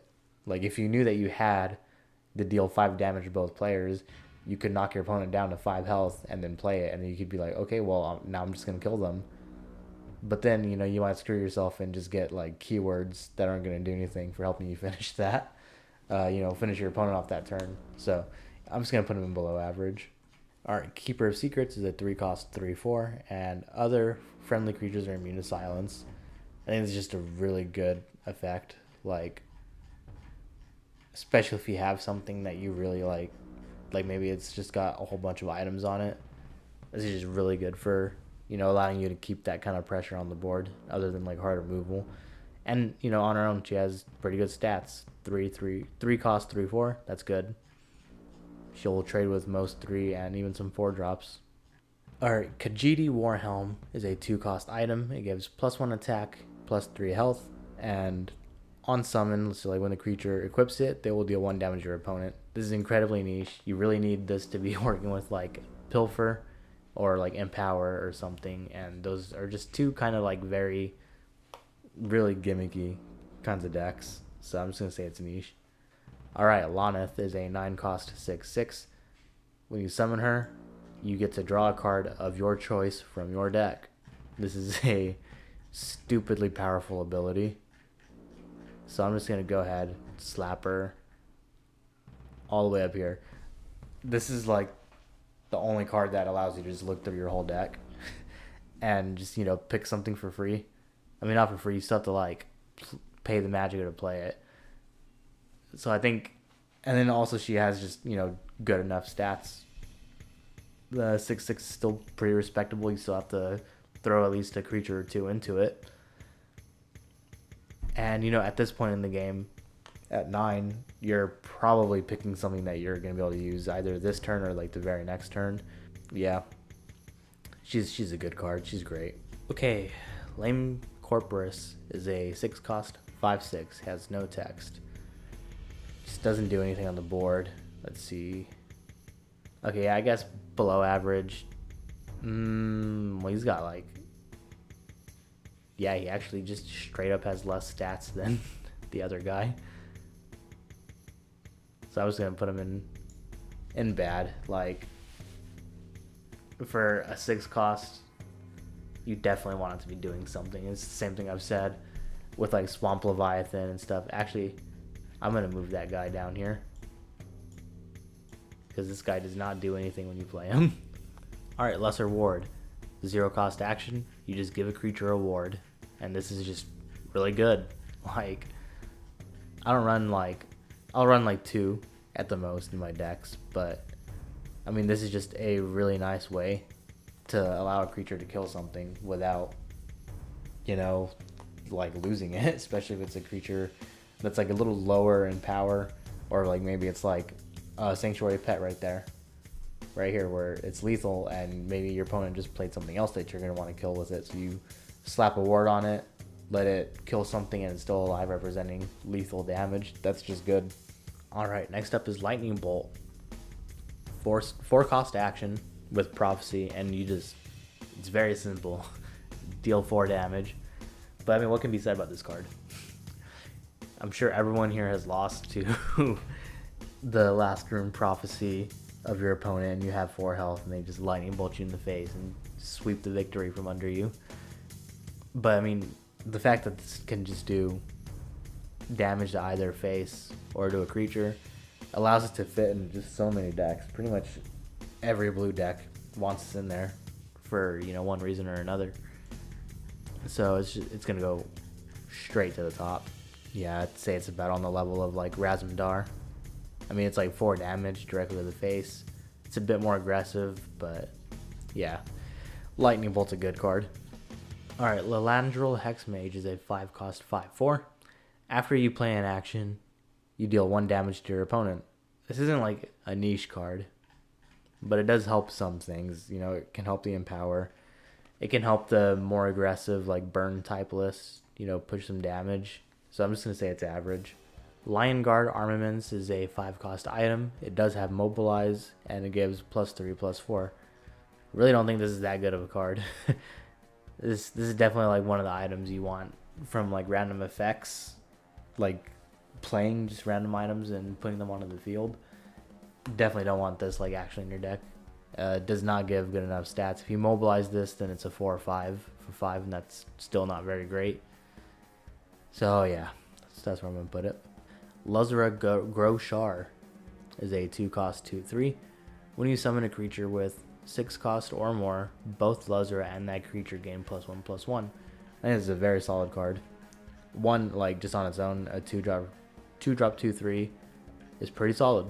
Like it's trading up, all that good stuff, and then it scales even better into the late game because as long as you're playing some, you know, higher cost creatures while she's down, not only is she getting a buff, so she can like snowball and trade up with some really big creatures, but even your big creatures are getting the buff, and that's just really good. So yeah, no, she's definitely not above average. She is a strong card. Okay, Mace of Encumbrance, 3-cost item. Give +2/+1, and the wielder shackles an enemy creature. I think this is fine. It's just a decent item. Can help you like buy some time, and it gives pretty decent stats for also being able to shackle. So yeah, I'm gonna say it's slightly below average. Alright, Mage's Guild Conjurer is a 6-cost 2/3, and they have the expertise of summon a Flame Atronach. Then you upgrade the Atronach that they summon. So it goes Flame Atronach, Frost Atronach, Storm Atronach, and then Lava Atronach. I have actually gotten it to do all 3 of them before. Well, all 4 of them. And that's really hard to do. The low stats really hurt this card's ability to do something like that. That makes me want to put it below average. Yeah, because you gotta wait. You gotta wait until like much later when you can for sure trigger an Exalt like as soon as it comes down. So I'm gonna say it's below average. Alright, Mage's Guild Recruit is a 2-cost 1/2. And when you summon, I think it's a he. When you summon him, reduce the cost of an action in your hand by 2. I mean, this is alright. It's actually kind of strong. It means you can get something out like an Ice Storm out much earlier. And I think that can be really good. That can catch your opponent off guard. I love using him in my Siege deck too, when you can get a Siege down on like turn 7 or 8 if you have the ring, and it's in your hand that early. Mage's Guild Retreat is a 7-cost support ongoing, and at the end of each turn, if you played 2 actions, you summon a random Atronach. Again, it's only the Flame, Frost, and Shock or Storm Atronachs, so that would be fine. But yeah, it's just way too slow, and it's actually kind of hard to keep up with that like requirement without like just running yourself out of cards. That's even if your opponent has like enough stuff for you to kill like that late in the game. Yeah, it's a bad card. Manic Jack and Manic Mutation. This is a double card, and this is the, like I think literally the only one where they're like right next to each other. But anyway, they go hand in hand with each other. So Manic Jack is a 3-cost 3/3, and when he gains a keyword, he gets +1/+1. And then the Manic Mutation is just give a friendly creature a random keyword. So you can immediately make this guy a 4/4 with something. And I think that's kind of like the sweet spot for most keywords. Like a 4/4 guard isn't bad, a 4/4 drain isn't terrible, and even like a 4/4 regenerate like that early can probably make use of regenerate, even though that's the worst keyword. Yeah, I think that's about like the sweet spot for most of them. So I'm just gonna say that Manic Jack is good. We'll talk about Manic Mutation here in a second. Now, Manic Mutation is going to be a little bit lower. Like, it might actually go into the tier below. But, like, just slightly. Just because, like, It's just kind of like a one-time Mundus Stone effect. I think like it's fine though in some lists. Like again, if you play this on like a Hand of Dagoth, then it's already got like 3 keywords on it, so it's probably gonna get something else too. So yeah, I'm just gonna say that part of it is average.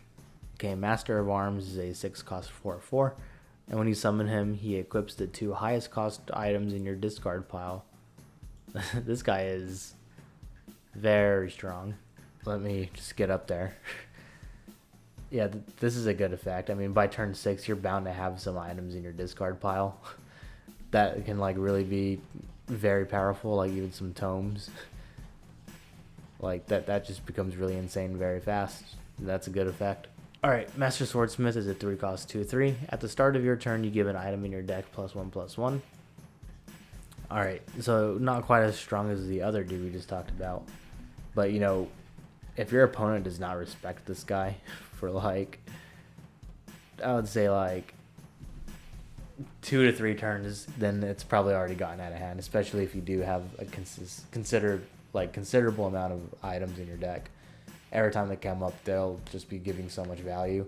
Like even something like Dragon's Priest Mask being like a 4/4, or like even like a 5/5, while also still having its effect, just makes it like insane.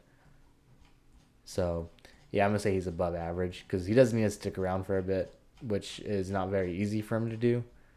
But he can really carry a game if he does. Okay, Memory Wraith is a 5 cost 5/5. You banish your opponent's discard pile when you play him. I think earlier on when this card was first released, he was definitely like a lot worse. I think now he's gotten a lot more useful. Now that cards like Midnight Burial and Reanimate exist, like he really just shuts that kind of thing down. The problem is that while you run into that kind of deck like enough, it's not often enough that you can justify slotting one of these guys into every single one of your decks. Maybe your slower ones, you don't mind having one of these, but yeah, it's very matchup dependent. I almost want to say it's niche, but yeah, I'm just gonna go ahead and say it's just average because it counters that one deck very well, but he has to show up at the right time, and you have to already be doing like pretty okay against that kind of thing. Alright, Mentor's Ring is a 5 cost item. It gives +3/+3, and then you also give this creature's keywords to other friendly creatures. Okay, so I would say it's dependent on the deck that this is in, but this card does have a lot of utility. Like you give this to like a drain creature, and you have a full board. Like you're just gaining a ton of health. Maybe you just played a bunch of creatures and you have like a Tazcat down already, so then you play this, and then they all can suddenly attack. That's just something your opponent can't control like at all. They can't interact with that.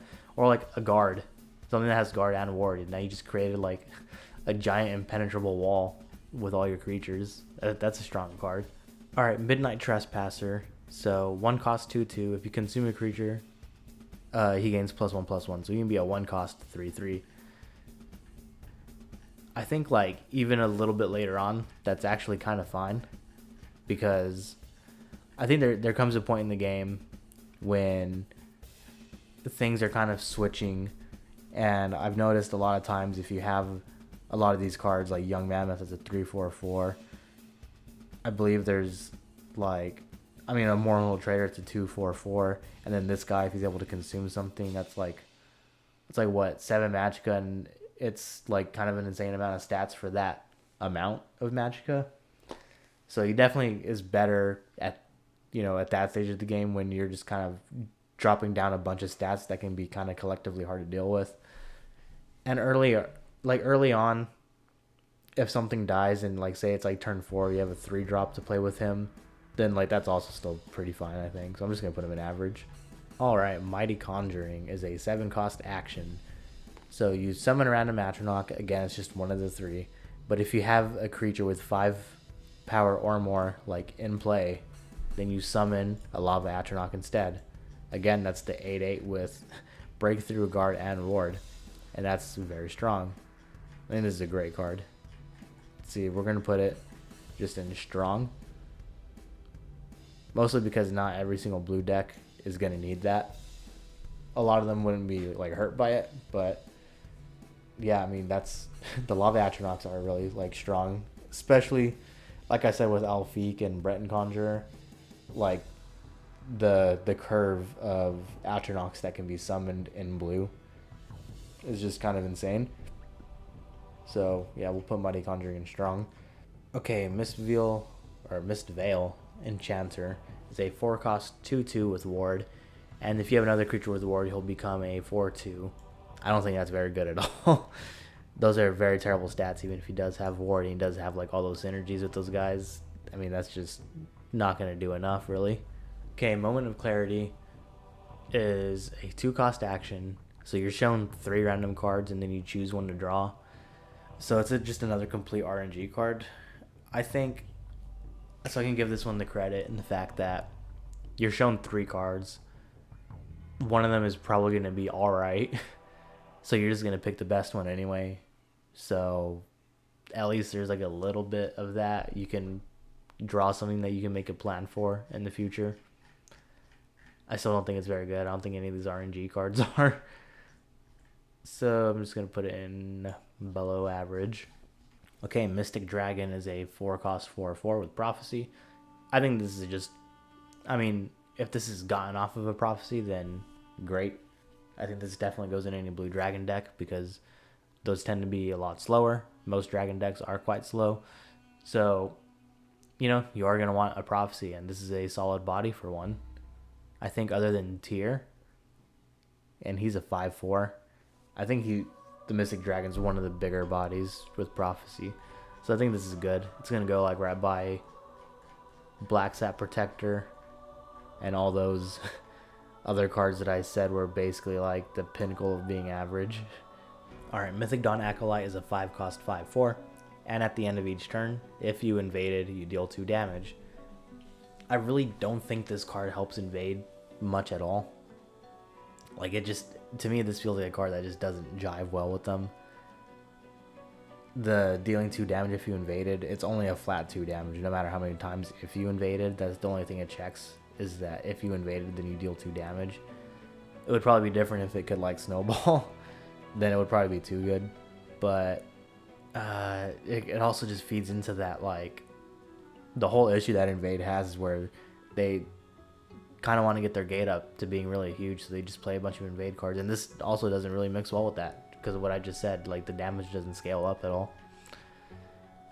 This is definitely a below average card. Okay, Mythic Dawn Informer, 2-cost 2/1 with the last gasp would put a random Daedra into your hand. I guess it can be okay in like Unite.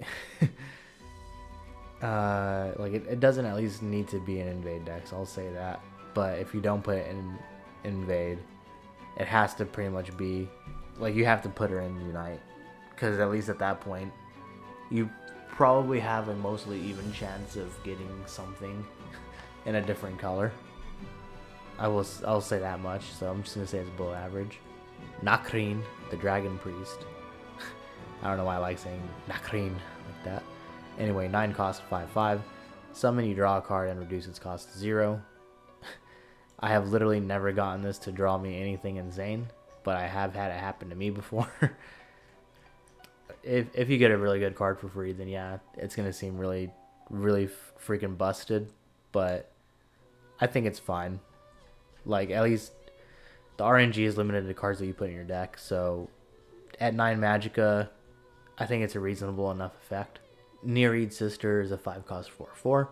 When you summon her, she will gain a random keyword, but also has the ongoing ability. So when she gains a keyword, you give all friendly Nereid Sisters in play, hand, and deck that keyword. So pretty much, literally any other versions of them that are pretty much not in your discard pile, which I think is actually quite strong, but it only belongs in that like one deck, the keyword deck, because this is like one of the cards that you use for that, like that and Attuned Dremora. Like these are like the must-haves for that deck. but that's not a very good deck, so I'm just going to put it in niche. Nibbin Bay Cutthroat is a 1-cost 1/1, and she will gain +2 attack while there are no enemy creatures in this lane. I really don't understand why an effect like this is on a cheap blue card. I mean, I guess it's for the aggro ones like Battle Mage, but it's also like, what's the point? Because if your opponent can, they will play something in that lane to make this just a 1/1 again, and then they can just kill it for free. I don't think, yeah, this is a bad card. Okay, Occult Rite Master is a 4-cost 4/3. When you summon him, he'll put a steel dagger into your hand, and then when he equips any items, he will invade. I don't know why Invade got this card at all. Like, it's so out of place. Like, none of the other Invade cards have any kind of item synergy. Like, and then the fact that this guy is also an orc, he's not a Daedra, so he's not gonna be receiving any buffs from the gates. Yeah, this just isn't a good card, because if you're building around this as well, then you're not putting more items, or you're putting more items, not more invade for this one guy. Okay, Palace Conspirator, 2-cost 2/2. Summon, you draw a card and then you discard a card. So it's kind of like Discerning Thief. I mean, it has basically the same effect, just, hers is on a Pilfer rather than just a summon ability. But I think this guy is still like above average. Being able to mill through your deck like that is still good. But Discerning Thief is better, one, because she has better stats, so she can trade a lot easier for only costing 1 more, and then it's a Pilfer ability, so it's an ability that doesn't just go away, it's reusable. So I think he fits nicely at above average. Alright, Piercing Twilight is a 4-cost 4/4 with guard, and on summon, so you'll choose a card in your opponent's discard pile, then you'll banish all cards from your opponent's discard pile and deck with the same name as the chosen card. So pretty much what it means by the same name, just all the other copies of it. But if there was some kind of weird situation where, like, what's his name, Mechanar created like the neutral version, because I think it still keeps the name, but yeah, you'll get rid of all those threats. This is a very good like anti-control card. I mean, even in control, just against like anything, like you probably just want to get rid of like whatever their biggest threats are, so they can't use them again. And that's pretty strong. I'm gonna put them at, yeah, it's about like there. Piercing Twilight's above average, because you can even target things like Parthenax and stop a Parth loop from happening. I do have one fun story where someone did a Midnight Burial on turn 3, and they put Alduin and Parthenax in their discard pile. So I immediately played Piercing Twilight, got rid of the Parthenax, and then they did nothing on that next turn. So then I did a Night to Remember, got rid of Alduin, and then they immediately rage quit. So, I think it's a good card. She's actually one of my favorites, but yeah, I'm being objective here. Alright, Poetic Armiger is a 2-cost 2/3. With Exalt 1, you gain a random keyword. So for a 2/3, for a 2-cost, 2/3 is good. It's more on the defensive side. And I think when you Exalt him too, let's see, I think about 3 of the keywords would be good. That being Lethal, Ward, and probably like Charge. Guard and Drain wouldn't be too bad. Yeah, I think this guy is pretty average. I think more often than not you'll get at least a decent enough keyword for him. Pointy Wall of Spikes is a 2-cost 0/3 creature. It has Prophecy and Guard, but when Pointy Wall of Spikes takes damage from a creature, it will deal that much damage back to the creature. So it'll deal up to 3 damage, because it won't count any damage that is higher than its health. So, I mean, it's really good at slowing down aggro. It's really good at that. Let's see. Do I have another card that's kind of like that? I believe I do. I'd say it's probably... yeah, it's probably better than Camorn Sentinel. Maybe Guar Stable Master's better. I mean, that's just kind of a funny like way to make a 0/3 like still be able to attack. Is just having like that kind of unique effect, so I like it. Alright, Ravaging Elixir, 1-cost support with 3 uses. Every time you activate it, you deal 1 damage to your opponent. I don't think it's niche. I also don't think it's bad. It's just kind of like one of these supports like Swimmer's Market where you just chip away at your opponent, and it helps some things. You know, it helps some things like Empower and stuff like that, but it's kind of whatever. Okay, we got Rayvat the Mage, who's a 4-cost 2/2. He has Ward, but also on summon, he gives you Ward. There's literally, I think, only one other card that has the ability to give you a Ward, which means that you can block damage like 1 time. And that's a very strong effect. I'm just going to put him right next to Taviar, because these guys are a double card, so they come as one package.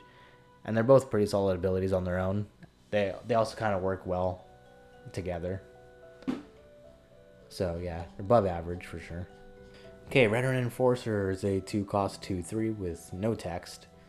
First of all, he's in the wrong color. Veteran is red, yellow, purple. Come on, Bethesda, figure it out. Be consistent.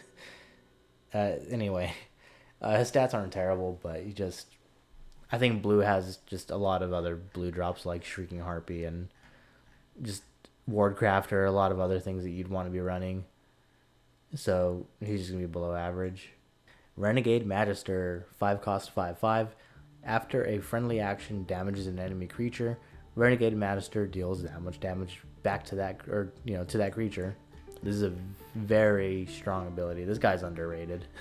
Like I never see him ran.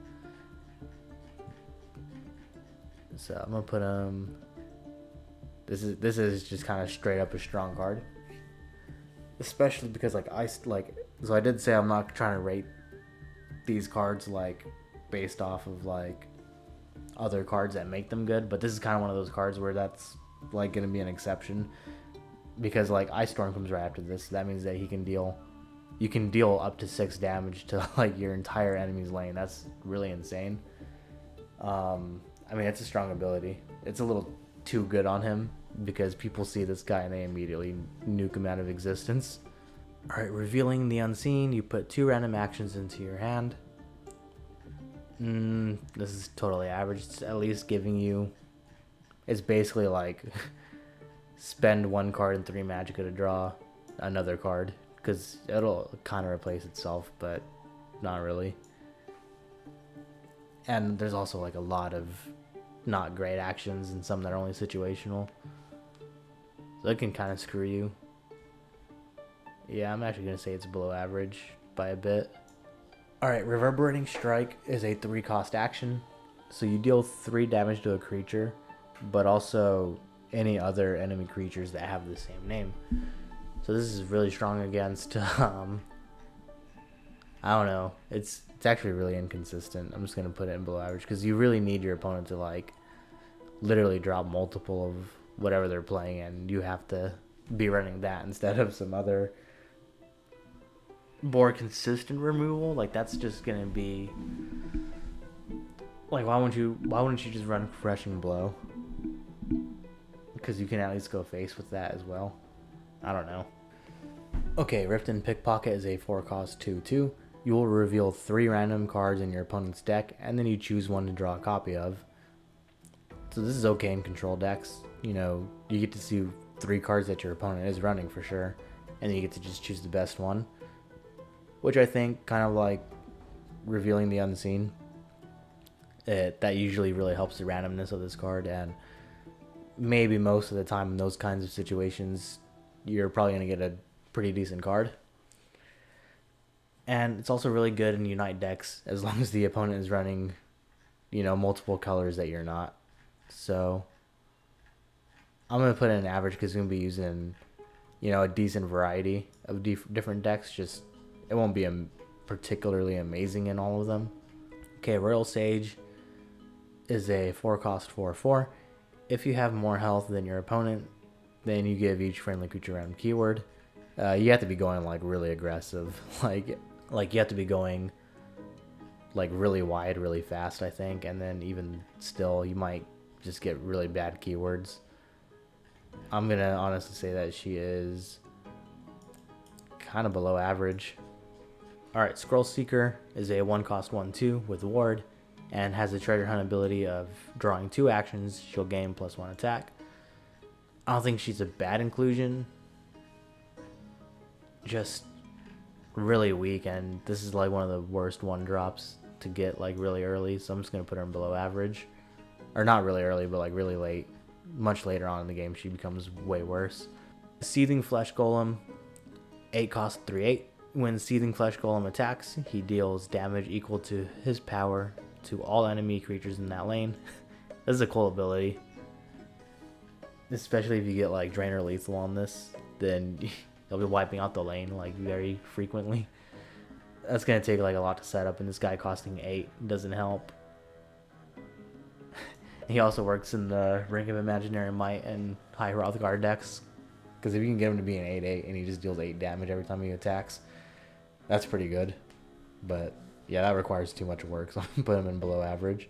Sentinel Reclaimer, 3 cost, 2/3. Summon, put a Steel Dagger and a Steel Sword into your hand. The Steel Dagger gives 1 attack and costs 1 magicka. The Steel Sword gives 3 and costs 2 magicka. I think this is a very solid way of adding some damage to your hand, and especially like through the course of 2, or through the method of giving you 2 items. And it works very well with like Discerning Thief, because now you have not one but 2 options for discarding cards to continue drawing. So I think that's good for providing reach and just extra utility. Okay, Satanine Courier is a 2 cost 0/1 with summon. You equip a +3 Steel Sword to a friendly creature. This is like okay for reach, but I don't know, it's kind of a weird way of applying it. I'm gonna be honest, I don't use him that often. It's not, yeah, okay, so it's just like not anything crazy. 3 damage is still something, especially like on the right creature. I'm just gonna say it's average. I honestly, I don't use that guy enough. I think you're better off just running like Sentinel Reclaimer or something, because at least it gets put in your hand and you can save it for later, and you're not putting a 0/1 on the board. Shulk Fabricant is a 3 cost 2/4 with guard. If you have a neutral card in play, you put a random action into your hand. I really don't think this is good at all. I think blue is a pretty bad color to mix in with the mostly neutral types of decks. You really want like purple and like maybe Spell Sword. Maybe sometimes you want strength, but definitely not intelligence. Shimmering Peddler is a 2 cost 2/2. At the end of each turn, if you played 2 actions, you draw a card. I'm not too sure where this guy fits other than really stupid market decks. Because basically you're playing 2 cards during your turn to get 1 at the end. So I'm just going to say it's not super great. Yeah, I'm just going to say it's average. Okay, Shocking Wamasu. 8 cost 4/4. Deal 4 damage to a creature. This is just a worse on Kano in multiple ways, because 1, it has less stats, it deals less damage, and that damage can only be applied to creatures. And yet it costs exactly the same. I don't want to say it's straight up bad, because at least it does something, but like, yeah, Onkano is just better in every way. And yeah, he's a unique legendary, so he's supposed to be, but why would you ever put that in there if you have Onkano? Okay, Shrieking Harpy is a 2 cost 2/1 prophecy creature, and it has summon, shackle an enemy creature. This one is just another one of those cards that just goes into every blue deck. Like, even aggro can use it against other aggro players to slow them down so you can win a race with them. And obviously, like, control, pretty much the same thing, except, it's just more about the other cards that you have in your deck also being slow. And I think the fact that this has prophecy just makes it so strong. Just shackle is actually like a really solid ability, and the fact that it can come down out of nowhere and potentially save you from dying is just really strong. Sigil Keeper is a 4 cost 3/4. On summon, you will invade. and then give your Oblivion Gate a ward. I hate this guy so much. He can make a gate like really annoying to get rid of. Especially like if you were going to be able to kill the gate that turn, and like now you can't just because it has a ward. That's sometimes gets really obnoxious. I'm going to say it's probably going to be the only like truly above average. It's like going to be barely above average, but it is good in the invade deck. That's literally about it. Okay, 6th House Amulet is a 1-cost item. It gives +1/+1. And if the wielder has 5 power or more, then they will also gain a ward. It's going to be solid. Just really depends on what you're putting it on. So I'd be willing to say it's an average card. It's not like great. It can be really good, but you know, you could also just run lesser ward and stuff like that for a similar effect. Okay, Skeletal Mage is a 7-cost 3/5. When you summon him, he will consume a creature and then deal that much damage equal to that creature's power to another creature. Honestly, this guy is pretty solid. By turn 7, you probably are going to have a fairly strong creature that you can consume and deal some solid damage to something really annoying. I'll put him right there. Definitely an above average card. And then obviously, like, if you do the imbued Bosmer, then he just has lethal. So he just like one-shots whatever he attacks. Skilled Blacksmith, 2-cost, 2/3. Your items all cost 1 less. This is alright. I'd say it's only slightly below average, just because basically so like it might slow your momentum down a little bit to play this, and if the opponent has like easy access to silence removal, then like that can eventually screw you over. But you know, sometimes having the items cost 1 less can allow you to really just get under your opponent before they can deal with any of that. Alright, Sota Sil is a 9-cost 4/4.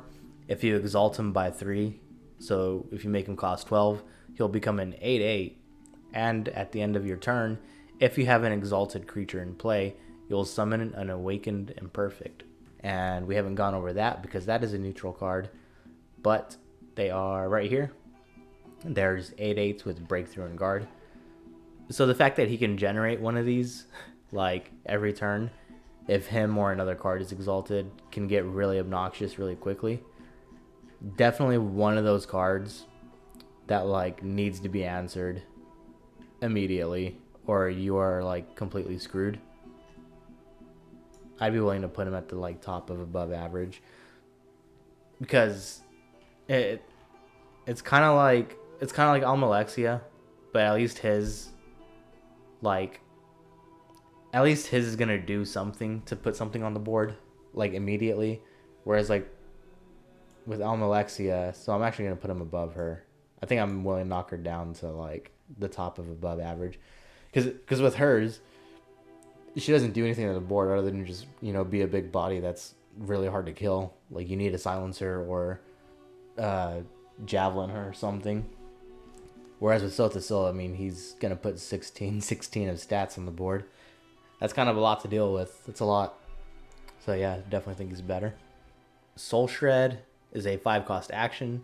For each attribute your opponent is playing, banish the top 2 cards of your opponent's deck. And if you empower it, then it'll be +1 card per each attribute. This is a really crazy card. The wording is a little weird. So if they're playing 2 colors, then it starts off at 2. So 2 cards for each attribute, which I think that means 4. I forget exactly how it works. So like, I'm just gonna put this in niche, because you really do need to build around this card like quite heavily.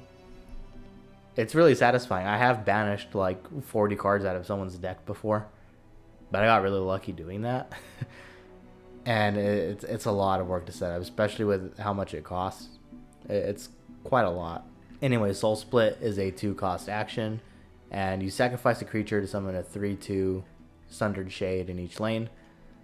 That's not bad for the cost, and like this synergizes very well with a lot of cards that have like last gasp, like a lot of the early cheap ones, like the Dunmer Nightblade. I'm not sure where she's at, and then even some cards like, I know he's got to be like around here somewhere. I know he's Slime Marshblade could be one of them if you're going up a little bit later. House Kinsman, wherever he's at. Wherever I put that guy at, I think he's very strong. Because then you're dealing like 3 damage, gaining 3 health, and then summoning more bodies. Yeah, Soul Split's a very good card, especially for aggro. Soul Wraith is a 1-cost 0/5 with Prophecy and Guard. This is just a do nothing, try to stall. It's another one of the like really bulky defensive cards that like needs an item to be really good. So put it at below average. Sparksmith is a 4-cost 4/4. When a friendly creature equips an item, you deal 1 damage to your opponent. This is kind of also a build around card, but not so heavily. You just have to slot in a few more items than you probably normally would. But this works very well in aggressive lists that want to use items consistently and like use them to burn the opponent down. So I'm going to say she's average. Okay, Speaker Tyrannus is a 10-cost 6/6. After you play an action, you put a random action into your hand. Honestly, I don't think this guy is that good. like this ability has the potential to be really strong, but I feel like this is average. I feel like this guy's honestly not very great, because I feel like when you play him, you want to play like a really cheap action, so you do, and then it gives you like something else that's just not like very easy to use. Because I mean, there's like a ton of actions in the game. You might not even be able to use most of them when you play this guy. I don't know, that's how I feel about it. Spear of Embers is a 5-cost item with Prophecy. It can give +3/+3, but you can also, instead of equipping the spear, you may throw it at an enemy creature to deal 3 damage, which is okay. That's it. It's an okay effect. I think the stat buff might be better off of the Prophecy, but it's still not. That's still not like insane or anything. It can, I don't know. You can put on like a guard or something. A guard to make it really annoying to take out, but that's if you even have one. Spirit Knife is a 7-cost action. Deals 7 damage to a creature and you draw a card. So I think this is one of those cards that like looks really bad on paper because it's so expensive, but I mean 7 for 7 damage is technically fair. And then you also draw a card, which I think makes it kind of fine. 7 damage kills a lot of things. I'd be willing to put it like right there. And then drawing a card just makes it like a lot better. Okay, Staff of Ice is a 5-cost item. It has Prophecy and Mobilize, so the item itself just gives +1/+1, and the wielder also deals 2 damage. I think that's very weak.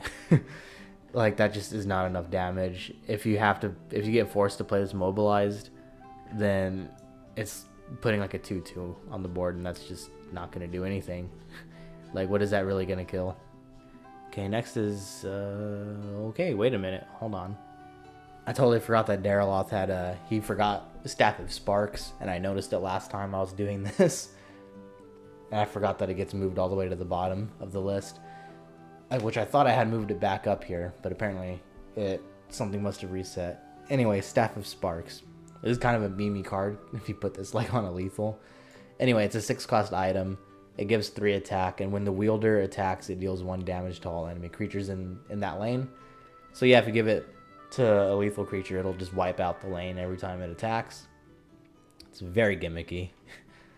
It's never going to be easy to set up, especially with how much this costs. I'm just going to put it at... It's definitely a below average card. Stealer of Secrets is a 6-cost 1/1 with Ward, but she gains +1/+1 for every action that you have in your discard pile. This is another one of those cards, just like Rebellion General and like Murkwater Skirmisher.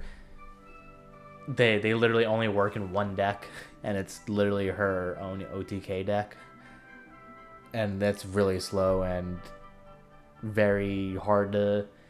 I wouldn't say it's hard to pull off, but it's very easy to get screwed over by what you're trying to do because you're not doing anything on the board. You're just nuking everything. But it's an okay deck, and obviously, like, because it's named after her, the OTK is, then she kind of just has to go in niche tier because she doesn't really fit anywhere else.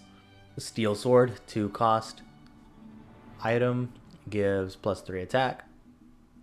Really not much to say here.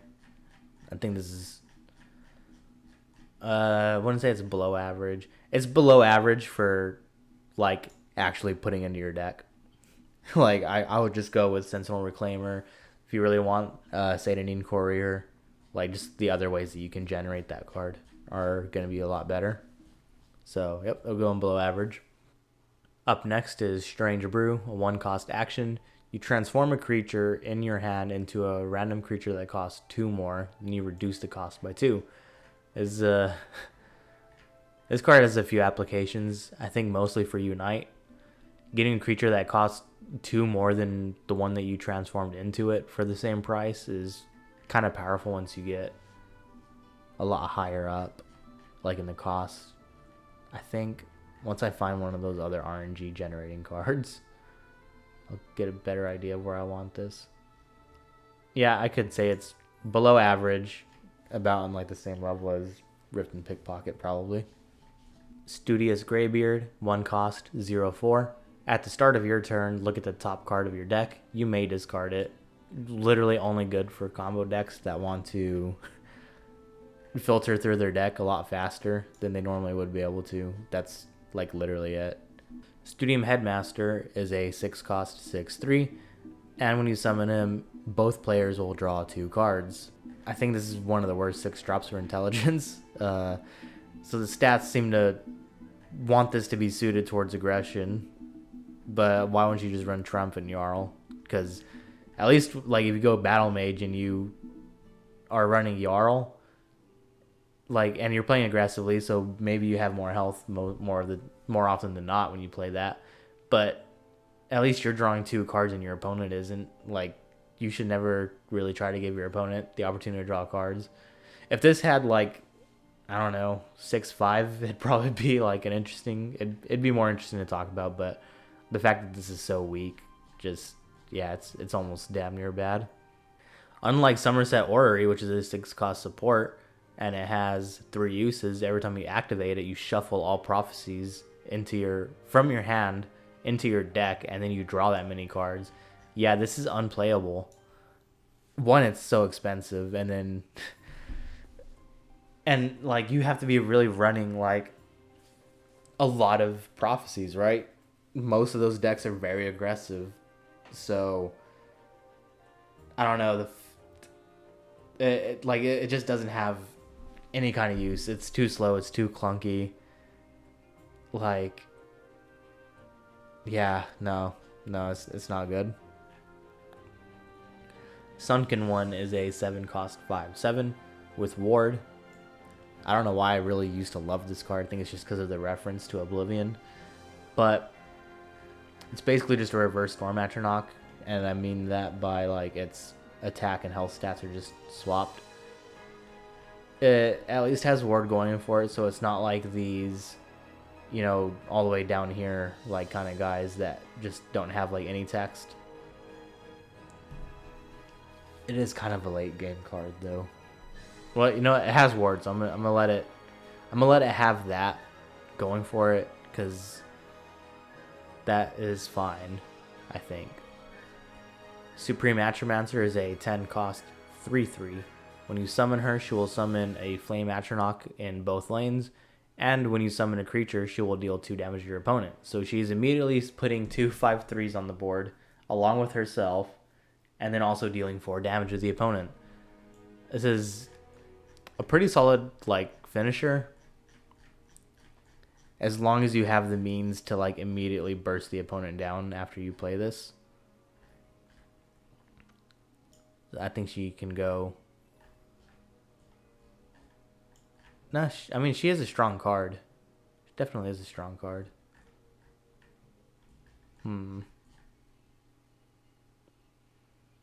I'd put it right here. I mean, like, she's on, like, this level where, like, the opponent needs to get rid of her immediately. If not, then they probably just lose to her. Telekinesis is a 4-cost action, and you equip all your items in play to a friendly creature. That is so niche, like, I can't even begin to describe it. Like, one, you have to be playing an item deck. Your opponent has to have, like, not really interacted with all your items at all, and you have to have been spreading them out. And then you have one creature that you want to put them all on. That's super specific. Like, nah. Telvanni Arcanist is a 3-cost 3/2. Last gasp, put a random action into your hand. I don't think the effect is too bad. Just inconsistent. Where's another one of these draw random actions? I know I put them down here. It's basically like Mythic Dawn Informer, just for items. Or for actions instead of Daedra. Alright, this is going to be a fun one to talk about. Teleboss Magister is a 6-cost 5/4 with ward. At the end of your turn, if he has a ward, then you gain a ward. This is literally the only other card other than Rayvat that can give you a ward, but he can do it consistently. And on top of that, you can refresh it. So, unlike Rayvat, who can only give you the ward when you summon him, this dude is able to just constantly generate them. That's a very strong fucking ability. Like, just like that. Like, one, it has alright stats. The ward definitely helps it survive, like, a lot more things. And it comes down at a cost where rewarding it is super easy to do. He's a strong ass card. Temple Conjurer is a 2-cost 2/2. If you exalt him by 3, so you pay 5, you will summon a 5/3 Flame Atronach alongside him. Honestly, this is one of my favorite cards. It's not super great as a 2-cost, and for 5, I think the 5/3 with a 2/2 is pretty fair. And as I've said, it comes down right before Alfie Conjurer. I'm going to show a little bit of bias on this one, but I'm going to say that this guy is... I mean, he's on the verge of being just a solid card in general. He perfectly, like, exemplifies why blue is so good at, like, critting 2-for-1 situations, because it's him, Breton Conjurer, and Alfie Conjurer. They put a body down, and then they put a bigger body right next to them. And they all happen, like, one after another. That can be really hard to deal with if you, like, curve them in that order perfectly. So, yeah, I just think he's a good card. I think he's better than above average, but I'm trying to be reasonable here. Thalmor Embassy is a 3-cost ongoing support. And... God, I almost can't even take this one seriously. Your high elves cost 1 less, and you can't be damaged by actions. Okay, so... First off, there's just not enough, like, really good high elves in the game for this, first part of the effect to be really good. That you can't be damaged by actions is very niche. Like, sure, it isn't too uncommon to die to something like a lightning bolt, but like, when, how often is it that, like, the lightning bolt is the only way that they had to kill you? Like, they probably had some other card that could have dealt whatever remaining damage they had. So yeah, I just think it's a bad card. Thorana is a 5-cost 3/8. After you play an action, Thorana will shuffle 3 0-cost copies of that action into your deck. This is a stupidly powerful ability. So, most of the time you won't want any of the, like, the really cheap ones. I'm thinking, like, you probably don't want to shuffle, like, 3 Firebolts into your hand. But you wouldn't mind shuffling 3 Javelins. Or, like, 3 Sieges of Stros Mackay. That's stupid. Yeah, she's a strong card. Like, that's another one your opponent has to immediately get rid of. Or, like, you just run away with the game once those cards eventually come up. Yeah, it's a little slow. But still, the potential there. Thorana's Lawman is an 8-cost 5/5 with Garden Ward. This is just a very simple card. I mean, I, for some reason, also used to really like this card. I don't know why. Maybe it was because my collection was much smaller. Oh my god, I did it again.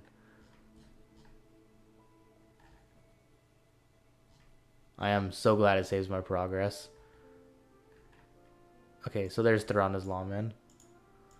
Yeah, so I mean, it's just a big body, which I think makes it average. It's better than those like vanilla ones that just don't have any text. Even if they have like, if like an 8 cost 5/5 with nothing on it would be pretty bad, but the fact that this has guard and ward means that your opponent has to do something to it if they want to continue attacking your creatures or attacking your face.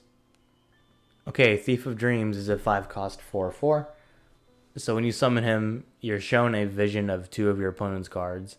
You have to guess which one of those cards is in their hand, and if you're right, you draw a copy of it. This is a really strong effect. Even if you get it wrong, you're being shown 2 cards that your opponent is running.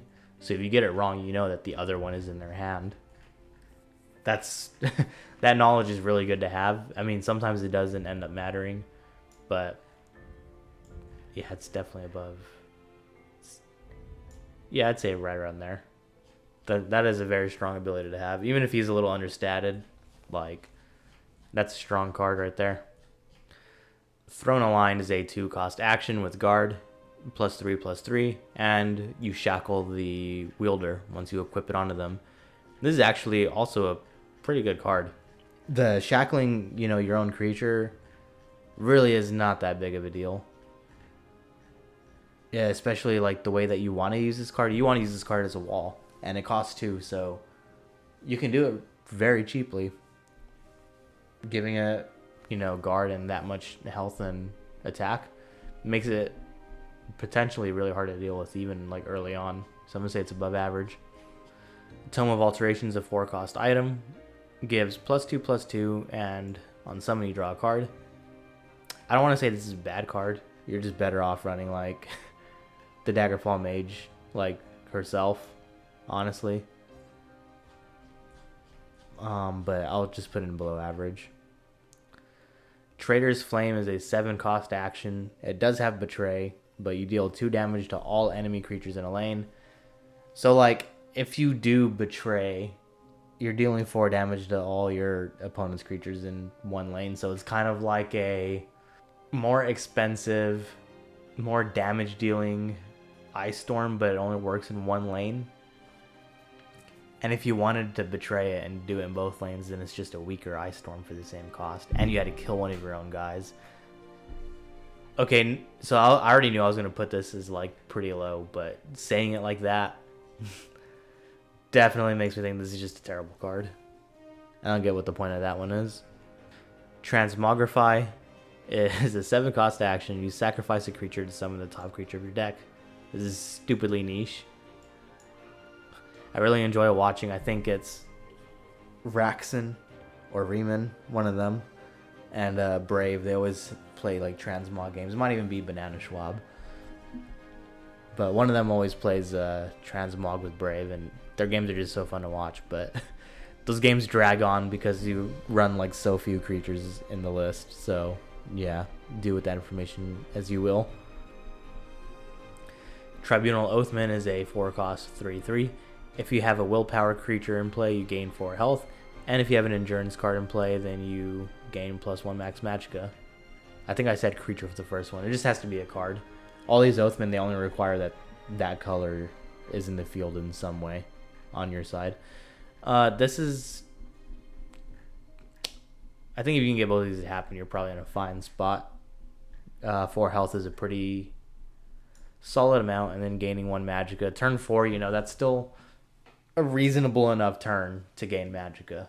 So I think that's an average card, even if he is a little bit understated.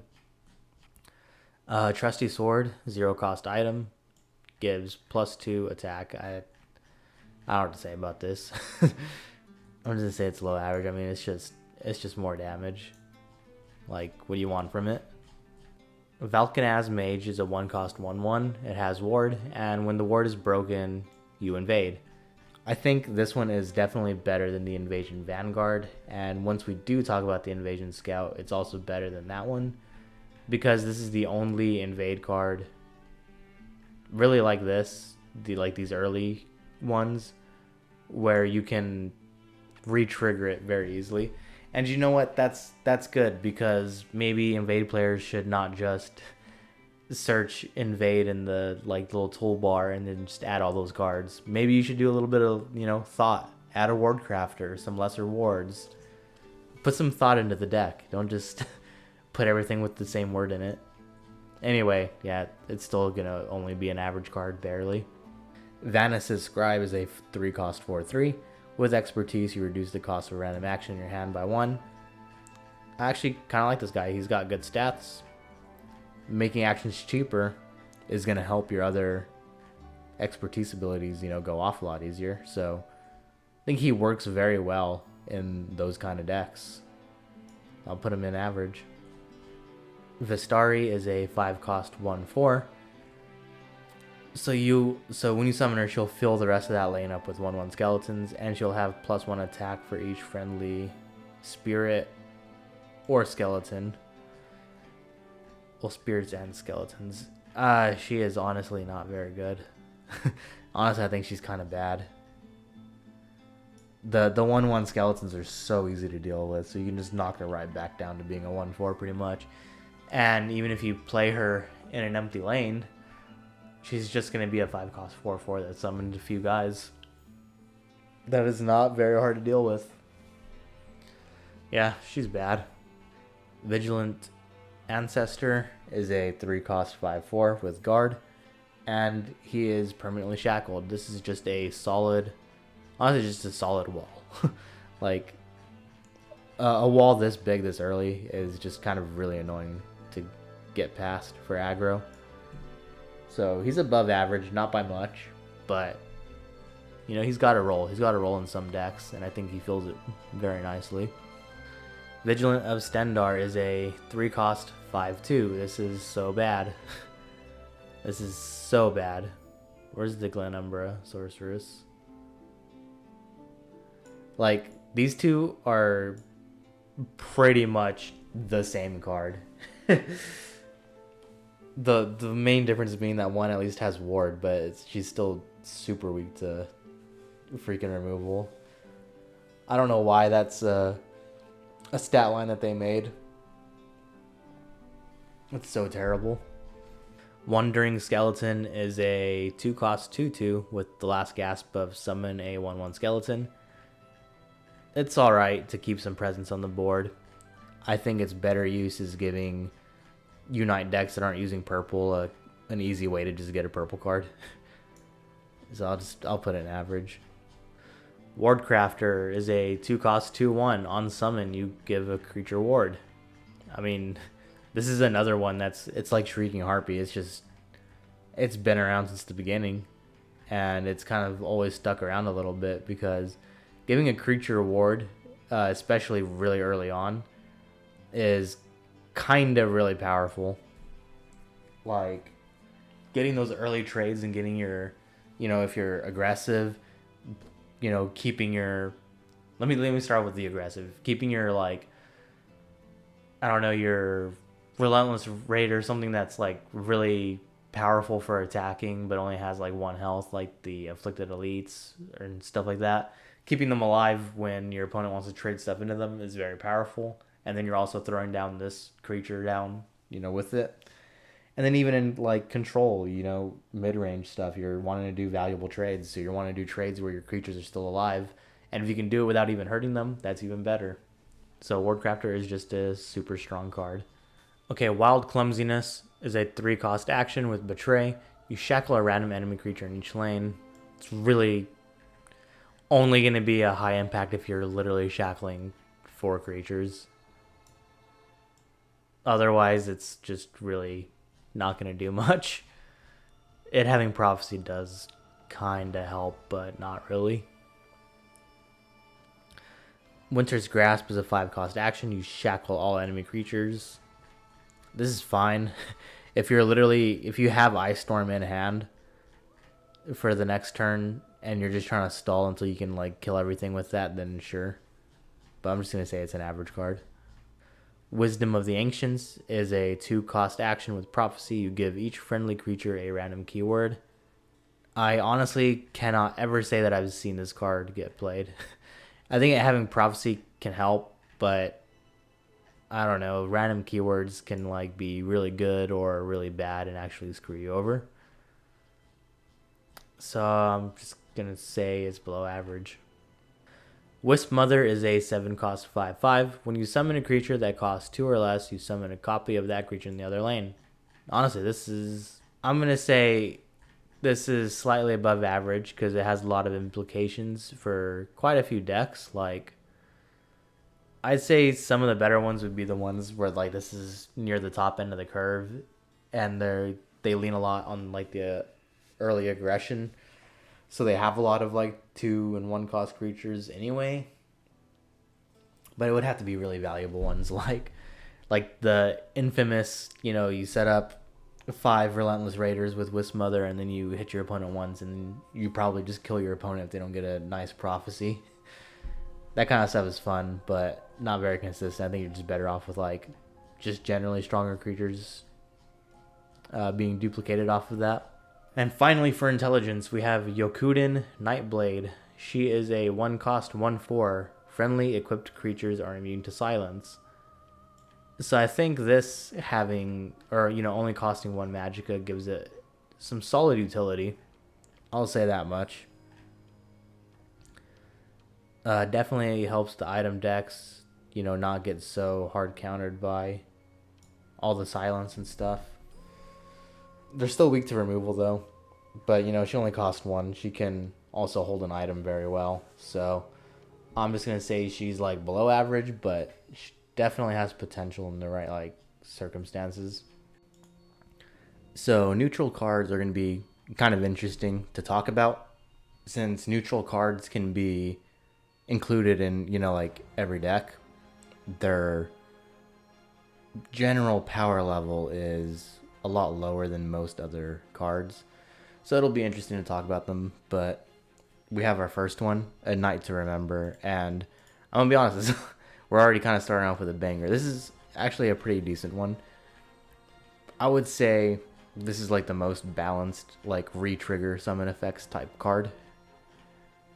It's mostly because, since it comes back shackled, your opponent kind of has some time to like deal with the actual creature. If you have, I don't know, some other kind of way to re-trigger it, they might not want you to do that. Or if it's just a generally powerful creature like something with guard, yeah, they're probably not going to want you to keep that around. I'd say, yeah. No, it's not just average. I think it's actually a pretty good card. Maybe not as strong as the other ones. Where did I put those? Yeah, like strong cards. I think it'd be like right about there. Okay, Abandon Imperfect is a 5 cost support ongoing. So the support has Treasure Hunt. You have to draw 3 neutral cards. So then once you do that, you would sacrifice the Abandoned Imperfect to summon an 8/8 Awakened Imperfect with Guard and Breakthrough to whatever lane you want. So basically, you're summoning this guy. So you're setting up on turn 5 to get this guy on turn 8 when you would just normally be able to play him from hand anyway. And it has to stick for that long. That is pretty much never going to happen. And the payoff isn't even really that high. If it was like a 4 cost, maybe you could like justify it. But no, it's not good. Okay. Adoring Fan is a 3 cost 0/1 Prophecy and Guard. He is immune to silence, and he has the Last Gasp ability of it just says the Adoring Fan will return. Now I forget exactly how this works, like if there's a certain turn counter or if it's just, hey, every turn there's just like a 20% chance he'll come out of the discard pile and come back. I'm not entirely sure, but there is only one way around it, and that's just banishing him. But I mean, you're not really afraid of this guy ever. This guy, like, I mean, he's literally made off the memeiest character in like all of Elder Scrolls history, so of course he's going to be a bad card. Ageless Automaton is a 4 cost 2/5. And when he attacks a guard, he gains +3 attack and breakthrough that turn, so he would become a 5/5 while attacking guards. That is a very interesting effect. That's kind of like a unique way of gaining power, but it's really only a good slot in if you really think that someone's going to be like extremely defensive. So it's kind of situational, but I guess when it is, kind of situational, it is going to do something cool. So I'll put it in below average. All right, Alduin. So he starts off as a 20 cost, and he's a 12/12. And so he will cost 2 less for each dragon in your discard pile. And on summon, he will destroy all other creatures, but at the start of each of your turns, he will summon a random dragon from your discard pile. Love the flavor of this card. It's literally exactly how Alduin is in the game.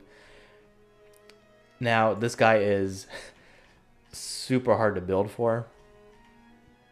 Not really. I mean, there's ways that you can pull him out for free. But like, if you want to do like an actual deck that, focuses on just using a ton of dragons and eventually pulling him out and, getting a really powerful board clear with a really big body attached to it, then yeah, it's going to be a little hard because sometimes he shows up in your hand and he's just staring at you as you're just watching him slowly get, smaller and smaller to where you can actually play him. Still, it's a powerful effect, and the body is big, so, there's times where, not often, but you can get him down to, like, being an 8 cost, and then he's, like, very playable. I think he's slightly above average, just insanely slow. Next up, we have Altar of Despair. It's a 6 cost support with 12 uses. So every time you activate it, you sacrifice a creature to summon a creature from your deck that costs 1, and then you increase the cost that this summons by 1. So, the first time it'll summon a 1 cost, then a 2 cost, all the way up until 12. So this is kind of like Swindler's Market, where you have to pretty much build for this. But so I want to start off by saying I do hate altar decks, like, a lot. And I don't think the altar itself is really what gets that deck going. At least in my experience, I'm always able to recognize, like, about 98% of the time, I'm able to recognize when it's an altar deck, because most of them are in Telvanni. But, even if you see an altar one, not an altar one, an empire one, you kind of know it's coming, because there's just certain cards that give it away beforehand. And this has to survive for maybe, I would say, 3 or 4 turns, and then you'll probably get some kind of value from, like, initially playing this.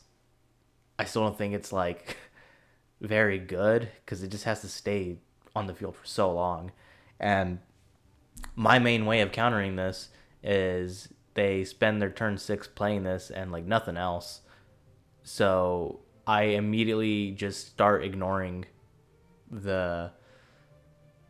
basically what I'll do is I'll take this out, but if I don't have a way to take this out, I'll at least clear their board enough, because usually by this point they're only summoning like 1 creature a turn, so they can only sacrifice 1 guy to, get a 1/2 cost creature down. So I just kill them, because then at that point they have to actually play something and then sacrifice it for a very weak card. But anyway, yeah, this card is just, it takes way too long. Like, the only time it's good is if it's allowed to survive. I really don't think it's good. I'll put it on the top of below average. It's at least better than Speaker Tyrannus. Okay, we get to all the factotums. I think all of them. If not, this is like almost all of them. But we have Assembled Conduit. It's a 5 cost 3/3. So Assemble basically works as you choose, like, the ability that you're going to give to it, and every other factotum card in your deck will, and I think in your hand as well, will get this buff. I don't use factotums, as you can tell, because I don't know for sure if that's how it works. But anyway, you can give it +1 attack and breakthrough, so it'd be a 4/3 with breakthrough, or you can make it a 3/4 with regenerate. Honestly, this is kind of like the worst one. It doesn't really need to cost this much. I'm going to put it at the very bottom of below average. Next up is Assembled Sanitizer. 3 cost, 1/2. You can give it +2 attack. So it can be a turn 3, 3-2, which is not very great, or a turn 3, 1-2 lethal, which is maybe a little better. Really, the only like strength that this has is giving the rest of your factotums lethal. That's about it. So yeah, I'm gonna put it in below average. Assembled Sentry is a 2-cost 1/1. You can give it +2 health to make it a 1/3, or you can just make it a 1/1 guard. On its own, this is really bad. Like, you really need to draw the rest of the factotums to start like getting really annoying if they all have guard. And let me double check that isn't all of the factotums. I'm probably still gonna miss one, even if I look all the way down the list.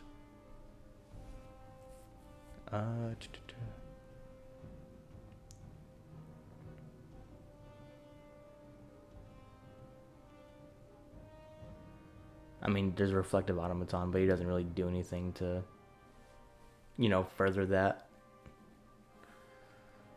I think that's all of them, yeah.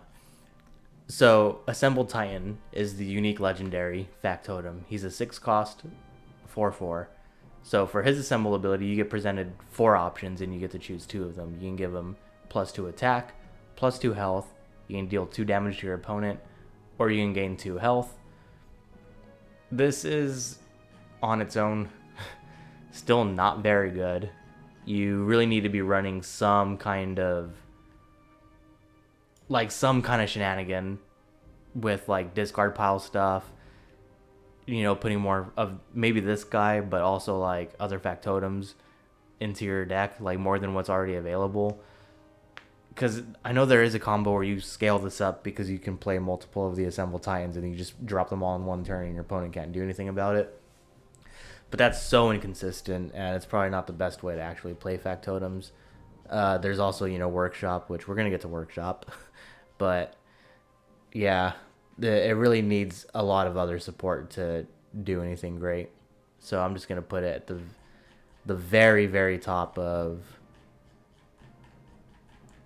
Where are you? The very, very top of below average. Awakened Imperfect is an 8-cost 8/8 with Breakthrough and Guard. This is just a giant body. That's it. It having guard is something. So, it's an okay option for any deck that's missing something just kind of giant. So if I were to compare it to something similar, which the only thing I could find as being similar is like Black Sap Protector, like these kind of guys. Jeez, I keep doing that.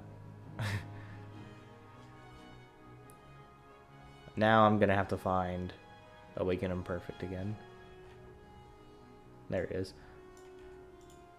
So like, I still think he's worse because he's just much slower and just really easy to kill at that point. So yeah, he's gonna be average, but like not doing really good in there.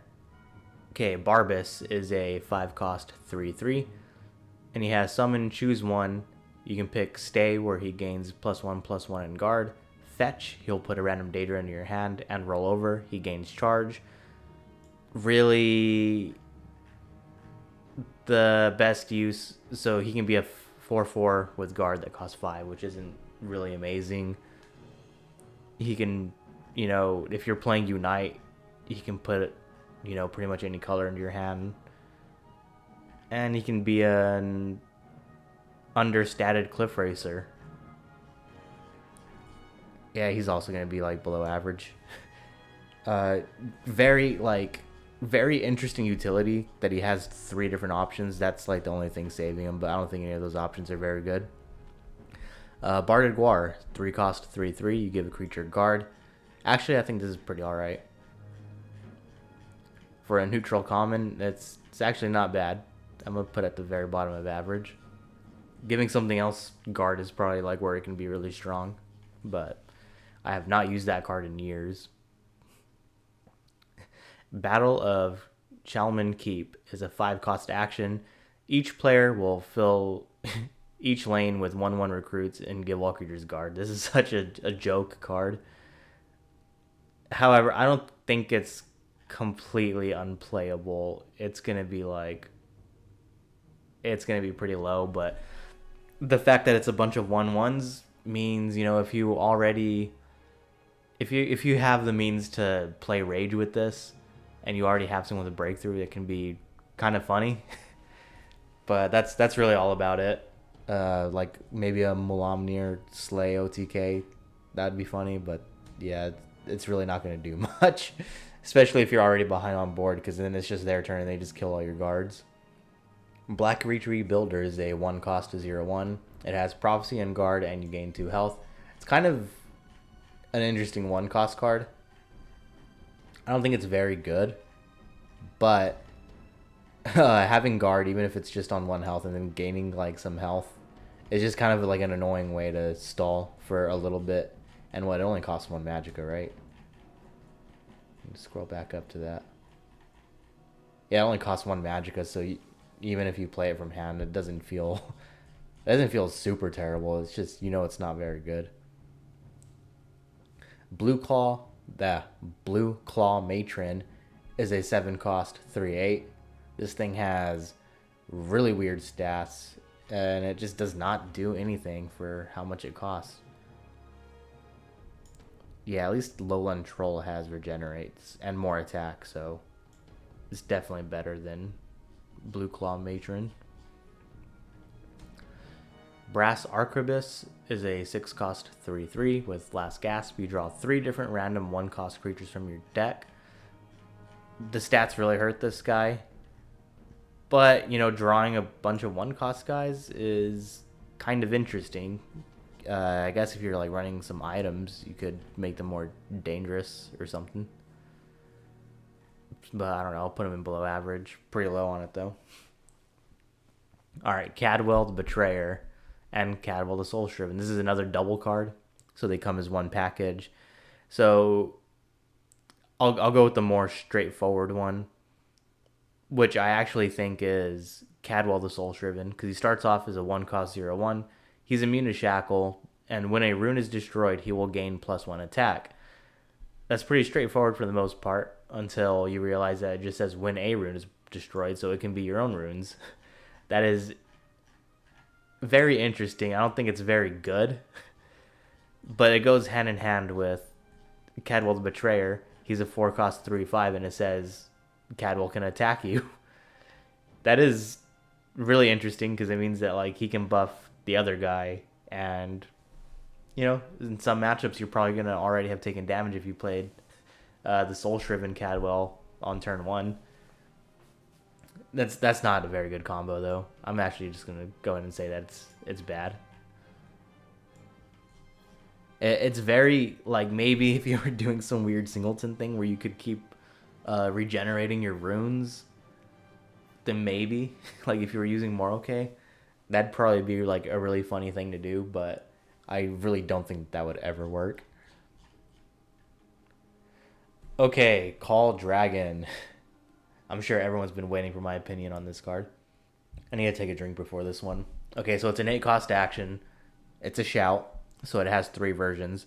The first, level 1, it's going to be upgrade all your shouts. Every time you play one of these, it's going to upgrade all your other shouts in your deck and in your hand. So the first one, you summon a random 6 to 8 cost dragon. So not super great unless you're literally getting an 8 cost dragon, which the 8 cost dragons are mostly pretty good. The 6 cost ones are mostly okay, but you don't want to pay 8 for them. And then the 7 cost ones, I think pretty much all of them are kind of super situational, except for the one with Regenerate. That one's just bad. Anyway, then level 2 does the same thing. It upgrades all your shouts. And then from there, it goes to an 8 to 10 cost dragon. That's when you start getting into some much heavier hitters like Mulamnir. You get... I'm trying to think of some other ones off the top of my head. The Battle Mage one. I think even the Crusader one. Unless it's a 7 cost. Might be a 7 cost. I just realized, like, getting through this part is going to be kind of a pain in the ass if I ever have to look down here again. Frost Scale Dragon, okay, yeah, it's a 9 cost. Like, that's not a terrible one. And, you know, you're technically getting, like, a discount on it. And the other dragon, Supreme Dragon, okay, he's a 6 cost, so he doesn't count towards that. But, you know, as I scroll up, I'll try to find some more of these 8 to 10 cost dragons and see if we can find, like, really powerful examples. I know there's got to be more than that. Come on.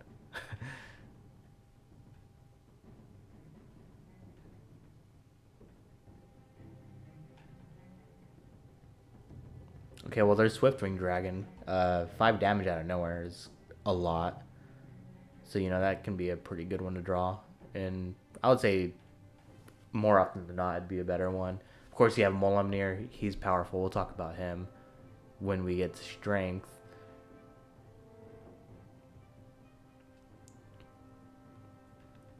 Okay, I'm not going to go, you know, too far into this. But, yeah, most of those dragons are pretty useful. So I'd say at level 2, it gets a lot more usable. And then level 3, it's any 12 cost dragon. All the 12 cost dragons are unique legendaries. The worst one's probably Calgranteed. So I'm just gonna go ahead and say this, like, yeah, it's gonna go in the top tier. The fact that this cost 8 doesn't really hurt the card because it gives you plenty of time. Like, even if you did draw it early, you have plenty of time to draw like a word wall or something to upgrade it, and then you're pretty much not even getting like the worst version of the card, summoning the 6 to 8 cost, because that's a pretty low tempo play. But, you know, drawing 1 or 2 word walls, then you're already up. You're already on level 3. You're summoning a 12 cost on turn 8. It's pretty dirty, and it does happen. And like I said, all the 12 cost dragons, they're all unique legendaries. You have Odiving, Parthenax, Calgranteed, and I feel like I'm forgetting one, but I think it might actually just be those 3. But yeah, kind of like ridiculous dragons, except for Calgranteed. Like, you'd have to just be having it in a dragon list for it to be useful. But yeah, Call Dragon's is good, especially if you get Parthenax off of it. Okay, Cheesemancer is a 5 cost 4/4. At the start of the game, Cheesemancer gains the abilities of a random creature from the Isles of Madness. So I actually had to do a lot of research on this one because I don't own this card.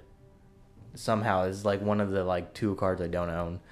But so I looked into this effect. Shout out to the people at the UESP. I've been using that site for years, so they also helped with this video. Anyway, so when it says the abilities of a random creature from the Isles of Madness, my initial thought was, well, that's really random because there's quite a few creatures in that set. But according to the UESP, it only selects from very specific creatures' abilities, and I'll briefly kind of go over them. So you have Cereal's Pilfer, reduce the cost of the top card of your deck by 3. I think that's okay to put on this kind of body. That's fine. And it costs 5, so maybe at that point in the game you're like really actually going to be trying to discount something useful.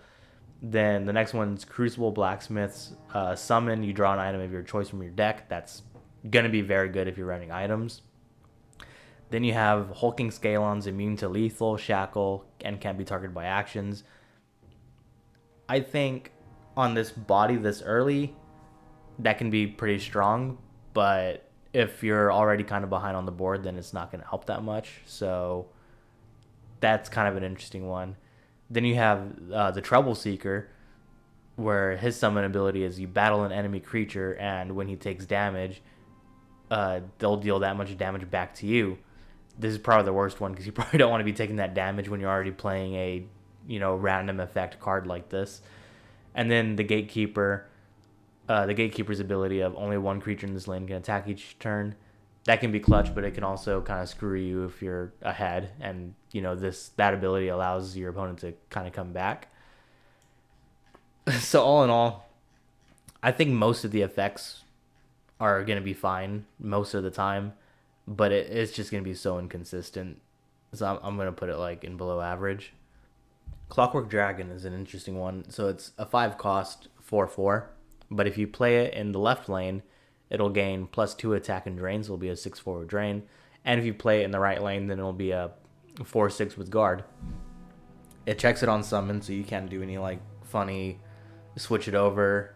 And if it's in like now in the left lane, then now it has guard. I think it's a cool effect. I think the guard is maybe the more usable one. It really depends on how the game's going. Like if for some reason your opponent started off playing in the shadow lane and they really didn't put anything in the field lane and you're kind of falling behind and they don't really have a way to deal with something that big coming down, then yeah, 6 drain in the field lane uncontested is going to be pretty strong. And it can block damage when your opponent does decide to go into the field lane if you have this in hand. I think all in all that kind of makes it pretty average. It's definitely better than like a lot of these. It's going to be doing something immediately when it comes down. Okay, Close Call is a 0-cost action. You unsummon a friendly creature. This card is just like for utility. Mostly because it can only bounce friendly creatures. But you can re-trigger summon or powerful summon abilities very easily. Probably like multiple times within the same turn if you have more than one of these. I think it's very useful in some decks. Maybe not all of them, but some of them can definitely use this. I'm just going to kind of average it out in literally average. Crocodile Brute is a 2-cost 2/2 with Prophecy. When it's consumed, you draw a card. I mean, you kind of need it if you're doing some really consume heavy stuff, but I mean, drawing a card is nice. A Body on Prophecy is fine. I'd rather just play this from hand and then have it die early. But literally any of the other imbued cards are going to be like a lot better. So I'm just going to put it in below average. Crushing Blow is a 3-cost action. You just deal 3 damage. Can go to face, can go to a creature. I think this is one of the better neutral commons because it's like a smaller lightning bolt for the decks that can't run it because they're not using blue. And it's cheaper, so I think it's going to be quite a bit above average. I mean, it's kind of solid. I want to put it like in the straight up like strong cards. But 3 damage, that kills quite a few things, like on the lower end, and even some really powerful creatures. And it can go face really cheaply. So yeah, I think above average suits it. Dark Harvester. 7-cost 2/4. It has Prophecy and Guard, and when you summon it, you gain 4 health. This is the definition of being a really good Prophecy when it's triggered from a rune break, and especially really early on, and being absolutely terrible when you play from hand at literally any point. I don't think you'll ever want to play from hand. I mean, I run it in some things just to be funny. I think it is a little underrated in like some decks. Like some decks actually don't really mind having, something that just gains you 4 health real quick, but the body is incredibly weak. So I'm just going to put it in like the top of bad. Yeah, I think it might be better than the Mournhold Pilgrim. Dawnfang and Duskfang will be... Is Duskfang its own card on here? It is not. Okay. So Dawnfang is a 4-cost item. It gives plus 3 health. And at the end of your turn, if this is in your hand, it changes into Duskfang. So Dawnfang has the ability of Slay. You gain 5 health in addition to the stats. Duskfang gives 3 attack. And it gives you the Pilfer ability to draw a card. And it does the same thing. Whenever either one is in your hand, it'll switch to the other one. Which is interesting. I really love that card. First, I don't know. I loved Dawnfang when I first played Oblivion and the Shivering Isles. But anyway, my main thing with this card is like, yeah, it allows health gain in decks that normally don't have it, like Battle Mage.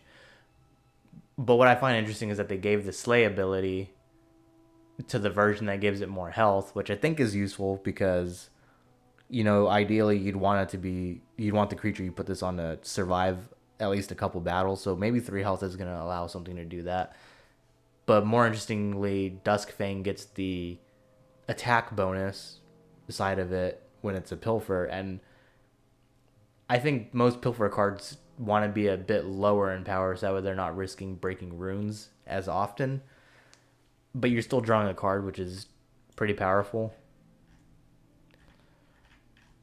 I think this gives some really good utility to a lot of decks, especially because it is a neutral card. So I'm going to say it's in high average. Is there like an item I can somewhat compare it to?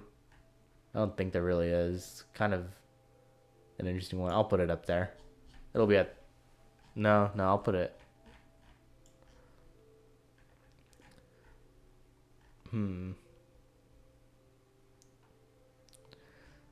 Put it like in the middle of above average. That feels right. Okay, so Demented Gremite. Let me just see if I can just find Manic Gremite. Might as well just get them out of the way. They're pretty much the same thing. Okay, so these guys also come as double cards. One's a 3 cost 3/2. The other one's a 3 cost 2/3. Both are honestly pretty bad. They're understated. For some reason, one's like a more aggressively statted version, and the other one's a more defensively statted version. I think the one with 3 power is probably going to be a bit better, just because it has more power. I wasn't going to be rating the double cards like this close to each other, but the last few we've gotten are like really weird. So, I mean, this feels fine to put them like that, but don't ever use these guys in your deck. I mean, at least they're creatures, but that's about it. Dismantle is a 3 cost action. You destroy an enemy, support, or neutral creature for 3 magicka. So on the surface, I think this is actually an okay card. Obviously, there's much better support removal because they come on like bodies, or they have, you know, some amount of versatility. Like Edict of Azura can target creatures as well. And, you know, Shadowfen Priest comes on a body and it can silence a creature, or it can destroy the support. However, for, you know, like Dominion, Assassin, and Monk, they don't have ways to deal with supports at all without like dipping into neutral. So I think this is a, you know, fairly good card for doing that. I mean, you feel bad if you like draw this and you don't have a target. But what I think is where this is actually like really good is the fact that it can destroy neutral creatures. That's a little bit more niche. But I mean, imagine your opponent plays Alduin and you can just kill it for 3 magicka instead of, you know, like using a javelin or something like that. I think that'll pretty much like even it out and just kind of make it an average card. Because again, like these cards that are going to have like multiple functions are going to be quite a bit better than something that just straight up says destroy an enemy support. If it's something, if it's do this or this, then it's already going to be better. Okay, Doomfang Ally is a 3 cost 3/3. So, okay, so every color has its own ally. We've already seen the Cunning Ally, the Nimble Ally, and I think the Stalwart Ally. They all have a bonus for playing cards, like mostly like within that same color. This one is basically like a neutral version of that. So it has a bonus for every color. So if you play a strength creature, he'll get +2 attack. He'll be a 5/3. If you have an intelligence creature, he'll be a 3/3 with ward. Willpower, he'll be a 3/3 with drain. In agility, he'll be a 3/3 with lethal. And then if you have an endurance card, he will be a 3/5. What is cool is that this really encourages you to use a lot of the like 3-color cards. Because imagine you get like, I don't know, a Hand of Dagoth, and suddenly you have a 5/3 with ward and lethal. That can be very annoying to deal with. Really, any of the combinations, I think, for the most part, would be very annoying to deal with on turn 3. Especially if it procs... Like, so, you know, if this is your only neutral card, it's going to proc something 99% of the time. But if it gets, like, 2 colors, then you're probably getting a pretty decent set right there. Like, even if it's something like a 3/3 with drain and ward, that's still pretty good. So honestly, I'm gonna say that yeah, it's a little inconsistent, so I'm only gonna put it in above average. But this guy has, you know, some really good potential, and all it really like needs is just like an okay-ish built around deck. It doesn't even need to be like amazing. Dormant Centurion is a 3-cost 3/5, and his text says he cannot attack unless you've played an action this turn. If you're going for that weird strategy where you play these overstated creatures that have downsides just so you can silence them, I don't know if this is a good fit for that. I would really like my phone to stop vibrating. Sorry. Anyway, um, yeah, Dormant Centurion I don't think is a good card at all. It's bad. I mean, it needs to be in that one type of deck, and it's probably not even going to be good in there. All right, Dragon Aspect is another shout. It's a 4-cost action. On the first level, you gain 3 health and battle an enemy creature as if you had 3 power. Then it does the same thing. It goes up to 5 for level 2 and then level 7. I think this is an okay removal option. The health gain is really interesting.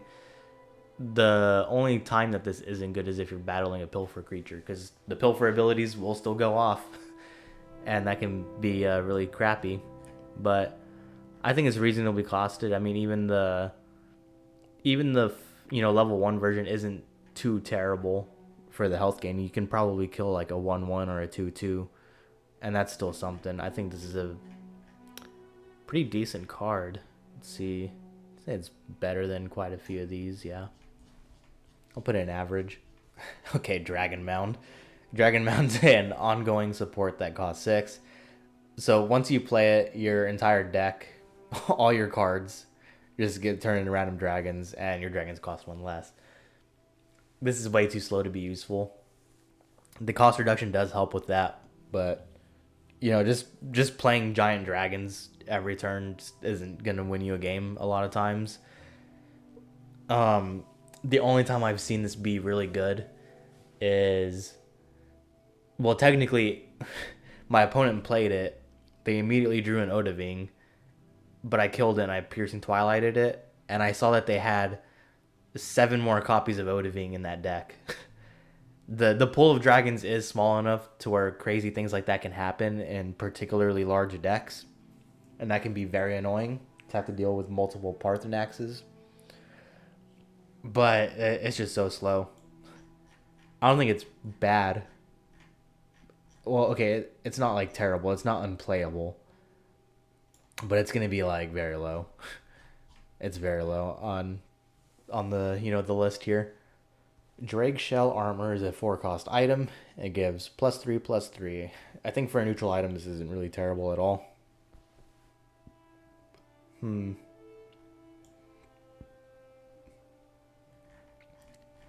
I still think I'd rather just play a vanilla 4/4 over this, but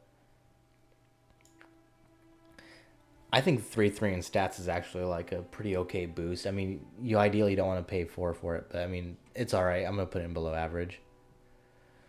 Okay, Dwarven Armaments is a 6-cost item. It gives +5/+5. I think this is automatically a lot better than... Where is it? I just looked at it. Drake Shell Armor. It kind of has the same thing where like it costs 1 more than like the stats that it gives. But I think at this point in the game, you might have something like a Hand of Dagoth, and now you have a 10 power creature with Drain and Breakthrough. I think, at this point in the game, you probably have something that's going to like benefit significantly from getting, this huge of a stat boost. And I think it might actually just be straight up the biggest item. Definitely, I would never run 3 of them.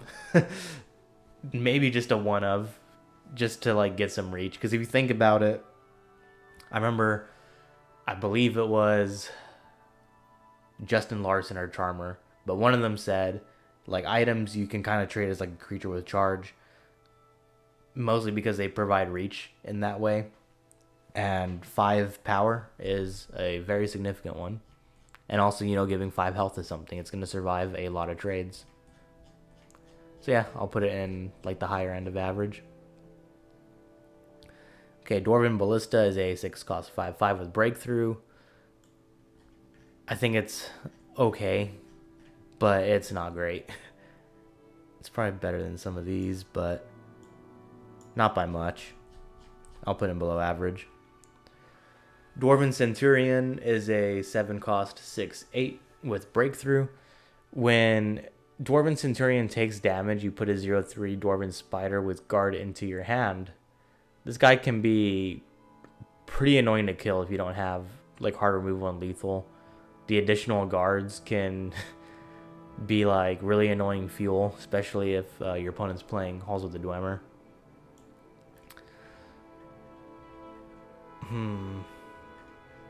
I'll say it's average, but like on the low end, because this guy can be like really freaking annoying to get rid of if you don't have the hard removal for him. Okay, Dwarven Colossus is an 11 cost 11/11. So you summon, on summon he'll summon 2 power spheres, 1 in each lane. The power spheres are going to be linked to him, and they have the ability of giving him a random keyword every turn. So if they both stay alive, then he'll get 2 keywords, and by that point, you'll probably win, especially if you get something crazy like Drain and Breakthrough. I think this guy's going to be like on the low end of average. Probably pretty similar to this guy. Like, again, it's just one of those cards where, like, if he's not answered immediately, which by turn 11, hopefully, like, you would have some kind of answer. But, if you don't, then, like, yeah, he's going to steamroll the game. Dwarven Dynamo. Dynamo? I don't know. Anyway, he's a 4 cost 2/1. And you give another creature +3/+3 in guard. I forget if this is just neutral creatures. Okay. Yeah, for some reason, a lot of these images on the UESP have like a weird kind of thing going on with like attributes being shown in the card. But yes, this does only say give another neutral creature +3/+3 in guard, which I think makes it a little bit worse, but 3/3 in guard is honestly pretty annoying to have to get through that early in the game, especially if they're playing a certain type of deck. But I'll put this in average as well. I mean, what can you do? It's a stall card, and some of those can be really good in the right situation. Dwarven Sphere is a 3 cost 2/3. On summon, it'll shackle an enemy creature. I think it's good in neutral only decks. It's a very defensive card, like both in its stats and its summon ability. This allows like Workshop and Dwemer decks to kind of stall like against aggro, which is really annoying. Still, I think most of the other shackles are going to be just kind of better in general. I'll put it like on the high end of below average. Okay, Dwarven Spider is a 0 cost 0/3 with guard. There's a lot of cards that generate this. I would I would never even really put this in my deck. I would just rely on all the cards that generate them for free. So I'm just gonna put it as a bad card. Bad because like it has fine enough stats. It's just a guard. Like it's just a defensive card. But like I'm putting it in bad because I would never use it in a deck, even if I was using it in an all neutral deck. Dwemer Puzzle Box is a 2 cost support with 3 uses. Every time you activate it, you discard the top card of your deck, and then the last gasp is you draw a card. I don't know why this exists. The only thing that's going to make use of this is something that wants to fill your discard pile with stuff, like for Flesh Atronach. But like you're discarding 3 cards to eventually draw one in a few turns. That's just not good. Just run literally anything that draws a card. Elixir of Conflict is another support with 3 uses. It costs 3.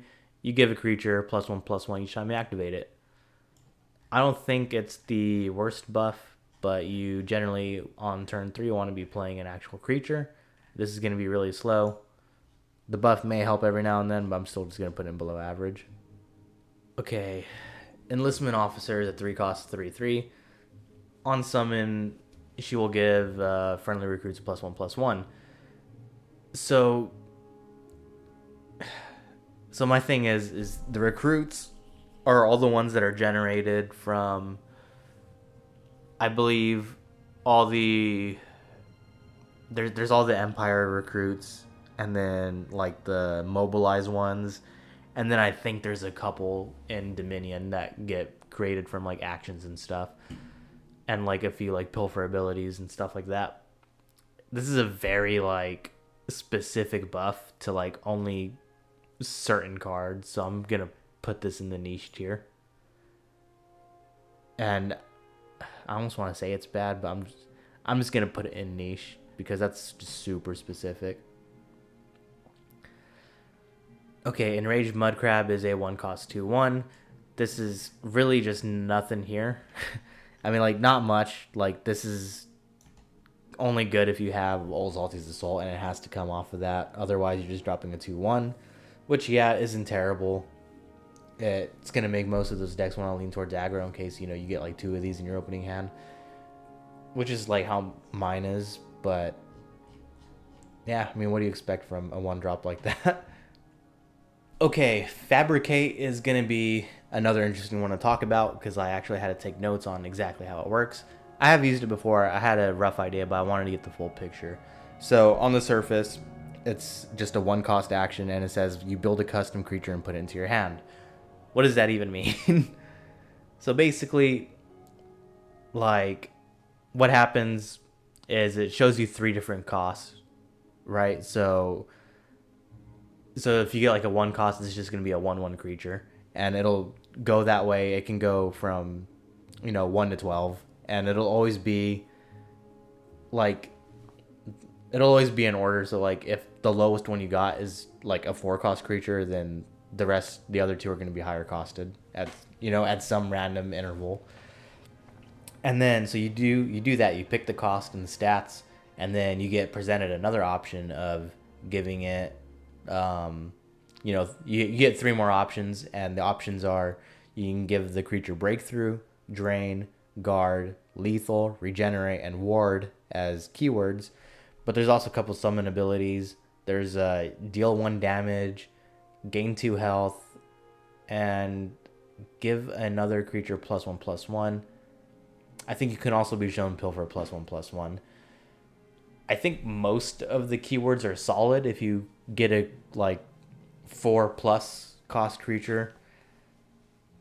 I think the summon abilities aren't really that good, but the Pilfer is all right. It's kind of like a whatever, but it, you know, if it's on a decent enough body, then it can be good. It's all random though. Like the whole thing is just random.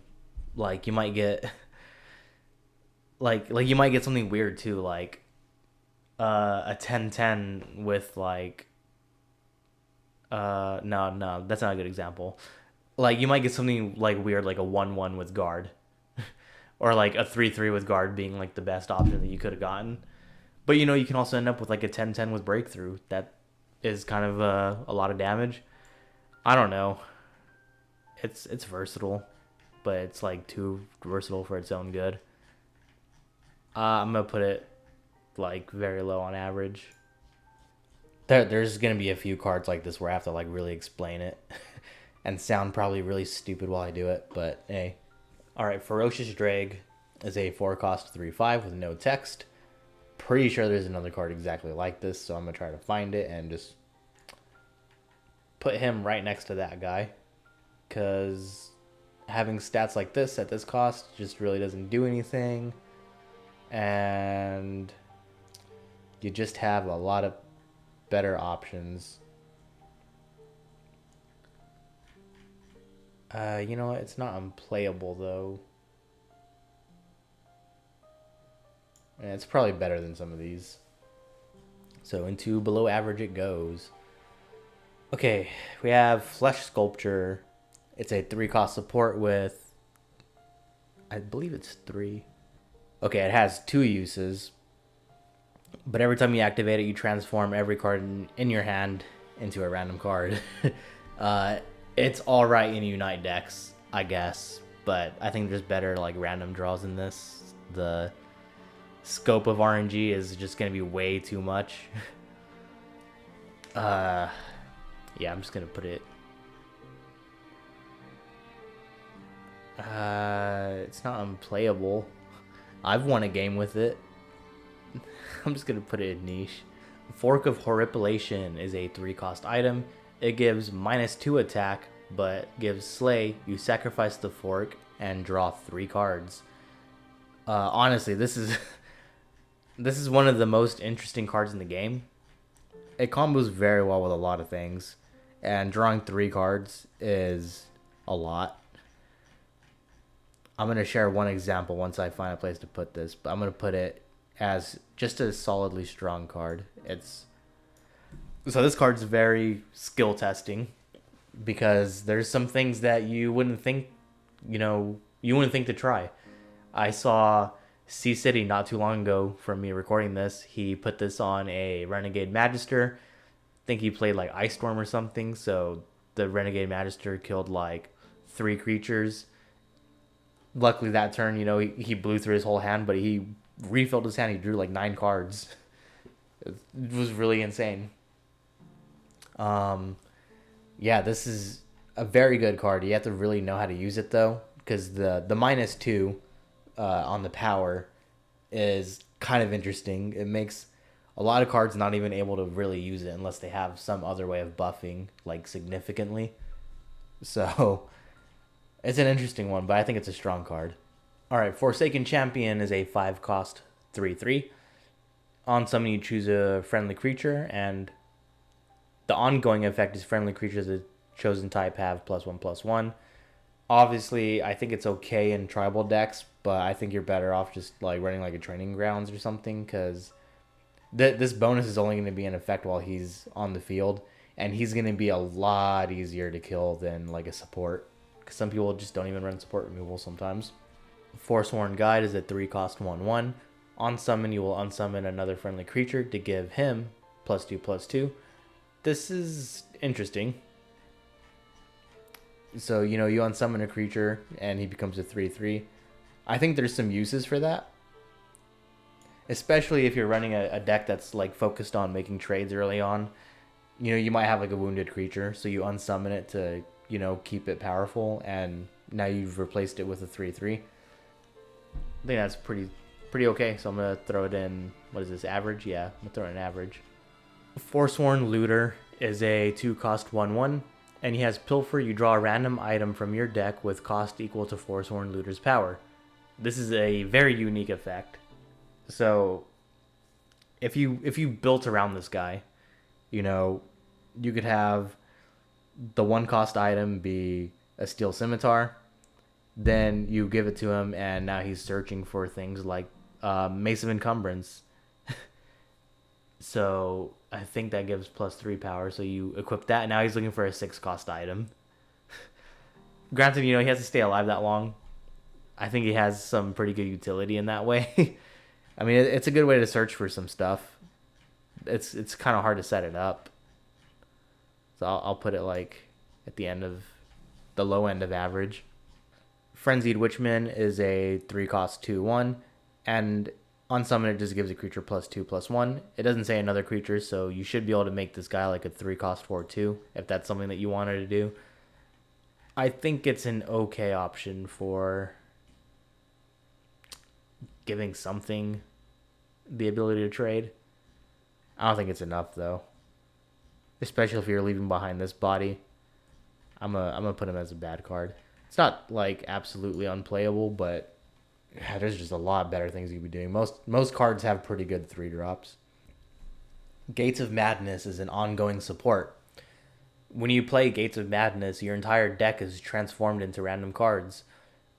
However, when you draw a creature or an item, you give it +1/+1. When you draw an action or support, you will reduce its cost by 1. This is very good for Unite decks and literally nothing else. It's going to be terribly inconsistent. But hey, the buffs and the discounts are nice. I'm just gonna put it in niche. Gearworks Spider is a 1-cost 1/1. It has Prophecy and Guard. When you summon it, the Gearworks Spider will summon all other ones that may be in your discard pile onto the field. There's some funny things you can do with this to be annoying, but generally it's not very good. I'll just put it in below average because that's pretty much what it is. Ghost Fanatic is a 3-cost 3/3, but he will cost 1 less for each creature that died this turn. It can be enemy creatures, and I don't think it's too hard to get this guy to like cost 1 or even be free. It's not super great, but I'll put it in the low end of average. Sometimes just getting that like free extra stats can just matter every now and then. Giant Chicken, 7-cost 5/5, last gasp. Fill this lane with 1/1 confused villagers. It costs too much for such a low impact ability. It's a bad card. The initial stats are kind of fine. Kind of. But not really at the same time. Alright, Giant Slaughterfish, 4-cost 3/3. At this, you give friendly animals +2 attack at the start of your turn. Very good for the zoo decks. A lot of the aggressive early creatures are animals, so it's a good way to kind of keep the ball rolling in those kinds of decks that do use those a lot. So I'm going to say it's average. Okay, Glass Helm of Remedy is a 4-cost item. It gives +4 health to the creature, but also you gain 4 health. I think this is alright. It's not the best heal, so I'll put it like below average. Giving 4 health to something can be quite important sometimes. Alright, Goldbrand is a 7-cost support with 3 uses. Every time you activate it, well, the first time you activate it, it'll deal 2 damage to a creature. Then you increase that by 2, so on the second use it'll be 4 damage, and then on the third use it'll be 6 damage. You really need Cauldron Keeper and Tower Alchemist to make this work. That's pretty much all you need. But this is so expensive. I think it's kind of... I'm going to say it's average. Because it needs some support. It only needs support from 2 cards. But even by itself, it's dealing a total of 12 damage, right? Yeah, it could be 2, 4, and then 6, yeah. So in total, it's dealing 12 damage over a few turns. So I guess if the game is going that long, it's not terrible. But yeah, low end of average seems right. Great Sigil Stone, 4-cost support with 3 uses. Every time you activate it, you will invade. And on the last gasp, you draw a random Daedra from your hand and you give it +2/+2. I think consistent invasions like that, like kind of passively, are good for the deck, I guess. I think this is just kind of like too slow. And you may draw a Daedra that doesn't like actually invade. The buff is nice though, so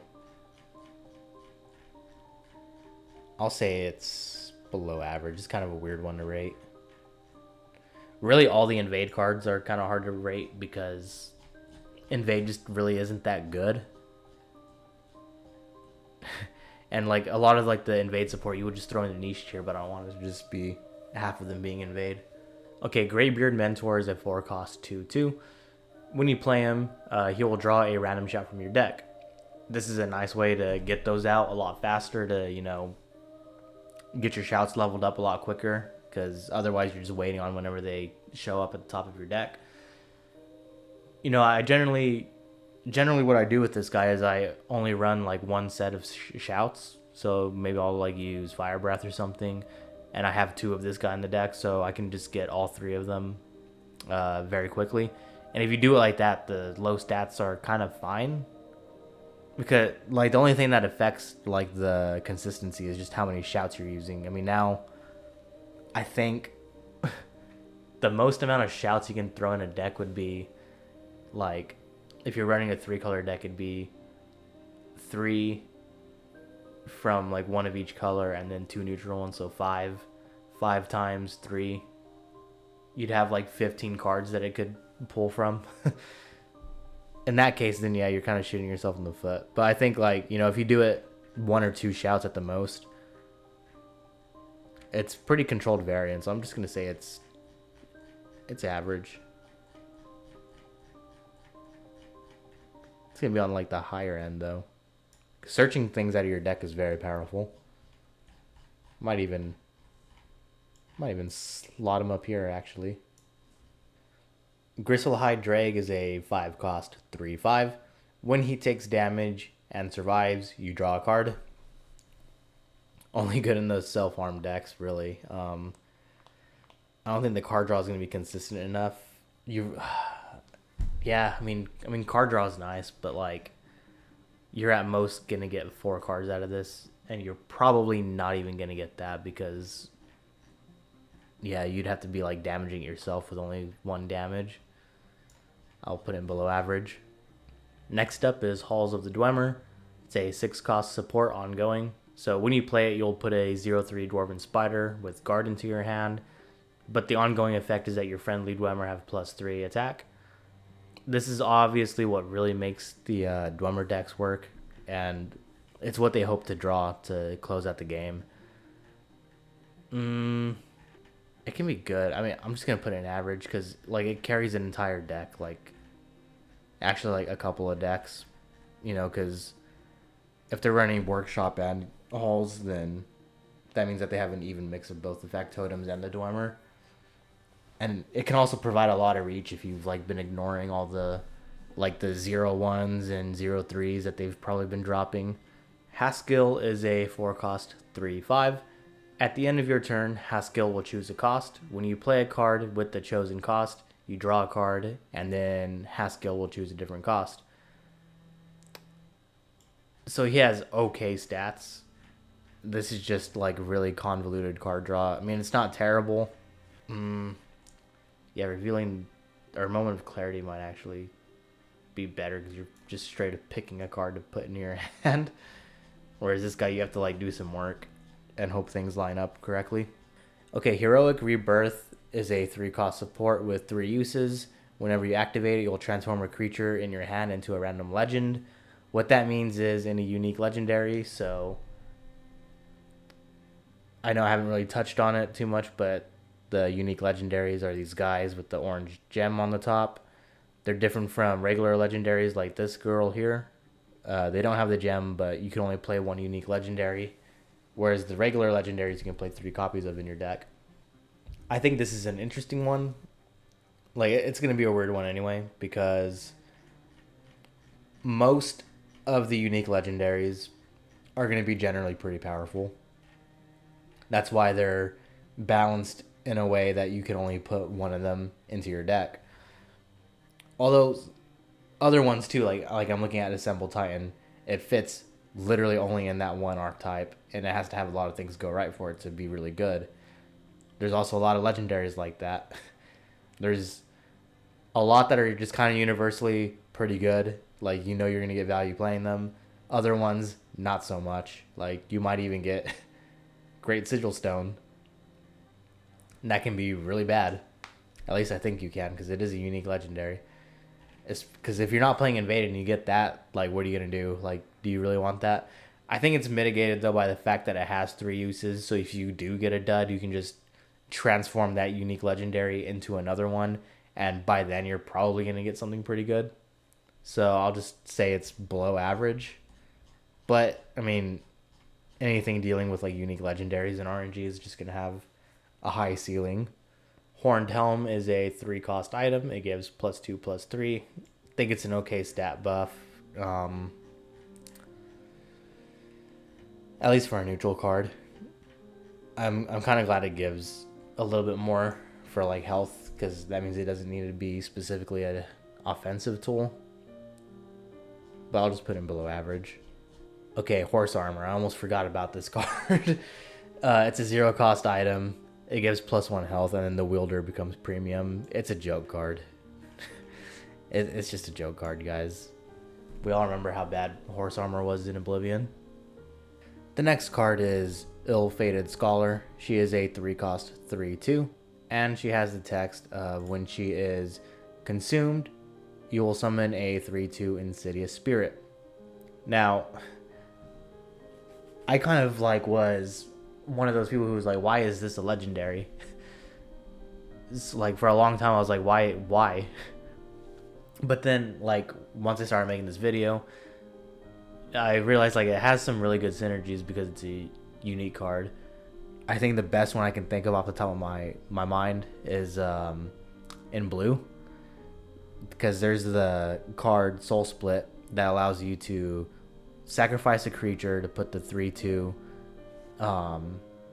the 2 3/2s in each lane, so you can, you know, sacrifice this, summon 2 3/2s, and then immediately drop the 1-cost consume guy to get a 3/3. You consume this, and now you put another 3/2 on the board. So you spent what, 4 magicka to put like 3 3/2s and a 3/3 on the board. That's kind of insane.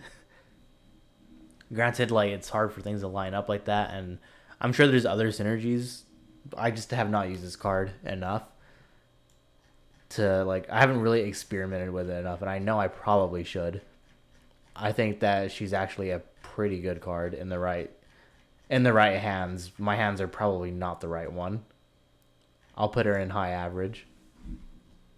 All right, Illusory Mimic is a 6-cost 5/5, and it will gain all keywords that the top 3 cards of your deck have. This is a pretty interesting one, but it's going to be very inconsistent. I mean, I think a 6-cost 5/5 is going to be fine as long as it gets a keyword. Like, as long as it gets something, it's probably going to be fine. Yeah, I think I'll just put it in average. All right. Jube is a 1-cost 1/1. If he ever kills anything and survives, you change him into Saint Jube, the Eradicator of the Winged Menace.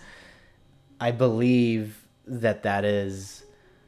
Yeah, it's a 5/5 with guard, and he's immune to Cliff Racers. So that's like the actual Cliff Racer card, the Cliff Strider, the Cliff Hunter. It's like a very specific set of like 4 or 5 cards at the most. Yeah, he's bad. He is bad. Sorry. Yeah, if you can get the Slay effect to go off, you're probably wasting your resources on something like that, if I'm being honest. Okay, Journey to Sovngarde, 7-cost action. You shuffle all creatures from your discard pile back into your deck and give them +5/+5. This is another one of those cards that's like, you have to really build around it. And it does have multiple class combinations that can support it pretty nicely.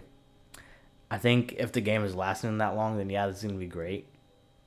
But honestly, like, who wants to play a 40-minute fucking game? Like, I'm being honest. But, and honestly, most people don't, because this card is super weak to aggro. So I'm just going to say it's going to be on the very low end of average. Like, because it loses out really bad to aggression or even like some mid-range stuff. And you really have to like hold on to it until it's like a certain point in the game, and then you still have to draw all the creatures. That is so slow. Okay, Knife to the Throat, 4 cost, silence a creature and draw a card. This is an action. There's way better science in the game, like a lot better. So yeah, straight up removal is probably just gonna usually be better. The card draw is something, not a whole lot though. I'm just gonna put in. Wait, no, it's not. It's not unplayable. It's just below average, far below average. Okay, Lunar Sway is a 1-cost action. It's the only action that has Wax and Wane. So the Wax version puts a 3/3 Cathay Rot into your hand, and Wane puts a 4/4 Doggy Rot with Guard in your hand. The 3/3 costs 2, and the 4/4 costs 3. So that's already pretty interesting. You're getting like an overstated card. This is... You really need other support to get this thing going. I think it's a nice filler for the Wax and Wane decks because it doesn't feel bad to play this on turn 1. I don't think it feels bad to play this like at all. I'm just going to say it's average. It's a perfectly average card. Yeah, put it like right there. Lurking Crocodile is a 2-cost 3/2 with Prophecy. This literally only goes into like really aggressive Prophecy decks because it is aggressively statted, so you don't mind playing this or like playing this on turn 2 or reading it out if you don't have anything better to do. So I'm gonna say it is average, and you know, getting that a 3/2 like just for free if you're going against like an aggro mirror can actually be pretty good. Loot is a 1-cost item, gives +1 attack and +2 health, and the wielder becomes immune to silence. The stat addition really isn't the best, but granting something immunity to silence is really good. So I'll put it in below average, but it's gonna be like right there. Okay, Madness Beckons is a 1-cost action, and it says put a random Isle of Madness creature into your hand. So this is a lot like Cheesemancer. I thought that this was like literally any creature within that collection, and I thought I just had insane luck because I would always get Dark Seducer. But anyway, it's actually a very specific set of cards, so I'm gonna just go over which ones it is. Giant Chicken, I already said that's a bad one, and because it's being put in your hand, not just summoning it, that's just terrible. Fortress Guard, that's the, I think like 3/4, and you discard something and put a 2/2. That's okay. It's a very defensive card, so maybe you feel like you might need that, then that could help. Then there's Gremont Magus, it's a red card. It's like a 7-cost 5/5 with guard, and it discards the most expensive action in your opponent's hand. That's okay. Okay, I'm going to go over that one. I have my notes out for this one because I have to remember. Crazed Hunger, that's the 0/2 charge guy that gets 2 attack on your turn. Then there's Icy Shambles, which is the 2/3 that shackles things and damages, and then it damages things. Then there's Dark Seducer, the 7/7 with Guard and Drain, and she drains on both turns. That's honestly a pretty good card. Okay, so, and then there's another one.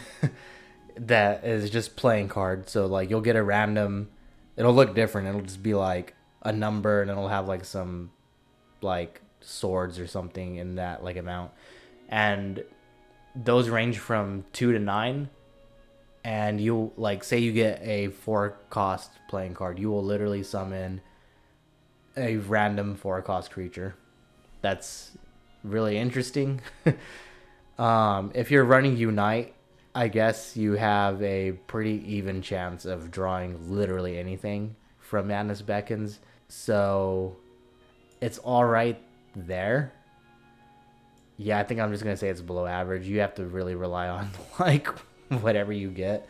And like some of the creatures are pretty good, but like, yeah, you just never know. Okay, Maple Shield is a 0-cost item. It gives +0/+3. I don't like this item. I don't think it's very good, so I'm just gonna put it in bad. Mechanical Ally is the neutral ally, so it's a 3-cost 3/3, and if you have a neutral card as the top one on your deck, you summon a Spider Worker. The Spider Worker is a 0/1 that draws a card when you summon it. On its own, this is pretty average. It requires something else to get really annoying, so I'm just gonna put it with our good old pal, the Nimble Ally, once I find him. Yeah. Okay, Mechanar is gonna be an interesting one. He's an 8-cost 4/4. When you summon, so on summon, he'll stitch together the top creature from your deck and the opponent's deck to create an abomination, and you put it in your hand. So this is a unique form of removal. So the 2 combined creatures will have the cost of the higher creature. So whichever one is just cost more magicka, that's the cost it's going to get. But then all the stats get combined into one thing. So I guess just as a very easy example, if you had Gnarl Rootbender and your opponent had this Reaper, it would be a 5 cost 8/6, and then it would present you another option because these two cards have text. So you basically get to pick the text of which creature you want applied to that. So if it's a keyword, you can pick that. If it's some like ongoing summon ability or something like that, literally any of it, you just pick one between the other. um, Basically, like this can create some pretty insane combinations. Like just like one that happens kind of often is just having like a giant creature that's really overstated for like what it's gonna end up costing. But you can also like low roll and get like just a decent body with like maybe one keyword, which is like still like okay, but like you want some more of the oomph that comes with like bigger creatures. If that happens, like you want to take out one of your opponent's big creatures and use it for yourself with this guy. It's not very consistent, so I'm just gonna put him at. I'll put him at below average or like the low end of average, because I mean I've seen some really stupid abominations before. Merchant's Camel is a 1 cost or 4 cost 1/4 creature. So when you summon it, it'll show you the top 3 cards of your deck. You draw one and you discard the other 2. So this thing is really good for like combo decks and really like I guess control kind of, because you probably want like some better options for what you're going up against, or you just want the card draw. It also helps those decks that you don't want to fill their discard pile, because you're literally putting crap into your discard pile when you draw that other card. Let's see. Honestly, I think this is a really strong card. It doesn't fit exactly everything, but I'm going to put it in just strong. But really, because like you're being shown the top 3 cards, you can get rid of something that you don't need to get something that you do, and you're just kind of thinning through your deck a lot faster for those combo decks, or even like the control ones that want to get to their win condition a lot faster. Sometimes you can get screwed. I've had it show me like 2 cards that I need for a combo and I have to discard one, so that kind of sucks. But hey, anyway, Midnight Snack is up next.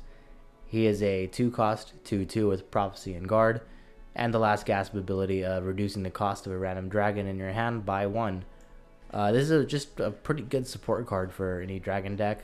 The dragons tend to be quite expensive, so you can use this to help get some dragons out a lot earlier than you should be able to, especially if you get like multiple triggers and other cost reductions. I'll put him on the like low end of average. Next up is Moongate. It's a 1-cost support with 2 uses. Whenever you activate it, you get both Wax and Wane effects from your Wax and Wane cards. So this is so I was thinking about putting this in niche, but because there's Wax and Wane cards in every color, I just got tempted to put it in to just being a strong card. Because theoretically, if you wanted to make a Wax and Wane deck, you throw in 3 copies of this. It doesn't matter the color combination of it. Like what harm is this gonna do? Really, like none. You're getting both effects for free, and that's just really powerful. Well, not for free, but you're getting both effects without having to like do anything like weird. Okay, Moroke the Deathless. This is our first singleton card. So let me just read the text first. He is a 5-cost 5/5. And when you summon him, if you started the game with no duplicate cards in your deck, you gain 5 health and restore a rune. That is a super powerful effect. And the fact that he's neutral means that he can always be ran with a Night to Remember to get 2 runes back and 10 health if you really wanted to. But other colors can also make use of it. I'm going to put him as a strong card up there.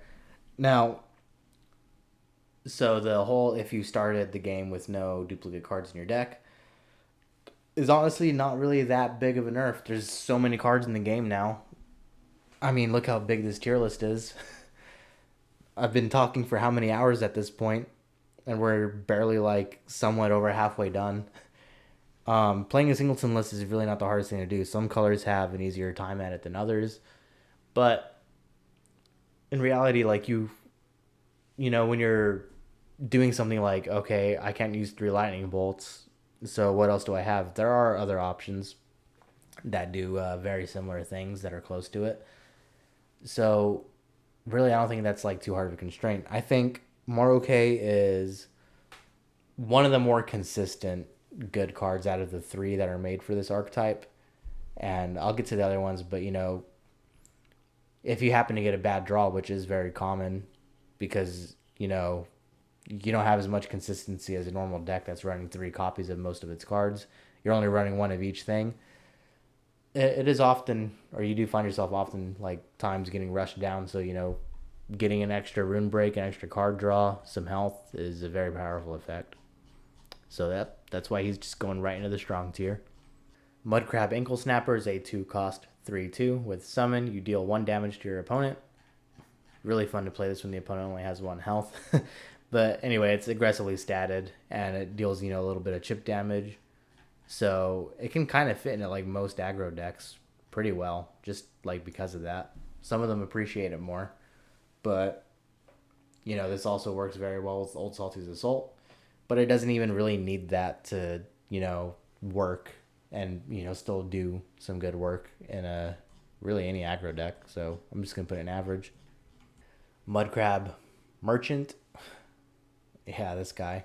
Anyway, he's a 1-cost 1/2, so he will show you 2 cards that he has for sale. You choose one to put into your hand, and he puts the other into your opponent's hand.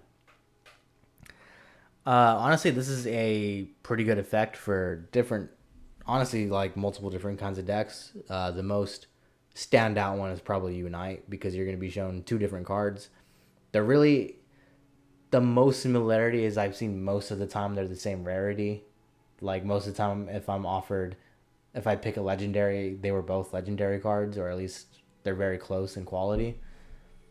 But there's also times where one card is just gonna benefit you way more than the other one. So it's kind of like Bringer of Nightmares in regards to like you're being shown a random effect and you're kind of choosing how that effect is going to be applied throughout the game. So I think that does help the RNG aspect of it. Not incredibly, because you can still like get really boned if you play this early and you have no idea what your opponent's running and they just steamroll you with the cards you gave them. Yeah, I'll put it at the very low end of average. Oh boy. Alright, Mundus Stone. This is an ongoing support. It costs 4. When you summon a creature, you give it a random keyword. This is a fun one to talk about. In my opinion, this is like a terrible card. Turn 4 is very important for, for building your board up if you are playing this on curve. So to skip doing anything to play a support that might do something cool is like probably not the smartest thing to do. And I think the main problem is that the keywords, like being random, is situational. I'm sure everyone has a game where like the opponent played Mundus Stone and they got every keyword, like every guard they played got ward. I mean, even I had one where a guy was using it in a singleton list. He played Siege. He got a Siege Crawler and it rolled Charge. And then he proceeded to roll Mushroom Tower to get 2 different items on it that ended up giving it like 28 power. So he just one-shot me. Yeah, no, that didn't feel good because I literally could not predict that at all. I couldn't play around it. That does happen, but it's not very often. I run into Mundus Stone quite a bit, and maybe that and one other time is the only time anything insane like that's ever happened. Most of the time, you're just getting like situational stuff. Like, okay, they have Breakthrough. That Drain now has like Lethal as well. Most of them like don't jive well together. Like the only annoying ones are like a guard getting ward, like I mentioned earlier, or like a lethal creature getting ward. Really, because ward is just the most powerful keyword, honestly. It's one of them. So, with all that being said, I'm just going to say it's below average. Like, it's honestly really, it's a tempo killer. It's so slow. You might not even get good value. I literally just beat my opponent down every time they play it. Namira's Shrine is another ongoing support that costs 4. And at the end of your turn, if you played 4 cards, this turn you draw a card. So I don't use this card at all. So I had to ask Knight Darkwolf to give me some more input because I know he loves the Doomcrag, Ebonheart, and like Warrior decks that use this a lot. So here's what he said, and I have his message pulled up. So he says Namira's Shrine is dog shit, and it only works in decks dedicated to it. In those decks, if your opponent removes it or you don't find Shrine, you lost because you'll run out of cards. These decks are prone to mid-range and aggro. If aggro has ways to draw cards, and it's strong against aggro if you can start out strong. Against control, everything relies on if they remove the Shrine. So I think that sums it up pretty well. I mean, he got the matchups down pretty much exactly how I would want to. And he did say, like, a little bit later, he was like, honestly, most people would rate it as, like, a 2, but to me it's a 10 because it's my favorite. But I'm going to level with the Night Darkwolf. I think, you know, it's got some very easy counters. So I'm just going to put it in below average. But, you know, once it goes off, it goes off. Like, it's hard to stop once it starts going. Okay, Oblivion Invasion is a 0-cost action. You literally just invade. This is like, I'm just gonna put it in below average, like just somewhere. I mean, like, it's just like a, what's the word I'm looking for? It's just part of the engine. You know, you just want to keep throwing your invade cards at the gate, but again, it's just one of the cards that just, you know, it just incentivizes the invade players to blow through their hands, especially if they get 1 or 2 of these in their opening hand, including one of the 1 or 2 cost guys. Like, they just blow through like 3 cards on like turn 2, and it's just like, wow, man, like now you don't have an answer if I kill your gate. So I don't know, I'm almost tempted to put it as bad.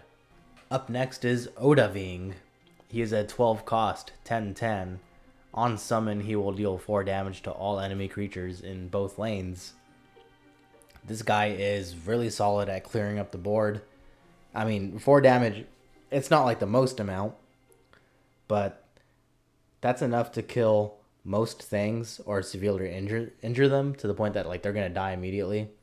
So he's a pretty solid finisher for like control and mid-range decks. I'm definitely going to put him...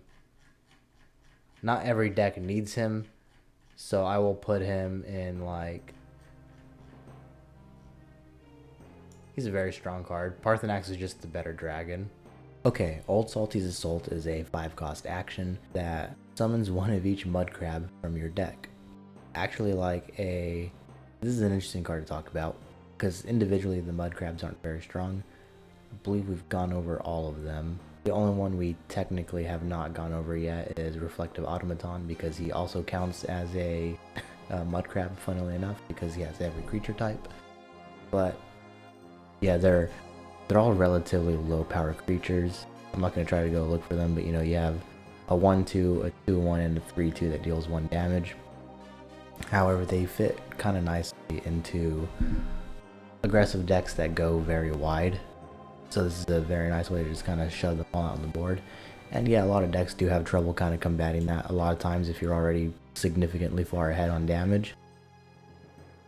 I'm going to say that it's not an amazingly strong card because it's supported by a bunch of weak cards. But in a lot of the decks that it goes into, it's actually quite strong. It's going to be like on the low end of being strong. The Orb of Vermina is a 6-cost support with 3 uses. Every time you activate it, you'll draw a random card, a copy of a random card from your opponent's deck. This is alright in Unite decks. They have to be playing different cards from you. Other than that is like control mirrors, but you're still basing your draw entirely off of cards your opponent is running, so I'm more tempted to say that it's like on the low end of being average. Because yeah, you can actually no, that's giving it a little bit too much credit. I think I'm gonna put it like at below average. All right, Parthenax, 12 cost. He is a 9/9. When you summon him, he'll put 3 random shouts into your hand and reduce their cost to 0. Don't even know where to begin with this guy. Now, on paper, this would just be kind of a strong card. Like, it'll give you a lot of value. And, you know, sometimes you'll get screwed with, like, whatever shouts he's going to give you. But the fact that this runs very well in things that run Solitaire, and he also has the chance to give you Solitaire for free, that creates what's known as the Parth loop, where, you know, people will just play this guy, hope they get a Solitaire, or they're just already running it. Then, you know, once you do kill it, they just bring him back to get even more shouts, and they just kind of keep doing that until, really until he gets banished or until they win. Or if they're not using Solitaire, until he stops drawing that. Really,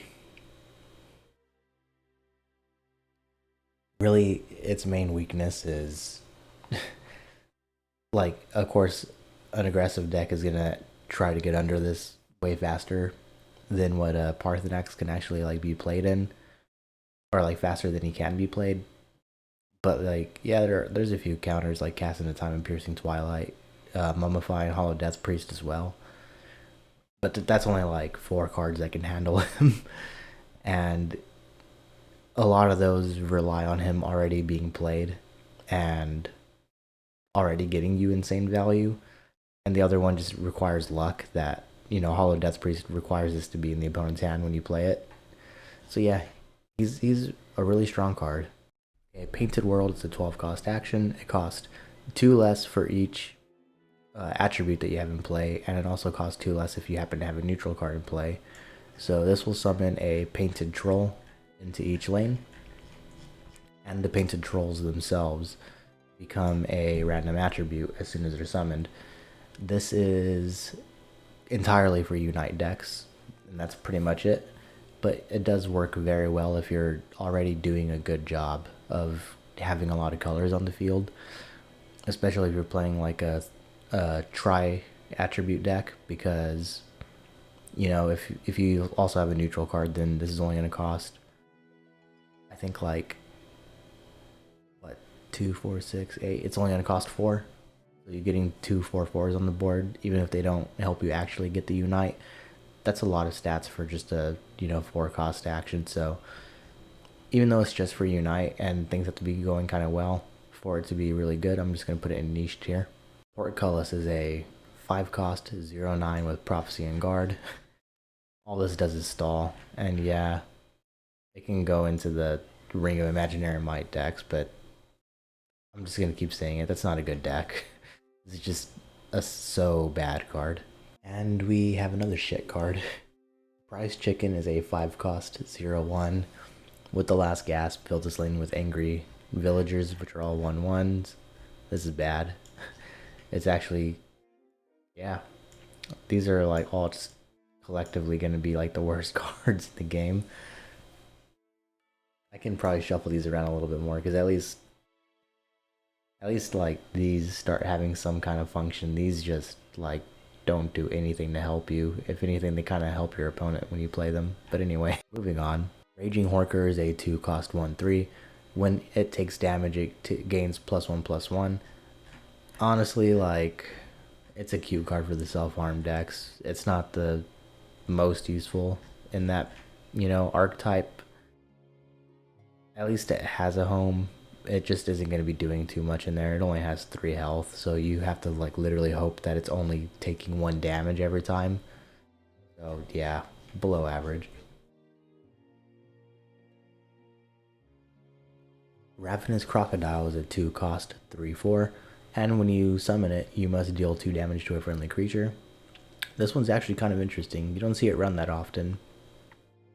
But, you know, you could actually run this in a deck with, you know, something like Ungolem that it's a one drop, and it can and it pretty much he gets his value as soon as you play him anyway. So like you're kind of done with the 1/1, and then you can have a 2 cost 3/4, which is actually pretty good.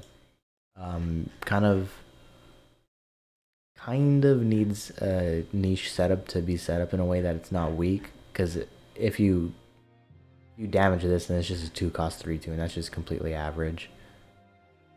I'm gonna say it's still below average, but I think it can.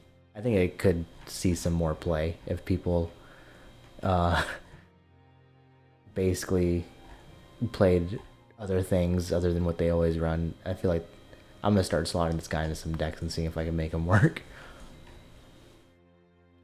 Reachman Shaman is a 2 cost 2/2. At the start of your turn, you give another random friendly creature +1/+1. It's not a bad effect, it's just on an average body, if even. If this lives for a couple turns, then you can say like it probably got its value back. There's just much better 2 drops when it comes to like this kind of an aggressive type of buff. I want to say it's flat out bad. I don't think it is. I'll put it there. Reflective Automaton is a 2 cost 2/3, and his whole gimmick is that he is all creature types. So it says Factotum, but he is literally everything. And this gives him a lot of utility to fit into a lot of different types of decks, especially anything that cares about, race synergy. Like something like dragons, where you wouldn't mind having really cheap dragons other than just tiny dragon and some of the 4 costs. Maybe like on turn 5 you want to play one of your lookouts, and then this guy, he's actually kind of nice for that. And then you have other things too, like goblins and orcs that have a lot of racial synergy, but also cards like Rimmen Purveyor. She consumes this guy, and then every creature in your deck is discounted, which is pretty funny. I'm just gonna put him in niche because he has like a lot of really weird uses. The Ring of Lordship is a 1 cost item. It gives +2 health, and your creatures with the same type as the wielder cost 1 less. I want to say this is niche because it kind of does a lot of the same things. I also don't want to say it's unplayable, but it is pretty bad. At least things like Training Grounds, like I said before with one of the other cards, at least, a support is harder to interact with. I believe I know what card it was I was talking about. It was one of the other Reachmen.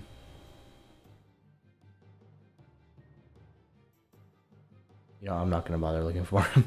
But it's one of the Reachmen that like also discount cost. But the problem with this being on an item is that you want the creature that's holding it to survive, and the fact that this cost 1, sure, like you could also stack multiple of them, but a creature is a lot easier to interact with than a support, so it's gonna go in below average.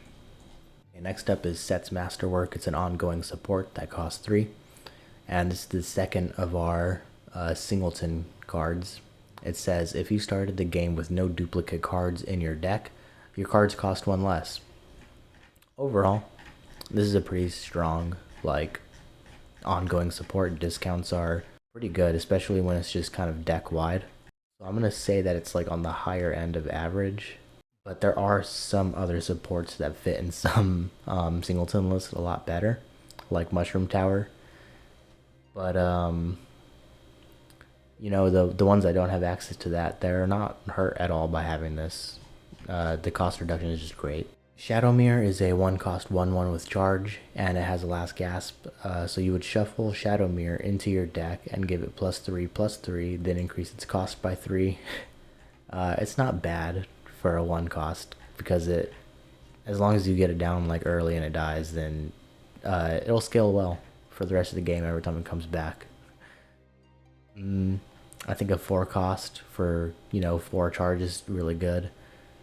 You just need to be able to like draw her consistently, which I think is going to be kind of hard to do for a unique legendary to get pulled multiple times. So I'm gonna put in below average. Okay, Siege Crawler is an 11 cost 15/15 with Breakthrough. This is one of the few cards that are like Daedra that got released with Jaws of Oblivion that don't necessarily need to be run in an invade deck. It's just a giant body. Again, it's just one of those cards where like if it lives, then it's gonna be hard to deal with. So it's kind of like Siege Crawler or Iron Atronach, but Iron Atronach's a little bit more difficult to deal with. This can still get hit by things like, just any hard removal. So I'm still gonna put him below average, but it's a big body, so I'll put it like on the higher end. Okay, Siege of Stros Mackay is a 10 cost action, and this is the last singleton card that we have. And it says, if you started the game with no duplicate cards in your deck, play a random creature, item, support, and action from your deck. This one, okay. This one just is insane value. Like, this is like the end game for playing a singleton deck. You want to have this, and you want to play it, and you want it to be really powerful. I'm gonna put it as a strong card.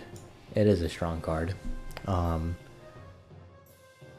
There are ways to get like even more value out of this than it would seem. You have cards like Tharana and Mushroom Tower that can give you additional like uses out of it. And the scope of RNG isn't so great because it's just things in your deck. So, that just depends on what you're running, which I don't think is too bad. You can kind of create some scenarios where things will synergize very well. Like, kind of like with the singleton list that only use Mushroom Tower as their support. So they're guaranteed to pull that and generally immediately be able to gain immediate, a double playing of it, which is just absolutely insane. Yeah, it's a little bit of a build around card, but it's still a strong effect just on its own most of the time. Silent Pilgrim. I can't talk right now, I'm tired. Anyway, it's a 3 cost 1/1. Summon, you draw a random multi-attribute card from your deck. This is pretty good because most decks will have a handful of multicolor cards to choose from. And a lot of them, like, we haven't talked about any of them yet, but a lot of, like, the Crusader specific cards, they kind of fit into the same archetype of being relatively aggressive cards, and some of them even more so, like Crusader's Assault.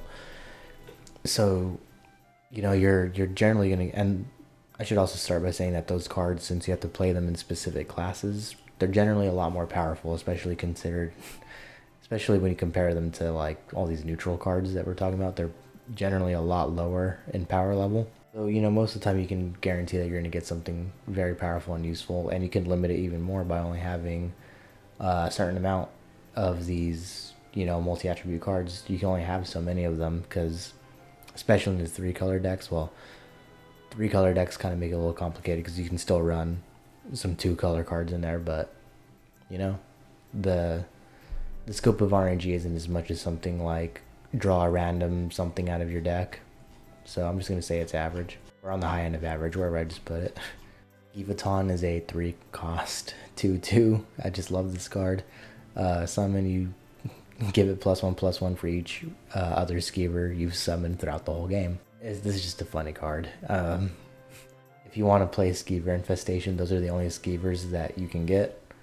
And you would have to play this like super late, so it's almost unplayable. Okay, Skooma Cat's Whimsy, 1 cost support, ongoing. Your cards that didn't start in your deck cost 1 less. I think this is okay in Unite decks. You'll need to be pulling a lot of random cards from outside your deck frequently. Or if you also want to run some kind of memey RNG heavy deck, sure. I'll just put it at below average. Slaughterfish spawning is a 4 cost action. You summon a Slaughterfish in each lane. I don't believe the Slaughterfish have their own card. No, they don't. They start off as 1/1s, but they gain, I think, they either start off as 1/1s or 0/1s, but I know they become a 3/1 on the following turn, and they keep getting stronger by either 2 or 3 power. This is really only good in like zoo decks that are going to be really aggressive, and you would still only want to play this like if you're already ahead on board and they can't cleanly answer like what you're putting down. So I'm just gonna say it's below average. Okay, Soul Burst is a 13 cost action, but it will cost 1 less for each unique card in your discard pile. So you start off with banishing a creature and then dealing 2 damage to all enemies. This is like another weird card. I honestly have hardly ever used this. I think it requires way too much setup and time to be cost effective. Um, yeah, this is like very niche. I don't have a lot of experience with this, like both having it used against me and also like just using it myself. And I feel like just banishing a creature and just dealing 2 damage everything for like the amount that this costs, or like that it usually comes down for. Like I usually see it costing about like 8 or so. I just don't think that's good. Sparking Spider is a 2 cost 2/3 with Prophecy and Guard. This is honestly just a pretty bad card. I mean, it's understated. The Prophecy and Guard just don't really help it that much. And it's just even worse when you play it from hand. So yeah, I'm just gonna say it's a bad card. Spider Worker is a 2 cost 0/1 with Prophecy and draw a card. It's kind of a weak Prophecy, honestly. Like, I think every other color has cheap draw options, even with the Prophecy. So literally only useful from the other cards that generate it. So I would never put it in a deck unless I was like just that desperate for Prophecies, which I probably never will be. Okay, Starsung Bard is a 3 cost 2/3. She is immune to silence and makes your unique cards cost 1 less. Still doesn't do much on its own.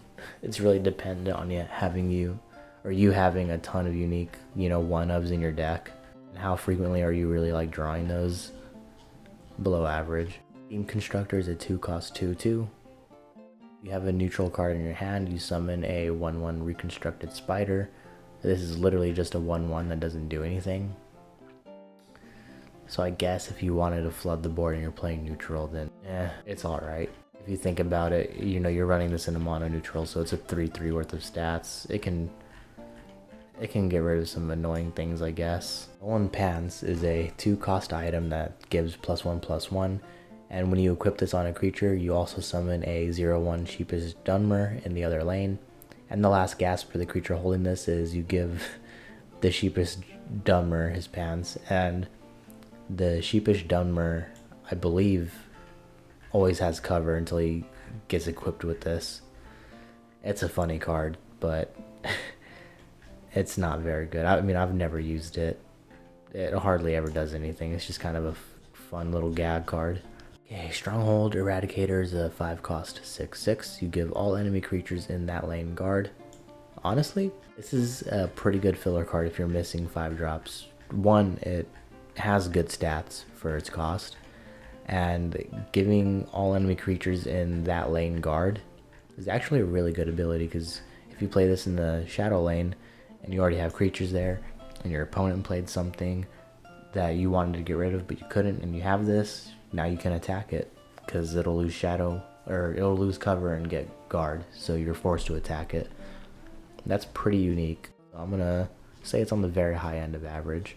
Stronghold Incubator is a 5 cost 3/3 with the last gasp, but put 2 random Dwemer into your hand. Yeah, this is a bad card unless you're literally playing exactly Dwemer. That is the only time it's good. And even then it's still going to be inconsistent, so yeah, that's on the border of being unplayable. Alright, Night Mother is a 2 cost support. Use is unlimited, so every time you activate this, you summon a 0/1 target with guard for your opponent. However, there's some more text. When 20 enemy creatures have died, you deal 20 damage to your opponent, gain 20 health, and then you draw up to 10 cards. So this thing is really slow, and you have to kill 20 creatures. Luckily, it does tell you. There's a counter at the bottom that tells you how close you are to getting it. That is almost never going to happen, though. This thing is so weak to support removal. And there's no way to kill 20 creatures in one turn. It's just impossible. So I have to say it just goes into bad. I mean, I've triggered it before, but it is not an easy feat to do. Ruby Throne is another ongoing support. So when you summon it, you crown a creature, and at the end of each player's turn, you give crowned creatures +1/+1.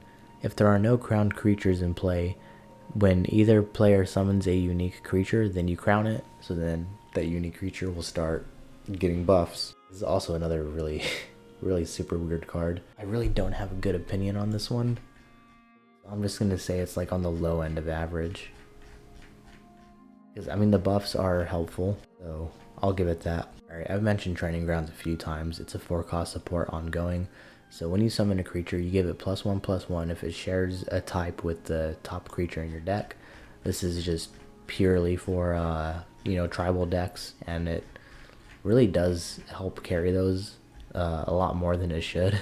Especially some certain ones like skeletons that are a little like underrepresented. I think it's good in that. So I'll put in like below average. Treasure Map is a 3-cost item. It gives +1/+1, and summon, you draw a card, but if the wielder has Treasure Hunt on them, you'll draw whatever they are looking for instead. It's gonna be a really good way to tutor out some stuff.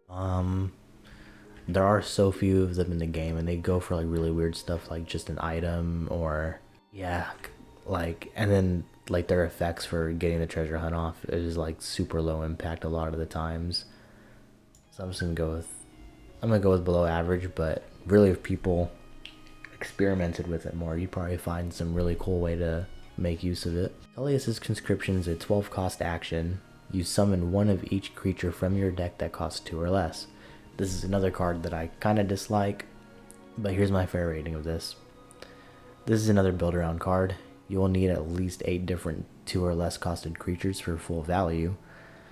If you want those to be usable in the early game, you do want those to be usable in the early game. So while there's a lot of good options for 2 costs, very few can survive like Ice Storm or like Red Ear. And there's a lot of cards that just answer at least one of these, like Ice Storm, a Cradle Crush Giant, or 2 of them, because this does come down so late that that's possible. It has enough counters, and it takes a long time to pull off, but it can be really backbreaking if you do get it off, so I'll say it's at the high end of average. I just don't like the kind of decks that get built around it. I'll say it's at least above average. It's kind of like Alduin in a way, just more flooding the creatures rather than just nuking it, or flooding the board with creatures rather than nuking it. Ulfric's Uprising is a 7-cost action, and it's very simple. You trigger the summon abilities of each friendly creature. This is a really powerful card, especially if you've been doing a good job of keeping your creatures on the board. Then, playing this can very easily exceed the magic investment that it actually takes to play it.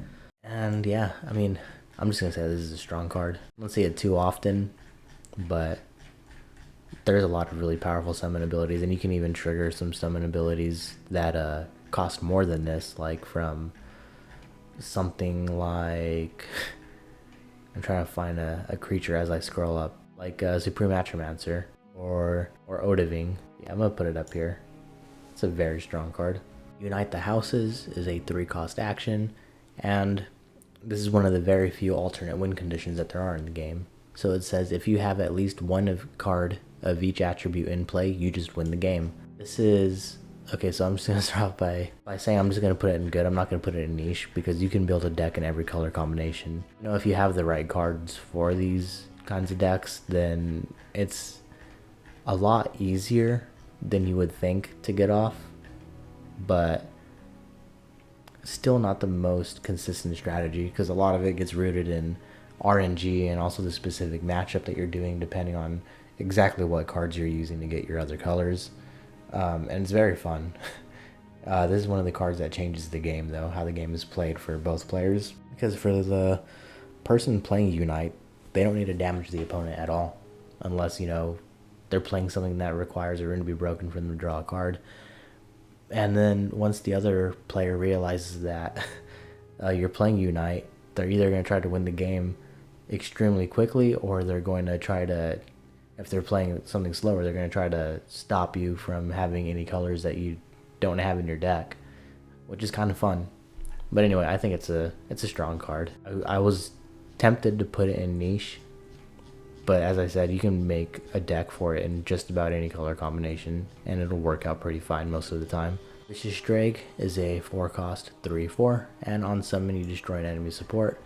Now, it's understated slightly, but not by much. But having a neutral version of a card that like, kills a support while also having a body is, useful for some deck. I'll just put it in average. Voice of Balance is a 4-cost 4/4, and it has summon. It gains +4/+4 and guard if you have an action, item, and support in your discard pile or in play. This is actually kind of solid for a neutral card.